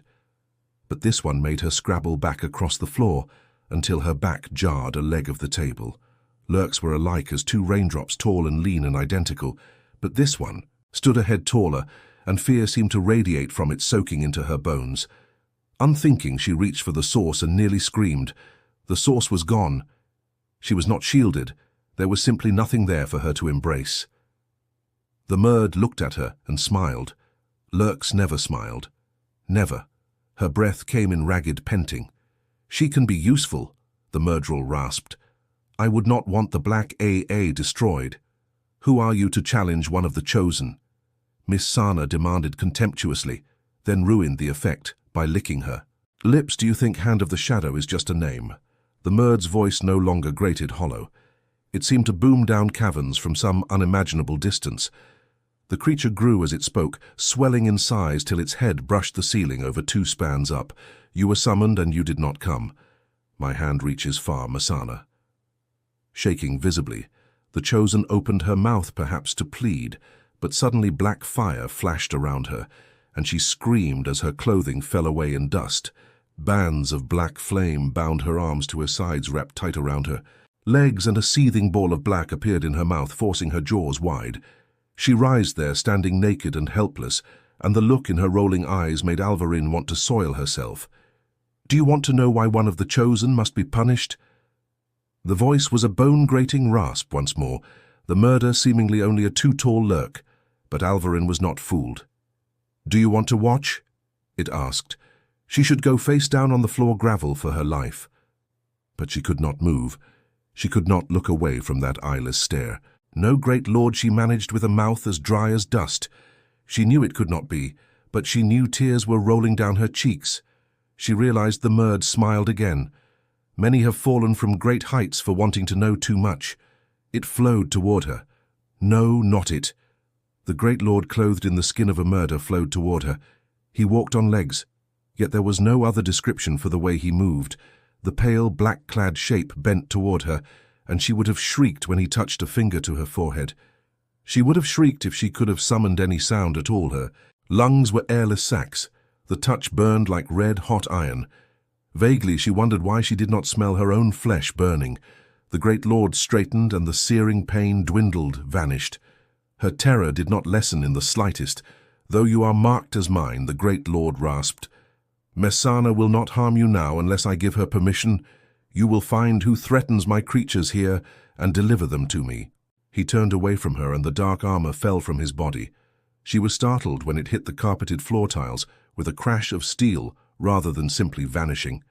He was clothed in black, and she could not have said whether it was silk or leather or something else. The darkness of it seemed to drink the light from the room. Messana began to thrash in her bonds, keening shrilly past the gag in her mouth. "Go now," he said, "if you wish to live another hour." The sound coming from Messana rose to a despairing scream. Alvarin did not know how she got out of her rooms. She could not understand how she was upright when her legs felt like water, but she found herself running through the corridors, skirts pulled to her knees and running as hard as she could. Suddenly the head of a wide staircase loomed in front of her, and she barely managed to stop from running right out into the air. Sagging against the wall, shaking, she stared down the curving flight of white marble steps. In her mind she could see her body breaking as it crashed down the stairway. Breathing raggedly in hoarse-throated pants, she put a trembling hand to her forehead. Her thoughts tumbled one over another as she would have down the stairs. The great lord had marked her as his. Her fingers slid across smooth, unblemished skin. She had always prized knowledge. Power grew from knowledge, but she did not want to know what was happening in the rooms she had left. She wished she did not know that anything was happening.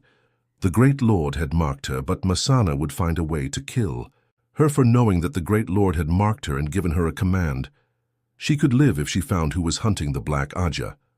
Straightening her back with an effort, she hurriedly scrubbed at the tears on her cheeks with the heels of her palms. She could not pull her eyes away from the stairs falling away in front of her. Elida surely suspected her, but if there was no more to it than that, she could always manufacture a hunt. It just had to include Elida herself as a threat to be extinguished. Delivered to the great lord, her fingers fluttered to her forehead again. She had the Black Ara at her command. Smooth, unblemished skin. Tellen had been there in Elida's rooms. Why had she looked at Ukiran Dosin that way? Tene was black, though she did not know that Alviarin was. Of course, would any mark show in a mirror? Was there something that others could see? If she had to manufacture a scheme for Elida's supposed hunters, Tene might be a place to start. She tried to trace the route any message would have taken from heart to heart before it reached Tellen, but she could not stop staring down the stairs, seeing her body bounce and break its way to the bottom. The Great Lord had marked her. Chapter 22. One Answer. Pavaro waited with a touch of impatience while the slim little accepted placed the rimmed silver tray on a side table and uncovered the dish of cakes. A short woman with a serious face, Pedra was not being laggard or resentful over having to spend the morning fetching and carrying for a sitter, just precise and careful. Those were useful qualities to be encouraged. Still, when the accepted asked whether she should pour the wine, Pavara said crisply, "We will do for ourselves, child. You may wait in the ante-room." She almost told the young woman to go back to her studies. Pedra spread her banded white skirts in a graceful curtsy, without any sign of being flustered, the way accepted often were when a sitter showed snappishness, all too frequently accepted, took any bite in a sitter's tone as an opinion on their fitness for the shawl, as if sitters had no other concerns. Pavaro waited until the door closed behind Pedra and the latch clicked before nodding approvingly. "That one will." "Be raised eyes soon," she said. It was satisfying when any woman attained the shawl, but especially when the woman had appeared unpromising to begin with. Small pleasures seemed the only ones available these days. "Not one of ours, though, I think," was the reply from her surprising guest, who turned from a study of the row of painted miniatures of Pervera's dead family that stood in a line on the wave-carved marble mantel above the fireplace. "She's uncertain about men. I believe they make her nervous." Tana certainly had. Never been nervous about men, or very much of anything else at least. Not since she reached the shawl just over 20 years ago. Pavara could remember a very jumpy novice, but the pale-haired woman's blue eyes were steady as stones now, and about as warm as stones in winter. Even so, there was something in that cool, prideful face, something in the set of her mouth that made her seem uneasy this morning. Pavara could hardly imagine what might make Tarn a fair nervous. The real question, though, was why the woman had come to see her.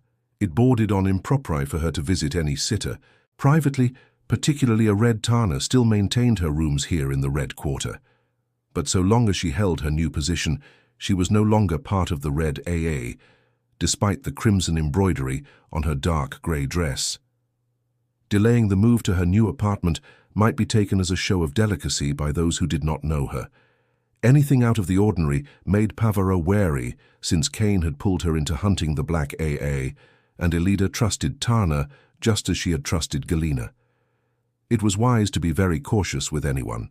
Elida trusted just thinking of Galena. The light burned the woman forever still set Pavara's teeth on edge, but there was a second connection. Galena had taken a special interest in Tana as a novice too. True, Galena had taken an interest in any novice or accepted. She thought might join the Red, but it was another reason for caution. Not that Pavara let anything show on her face. Of course, she had been Aes Sedai too long for that smiling. She reached for the long-necked silver pitcher that sat on the tray, giving off the sweet scent of spices. "Will you take wine, Tana?" In congratulation for being raised silver goblets in hand, they settled on spiral-worked armchairs, a style that had gone out of fashion in Andor near 100 red years ago, but one that Pavara liked. She saw no reason to change her furniture, or anything else according to the whims of the moment. The chairs had served her since they were new-made, and they were comfortable with the addition of a few cushions. Tana sat stiffly, however, on the edge of her seat.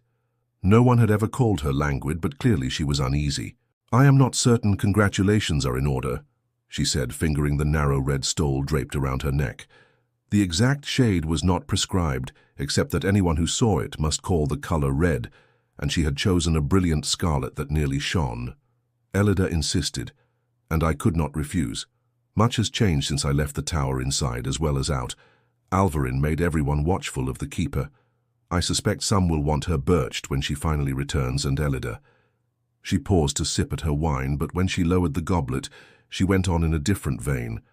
"I have often heard you called unconventional. I have even heard that you once said you would like to have a warder." "I've been called worse than unconventional," Pavara said dryly. What had the woman been about to say concerning Elida?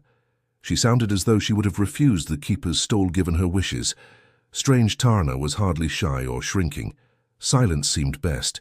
especially about warders. She had been talking too much if that was general gossip. Besides, keep silent long enough, and the other woman always spoke if only to fill up the gap. You could learn a great deal through silence. She sipped her own wine slowly. There was too much honey in it for her taste and not enough ginger, still stiff. Tana rose and strode to the fireplace, where she stood staring at the miniatures sitting on their white lacquered stands. She raised a hand to touch one of the ivory ovals, and Pavara felt her own shoulders tighten in spite of herself. Georg, her youngest brother, had been only 12 when he died, when all of the people in those paintings died in an uprising by dark friends. They had not been a family who could afford ivory, miniatures, but once she had the coin, she found a painter who could capture her memories, a beautiful boy Georg, tall for his years and utterly fearless. Long after the event, she had learned how her baby brother died with a knife in his hand, standing over their father's body and trying to keep the mob from their mother so many years ago now. They would all have been long dead in any case, and their children's children's children as well, but some hatreds never died. The Dragon Reborn is Tavaran, so I have heard, Tana said, finally still staring. At Georg's picture. Do you think he alters chance everywhere, or do we change the future by ourselves, one step following another, until we find ourselves somewhere we never expected? What do you mean? Pavara said a trifle more curtly than she could have wished. She did not like the other woman peering at her brother's image so intently, while talking of a man who could channel, even if he was the Dragon Reborn. She bit her lip so as not to tell Tana to turn around and look at her. You could not read someone's back the way you could a face. I anticipated no great difficulty in Salidar, no great success either, but what I found was that a shake of her head, or had she merely changed the angle at which she was peering at the miniature? She spoke slowly, but with an undercurrent of remembered urgency. I left a pigeon handler a day outside the village, yet it took me less than half a day to get back to her, and after I loosed the birds with copies of my report, I pressed on so hard I had to pay the woman off because she could not keep up. I can hardly say how many horses I went through. Sometimes the animal was spent to the point I had to show my ring to make a stable, take it in trade even with silver added. And because I pressed so hard, I happened to reach a village in Mirandi while a recruiting party was there. If I had not been frightened out of my wits for the tower by what I saw in Salidar, I would have ridden to Abu Dar and taken ship for Elon and then upriver. But the thought of going south instead of north, the thought of waiting for a vessel, sent me like an arrow toward Tarvalon. So I was in that village to see them, Hutana. Ashaman. The woman did turn. Then her eyes were still blue ice but tight. She held her goblet in both hands as if trying to soak in the warmth. I did not know what they were then, of course, but they were openly recruiting men to follow the Dragon Reborn, and it seemed wisest to listen before I spoke. Well, for me that I did. There were 6 of them. Pavara. 6 men in black coats, 2 with silver swords on their collars, were feeling men out about, whether they might like to learn to channel. Oh, they did not say so. Right out wield the lightnings, they called it. Wield the lightnings and ride the thunder. But it was clear enough to me, if not to the fools they were talking to. Yes, very well for you that you kept silent, Pivar said quietly. 6 men who can channel would be more than merely dangerous for a sister by herself. Our eyes and ears are full of talk about these recruiting parties. They appear everywhere from cellar to tier, but no one seems to have an idea of how to stop them if it isn't too late already. She very nearly bit her lip again. That was the trouble with talking. Sometimes you said more than you wanted. Oddly, the comment took some of the stiffness out of Tana. She resumed her seat, leaning back, though a hint of weariness still clung to the way she held herself. She chose her words carefully, pausing to touch the wine to her lips, but she did not actually drink that Pavara saw. I had a long time to think on the river ship coming north, longer, after the fool captain ran us aground so hard he broke a mast and put a hole in the hull, days trying to hail another ship after we got ashore, and days finding a horse. 6 of those men sent to one village convinced me finally. Oh, the district around as well, but it was not very populous. I believe it is too late. Elida thinks they can all be gentled, Pavara said non-committally. She had already exposed herself too much when they can send 6 to one small village and travel. There is only one answer I can see. Turner took a deep breath, fingering the bright red stole again, but now it seemed more in regret than to play for time. Red Sisters must take them as warders, Pavara. That was so startling that Pavara blinked. A hair less self-control and she would have gaped. Are you serious? Those icy blue eyes met her gaze steadily. The worst was past, the unthinkable spoken aloud, and Tana was a woman of stone once more. This is hardly a matter for joking. The only other choice is to let them run loose. Who else can do it? Red Sisters are used to facing men like this, and ready to take the necessary risks. Anyone else will flinch. Each sister will have to take more than one, but Greens appear to manage well enough with that. I think the Greens will faint if this is suggested. To them, though, we Red Sisters must do what needs to be done. Have you broached this to Elida? Piva asked, and Tana shook her head impatiently. Elida believes, as you said, she. The yellow-haired woman frowned into her wine before going on. Elida often believes what she wants to believe and sees what she wants to see. I tried to bring up the Asherman the first day I was back, not to suggest bonding, not to her. I am not a fool. She forbade me to mention them to her. But you are unconventional. And do you believe they can be gentled after they're bonded? I have no idea what that would do to the sister holding the bond, and in truth I don't want to learn. She was the one playing for time. Pavara realized she had had no idea where this interview was headed when it began, but she would have wagered everything she owned against it coming to this. That might be the end, and it might prove impossible, the other woman replied coolly. The woman was stone. Either way, I can see no other way to handle these Asherman Red Sisters. Must bond them as warders. If there is any way, I will be among the first, but it must be done. She sat there calmly sipping her wine, and for a long time Pavara could only stare at her in consternation. Nothing Tana had said proved she was not Black Ara, yet she could not distrust every sister unable to prove that. Well, she could and did, when it came to matters of the black. But there were other matters she had to deal with. She was a sitter, not simply a hunting dog. She had the White Tower to think of, and eyes say far from the tower and the future. Dipping her fingers into her embroidered belt pouch, she drew out a small piece of paper rolled into a thin tube. It seemed to her that it should glow with letters of fire. So far she was one of 2 women in the tower who knew what was written there. Even once she had it out, she hesitated before handing it to Tana. This came from one of our agents in Kyrie, but it was sent by Toain Gazelle. Tana's eyes jerked Bavar's face at the mention of Toain's name, then fell to reading again.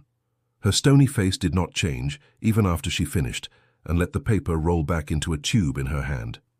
This changes nothing, she said flatly, coldly. It only makes what I suggest more urgent. On the contrary, Pavara sighed. That changes everything. It changes the whole world. Chapter 23. Ornaments. The air in the room was just sufficiently warmer than outside to put a mist on the glass panes set in the red-painted casements, and the glass contained bubbles besides. But Catwain stood peering out as if she could see the dreary landscape clearly. She could see with more than enough clarity in any case. A few hapless folk bundled and hated, and only shapeless skirts or baggy breeches distinguishing men from women were trudging the muddy fields that surrounded the manor house sometimes, stooping to feel a handful of the soil. It would not be long before they could begin their ploughing and manuring, but only their inspection indicated the coming of spring any time soon. Beyond the fields, the forest was all dark, bare branches against a washed-out grey morning sky. A good coating of snow would have made the view much less bleak, but it snowed lightly, and seldom here, with traces of one fall rarely lasting until the next. Still, she could think a few places better for her purposes with the spine of the world. Little more than a day's hard ride to the east. Who would think to look inside the borders of Tyr? Had convincing the boy to stay here been too easy, though? With a sigh, she turned from the window, feeling the golden ornaments hanging in her hair sway the small moons and stars, birds and fish. She was very aware of them of late. She had considered sleeping with them in place. The sitting room was large but not ornate like the manor house itself, with cornices of carved wood, painted red. The furniture was bright with paint, but not a touch of gilding. The 2 long fireplaces, plain stone if well made, and Orion sturdy wrought metal made for long service rather than appearances. The fires on the hearths were small, at her insistence the flames flickering low on half-consumed splits. But either was enough to warm her hands, which was all she wanted. Left to his own devices, Algarin would have surrounded her with blazing warmth and smothered her in servants few as he still employed. A lesser lord of the land, he was far from wealthy, yet he paid his debts in letter and spirit, even when most other men would have seen quite the reverse of a debt. The uncarved door to the hall creaked. Open.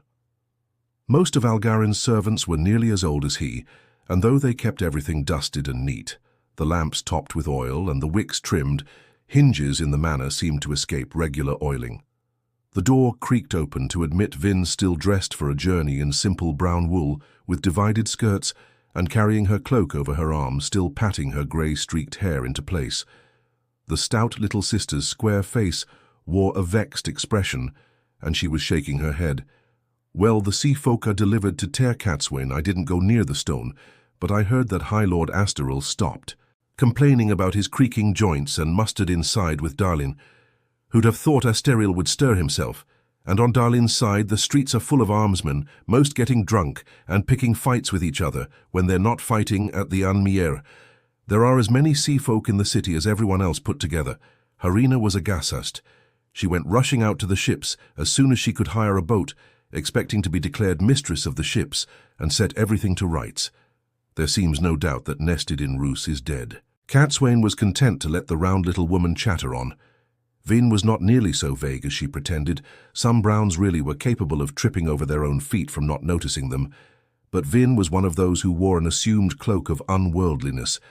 She seemed to believe that Cadswin accepted the cloak for reality, yet if there was a point to be made, she would make it, and what she left out might be revealing too. Cadswain was less sure of the other sister than she might have wished. Uncertainty was a fact of life, but she was uncertain about entirely too. Many things to suit her. Unfortunately, men must have been listening at the door, and that young woman had little patience. I told her it wouldn't be like that, she protested, bursting into the room. I told her she'd be punished for the bargain she made with Rand. Only after that will she become mistress of the ships, and I can't say if it will be 10 days from now or 10 years. Slim and pretty and tall in her red-heeled boots with dark ringlets hanging to her shoulders, Men had a low, womanly voice, but she wore a boy's red coat and blue breeches. The coat was embroidered with colourful flowers on the lapels and up the sleeves, and the breeches in bands down the outsides of the legs, but they were still coat and breeches. "You may come in, men," Cadway said quietly. It was a tone that usually made people sit up and take notice, those who knew her at all. Anyway, spots of colour appeared in Min's cheeks. "The Wave Mistress has already learned all she is going to from your viewing, I fear. But from your urgency, perhaps you've read someone else's auras and wish to tell me what you saw." The girl's peculiar ability had proved helpful in the past, and doubtless could again, perhaps. As far as Cadswin could tell, she did not lie about what she saw in the images and auras that she perceived floating around people, but it was not always forthcoming, either. Particularly not when it came to the one person Cadswin would have liked to know about above all others. Red cheeks, or no red cheeks, men raised her chin stubbornly. She had changed since Shudderlog, or perhaps it had begun earlier, but either way the change was not for the better. "Rand wants you to come see him," he said to ask, "so you needn't get snippy over it." Sidane merely looked at her and let the silence stretch. Snippy. "Definitely not for the better. Tell him I will come when I am able," she said finally. "Close the door firmly behind you, men." The young woman opened her mouth as if to say something more, but at least she retained sense enough to leave it unsaid. She even made a passable curtsy in spite of those ridiculous boots and shut the door firmly behind her, just barely short of slamming it. In fact, Vin shook her head again, giving a laugh that sounded only slightly amused. "She's in love with the young man, Cadwain, and she's tucked her heart in his pocket. She'll follow that before her head, whatever you say or do. I think she's afraid he almost died on her, and you know how that can make a woman determined to hang on Cadswin's lips." Thinned Baron knew more about that sort of relations with men than she did. She had never believed in indulging with her own warders as some Greens did, and other men had always been out of the question, but the Brown had hit close to a truth without knowing. At least Cadwain did not think the other sister knew Min was bonded to the Althor boy. She herself only knew, because the girl had let too much slip in a careless moment. Even the tightest muscle eventually yielded its meat once you got that first small crack in the shell. Sometimes it gave up an unexpected pearl as well. Yes, men would want to keep the lad alive whether she loved him or not, but no more than Cadsuane did. Draping her cloak on the tall back of a chair, Vin moved to the nearest fireplace and stretched out her hands to warm them in front of the low flames. You could not say that Vin glided, but she was more graceful than her bulk suggested. How much of her was deception? Every Aes Sedai hid behind various masks over time. It became habit after a while, I believe. The situation in Tyr may be resolved peacefully, yet she said, peering into the fire. She might have been talking to herself or wanted Cadsuane to think it. Herna and Simon are growing quite desperate, afraid the other High Lords will return from Elon and trap them in the city. They may be amenable to accepting Darlin, given their other choices. Estand is made of sterner stuff, but if she can be convinced there's advantage for her in it, I told you not to go near them. Cadsuane broke in sternly. The stout woman blinked at her in surprise. I didn't. The streets are always full of rumors, and I do know how to piece rumors together and sift out a little truth. I did see Alanna and Rafella, but I ducked behind a fellow hawking meat pies from a barrow before they saw me. I'm sure they didn't. She paused, clearly, waiting for Cadsuane to explain why she had been told to avoid the sisters as well. I have to go to the boy now, Von, Cadsuane said instead. That was the trouble with agreeing to advise someone. Even when you managed to set all the conditions you could wish for, most of them anyway, you still had to come sooner or later when they called. Eventually, but it did give her a reason to evade Veron's curiosity. The answer was simple. If you tried to solve every problem yourself, you ended by solving none. And with some problems, how they were solved really did not matter in the long run, but not answering left Vin with a puzzle to ponder a little butter for her pause. When Swain was unsure of someone, she wanted them unsure of her too. Von gathered up her cloak and left the room with her. Did the other woman mean to accompany her? But outside the sitting room they encountered Nesuna walking briskly down the hall. She came to a sudden halt. No more than a handful of people had ever managed to ignore Cadsuane, yet Nesuna did a credible job, her nearly black eyes latching on to Vin. You're back then, are you? The best of Browns did have a way of stating the obvious. You wrote a paper on animals of the drowned lands, as I recall, which meant that Von had Nesuna recalled everything she had ever seen a useful skill if Cadsuane had been sure enough of her to make use of it.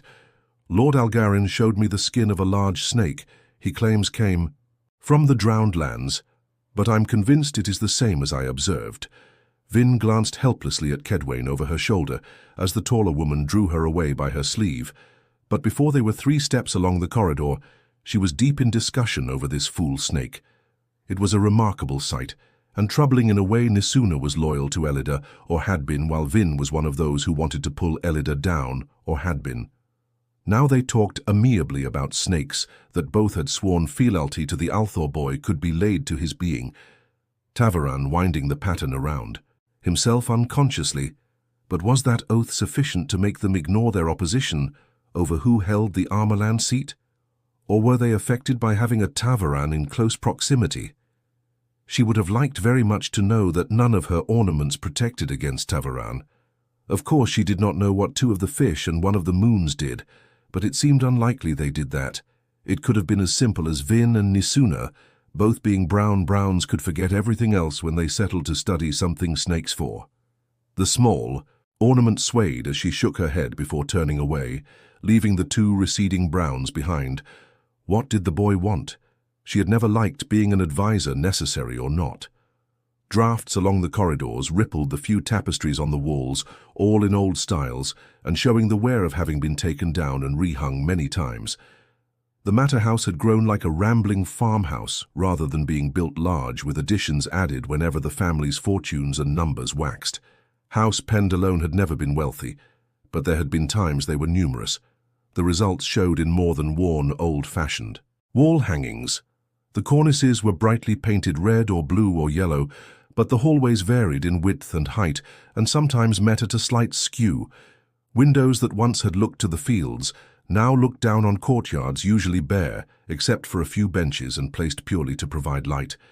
Sometimes there was no choice in getting from here to there, except to take a roofed colonnade overlooking one of those courtyards.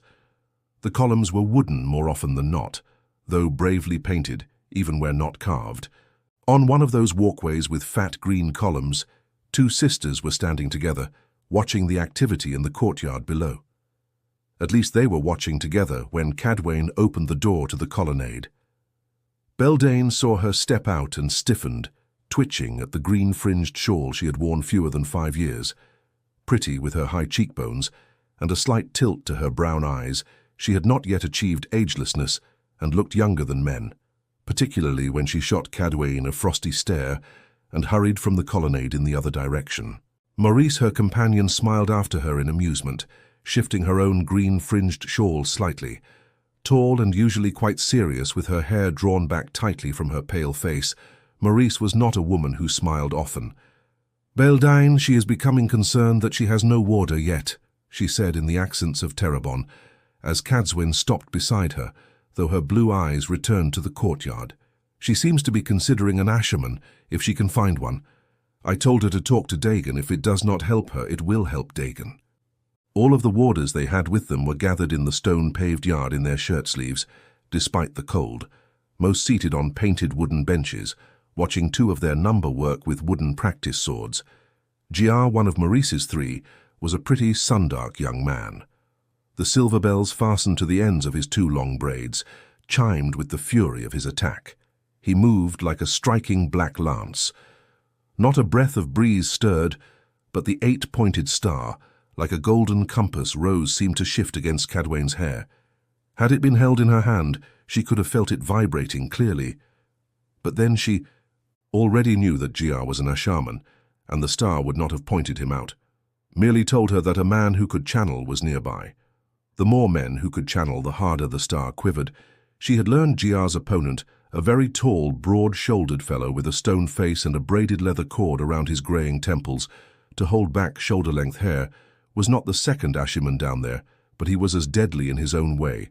Lan did not really seem to move that fast, but he flowed. His blade of bundled laths was always there to deflect Giar's always moving the younger man, just a touch more out of his line.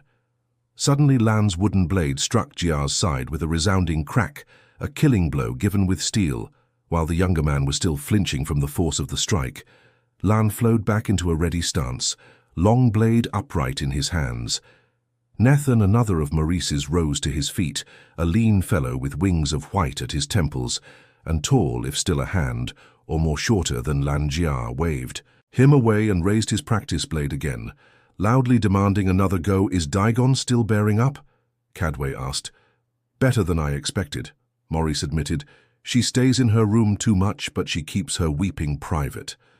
Her gaze shifted from the men dancing their swords to a green-painted bench where Von's stocky gay-haired Thomas sat next to a grizzled fellow with only a fringe of white hair remaining Dahmer. He wanted to try his healing on her, but Dagon refused. She may never have had a warder before, but she knows that the grieving over a dead weir is part of remembering him. I'm surprised that Coral would consider allowing it. With a shake of her head, the Tarrabona's sister returned to studying Giar. Other sisters' warders did not really interest her, at least not like her own shaman. They grieve as warders do. I thought perhaps Jahar and Demer merely followed the lead of the others, but Giar, he says it is their way too. I did not intrude, of course, but I watched them drink in memory of Dagon's young Eban. They never mentioned his name, but they had a full wine cup sitting for him. Pisana and Nathan, they know they can die on any day, and they accept that Giar expects to die every day he expects it. To him, every hour is most assuredly his last. Cadwain barely refrained from glancing at the other woman. Maurice did not often go on at such length. The other woman's face was smooth, her manner unruffled, but something had upset her. "I know you practice linking with him," she said delicately, peering down into the courtyard. Disi was required in talking to another sister about her warder. That was part of the reason she stared into the courtyard, frowning. "Have you decided yet whether the Althor boys succeeded at Shadar-log? Did he really manage to cleanse the male half of the source? Coral practiced linking with Demer too, but the Yellow was so focused on her futile efforts to reason out how to do with Sidar, what he did with Sidine, that she would not have noticed the Dark One's taint sliding down her throat. A pity she herself had not come to the shawl 50 years later than she had, or she would have bonded one of the men herself and had no need to ask. But 50 years would have meant that Nora died in her little house in the Black Hills before Cadwain Maladron ever went to the White Tower. That would have altered a great deal of history. For one thing, it would have been unlikely that she would be in anything approaching her present circumstances. So she asked delicately and waited. Maurice was quiet and still for a long moment, and then she sighed. I do not know. Cadwain Sidar is a calm ocean that will take you wherever you want, so long as you know the currents and let them carry you. Sidon, an avalanche of burning stone, collapsing mountains of ice, it feels cleaner than when I first linked with Gia, but anything could hide in that chaos. Anything. Cadwain nodded. She was not sure she had expected any other answer. Why should she find any certainty about one of the two most important questions in the world when she could find none on so many simpler matters? In the courtyard, Lan's wooden blade stopped, not with a crack this time, just touching Gia's throat, and the bigger man flowed back to his waiting stance. Nethan stood again and again. Gia waved him back angrily, raising his sword and setting himself Maurice's third basana. A short, wide fellow, nearly as sun-dark as Gia for all he was, Kyrian laughed and made a rude comment about over-ambitious men tripping on their own blades. Tomas and Demer exchanged glances and shook their heads. Men of that age usually had given up taunting long ago. The clack of wood on wood began once more. The other four warders were not the only audience for Lan and Gia in the courtyard. The slim girl with her dark hair in a long braid, watching anxiously from a red bench, was the focus of Cadwain's frown. The child would need to flash her great serpent ring under people's noses, to be taken for Aes Sedai, which she was, if just technically. It was not only because Nynaeve's face was a girl's face. Beltane still seemed as young. Nynaeve bounced on the bench, always on the point of leaping up. Occasionally her mouth moved as if she were silently shouting encouragement, and sometimes her hands twisted as though demonstrating how Lan should have moved his sword. A frivolous girl full of passions who only rarely demonstrated that she had a brain.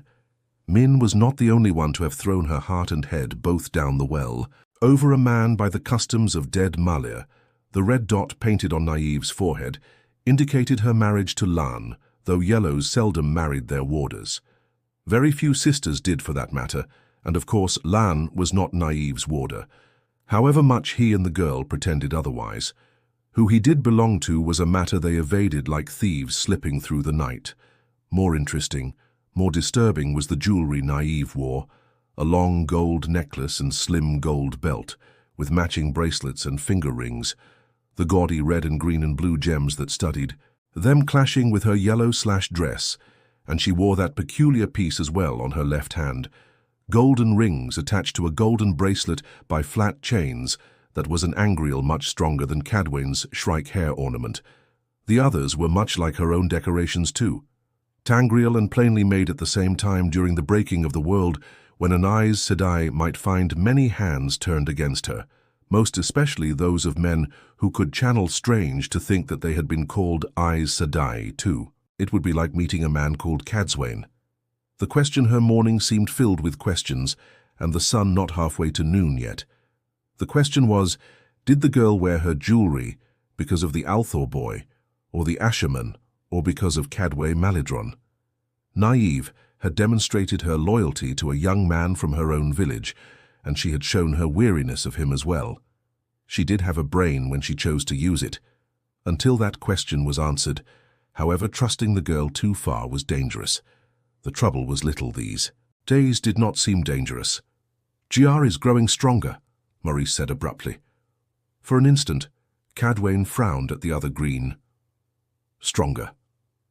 The young man's shirt was beginning to cling damply to his back, while Lan appeared not to have broken his first sweat. Then she understood Maurice meant in the power. Cadwain only raised a questioning eyebrow, though she could not recall the last time she had let shock reach her face. It might have been all those years ago in the Black Hills, when she began earning the ornaments she now wore. At first I thought the way these Ashaman trained the forcing had pushed him to his full strength already, Maurice said, frowning down at the two men working their practice blades. No, it was at Gia. She was frowning, just a faint crinkle of her eyes, but she reserved her frowns for those who could see and know her displeasure. At Shadar Logos, I thought I must be imagining it. 3 or 4 days ago I was half convinced I was mistaken, Now I am sure I am correct. If men gain strength by fits and starts, there is no saying how strong he will become. She did not voice her obvious worry, of course, that he might grow stronger than she. Saying such a thing would have been unthinkable on many different levels, and while Maurice had become somewhat accustomed to doing the unthinkable, most sisters would faint at the very idea of bonding a man who could channel. She was never comfortable giving them voice. Cadsuane was yet. She kept her voice neutral light, but she hated being delicate, hated the necessity. Anyway, he seems content. Maurice's warders always seemed content. She handled them well. He is in a fury of the other woman touched the side of her head, as though fingering the bundle of sensations she felt through the bond. She really was upset, not rage, frustration. Reaching into her green worked leather belt pouch, she took out a small enameled pin, a sinuous figure in red and gold like a snake with legs and a lion's mane. I do not know where the owl lad got this, but he gave it to Jar. Apparently for Asherman, it is akin to attaining the shore. I had to take it away. Of course, Jar, he is still at the stage where he has to learn to accept only what I say he can, but he is so agitated over the thing. Should I give it back to him? In a way, it would come from my hand. Then Cadsuane's eyebrows began to climb before she could control them. Maurice was asking advice about one of her warders. Of course, Cadsuane had suggested she sound the man out in the first place, but this degree of intimacy was unthinkable. For, I'm sure, whatever you decide will be correct. With one last glance at Naive, she left the taller woman stroking the enameled pin with her thumb and frowning down. Into the courtyard, Lan had just defeated Jia once more, but the young man was squaring up again, demanding yet another match. Whatever Maurice decided, she had already learned one thing she did not like. The boundaries between Aes Sedai and warders had always been as clear as the connections Aes commanded and warders obeyed. But if Maurice of all people was dithering over a collar pin, Maurice who managed her warders with a firm hand, then new boundaries would have to be worked out, at least with warders who could channel. It seemed unlikely that bonding them would stop now. Beltane was evidence for that. People never really changed, yet the world did with disturbing regularity. You just had to live with it, or at least live through it. Now and then, with luck, you could affect the direction of the changes, but even if you stopped one, you only set another in motion. As expected, she did not find the door to the Althor boys' rooms unguarded. Olivia was there, of course, seated on a bench to one side of the door with her hands folded patiently in her lap. The pale-haired Seanchan woman had appointed herself the boy's protector of sorts. Olivia credited him with freeing her from a Damani's collar, but there was more to it than that. Men disliked her for one thing, and it was not the usual sort of jealousy. Olivia hardly seemed to know what men and women did together. But there was a connection between her and the boy, a connection revealed in glances that carried determination on her side and on his hope, hard as that was to believe. Until Cadsuane knew what that was all about, she intended to do nothing to separate them. Olivia's sharp blue eyes regarded Cadsuane with a respectful weariness, but she did not see an enemy. Olivia had a short way with those she considered the Althor boys' enemies. The other woman on guard was much of a size with Olivia, but the two could not have been more different. And not just because Ela's eyes were brown, and she had the smooth, ageless look of Aes Sedai, where Olivia had fine lines at the corners of her eyes, and threads of white almost hidden in her hair. Ela leaped to her feet as soon as she saw Cadsuane drawing herself up in front of the door and wrapping herself tight in her shawl. "He is not alone," she said, frost rhyming her voice. "Do you mean to stand in my way?" Cadsuane asked just as coldly. The Andoran green should have moved aside. Ela stood far enough below her in the power that she should not have hesitated, much less waited for a command. But the woman planted her feet and her gaze actually grew heated. It was a quandary. 5 other sisters in the manor house had sworn fealty to the boy, and those who had been loyal to Elida all stared at Cadsuane, as if suspicious of her intentions toward him, which raised the question of why Vin did not, of course, but only Ela tried to keep her away from him. The woman's attitude rire of jealousy, which made no sense. She could not possibly believe herself better suited to advise him, and if there had been any suggestion that Elsa desired the boy as a man or a warder, men would have been snarling. The girl had finally honed instincts there. Cadwain would have ground her teeth had she been the sort of woman to grind her teeth. At the point when she thought she would have to order Elsa to step aside, Olivia leaned forward.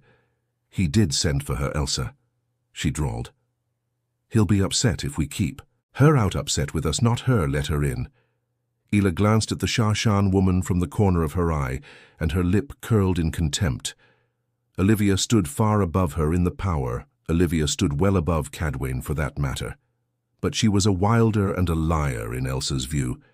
The dark-haired woman hardly seemed to accept that Olivia had been Damani, much less the rest of her story. Still, Elsa darted a look at Cadwain, then at the door behind her, and shifted her shawl. Plainly, she did not want the boy upset. Not with her. "I'll see whether he's ready for you," she said very near to Sullen. "Keep her here," she added to Olivia more sharply, before turning to knock lightly at the door. A male voice called from the other side, and she opened the door just wide enough to slip in, pulling it shut behind her. "You'll have to forgive her," Olivia said in that irritatingly slow, soft Seanchan accent. "I think it's just that she takes her oath very seriously. She isn't used to serving anyone." "I said I keep their word," Cadwain replied dryly. The woman made her feel as if her own way of talking were as quick and crisp as Akirian's. "We must." "I think you do. Just so you know, I keep my word too. I owe him anything he wants of me." A fascinating comment and an opening, but before she could take advantage of it, Elsa came out. Behind her came Algarin Whitebeard, trimmed to a neat point. He offered Cadwain a bow with a smile that deepened the wrinkles of his face. His plain coat of dark wool made in his younger days hung loosely on him now, and the hair on his head provided a thin covering. There was no chance to find out why he had been visiting the Althor boy. "He will see you now," Ela said sharply. Cadwain very nearly did grind her teeth. Olivia would have to wait, and Algarin. The boy was on his feet when Cadwain entered, almost as tall and broad-shouldered as Lan, in a black coat, worked with gold on the sleeves and the high collar. It was too much like an asherman's coat with embroidery added to suit her, but she said nothing. He made a courteous bow, ushering her to a chair with the tasseled cushion in front of the fireplace, and asking whether she would like wine. That in the picture sitting on a side table with 2 wine cups had gone cold, but he could send for more. She had worked hard enough to force him into civility. He could wear any coat he wanted. There were more important matters he had to be guided in or prodded or pulled as need be. She was not going to waste time or talk on his clothing. Inclining her head politely, she declined the wine. A wine cup offered many opportunities to sip when you needed a moment's thought to peer into when you wished to hide your eyes. Yet this young man needed watching every moment. His face gave away almost as little as a sister's. With that dark reddish hair and those blue-grey eyes, he could have passed for Aiel, but few Aiel had eyes that cold. They made the morning sky she had been staring at earlier seem warm colder than they had been before. Shudar, log. Harder, too. Unfortunately, they also looked weary. Algarin had a brother who could channel, he said, turning toward a facing chair. Halfway into the turn, he staggered, caught himself on an arm of the chair with a barked laugh, pretending he had tripped over his own boots. But there had been no tripping, and he had not seized Sidine. She had seen him stagger doing that, or her ornaments would have warned her. Coral said he only needed a little more sleep to recover from Shadar Logite. She needed to keep the boy alive, or it had all been for nothing, I know, she said. And since it seemed Algarin might have told him everything, she added, "I was the one who captured Amarin and took him to Tarvalen." A strange thing for Algarin to be grateful for in some eyes, but his younger brother survived being gentled for more than 10 years after she had helped him reconcile to it. The brothers had been close. The boy's eyebrows twitched as he settled into his chair. He had not known Algarin once to be tested. He said she met his gaze level serenely and held her tongue. Algarin's children were married to those who still lived. Maybe he was ready to turn this piece of land over to his descendants. In any case, one man more or less who could channel hardly made any difference at this point, unless it was the boy who was staring at her. After a moment, his chin moved the vestige of a nod. Had he been testing her? Never fear that I'll fail to tell you when you're being a fool, boy.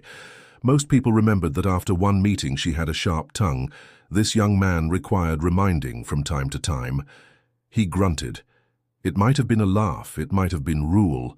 She reminded herself that he wanted her to teach him something, though he did not. Seemed to know what no matter. She had a list to choose from and she had only begun on it. His face might have been carved from stone for all the expression he showed, but he bounded to his feet and began to pace back and forth between the fireplace and the door. His hands were clenched in fists behind his back. "I've been talking with Olivia about the Shaido," he said. "They call their army the ever-victorious army for a reason. It's never lost a war battles, yes, but never a war. When they lose a battle, they sit down and work out what they did wrong or what the enemy did right. Then they change what needs changing for them, to win." "A wise way," she said. When the flow of words paused plainly, he expected some comment. "I know men who do the same. Dav Bashir, for one. Gareth, Bren, Rodel, Eteralda, Agalar Jagard. Even Pedron Nile did, when he was alive. All judged great captains." "Yes," he said, still pacing. He did not look at her, perhaps did not see her, but he was listening. It was to be hoped that he actually heard as well. 5 men, all great captains. The Shashan all do it. That's been their way for 1,000 years. They change what they have to change, but they don't give up. Are you considering the possibility they can't be defeated?" she asked calmly. Calmness always suited until you knew the facts, and usually after two, the boy rounded on her stiff-necked and eyes like ice. "I can defeat them eventually," he said, struggling to keep his tone civil. That much was to the good. The less often she had to prove that she could and would punish transgressions of her rules, the better, but he cut off with a growl as the sounds of argument in the hallway penetrated the door. A moment later, the door swung open, and Hela backed into the room, still arguing in a loud voice, and trying to hold back 2 other sisters with her spread arms. Arian, her pale face flushed with color, was pushing the other green ahead of her physically. Serene, a woman so beautiful she made Arian look almost ordinary, wore a cooler expression as might be expected from a white, but she was shaking her head in exasperation and hard enough to make the colorful beads in her thin braids click together. Serene possessed a temper, though she normally kept it sealed away tightly. "Bartal and Rashandu becoming Arian," announced loudly, agitation thickening Elayne in her speech. "Those were her 2 warders left behind in Kyrie. I did no send for them, but someone did travel with them. An hour ago, I felt them suddenly closer, and just now closer again. They're coming toward us now. My Vitalian, he also is coming closer. Serene said he will be here in a few hours, I think." Ela let her arms drop, though, from the stiffness of her back. She was still glaring at the 2 sisters. "My feral will be here shortly as well," she muttered. He was her only warder. It was said they were married and greens. Who married seldom took another warder at the same time. Cadwyn wondered whether she would have spoken if the others had not. "I didn't expect it so soon," the boy said softly. Softly. But there was steel in his voice. "But I shouldn't have expected events to wait on me. Should I? Cadway events never wait on anyone," she said, standing. Arian flinched as if she had just noticed her, though Cadwyn was sure her face was as smooth as the boy's, and maybe as stony at that. What had brought those warders from Kyrie and who had traveled? With them might be problems enough to go on with, but she thought she had gotten another answer from the boy, and she was going to have to consider very carefully how to advise him on it. Sometimes the answers were thornier than the questions. Chapter 24. A strengthening storm. Mid-afternoon sunlight should have been slanting through the windows of Rand's bedchamber, but a hard rain was falling outside, and all the lamps were lit to hold off a twilight darkness. Thunder rattled the glass-filled casements in the windows. It was a fierce storm that had rolled down out of the dragon wall faster than a running horse and brought a deeper cold, almost deep enough for snow. The raindrops pelting the house were half frozen, slush, and despite blazing logs in the hearthstone, a chill clung to the room. Lying on his bed with his booted feet propped one atop the other on the coverlet, he stared up at the canopy and tried to put his thoughts in order. He could disregard the thunderstorm outside, but Min snuggling under his arm was another matter. She did not try to distract him. She just did it without trying. What was he to do about her, about Elayne and Aviendha? Those 2 were only vague presences in his head at this distance from Camlin. At least he assumed they were still in Camlin. Assuming was dangerous when it came to those two. All he had of them at the moment was a general sense of direction and the knowledge they were alive. Min's body was pressed tight against his side, though, and the bond made her as vibrant inside his head as she was in the flesh. Was it too late to keep Min safe, to keep Elayne and Aviendha? And safe? What makes you think you can keep anyone safe? Lucien whispered in his head. The dead madman was an old friend. Now we are all going to die. Just hope that you aren't the one who kills them. Not a welcome friend, just one he could not rid himself of. He no longer feared killing Min or Elayne or Aviendha, any more than he feared going mad. Madder than he already was, at least with a dead man in his head, and sometimes a foggy face he could almost recognize. Did he dare ask Egwene about either one? Trust no one, Luce. Theron murmured, then gave a wry laugh, including me. Without warning, Min punched him in the ribs hard enough to make him grunt. You're getting melancholy, sheep herder, she growled. If you're worrying about me again, I swear I'll... She had so many different ways of growling. Min did, each matched to very different sensations through the bond. There was the light irritation he felt from her now, this time touched with worry, and sometimes there was a sharp edge, as if she were refraining from snapping his head off. There was a growl that almost made him laugh from the amusement in her. Head or as close to laughing as he had come in what seemed a very long time, and a throaty growl that would have heated his blood, even without the bond. None of that now, she said warningly, before he could move the hand resting on her back, and rolled off the bed to her feet, tugging her embroidered coat straight with a reproving look. Since bonding him, she was even better at reading his mind, and she had been good enough before. What are you going to do about them, Rand? What is Cadsuane going to do? Lightning flashed in the windows almost bright enough to wash out the lamps, and thunder boomed against the window glass. I haven't yet been able to see what she was going to do ahead of time, men. Why should a day be different? The thick feather mattress sagged beneath him as he swung his legs over the side and sat up facing her. He almost pressed a hand to the old wounds in his side without thinking, then caught himself and changed the movement to buttoning up his coat. Half-healed and never healing, those two overlapping wounds hurt since Shattereth. Or maybe he was just more aware of how they throbbed, the heat of them, a furnace of fever trapped in an area smaller than the palm of his hand. One at least he hoped would begin to heal with Shahara Lagarth gone. Maybe there had just not been enough time yet for him to feel any difference. It was not the same side that Min had fisted. She was always gentle with that, if not always with the rest of him, but he thought he had kept the pain hidden from her. No point in giving her something more to worry over. The concern in her eyes and in her head must be about Cadsuane or the others. The manor house and all of its outlying buildings were crowded now. It had seemed inevitable that sooner or later someone would try using the waters left in Cairn. Their east eye had not blared that they were going off to find the Dragon Reborn, but neither had they been particularly secretive. Even so, he had never anticipated those who had arrived with them. Dav Basher, with 100 of his Salon Ligor, dismounting in a wind-driven soaking rain and muttering about ruined saddles. Over half a dozen black-coated Ashermen who for some reason had not shielded themselves from the downpour. They rode with Basher, but it had been like two parties arriving a little distance between them. Always a strong whiff of watchful weariness. And one of the Asherman was Logani Abla Lone, an Asherman wearing the sword and dragon on his collar. Basher and Lone both wanted to talk to him, but not in front of anyone, especially each other. It seemed unexpected or not.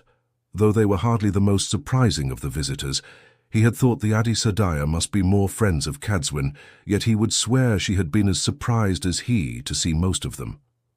Otter, all but one, seemed to be with the Ashermen, not prisoners, and certainly not guards.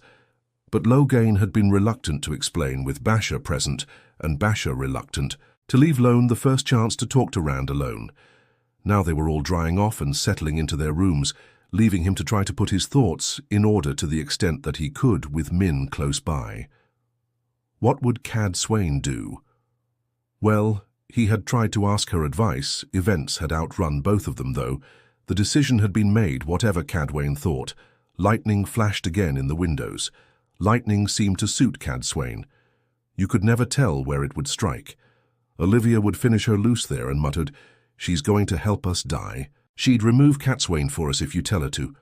I don't want to kill her, Ren thought at the dead man. I can't afford for her to die loose. Theron knew that as well as he, but the man grumbled under his breath anyway. Since Shahara Logarth, he seemed a touch less mad sometimes, or maybe Rand was a touch more. After all, he took to talking to a dead man in his head as a matter of every day, and that was hardly sane.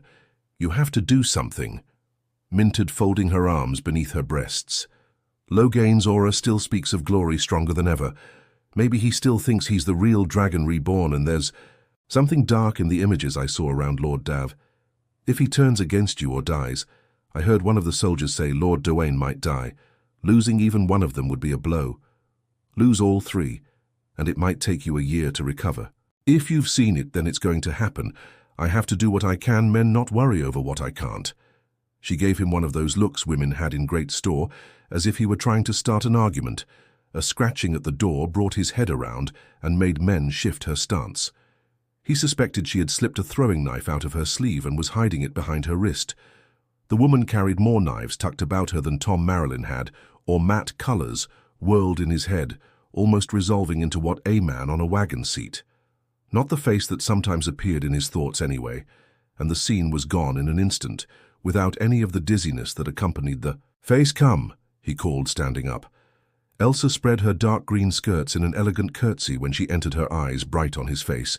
A pleasant-appearing woman and cooey complacent as a cat, she hardly seemed to see men. Of all the sisters who had sworn to him, Elsa was the most eager, the only eager one, really. The others had their reasons for swearing their explanations, and of course Von and the sisters who came to find him at Demise Wells had no real choice facing a TV to Varan. But for all Elsa's outer coolness, she seemed to burn inside with a passion to see he reach Tarman Geeden. "You said to let you know when the Ogier came," she said, never taking her eyes from his face.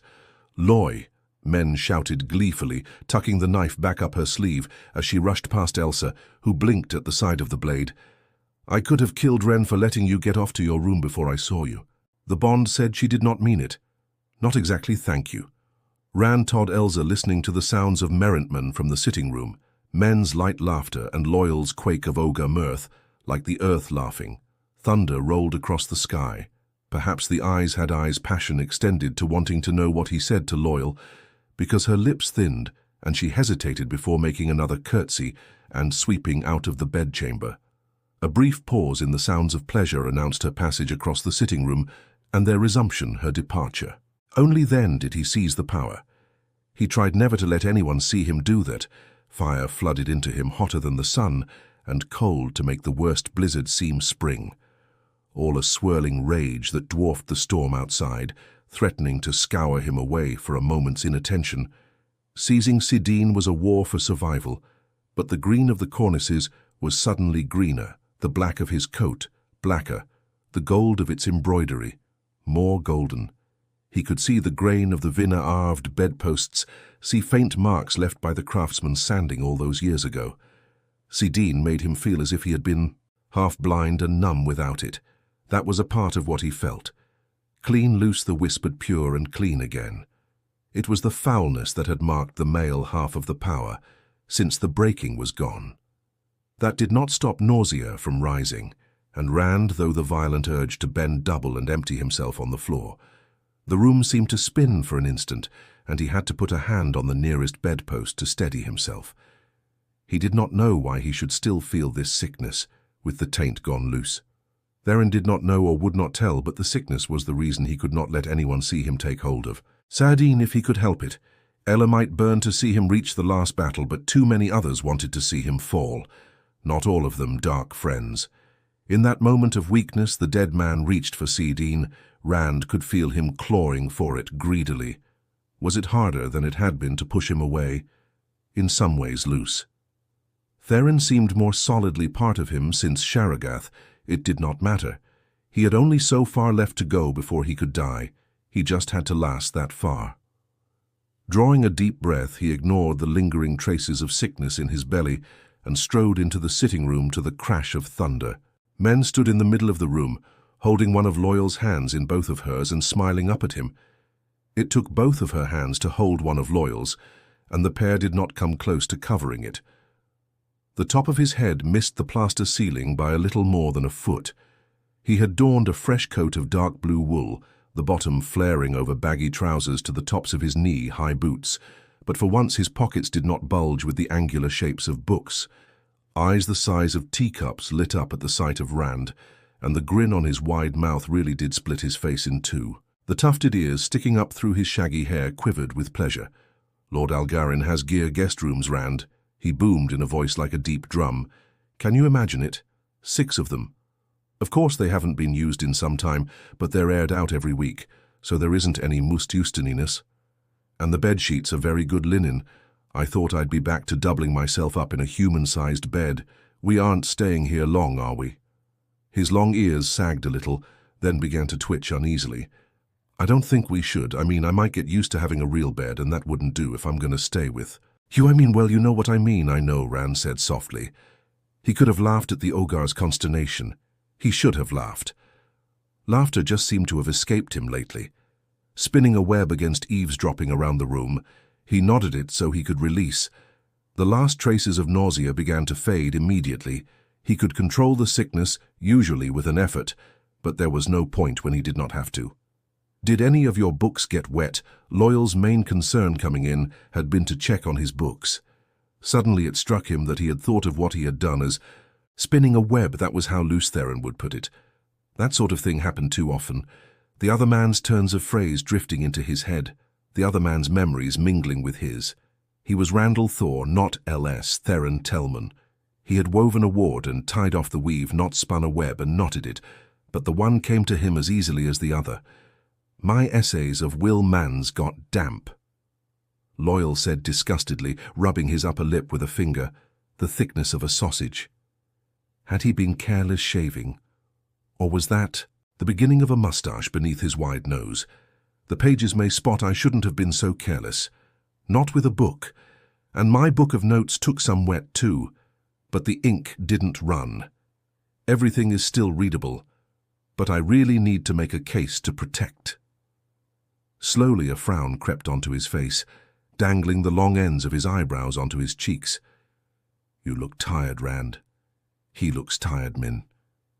"He's been doing too much, but he's resting now," Min said defensively. And Rand did smile a little.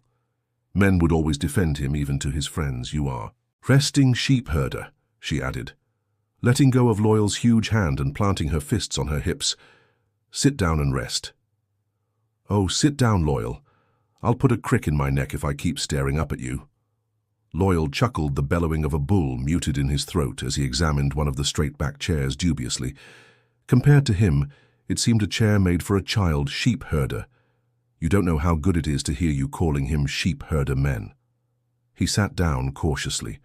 The plain, carved chair creaked under his weight and his knees stuck up in front of him. "I am sorry, Rand, but it is funny, and I haven't heard much to laugh at these past months." The chair was holding. With a quick glance toward the hall door, he added a little too loudly, "Carlin doesn't have much sense of humor." "You can speak freely," Rand told him. "We're safe behind a ward." He'd almost said behind a shield, which was not the same thing except that he knew it was. He was too weary to sit, just as he was too tired to find sleep easily most nights. His bones ached with it, so he went to stand in front of the fireplace. Winds gusting across the chimney top made the flames dance on the split logs and sometimes let a small puff of smoke into the room, and he could hear the rain drumming away at the windows, but the thunder seemed to have moved on. Maybe the storm was ending. Clasping his hands behind his back, he turned away from the fire. What did the elders say? Loyal. Instead of answering straight away, Loyal looked at Min as if seeking encouragement or support. Perched on the edge of a blue armchair with her knees crossed, she smiled at the ogre and nodded, and he sighed heavily, a wind gusting through. "Deep caverns Carlin and I visited every studying Rand, all but studying Shanghai. Of course I couldn't go there, but I left a message everywhere we went. And Diting isn't far from Shanghai. Someone will carry it there. The Great Stump is meeting in Shanghai, and that will attract crowds. This is the first time a Great Stump has been called in 1,000 years. Not since you humans fought the War of the 100 Years, and it was Shanghai's turn. They must be considering something very important, but no one would tell me why it was called. They won't tell you about any stump. Until you have a beard," he muttered, fingering a narrow patch of stubble on his broad chin. Apparently he intended to remedy his lack, though it was not certain that he could. Loial was over 90 years old now, yet for an Ogar that was still a boy, the elders. Rand asked patiently. You had to be patient with Loial with any Ogier. They did not see time the way humans did. Who among humans would think of whose turn it was after 1,000 years? And Loial tended to go on at length, given half a chance, great length. Loial's ears twitched and he gave men another look. Received another encouraging smile in return. Well, as I said, I visited all the stelling, but Shang Tai Chen wouldn't go inside. He'd rather sleep every night under a bush than be cut off from the source for a minute. Rand did not say a word, but Loial raised his hands from his knees, palms out. I'm getting to the point, Rand, I did what I could, but I don't know whether it was enough. The steading in the borderlands told me to go home and leave matters to older and wiser heads. So did Shadon and Mardon in the mountains on the Shuttle Coast. The other studding agreed to guard the way gates. I don't think they really believe there's any danger, but they agreed. So you know, they will keep a close guard, and I'm sure someone will take word to Shang Tai. The elders in Shanghai never liked having a way gate right outside the steading, I must have. Heard Elder Hammond say 100 times that it was dangerous. I know they'll agree to have it watched.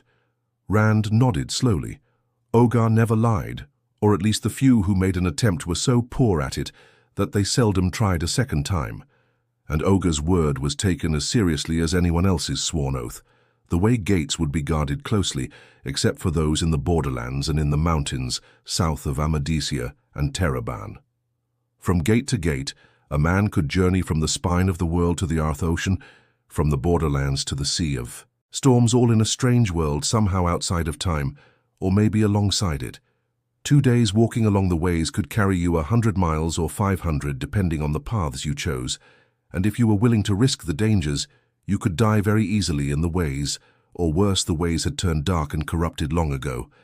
Trollocs did not care about that, though at least not when they had murder driving them. Trolls car scared only for killing, especially when they had murder driving them. And 9-way gates would remain unwatched with the danger that any of them might open up to let out. Trollocs by the tens of thousands. Setting any sort of guard without the cooperation might be impossible. Many people did not believe Ogar existed, and few of those who did wanted to meddle without leave. Maybe the Asherman, if he had enough, he could trust. Suddenly, he realized that he was not the only one who was tired. Loial looked worn and gaunt. His coat was rumpled and hung loosely on him. It was dangerous for an Ogar to be outside the steading too long, and Loial had left his home a good 5 years ago. Maybe those brief visits over. The last few months had not been enough for him. Maybe you should go home now. Loial studying Shang Tai is only a few days from here. Loial's chair creaked alarmingly as he sat bolt upright. His ears shot upright too in alarm. My mother will be there. Rand. She's a famous speaker. She would never miss a great stump. She can't have come all the way back from the 2 rivers already. Rand told him Loial's mother was supposedly a famous walker too, yet there were limits even for Ogare. You don't know my mother. Loial muttered, a drum booming darkly. She'll still have Aeth in tow too. She will menling toward the ogre, a dangerous light in her eyes. The way you talk about Aeth, I know you want to marry her, so why do you keep running from her? Rand studied her from the fireplace. Marriage, Avienda assumed that he would marry her and Elayne and Min as well in the Aiel fashion. Elayne appeared to think so too. Strange as that seemed, he thought she did. What did Min think she had never said? He should never have let them bond him. The bond would smother them in grief when he died. Loial's ears trembled with caution now. Those ears were one reason Ogar made poor liars. He made plating gestures as though men were the larger of them. Well, I do, men. Of course I do. Aerith is beautiful and very perceptive. Did I ever tell you how carefully she listened to me explain about? Of course I did. I tell everybody I meet. I do want to marry her, but not yet. It isn't like with you humans, men. You do everything, Rand asks. Aeth will expect me to settle down and stay home. Wives, never let a husband go anywhere or do anything. If it means leaving the staring for more than a few days, I have to finish my book. And how can I do that if I don't see everything? Rand does. I'm sure he's done all sorts of things since I left Karen. And I know I'll never get it all down right. Aerith just wouldn't understand. Men, are you angry with me? What makes you think I'm angry? She said coolly. Loial sighed heavily, and so clearly in relief that Rand almost stared light. The ogre actually thought she meant she was not angry. Rand knew he was feeling his way in the dark when it came to women, even men. Maybe especially men, but Loial had better learn a lot more than he already knew before he married his Aeth. Otherwise she would skin him out like a sick goat. Best to get him out of the room before men did Aeth's job for her. Rand cleared his throat. Think on it overnight, Loial, he said. Maybe he'll change your mind by morning. Part of him hoped Loial would. The ogre had been too long from home. Another part of him, though, he could use Loial. If what Olivia had told him about the Seanchan was true, sometimes he disgusted himself. In any case, I need to talk to Basher now, and Loghain, his mouth tightened around the name. What was Lone doing in Asherman? Black Loial did not stand indeed. His expression grew more troubled, ears slanting back and eyebrows drooping. Rand, there is something I need to tell you about the Aes Sedai who came with us. Lightnings flared in you outside the windows as he went on, and the thunder crashed overhead harder than ever. With some storms, a lull only meant the worst was coming. I told you to kill them all when you had the chance. Luce there and laughed. I told you, are you positive they've been bonded? Samitsu Cadwain asked firmly and loudly enough to be heard over the thunder, booming on the manor house's rooftop. Thunder and lightning fit her mood. She would have liked to snarl. It required a goodly measure of her training and experience to sit calmly and sip hot ginger tea. She had not let emotion get the upper hand in a very long time, but she wanted to bite something or someone. Samitsu held a porcelain cup of tea too, but she had yet to swallow a drop, and she had ignored Cadwain's offer of a chair. The slender sister turned from peering into the flames of the left-hand fireplace, the bells in her dark hair jingling as she shook her head. She had not bothered to dry her hair properly, and it hung damp and heavy down her back. Her hazel eyes were uneasy. It's hardly the sort of question I could ask a sister now. Is it Cadwin? And they certainly didn't tell me, as who would. At first I thought maybe they had done like Maurice and Kell and poor Dagon. A brief wee-cease of sympathy crossed her face. She knew in full the pain that was gnawing at Dagon over her loss. Any sister beyond her first warder knew that too well. But it's plain Tuon and Gabriella are both with Loghain, I think. Gabriella is betting him. If there's bonding been done, it was the men who did it, Turnabout Cad. Swain muttered into her tea. Some said that Turnabout was fair play, but she had never believed in fighting fair. Either you fought or you did not, and it was never a game. Fairness was for people standing safely to one side, talking while others bled. Unfortunately, there was little she could do beyond trying to find a way to balance events. Balance was not at all the same as fairness. What a dog's dinner this was turning into, I'm glad you gave. Send me at least a little warning before I have to face Tuon and the others. But I want you to return to Kyrie. The first thing tomorrow. There was nothing I could do. Cadwain Samitsu said bitterly. Half the people I gave an order had begun checking with Sashel to see if it was right, and the other half told me to my face she'd already said different. Lord Bashir talked her into turning the warders loose. I have no idea how he found out about them in the first place. And she talked Soralea into it, and there wasn't the least thing I could do to stop it.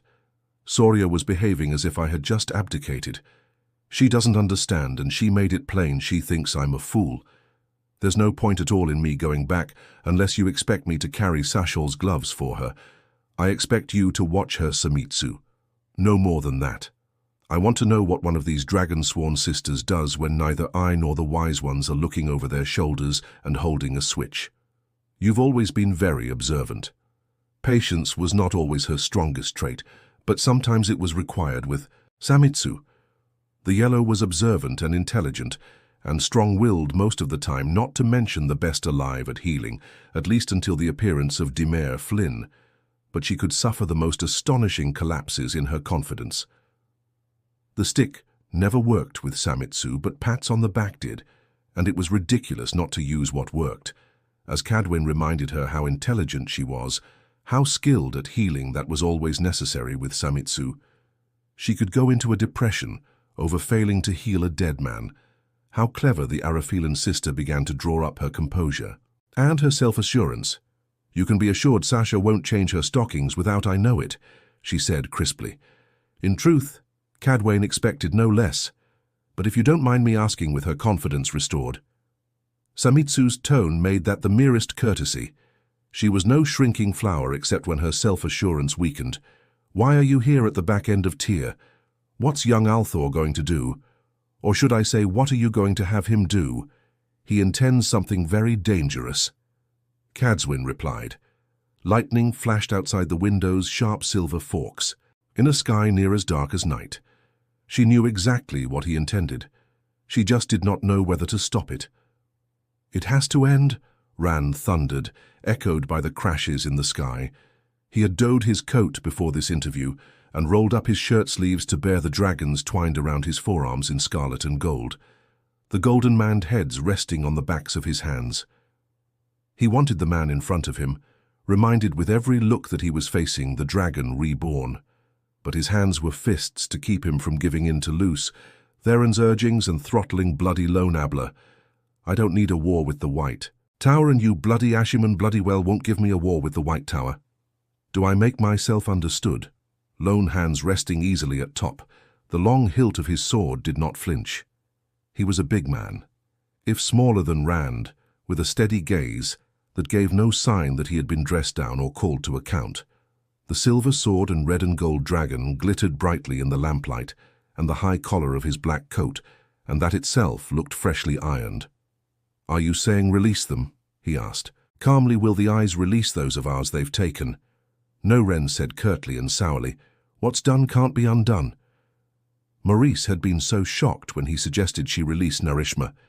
You would have thought he was asking her to abandon a puppy by the side of the road, and he suspected Flynn would fight as hard to hang on to Carol as she to him. He was fairly certain there was more between those two than the bond. No. Well, if an Aes Sedai could bond a man who channeled what was to say, a pretty woman could not fix on a gimpy old man. You realize the mess you've created, though, don't you? As it is, the only man who can channel that Elida wants alive is me, and that only till the last battle is done. Once she learns of this, she'll be twice as hot to see you all dead anyway. She can manage it. I don't know how the other lot will react, but I was always a sharp bargainer. I may have to tell off Ashiman for Aes Sedai to bond until they have as many of you as you do of them, as if they don't just decide you all have to die as soon as they can arrange it too. What's done is done, but there cannot be any more. Lone stiffened a little more with every word, but his gaze held on. Franz, it was plain as horns on a ram that he was ignoring the others in the sitting room. Min had wanted no part of this meeting and had taken herself off to read Rand could not make up from down in Herod Fell's books, but she found them fascinating. He had insisted loyal remain, though, and the Ogier was pretending to study the flames in the fireplace, except when he glanced at the door, tufted ears twitching as if wondering whether he could slip out unnoticed under cover of the storm. Dav Basher appeared even shorter than he really was alongside the ogre graying. Man with dark tilted eyes, a beak of a nose and thick mustaches curving down around his mouth. He had worn his sword to a shorter blade than Loghain's, and Serpentine Basher spent more time peering into his wine cup than looking at anything else. But whenever his eyes touched Loghain, he unconsciously ran a thumb along his sword hilt. Rand thought it was unconscious. Time gave the order. Lone said coldly, uncomfortable explaining himself in front of an audience. Sudden lightning close to the house cast his face in. Lurid shadows for an instant, a bleak mask of darkness. I assumed it came from you. His eyes moved slightly in Basher's direction, and his mouth tightened. Time does a great many things people think are at your direction, he went on reluctantly. But he has his own plans. Flynn and Narish Manor are on the deserters list, every Ashiman you kept with you, and he has a coterie of 20 or 30. He keeps close and trains privately. Every man who wears the dragon is one of that group except me. And he'd have kept the dragon from me if he dared. No matter what you've done, it is time to turn your eyes to the Black Tower before. Time splits it worse than the White Tower is. If he does, you'll find the larger part is loyal to him, not you. They know him. Most have never even seen you. Irritably, Rand pushed his sleeves down and dropped into a chair. What he had done made no matter to Lone. The man knew Sidene was clean, but he could not believe Rand or any man had actually done the cleansing. Did he think the Creator had decided to stretch out a merciful hand after 3,000 years of suffering? The Creator had made the world and then left humankind to make of it what they would, a heaven, or the pit of doom by their choosing. The Creator had made many worlds, watched each flower or die, and gone on to make endless worlds beyond. A gardener did not weep for each blossom that fell. For an instant he thought those must have been loose. Theron's reflections. He had never gone on that way about the Creator or anything else that he recalled, but he could feel loose Theron nodding in approval, a man listening to someone else. Still, it was not the kind of thing he would have considered before loose Theron. How much space remained between them? Taim will have to wait, he said him. How long could Taim wait? He was surprised not to hear loose Theron raging for him to kill the man. He wished that made him feel easier. Did you just come to see that Loghain reached me safely, Basha? Or to tell me somebody stabbed Dorraine? Or do you have an urgent task for me too?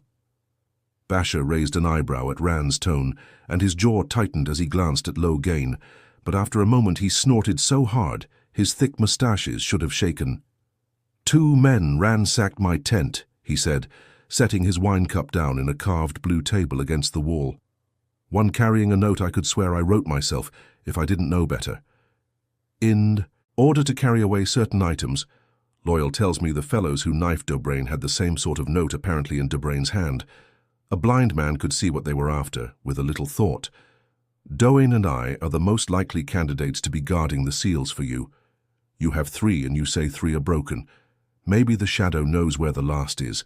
Loyal had turned from the fireplace as the Salian spoke, his ears rigid, and now he burst out, "That is serious. Rand, if someone breaks all the seals on the Dark One's prison, or maybe even just 1 or 2 more, the Dark One could break free. Even you can't face the Dark One. I mean, I know the prophecies say you will, but that has to be just a way of speaking." Even Lone looked concerned, his eyes studying Rand as if measuring him against the Dark One. Rand leaned back in his chair, careful not to let his tiredness show. The seals in the Dark One's prison on one hand, Taim splitting the Ashermon on the other. Was the 7th seal already broken? Was the Shadow beginning the opening moves of the last battle? "You told me something once, Basha. If your enemy offers you 2 targets, strike at a 3rd." Basha finished promptly, and Rand nodded. He had already decided anyway. Thunder rattled the windows till the casements shook the storm with strengthening. "I can't fight the Shadow and the Shan at the same time. I am sending the 3 of you to arrange a truce with the Shachan Bashir." And Lone seemed stunned into silence until they began to argue one on top of the other. Loyal just looked ready to faint. Ayla fidgeted, listening to Ferrell report what had occurred since she left him in Kyrie. It was not the man's harsh voice that irritated her. She hated lightning and wished she could ward away the violent lights flashing in the windows, as she had warded her room against eavesdropping. No one would think her wish for privacy strange, since she had spent 20 years convincing everyone that she was married to the pale-haired man. Despite his voice, Ferrell looked the sort a woman would marry, tall and lean and quite pretty. The hard edge to his mouth only made his face more so, really. Of course, some might think it peculiar that she had never had more than 1 warder at a time, if they stopped to think about it. A man with just the right qualifications was difficult to find, but perhaps she should start looking. Lightning lit up the windows again. Yes, enough, she broke in finally. "You did the right thing, Ferrell.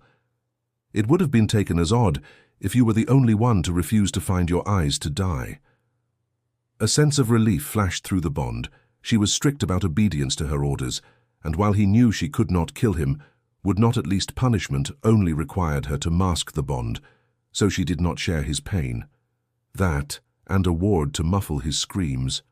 She disliked screaming almost as much as she disliked lightning. "It is just as well you're with me," she went on. A pity that the Ale savages were still holding Farah, though she would have to quiz the White on exactly why she had sworn before she could be trusted. Until the journey to Kyrie, she had not known she shared anything with Farah. A very great pity that none of her own heart was with her, but only she had been sent to Kyrie, and she did not question the orders she received any more than Ferrell questioned those she gave. "I think a few people are going to have to die soon." As soon as she decided which ones, Ferrell bowed his head, and a jolt of pleasure came through the Bond he did like killing. "In the meanwhile, you will kill anyone who threatens the Dragon Reborn. Anyone, after all, it had become perfectly clear to her, while she herself was a captive of the savages, the Dragon Reborn had to reach Tarman Geden, or how could the Great Lord defeat him there? Chapter 25. When to Wear Jewels. Per strode impatiently up and down the flowered carpets that floored the tent, shrugging with discomfort in the dark green silk coat he had seldom worn since Vil had had it made. She said the elaborate silver embroidery suited his shoulders, but the wide leather belt, supporting his axe at his side, the one as plain as the other, only pointed up that he was a fool pretending to be more than he was. Sometimes he tugged his gauntlets tighter or glared at his fur-lined cloak lying across the back of a chair, ready for him to put on. Twice he pulled a sheet of paper from his sleeve and unfolded it to study the sketched map of Malden while he paced. That was the town where Phil was being held. John and Gat and Hugh had caught up to the fleeing inhabitants of Malden, but the only useful thing they had gotten was this map, and making anyone pause long enough to provide that had been a chore. Those strong enough to fight were dead or wearing Gishin white for the Shaido. Those who remained to flee were the old and the very young, the sick and the lame. According to Jondon, the thought that someone might force them to return and fight the Shaido had quickened their steps north toward Andor in safety. The map was a puzzle with its maze of streets and the Lady's Fortress and the Great Cistern in the northeast corner. It tantalized him with possibilities, but they were possibilities only if he found a solution to the greater puzzle that was not shown on the map, the huge mass of Shaido surrounding the walled town, not to mention 400 or 500 Shaido wise ones who could channel. So the map went back into his sleeve, and he continued to pace. The red-striped tent itself made him chafe as much as the map, and so did the furnishings, the gilt-edged chairs that folded for storage, and the mosaic top table that did not the stand mirror, and the mirrored washstand, and even the brass-bound chest standing in a row along an outer wall. It was barely light outside, and all 12 of the lamps were lit, mirrors sparkling. The braziers that had held off the night's freezing cold still contained a few embers. He had even had Phil's 2 silk hangings, worked with lines of birds and flowers, brought out and hung from the roof poles. He had let Langwin trim his beard and shave his cheeks and neck. He had washed and donned clean clothes. He had had the tent set up as if he were going to return any moment from a ride. Also, everyone would look at him and see a bloody lord, look at him and feel confident. And every bit of it reminded him that Phil was not out riding. Tugging off one of his gauntlets, he felt in his coat pocket and ran his fingers along the rawhide cord tucked in there. 32 knots now. He did not need reminding of that. But sometimes he lay awake a whole night in the bedding that did not have Faile in it, counting those knots. Somehow they had become a connection to her. Anyway, wakefulness was better than nightmares. If you don't sit down, you're going to be too tired to ride to. So harbor, even with Neil's help, Balin said, sounding faintly amused. Just watching you is exhausting me. He managed not to glare at her in a dark blue silk riding dress, a wide golden necklace studded with fire drops tight around her neck, and the narrow crown of Mayan holding a golden hook and flight above her brows. The first of Mayan was seated atop her crimson cloak on one of the folding chairs, with her hands folded around her red gloves in her lap. She looked as composed as an Aes, and she smelled patient. He did not understand why she had stopped smelling, as if he wore a fat lamb caught in brambles for her meal, but he almost felt grateful to her. It was good to have someone he could talk to. About missing Phil. She listened and smelled of sympathy. I want to be here if when Gaul and the maidens bring in some prisoners. The slip made him grimace as much as the delay. It was as if he doubted. Sooner or later they would capture some of the Shadow. Yet apparently that was no easy matter. Taking prisoners did no good unless they could be brought away, and the Shaido were only careless compared to other Ael Sulin had been patient too, explaining it to him. It was getting so hard for him to be patient, though. What's keeping Arganda? He growled as if the Gildan's name had summoned him at last. Aranda pushed through the entry flaps, his face like stone, and his eyes sunken. He looked as though he slept as little as Pin. The short man wore his silvery breastplate, but no helmet. He had not shaved yet this morning, and greying stubble grizzled his chin. Dangling from one gauntleted hand, a fat leather purse clinked as he set it on the table alongside 2 already there. "From the Queen's strongbox," he said sourly. He had said little the last 10 days that was not sour. "Enough to cover. Our share and more. I had to break open the lock and put 3 men to guard the chest. It's a temptation to the best of them with the lock broken." Good parents said, trying not to sound too impatient. He did not care whether Aranda had to set a 100 men guarding his Queen's strongbox. His own purse was the smallest of the 3, and he had gleaned every bit of gold or silver he could find to make it up. Slinging his cloak around his shoulders, he picked up the purses and brushed past the man out into the grey morning. To his disgust, the camp had taken a more permanent air, though it was not by design and there was nothing he could do about it. Many of the 2 Rivers men slept under tents now pale brown patched canvas rather than striped red like his, but big enough for 8 or 10 men each with their ill-assorted polearms stacked at the front, and the others had turned their temporary brush shelters into sturdy little huts of woven evergreen branches. The tents and huts made at best meandering rows, not at all like the rigid lines seen among the Gildan and Mayors. Yet it still looked a little like a village with paths and lanes through the snow, trampled down to bare frozen earth. A neat stone fire ring surrounded each of the cook fires, where clusters of men stood cloaked and hooded against the cold, waiting for their breakfast. It was what was in those black iron cookpots that had Pin moving this morning. With so many men hunting, game was growing thin on the ground, and everything else was running out. They were down to searching for squirrels, hordes of acorns to grind for stretching the oatmeal. And this late in the winter, what they found were old and dried out at best. The sour mixture filled the belly after a fashion, but you had to be hungry to get it down. Most of the faces Pin could see were watching the cookpots eagerly. The last of the carts were rattling through a gap made in the ring of sharpened sticks around the camp. The carrion and drivers swathed to their ears and hunched on their seats like dark sacks of wool. Everything the carts had held was stacked in the center of the camp. Empty, they lurched in the ruts left by the carts ahead a single file. Disappearing into the surrounding forest, Pin's appearance with Elayne and Aranda at his heels caused a stir, although not among the hungry 2 Rivers men. A few made cautious nods in his direction. 1 or 2 fools gave rough bows, but most still tried not to look at him when Barlane was in the vicinity. Idiots, stone-rained idiots. There were plenty of other people, though, gathered a little away from the red-striped tent, crowding into the lanes between the other tents. An unarmored Mare soldier in a grey coat came running with Barlane's white, Mare bowing and bending to hold her stirrup. Anura was already up on a sleek mare almost as dark as Barlane's. Melt was pale, thin, beaded braids hanging down her chest from the collar of her cloak. The eyes barely seemed to notice the woman she was supposed to advise backstiff. She appeared fixedly toward the low ale tents, where nothing moved but the thin, wavering lines of smoke rising from the smoke holes. One-eyed Galen in his red helmet and breastplate and eye patch made up for the Teraba sisters' inattention, though as soon as Barlane appeared he barked in order that stiffened 50 of the winged guards to statues, long red streamered steel-tipped lances upright at their sides, and when she mounted, Galen snapped another command that put them on their horses so smoothly they seemed to move as one.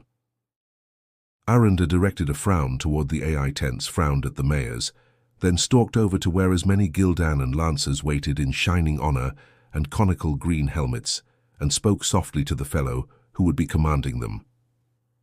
A lean man named Carian, who parents suspected was nobly born from the haughty gaze visible behind the face bars of his silvered helmet Argando was short enough that Kuran had to bend to listen to what he had to say.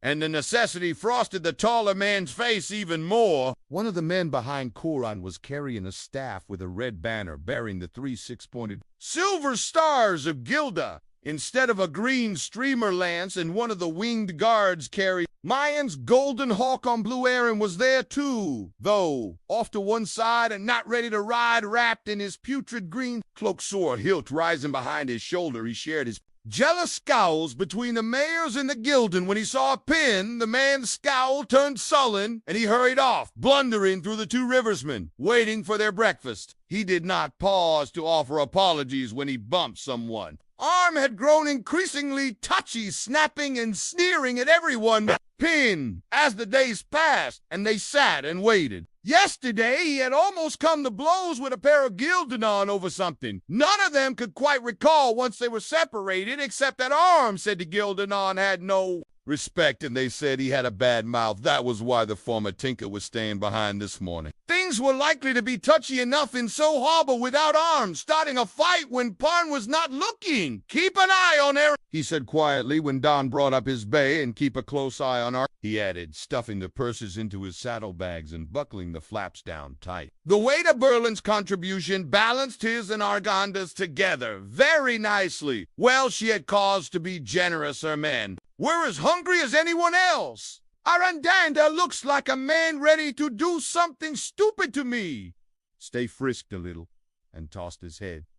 Pin took the reins, but the stallion settled quickly under a firm, gentle hand. Dana rubbed his tusk-like mustaches with a cold-rimmed knuckle, and eyed Arganda sideways, then exhaled heavily in a mist. I'll watch him, Lord Perrin, he muttered, giving his cloak a hitch.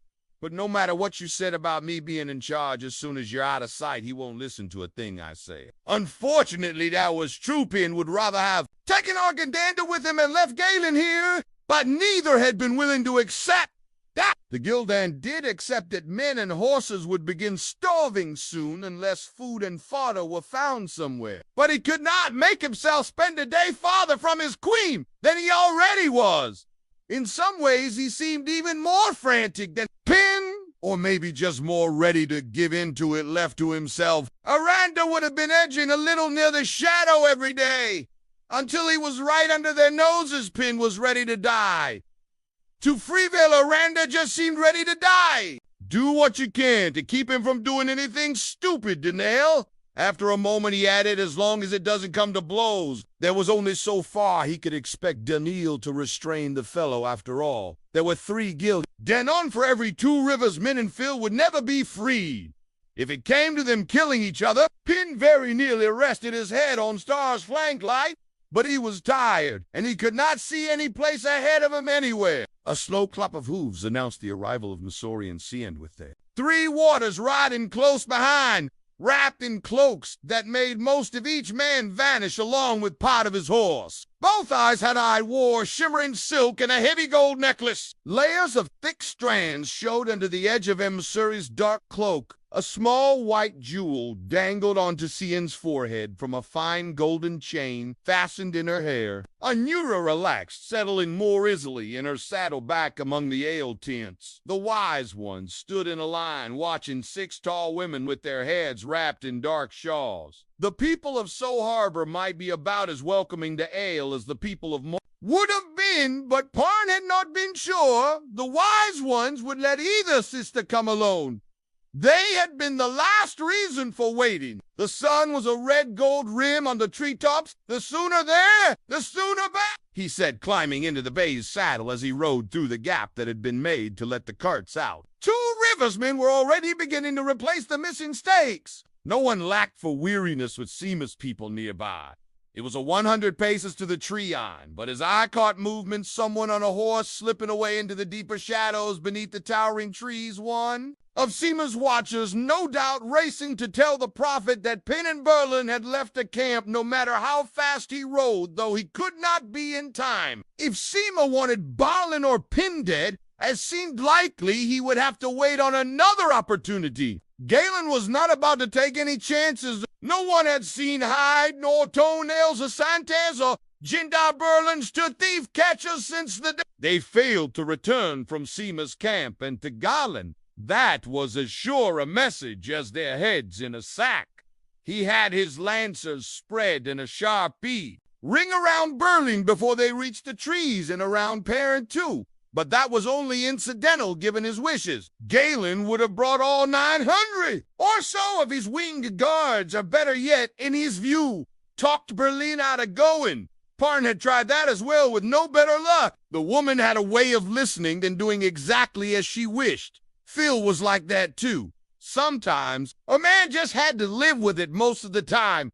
Since there was nothing else to do, the huge trees and stone outcrops sticking out of the snow broke up the formation, of course, but it was still a colorful sight, even in the dim light of The forest red streamers floating on light airs and slanted beams of sunlight red. Armored riders vanishing momentarily behind massive oaks and leather leaves. The three Aes Sedai rode behind Perrin and Berlin, followed by their warders, all watching the woods around them. And then the man with Barlin's banner, Geron, and the banner of Gildan came a little behind his men dressed in neat, shifting lines, or as near as they could manage. The forest's openness was a deception, and ills suited two neat lines and bright banners, color-shifting cloaks. It was a most impressive sight, Pin.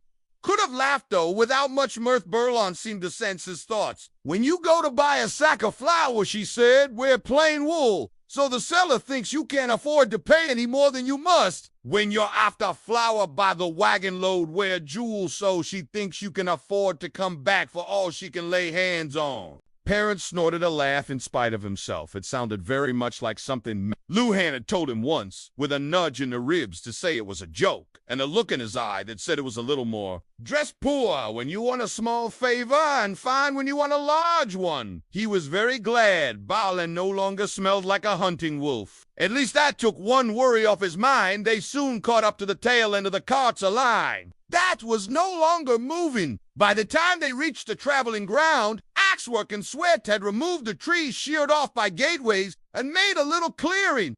But it was crowded even before Galen spread his ring of lancers around it, facing outward. Fagin Nield was there, already a fish Mirandian with his mustache waxed to point on a daplin. His coat would do for anyone who had not seen an Ashaman before. The only other one he had was black as well. At least he had no collar pins to mark him out. The snow was not deep, but the 22 Rivers men, led by Whip Alson, were on their horses too. Rather than standing and waiting for their feet to freeze in their boots, they looked a harder lot than the fellows who had left the 2 rivers with him, long bows slung across their backs, bristling quivers and swords of various descriptions at their belts. Pin hoped he could send them home soon, or better take them home. Most were balancing a pull-arm over their saddles, but Todd Olson, Flynn Bastair carried banners Perrin's own. Red Wolf Head and the Red Eagle of Manfron Todd's heavy jaw was set stubbornly, and Flann, a tall, skinny fellow from up to Watch Hill, looked sullen. Likely he had not wanted the job. Maybe Todd had not either. Will gave Pun one of those open, innocent looks that fooled so many girls back home were liked too much on his coat at feast days, and he purely loved riding ahead of those banners, probably in the hope some woman would think they were his. Parn let it pass. He had not expected the other 3 people in the clearing any more than he had the banners, holding his cloak around him as if the mild breeze were a gale. Bow were clumsily heeled. His blunt nose droned forward to meet Pin. 2 of Phil's hangers-on trailed after him with defiant expressions. Midori's blue eyes looked odd in her dark tyrant face, but then her coat with its puffy green striped sleeves looked odd on her bosomy frame. The daughter of a high lord, she was every inch a noble woman in men's clothing, just did not suit her. Lean, Karen, and pale in a coat almost as dark as Neil, though marked with 4 slashes of red and blue across the chest, was not much taller than she, and the way he sniffled with a cold and rubbed at his sharp nose made him look much less competent. Neither wore a sword. Another surprise. "My lord, my lady first," Worth said in that dry voice, ducking a bow in his saddle, a sparrow bobbing on a branch. His eyes flickered toward the eyes behind them, but that was the only sign he gave that he was aware of the sister. "My lord, I recall that I have an acquaintance in this So Harbor, a cutler who travels with his wares, but he may be at home. I've not seen him in several years." This was the first time he had ever mentioned having a friend anywhere, and a town buried in the north of Alara seemed a peculiar place for it, but... Parn nodded. He suspected there was more to this friend than Bulwer was letting on. He was beginning to suspect there was more to Bulwer than the man let on. "And your companions, Master Barlin's face stayed smooth inside a furlin cowl, but she smelled amused. She knew very well that Faile had used her young followers as spies and was sure that Parn made the same use of them. "They wanted an outing, my lady, first," the bony little man replied blendedly. "We'll vouch for them, my lord. They've promised to cause no trouble, and they may learn something." He smelled amused, too. A musty smell, of course, coming from him, though with a touch of irritation. Balworth knew she knew, which did not please him. but she never made open reference to the fact to which there was definitely more to Balworth than he let on. The man must have his reasons for taking them along. He had managed to take up all of Faile's young followers one way and another, and had them eavesdropping and watching among the gilded and the manners and even the ale. According to him, what your friends said and did could be as interesting as what your enemies planned. And that was when you were sure they were your friends, of course. Berlon knew that her people were being spied on, and Balworth knew she knew that too, and she knew that it was all too sophisticated. For a country blacksmith, we're wasting time, Perrin said, open the gateway. Nell the Osherman grinned at him and stroked his waxed mustaches. Nell grinned too much since the Shaido were found. Maybe he was eager to come to grips with them. He grinned and gestured grandly with one hand. As you command, he said in a cheerful voice. And the familiar silvery slash of light appeared widening into a hole in the air. Without waiting for anyone else, Pin rode through into a snow-covered field, surrounded by a low stone wall and rolling country that seemed almost treeless compared with the forest he had left behind just a few miles from Sohaba, unless Nile had made a substantial error. If he had Perrin thought he might pull those fool mustaches right off the man's face, how could the fellow be cheerful? Soon, though, he was riding west, beneath a gray, cloudy sky, along a snowy road with the high-wheeled carts trembling along in a line after him, and early morning shadows stretching ahead. Stair tugged at the reins, wanting to run, but Perrin held him to a steady walk no faster than the cart horses could manage. Galen's Mears had to cross fields beside the road to maintain their ring around him. Faile, and that meant getting past the low walls of rough stone that divided field from field. Some had gates from one farmer's property to the next, probably to allow sharing plow teams, and others they jumped flamboyantly with their streamers and their lances flying, risking their animals' legs and their necks. Pink cared the less about their necks in truth. Will and the two fools carrying the wolf head and the red eagle joined the mare. Bannerman men behind the eyes, but the other two riversmen strung themselves out, flanking the line of carts. There were far too many carts for fewer than 20 men to guard, yet the cart drivers would feel easier seeing them. Not that anyone expected brigands or Shaido for that matter, but no one felt comfortable outside the protection of the camp. In any case here, they would be able to see any threat well before it reached them. The low rolling hills did not really allow a very long view, but it was farm country with sturdy thatch-roofed stone houses and barns scattered among the fields, and nothing of wildness about it anywhere. Even most of the small thickets clinging to the slopes were capached for firewood. But it struck Perrin suddenly that the snow on the road ahead of him was not fresh yet. The only tracks were those made by Galen's furrow riders. No one moved around any of those dark houses and barns. No smoke rose from any of the thick chimneys. The countryside seemed absolutely still and absolutely empty. The hair on the back of his neck stood, trying to stand an exclamation from one of the Aes Sedai made him look over his shoulder, and he followed Umzuri's pointing finger north to a shape flying through the air. It might have been taken for a large bat at first glance, sweeping eastward on long-ribbed wings. A strange bat with a long neck and a long thin tail, trailing behind. Galen barked an oath and pressed his looking-glass to his eye. Perrin could see it well enough unaided, and even make out the figure of a human being clinging to the creature's back, riding it like a horse. Seanchan Daughter breathed both her voice and the smell of her worry. Perrin twisted in his saddle to watch the thing's flight until the glare of the sunrise made him turn away. Nothing to do with us, he said. If Nald made a mistake, he would strangle the man.